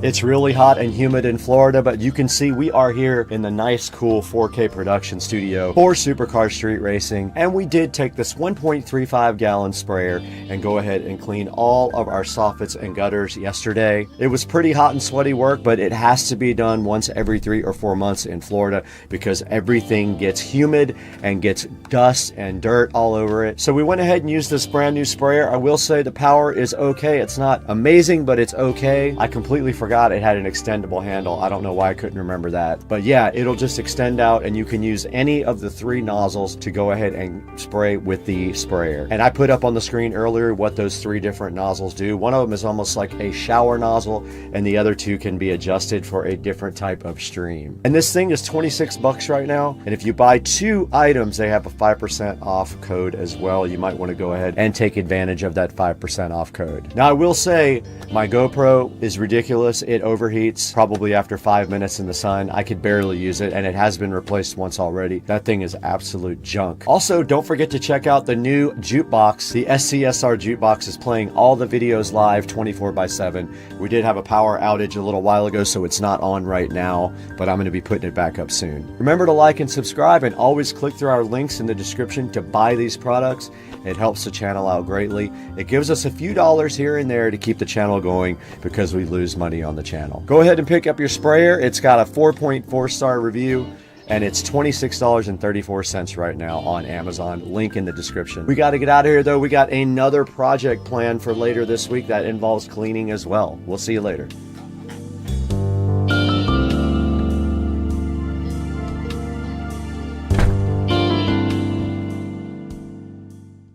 Hey guys, Brad here, and I've been wanting to do a video like this for a while.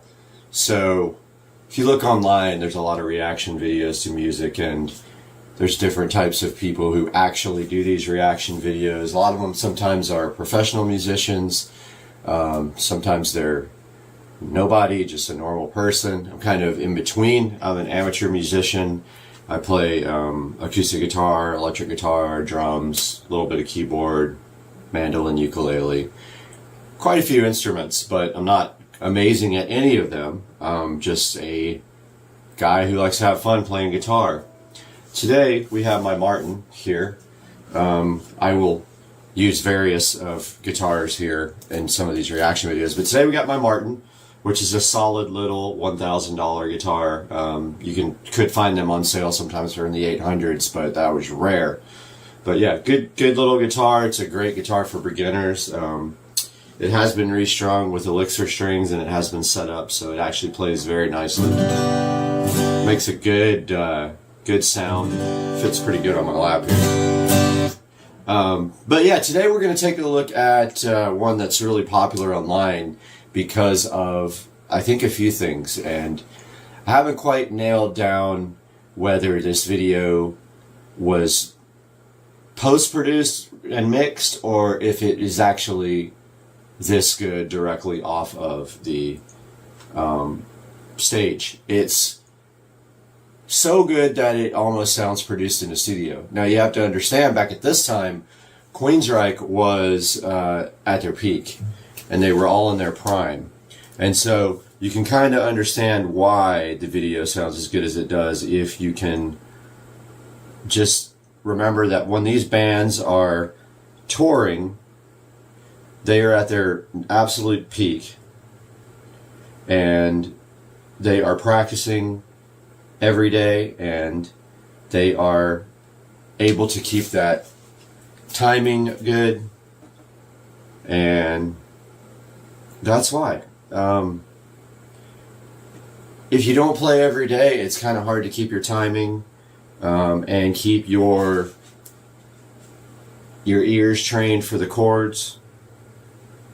And so let's read a little bit about Queensryche together before we take a look at Take Hold of the Flame. So Queensryche is an American heavy metal band formed in 1980 in Washington, which I did not know that. Used to be a fan of them back in the day when I was in high school and college. And they came from this band called Mob. And they have 15 studio albums. And if you know Queensryche, they are really theatrical, and their albums have themes that carry out through the whole album. They sold over 20 million albums, and that's absolutely amazing. And of course, you've got the incredible vocals of Jeff Tate, even to this day, although there are several versions of this song online, and you will see that his vocals have deteriorated. Now, I heard that was because he was a classically trained singer. He took lessons, and voice coaches helped him develop that range. And I did hear that that could be the type of singing that he does could be detrimental to his long-term voice, so to speak.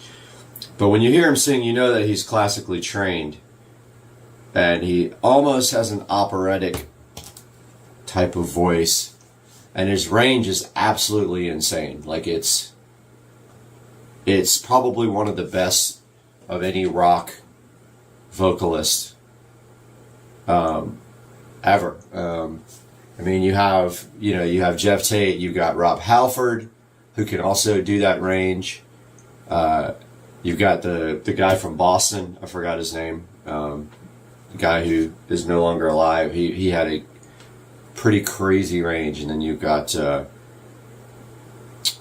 couple of other guys that are up there. But no, Jeff Tate, man, his vocals are on point. He's one of the most incredible rock singers ever. So Take Hold of the Flame. I've got the chords up here on Ultimate Guitar. I don't know if it's going to be in the right key.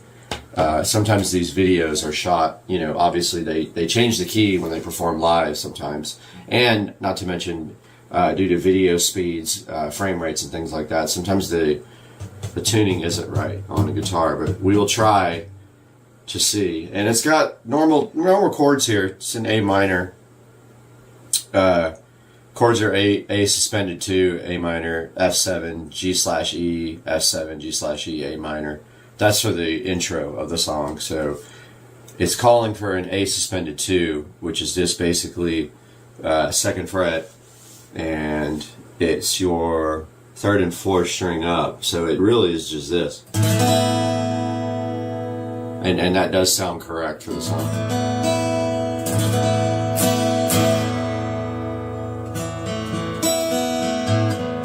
They probably fret it.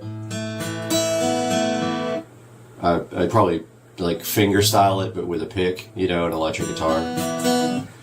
So intro is just, you know, ASUS 2, A suspended 2, A minor, which is just very close, almost the same chord. A suspended 2, A minor, and then your following chord is an F7, which is a kind of a difficult chord to play. There's a bunch of ways to play it, but Ultimate Guitar says that you basically bar the first fret. So you got your that's a tough one to bar, and then your second fret, it's calling for the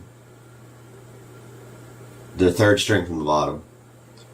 So that would be finger 2, and then your third fret is second string from the top. So they're saying an F7 looks like this. Beautiful chord, but very hard to play.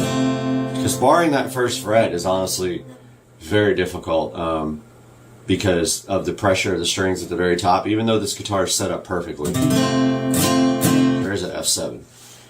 And then from that point we go to G/E, which again is not a normal chord, but it really is just 2 fingers. You can play it with your first finger and your third finger.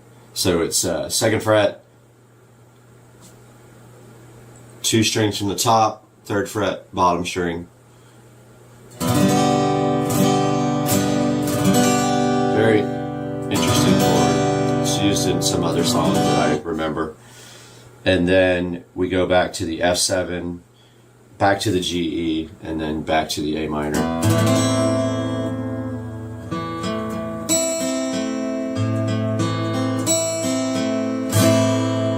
So yeah, so Take Hold of the Flame.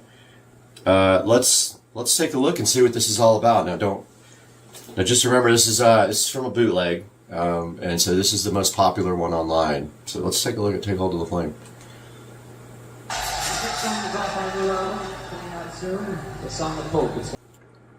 So right away, I'm noticing that his tone is better in this version than I've seen him lately. There's a concert of just Jeff Tate, who left Queensryche a while back. They had disputes, and his ability to stay on the notes is gone now. It is good, but it's not this. It's definitely deteriorated, and you can see that in his newest video from 2021 where he was playing live with his new band. So lyrics: we see the light of those who find a world has passed them by, too late to save a dream that's growing cold. What does that even mean? So he's watching somebody. He calls it light. He's watching somebody's light. And someone who has, I guess, wasted time, because it says a world passed them by. Too late to save a dream that's growing cold. So they've wasted their time in life, and he is viewing this from the outside. But yeah, it's like, it's A minor first, so it's like, see the light of those who find. And then it's world is F. World has passed them by.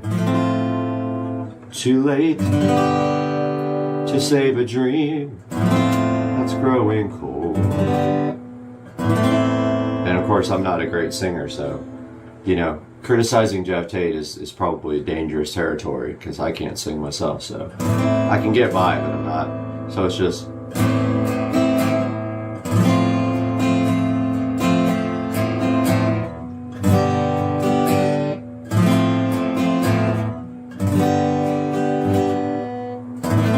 something like that. Listen to it again.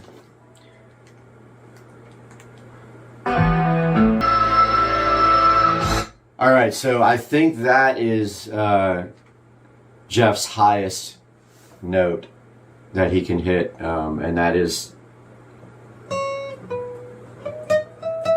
I don't know, it's called an F here on the actual chords, so, you know.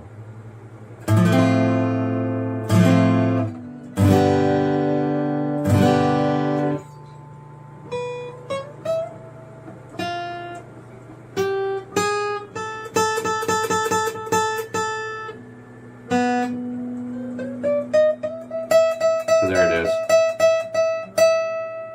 I don't know what note that is. That's up there. As you can see, that's way, way, way up the scale here. Well, I heard somebody say I think it was an A5. I'm not sure. I'm not great with the actual notes, so that's his limit though. I believe his vocal limit is right there. But he nails it, and it's dead on. There's no vibrato. It's just a straight sing.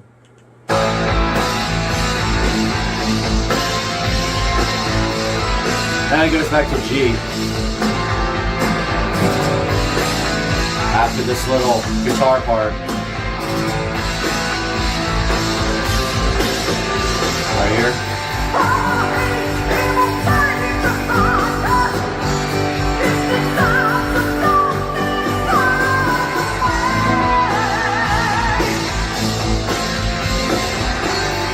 From a haze came a rage of thunder. Distant signs of darkness on the way. That's just literally a G. It's like, from a haze came a rage of thunder. Distant signs of darkness on the way.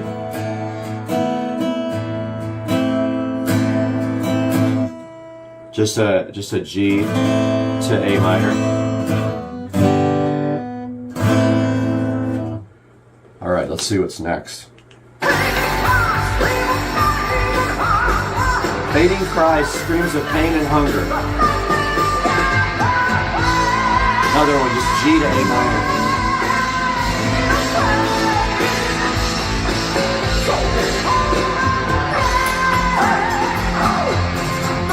So there he did the G to A minor again, so just a straight up G to A minor.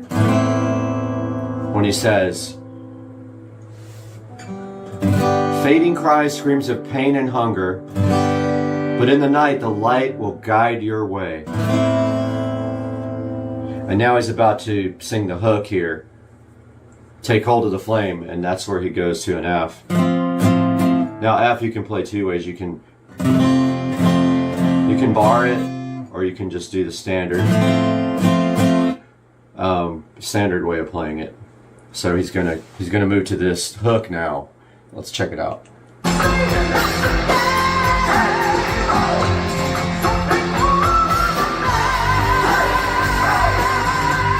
Back to the G, to the F, G, A minor. So he's saying, take hold of the flame. Don't you see life's a game? Take hold of the flame. You got nothing to lose but everything to gain. So kind of a positive, go get it kind of message there, that you're letting life pass you by. And then the next verse, he goes back to the A minor and the F, and then back to the A minor. Let's take a listen to that.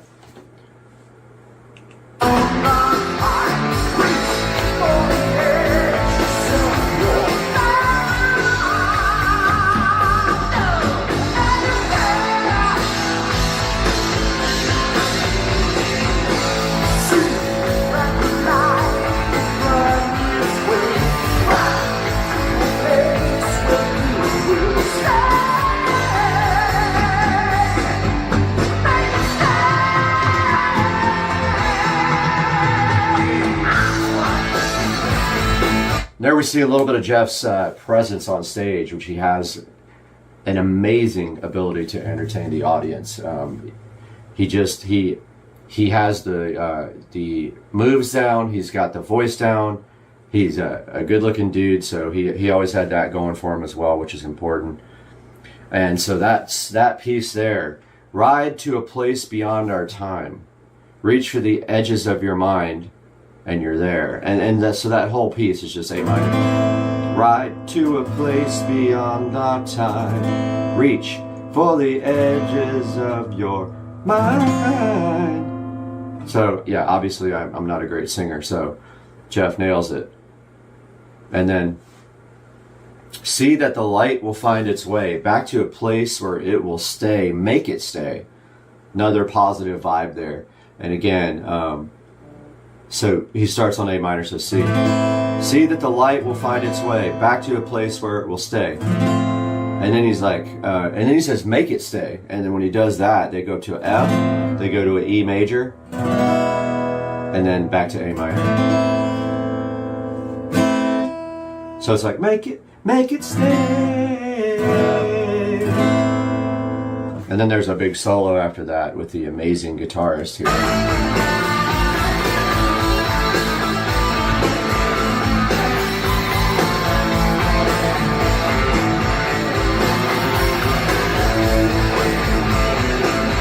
Everything, the timing and everything is perfect in the song.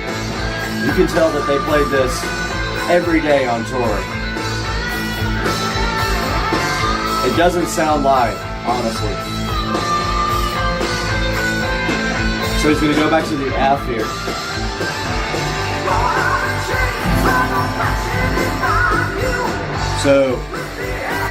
So the chord is wrong, I believe, on Ultimate Guitar. It says F, but I don't think it is. I think it's a G. Yeah, it's a G on the, in reality, he's got F on the actual app. Throw down the chains of oppression that bind you with the air of freedom, the flame. So it's just G, A minor with my terrible voice. Throw down the chains of oppression that bind you. With the air of freedom, the flame burns bright. Let's take a listen to that again.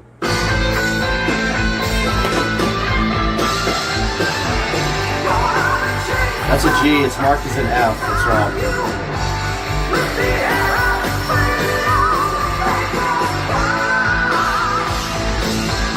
It's wrong again, it says F. It's a G.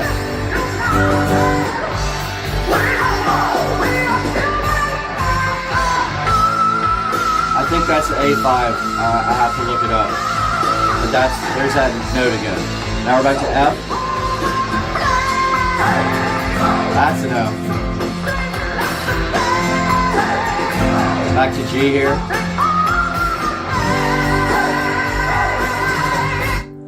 Again, just such an incredible use of his voice. He is going down to, you know, G chord here, and then he's hitting that super high.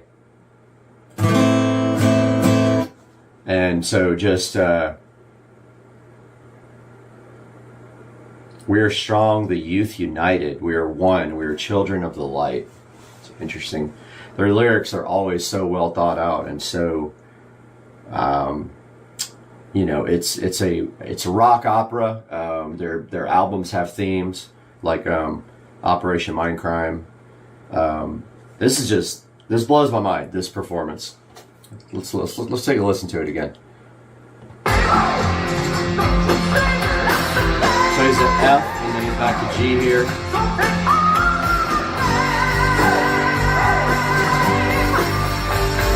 Now to F.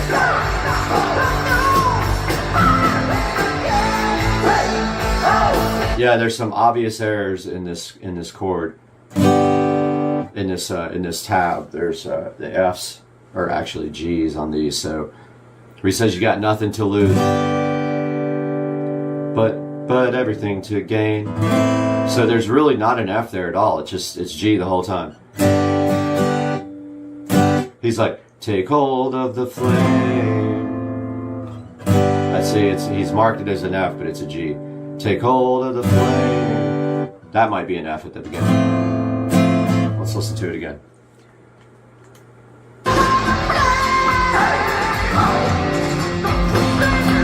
an F at the top of that one. And it's a G. Stays a G.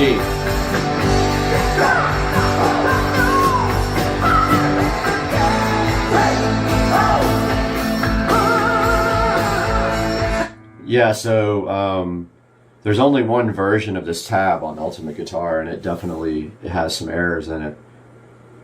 But overall, it's fairly accurate. But just be aware that some of the Fs are actually Gs. So if you go to play this, and it sounds like a G, and it says F, you'll know. He's like, come on.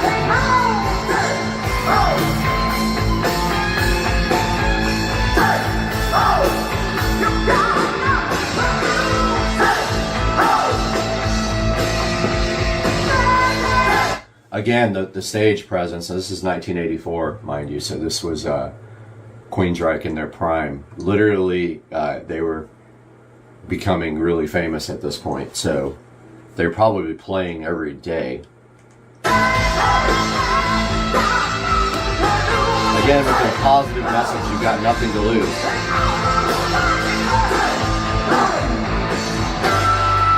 There's that note again.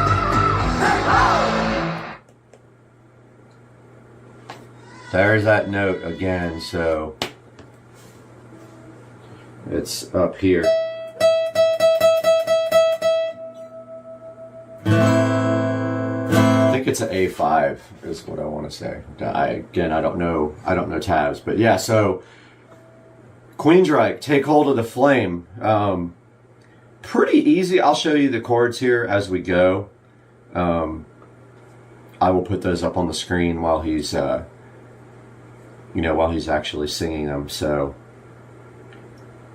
hope you guys enjoyed this reaction video. I want to do more of these, but wow. Take Hold of the Flame, probably one of the best live performances that I've ever seen from a band. Now, the question still remains, is this live, mixed live, or is it, or did they isolate the channels, take it to a studio, mix it, and then create the video afterwards? That I'm not sure of, and there's not a lot of information online about it.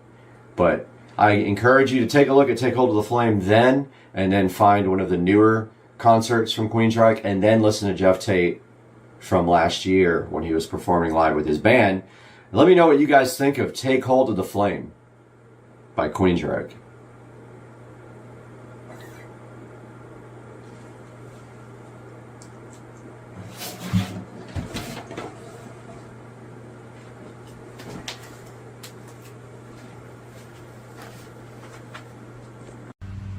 This guy just chilling with something in his mouth, heading towards the salad.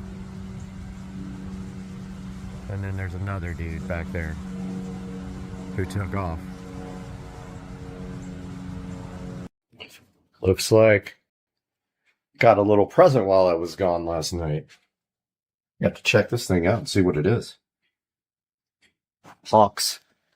Beware, hawkage. 2 hawkage, 1 over there, 1 right there. There was 3. What are you looking at, dude?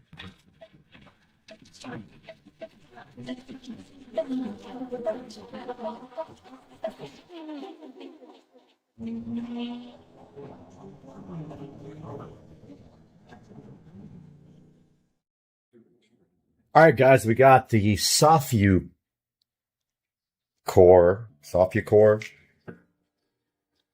ceiling fan for the patio. And I think it's hilarious because it's an LED ceiling fan, but there's no LED.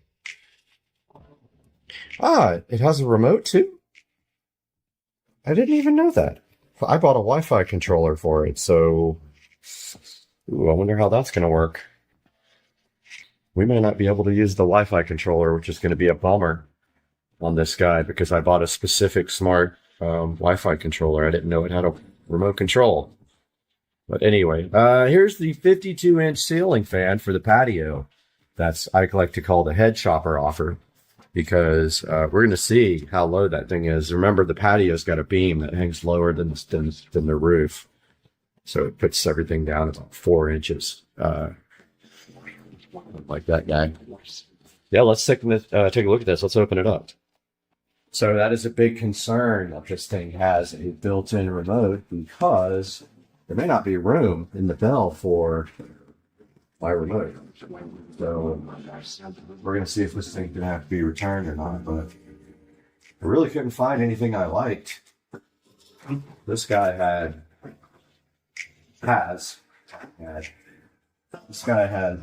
also supposedly solid wood blades, which is definitely a plus.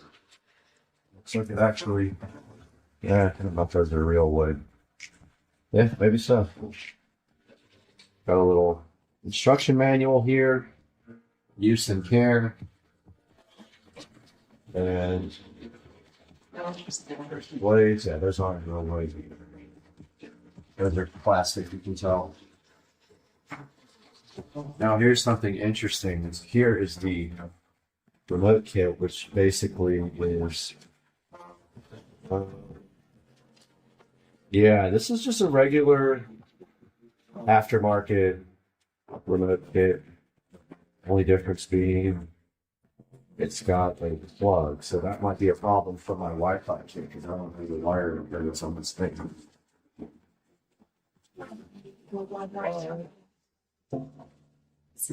think does kind of hang. It's kind of big, honestly. It's going to hang down quite a bit.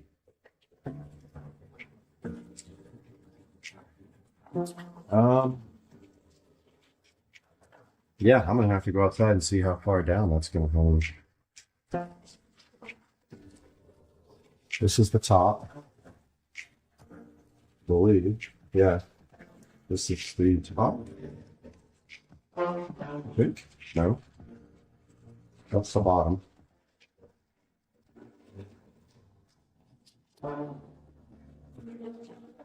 And yeah. Interesting. Yeah, because see, not sure how this is going to work. Oh, it does have a wiring diagram. That is kind of a thick. It's kind of way longer than I thought it would be. Well, I'm going to have to take a look at that outside and see how low that's going to be, I think. Really worried about my lights flickering when the fan spins. I'm going to end up having to put these lights on the other side and turn them straight up so that they shine on the ceiling. I bet that's 2 of the lights are going to be rotating and it's going to flicker.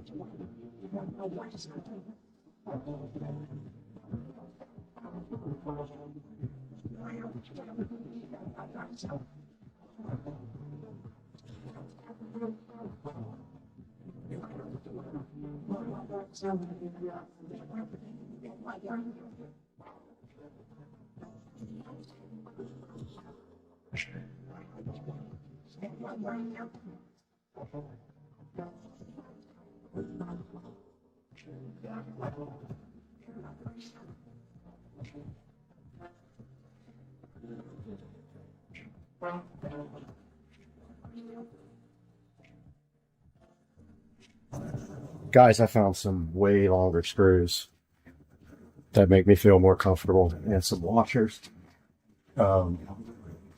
Because honestly,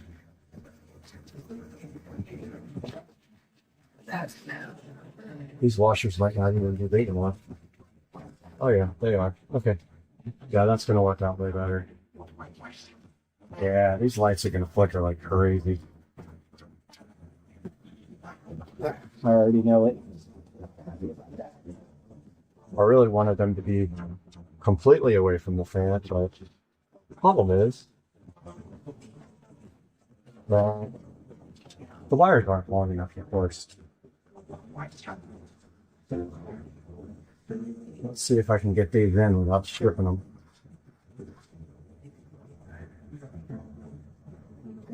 Trying to go in sideways.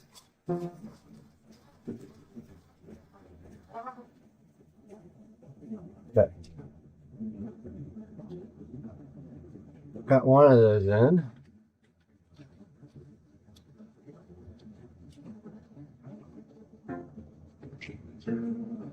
No problem. It really wasn't a big deal like I thought it was going to be. Coming next.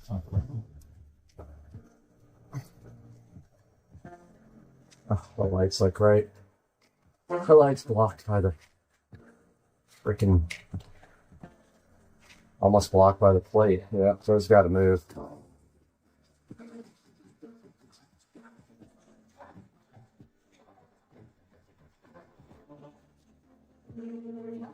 You're kidding me. This thing broke already.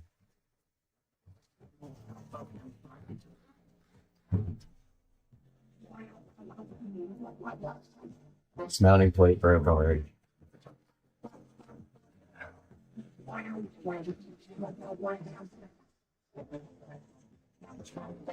Thing.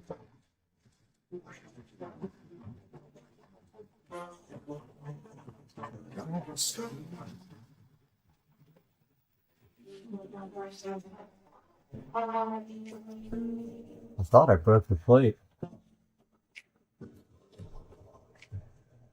But actually it doesn't matter. Because the weight isn't supported by this plastic thing. It's supported by the... This light's right in the way. Might as well take it off now.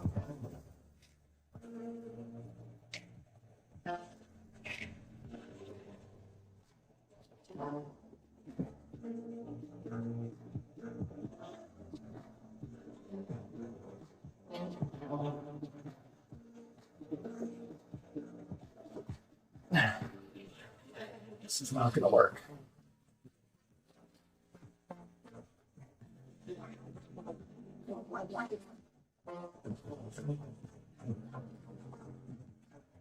Out of bones. I really wanted these lights to work right there.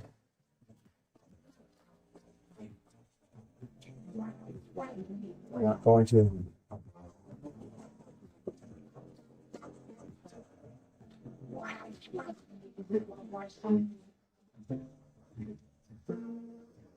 Oh, they were so perfect too. What's up, color?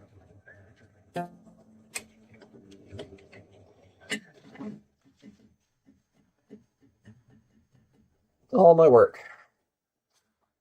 for nothing. I'll tell you one thing though, this plate is not going anywhere for the fan. Got to strip these lights out. My lights, I mean the screwdriver. Screws. I'm all over the place, dude.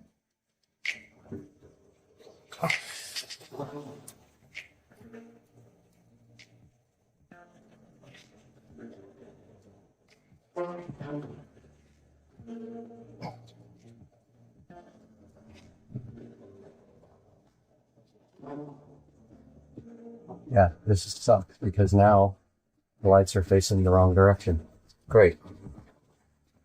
Oh, dude. I might put 2 up and 2 down. I don't know. I don't know if this was blocked or not.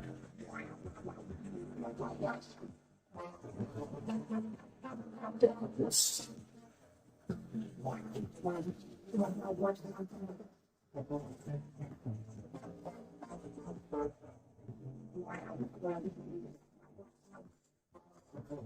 Well, I guess it's going all the pull.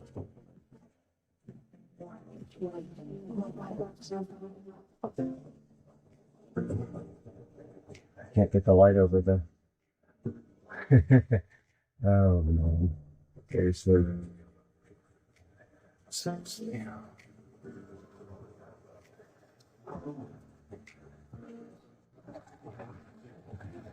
I also brought my level because just remember this thing might not be level.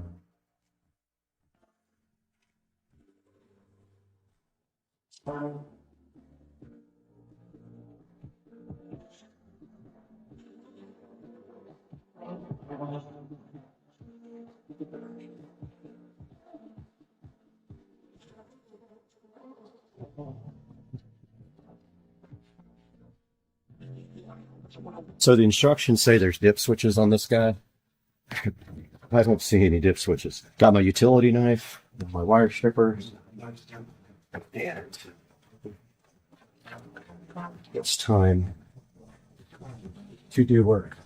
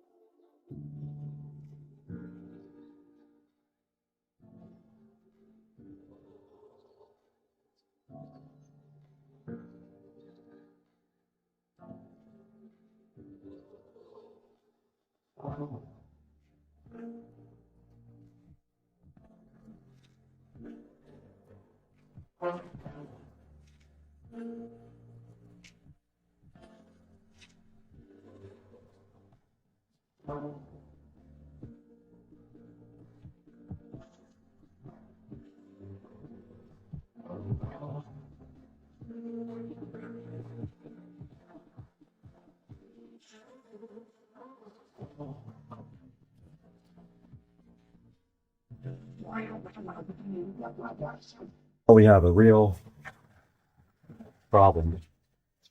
The screw heads broke off. Not broke off. They stripped out.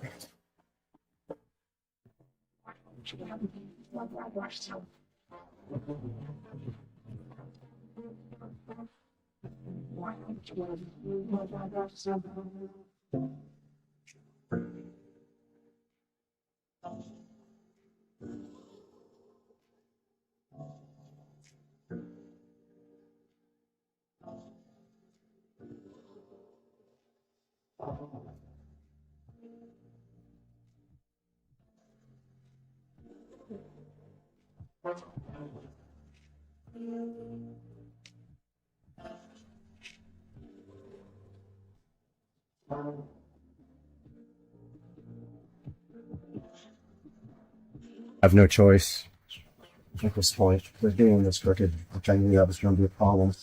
They'll put it on there crooked, if you can see over there. It sucks. Can't use this electrical box at all.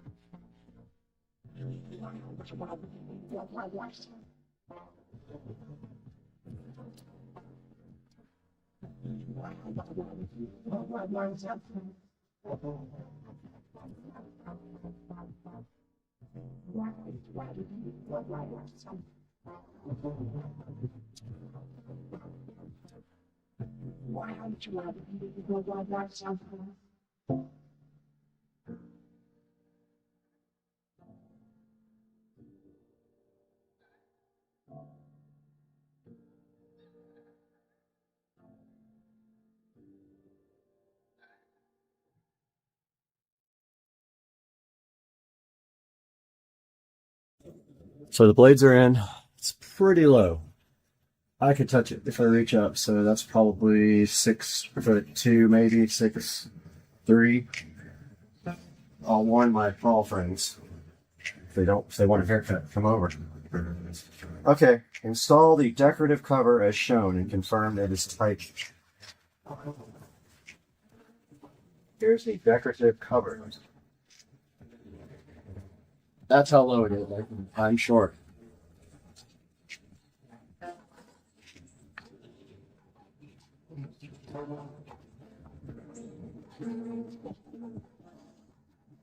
Okay, come on.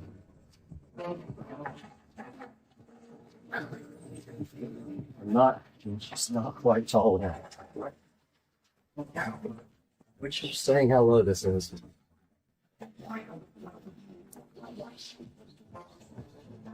So this just spins on basically. And it looks tough. And that is it. And it's installed.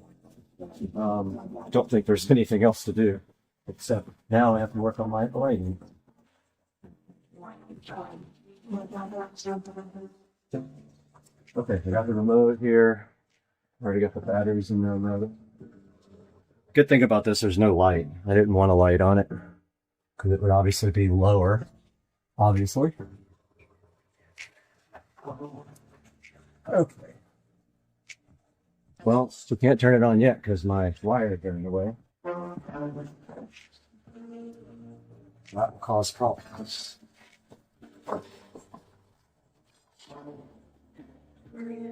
I really don't want to move these lights, but I have to.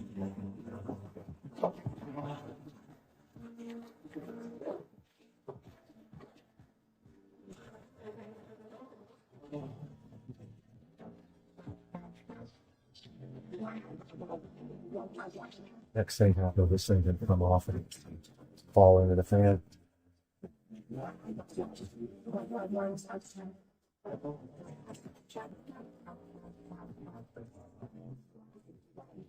Worst.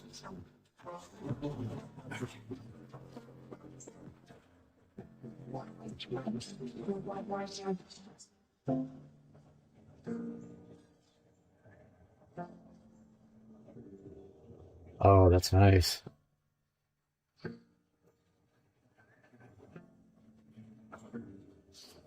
That's nice. That makes a nice breeze. I think that's on low too. It's actually not that low. Just warn people that come over.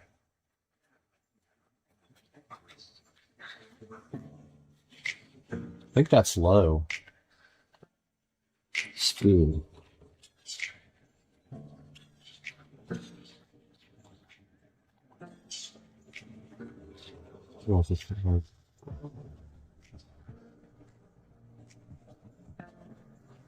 Let's see.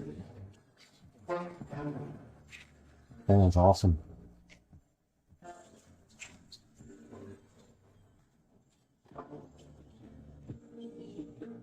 Ah, okay. Fan speed is here on the remote.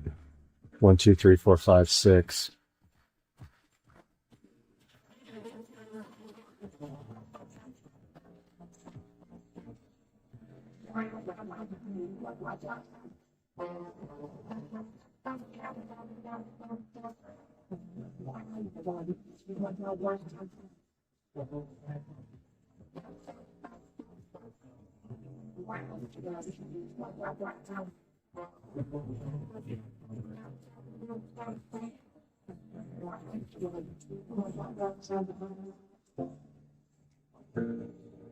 Nice. Doesn't go super fast. Oh, it's also reversible.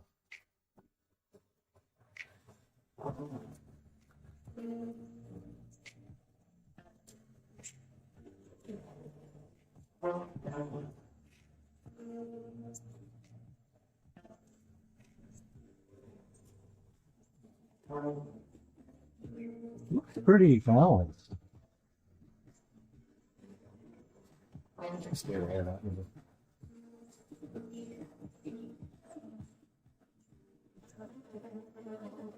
Guys, we'll follow up here in a second.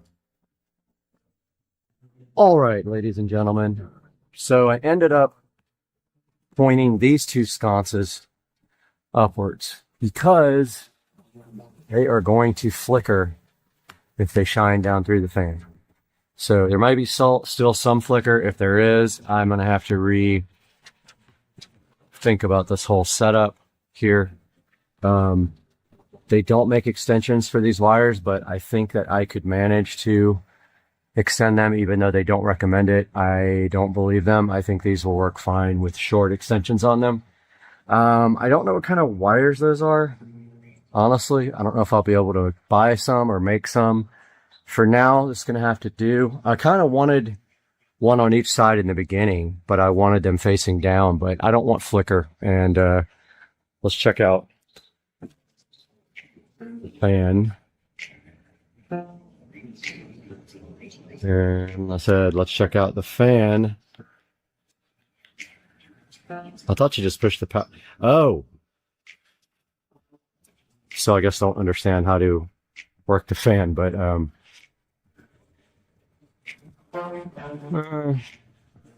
That might be, yeah, there's going to be a little bit of flicker there. That might not work. I want to see how bad it is tonight. I know shining through the blades, it's going to be really bad. But I want to see how bad it is tonight. With everything turned on. Yeah, worst comes to worst. I really don't know. I guess I would have to extend these cables. It looks like 4 pins. So I could get some 4-conductor wire and just literally make my own cables. All I need is about, I don't know, a foot on each cable to get them away from the fan and on the other side of the fans. That's the only way I could do it. But guys, I hope you enjoyed this video about the fan. And I recommend it. It's pretty nice. It's a little low. Lower than I thought it would be. That's not low profile at all. But it's going to have to work and tell people, beware. Hawks. Beware. Hawkage. 2 hawkage. 1 over there. 1 right there. There was 3. What are you looking at, dude? Who's checking me out? Guys, have a good day. I hope you enjoyed my hawkage. Oh, he's looking at the other hawk. Oh, double hawk. I don't know how much of me they will tolerate before they bail, but there they are. They're like, what are you doing coming close to us? No humans ever do. See you later, guys. How come you won't look at me?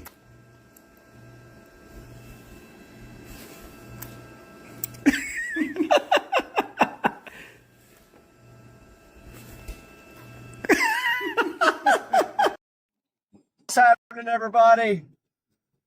Just got back from Stage 6 Motorsports. Wanted to give you guys a little bit of an update on what's going on with the car.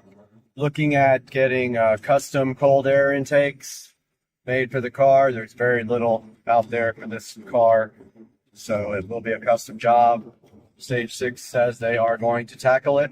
So made an appointment for the 16th to get cold air intakes put on the car. In just a few minutes, I'll open up the hood, give you guys a little bit of a tour of what has to be done in order to get this done.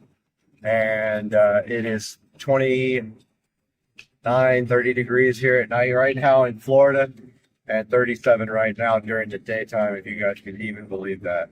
It's terrible. Just a couple minutes, I'll update you under the hood. All right, we're out here taking a look at the engine bay of the SL65. 6-liter V12 twin turbo right here, custom made by this cat here, whatever. Somebody Schmidt. Jonathan Schmidt, which is a guy I work with. And I'm gonna have to send him a text to that and show him that he made my engine. Anyway, taking a look at this engine, we see right here, we got our air boxes right here. And then on each side, we have a tube that runs here, and I went ahead and loosened this. Hint, hint, all the tabs are broken, remember, from my video where I made, where I plastic dipped this grill. All those tabs are broken. So as you can see right here, those come down to right about here somewhere. And that's where the cold air goes in, right there on that side. So here's the thing about these intakes on the SL65. The air boxes are extremely restricted. And take a look at the airflow here. It goes from under here all the way up through there. And then in here, right there, it makes a turn back down. And there you can clearly see, excuse me, I've been sick for about a week with a flu. Clearly see the intake of the turbo right there. So what's going to happen next is I talked to the guys over at Stage 6 Motorsports. It's a pretty complicated job that there's no way I can do myself. There's not any aftermarket options for this car except doing like a Rentec airbox, and basically it's almost the same thing as this. The best way to get cold air to this engine is to come out of that turbo intake, turn straight up, where this is, make another turn there, go down and in here with 4-inch filters. So the setup is going to be a 4-inch filter here and a 4-inch filter here, either angled this way or directly facing each other. What that's going to accomplish is cold air being fed directly straight down. It's going to make that turn somehow. Now, as you can see, you can't go straight down because there's accessories in the way right here. You have to go over those. So I'm not quite sure how they're going to handle that. And all the other ones I've seen where they did this, they had to remove part of this carbon fiber air box. But I don't know. I'd hope they could retain at least some of that and maybe cut it, but I'm not sure what they're going to do about that. So that's coming up on the 16th of this month, and you will get an update from me. And now I'm going to cut in some pictures of some other custom cold air intake options that people have done for the SL65 AMG. We'll give you an update on the 17th or so. Sorry for the lack of content. I've been really sick for about 7 days now. Hopefully I'm get over this. Go ahead and subscribe for me. Click the like button. Appreciate your views.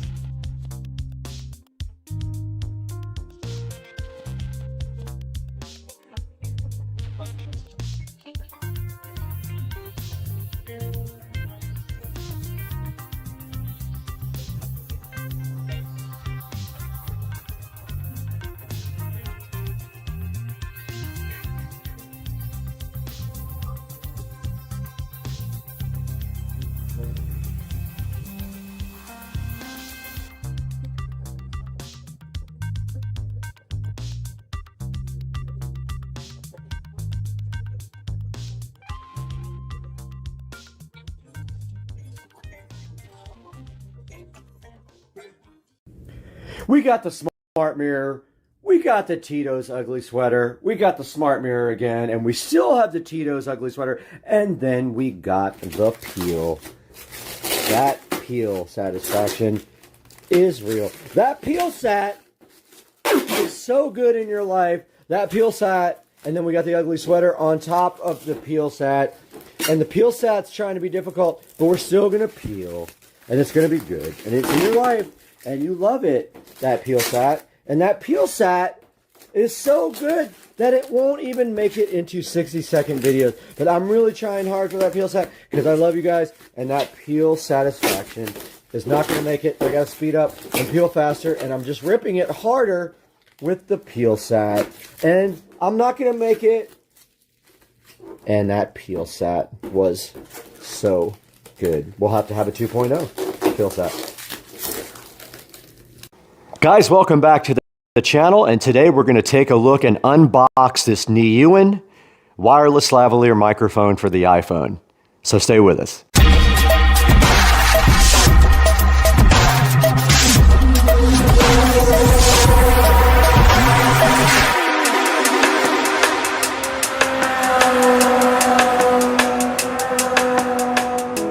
Welcome to Supercar Street Racing. If you're new to the channel, thanks for joining us. Go ahead and hit that like and subscribe button. It helps us out tremendously. And welcome back if you've been here before. Today on the channel, we're taking a look at the Nylon wireless lavalier microphone for the Apple. This does have a lightning connector on the back, so it is only for Apple products. And I don't actually own an Apple product that I can plug this into. So today we're just going to be taking a look at the unboxing and giving you guys a low-cost alternative to an expensive mic like this DJI right here on my hat.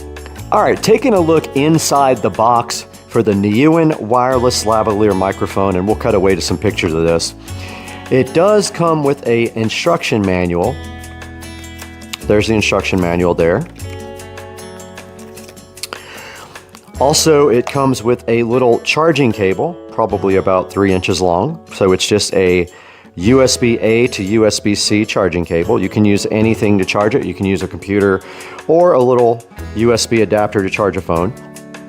It comes with the microphone itself, which clips on your lavalier or your collar. And then it comes with the receiver that goes directly into the phone. And that is everything that's included with the microphone. So now that you've taken a look at the actual product inside of the box, let's take a look at how you use this. So basically, this is the microphone portion of the device. And you can see on the side right here, it does have a USB Type-C port. And what you do to charge that thing is just take your USB-C cable and plug it into any device that has a USB outlet that normally powers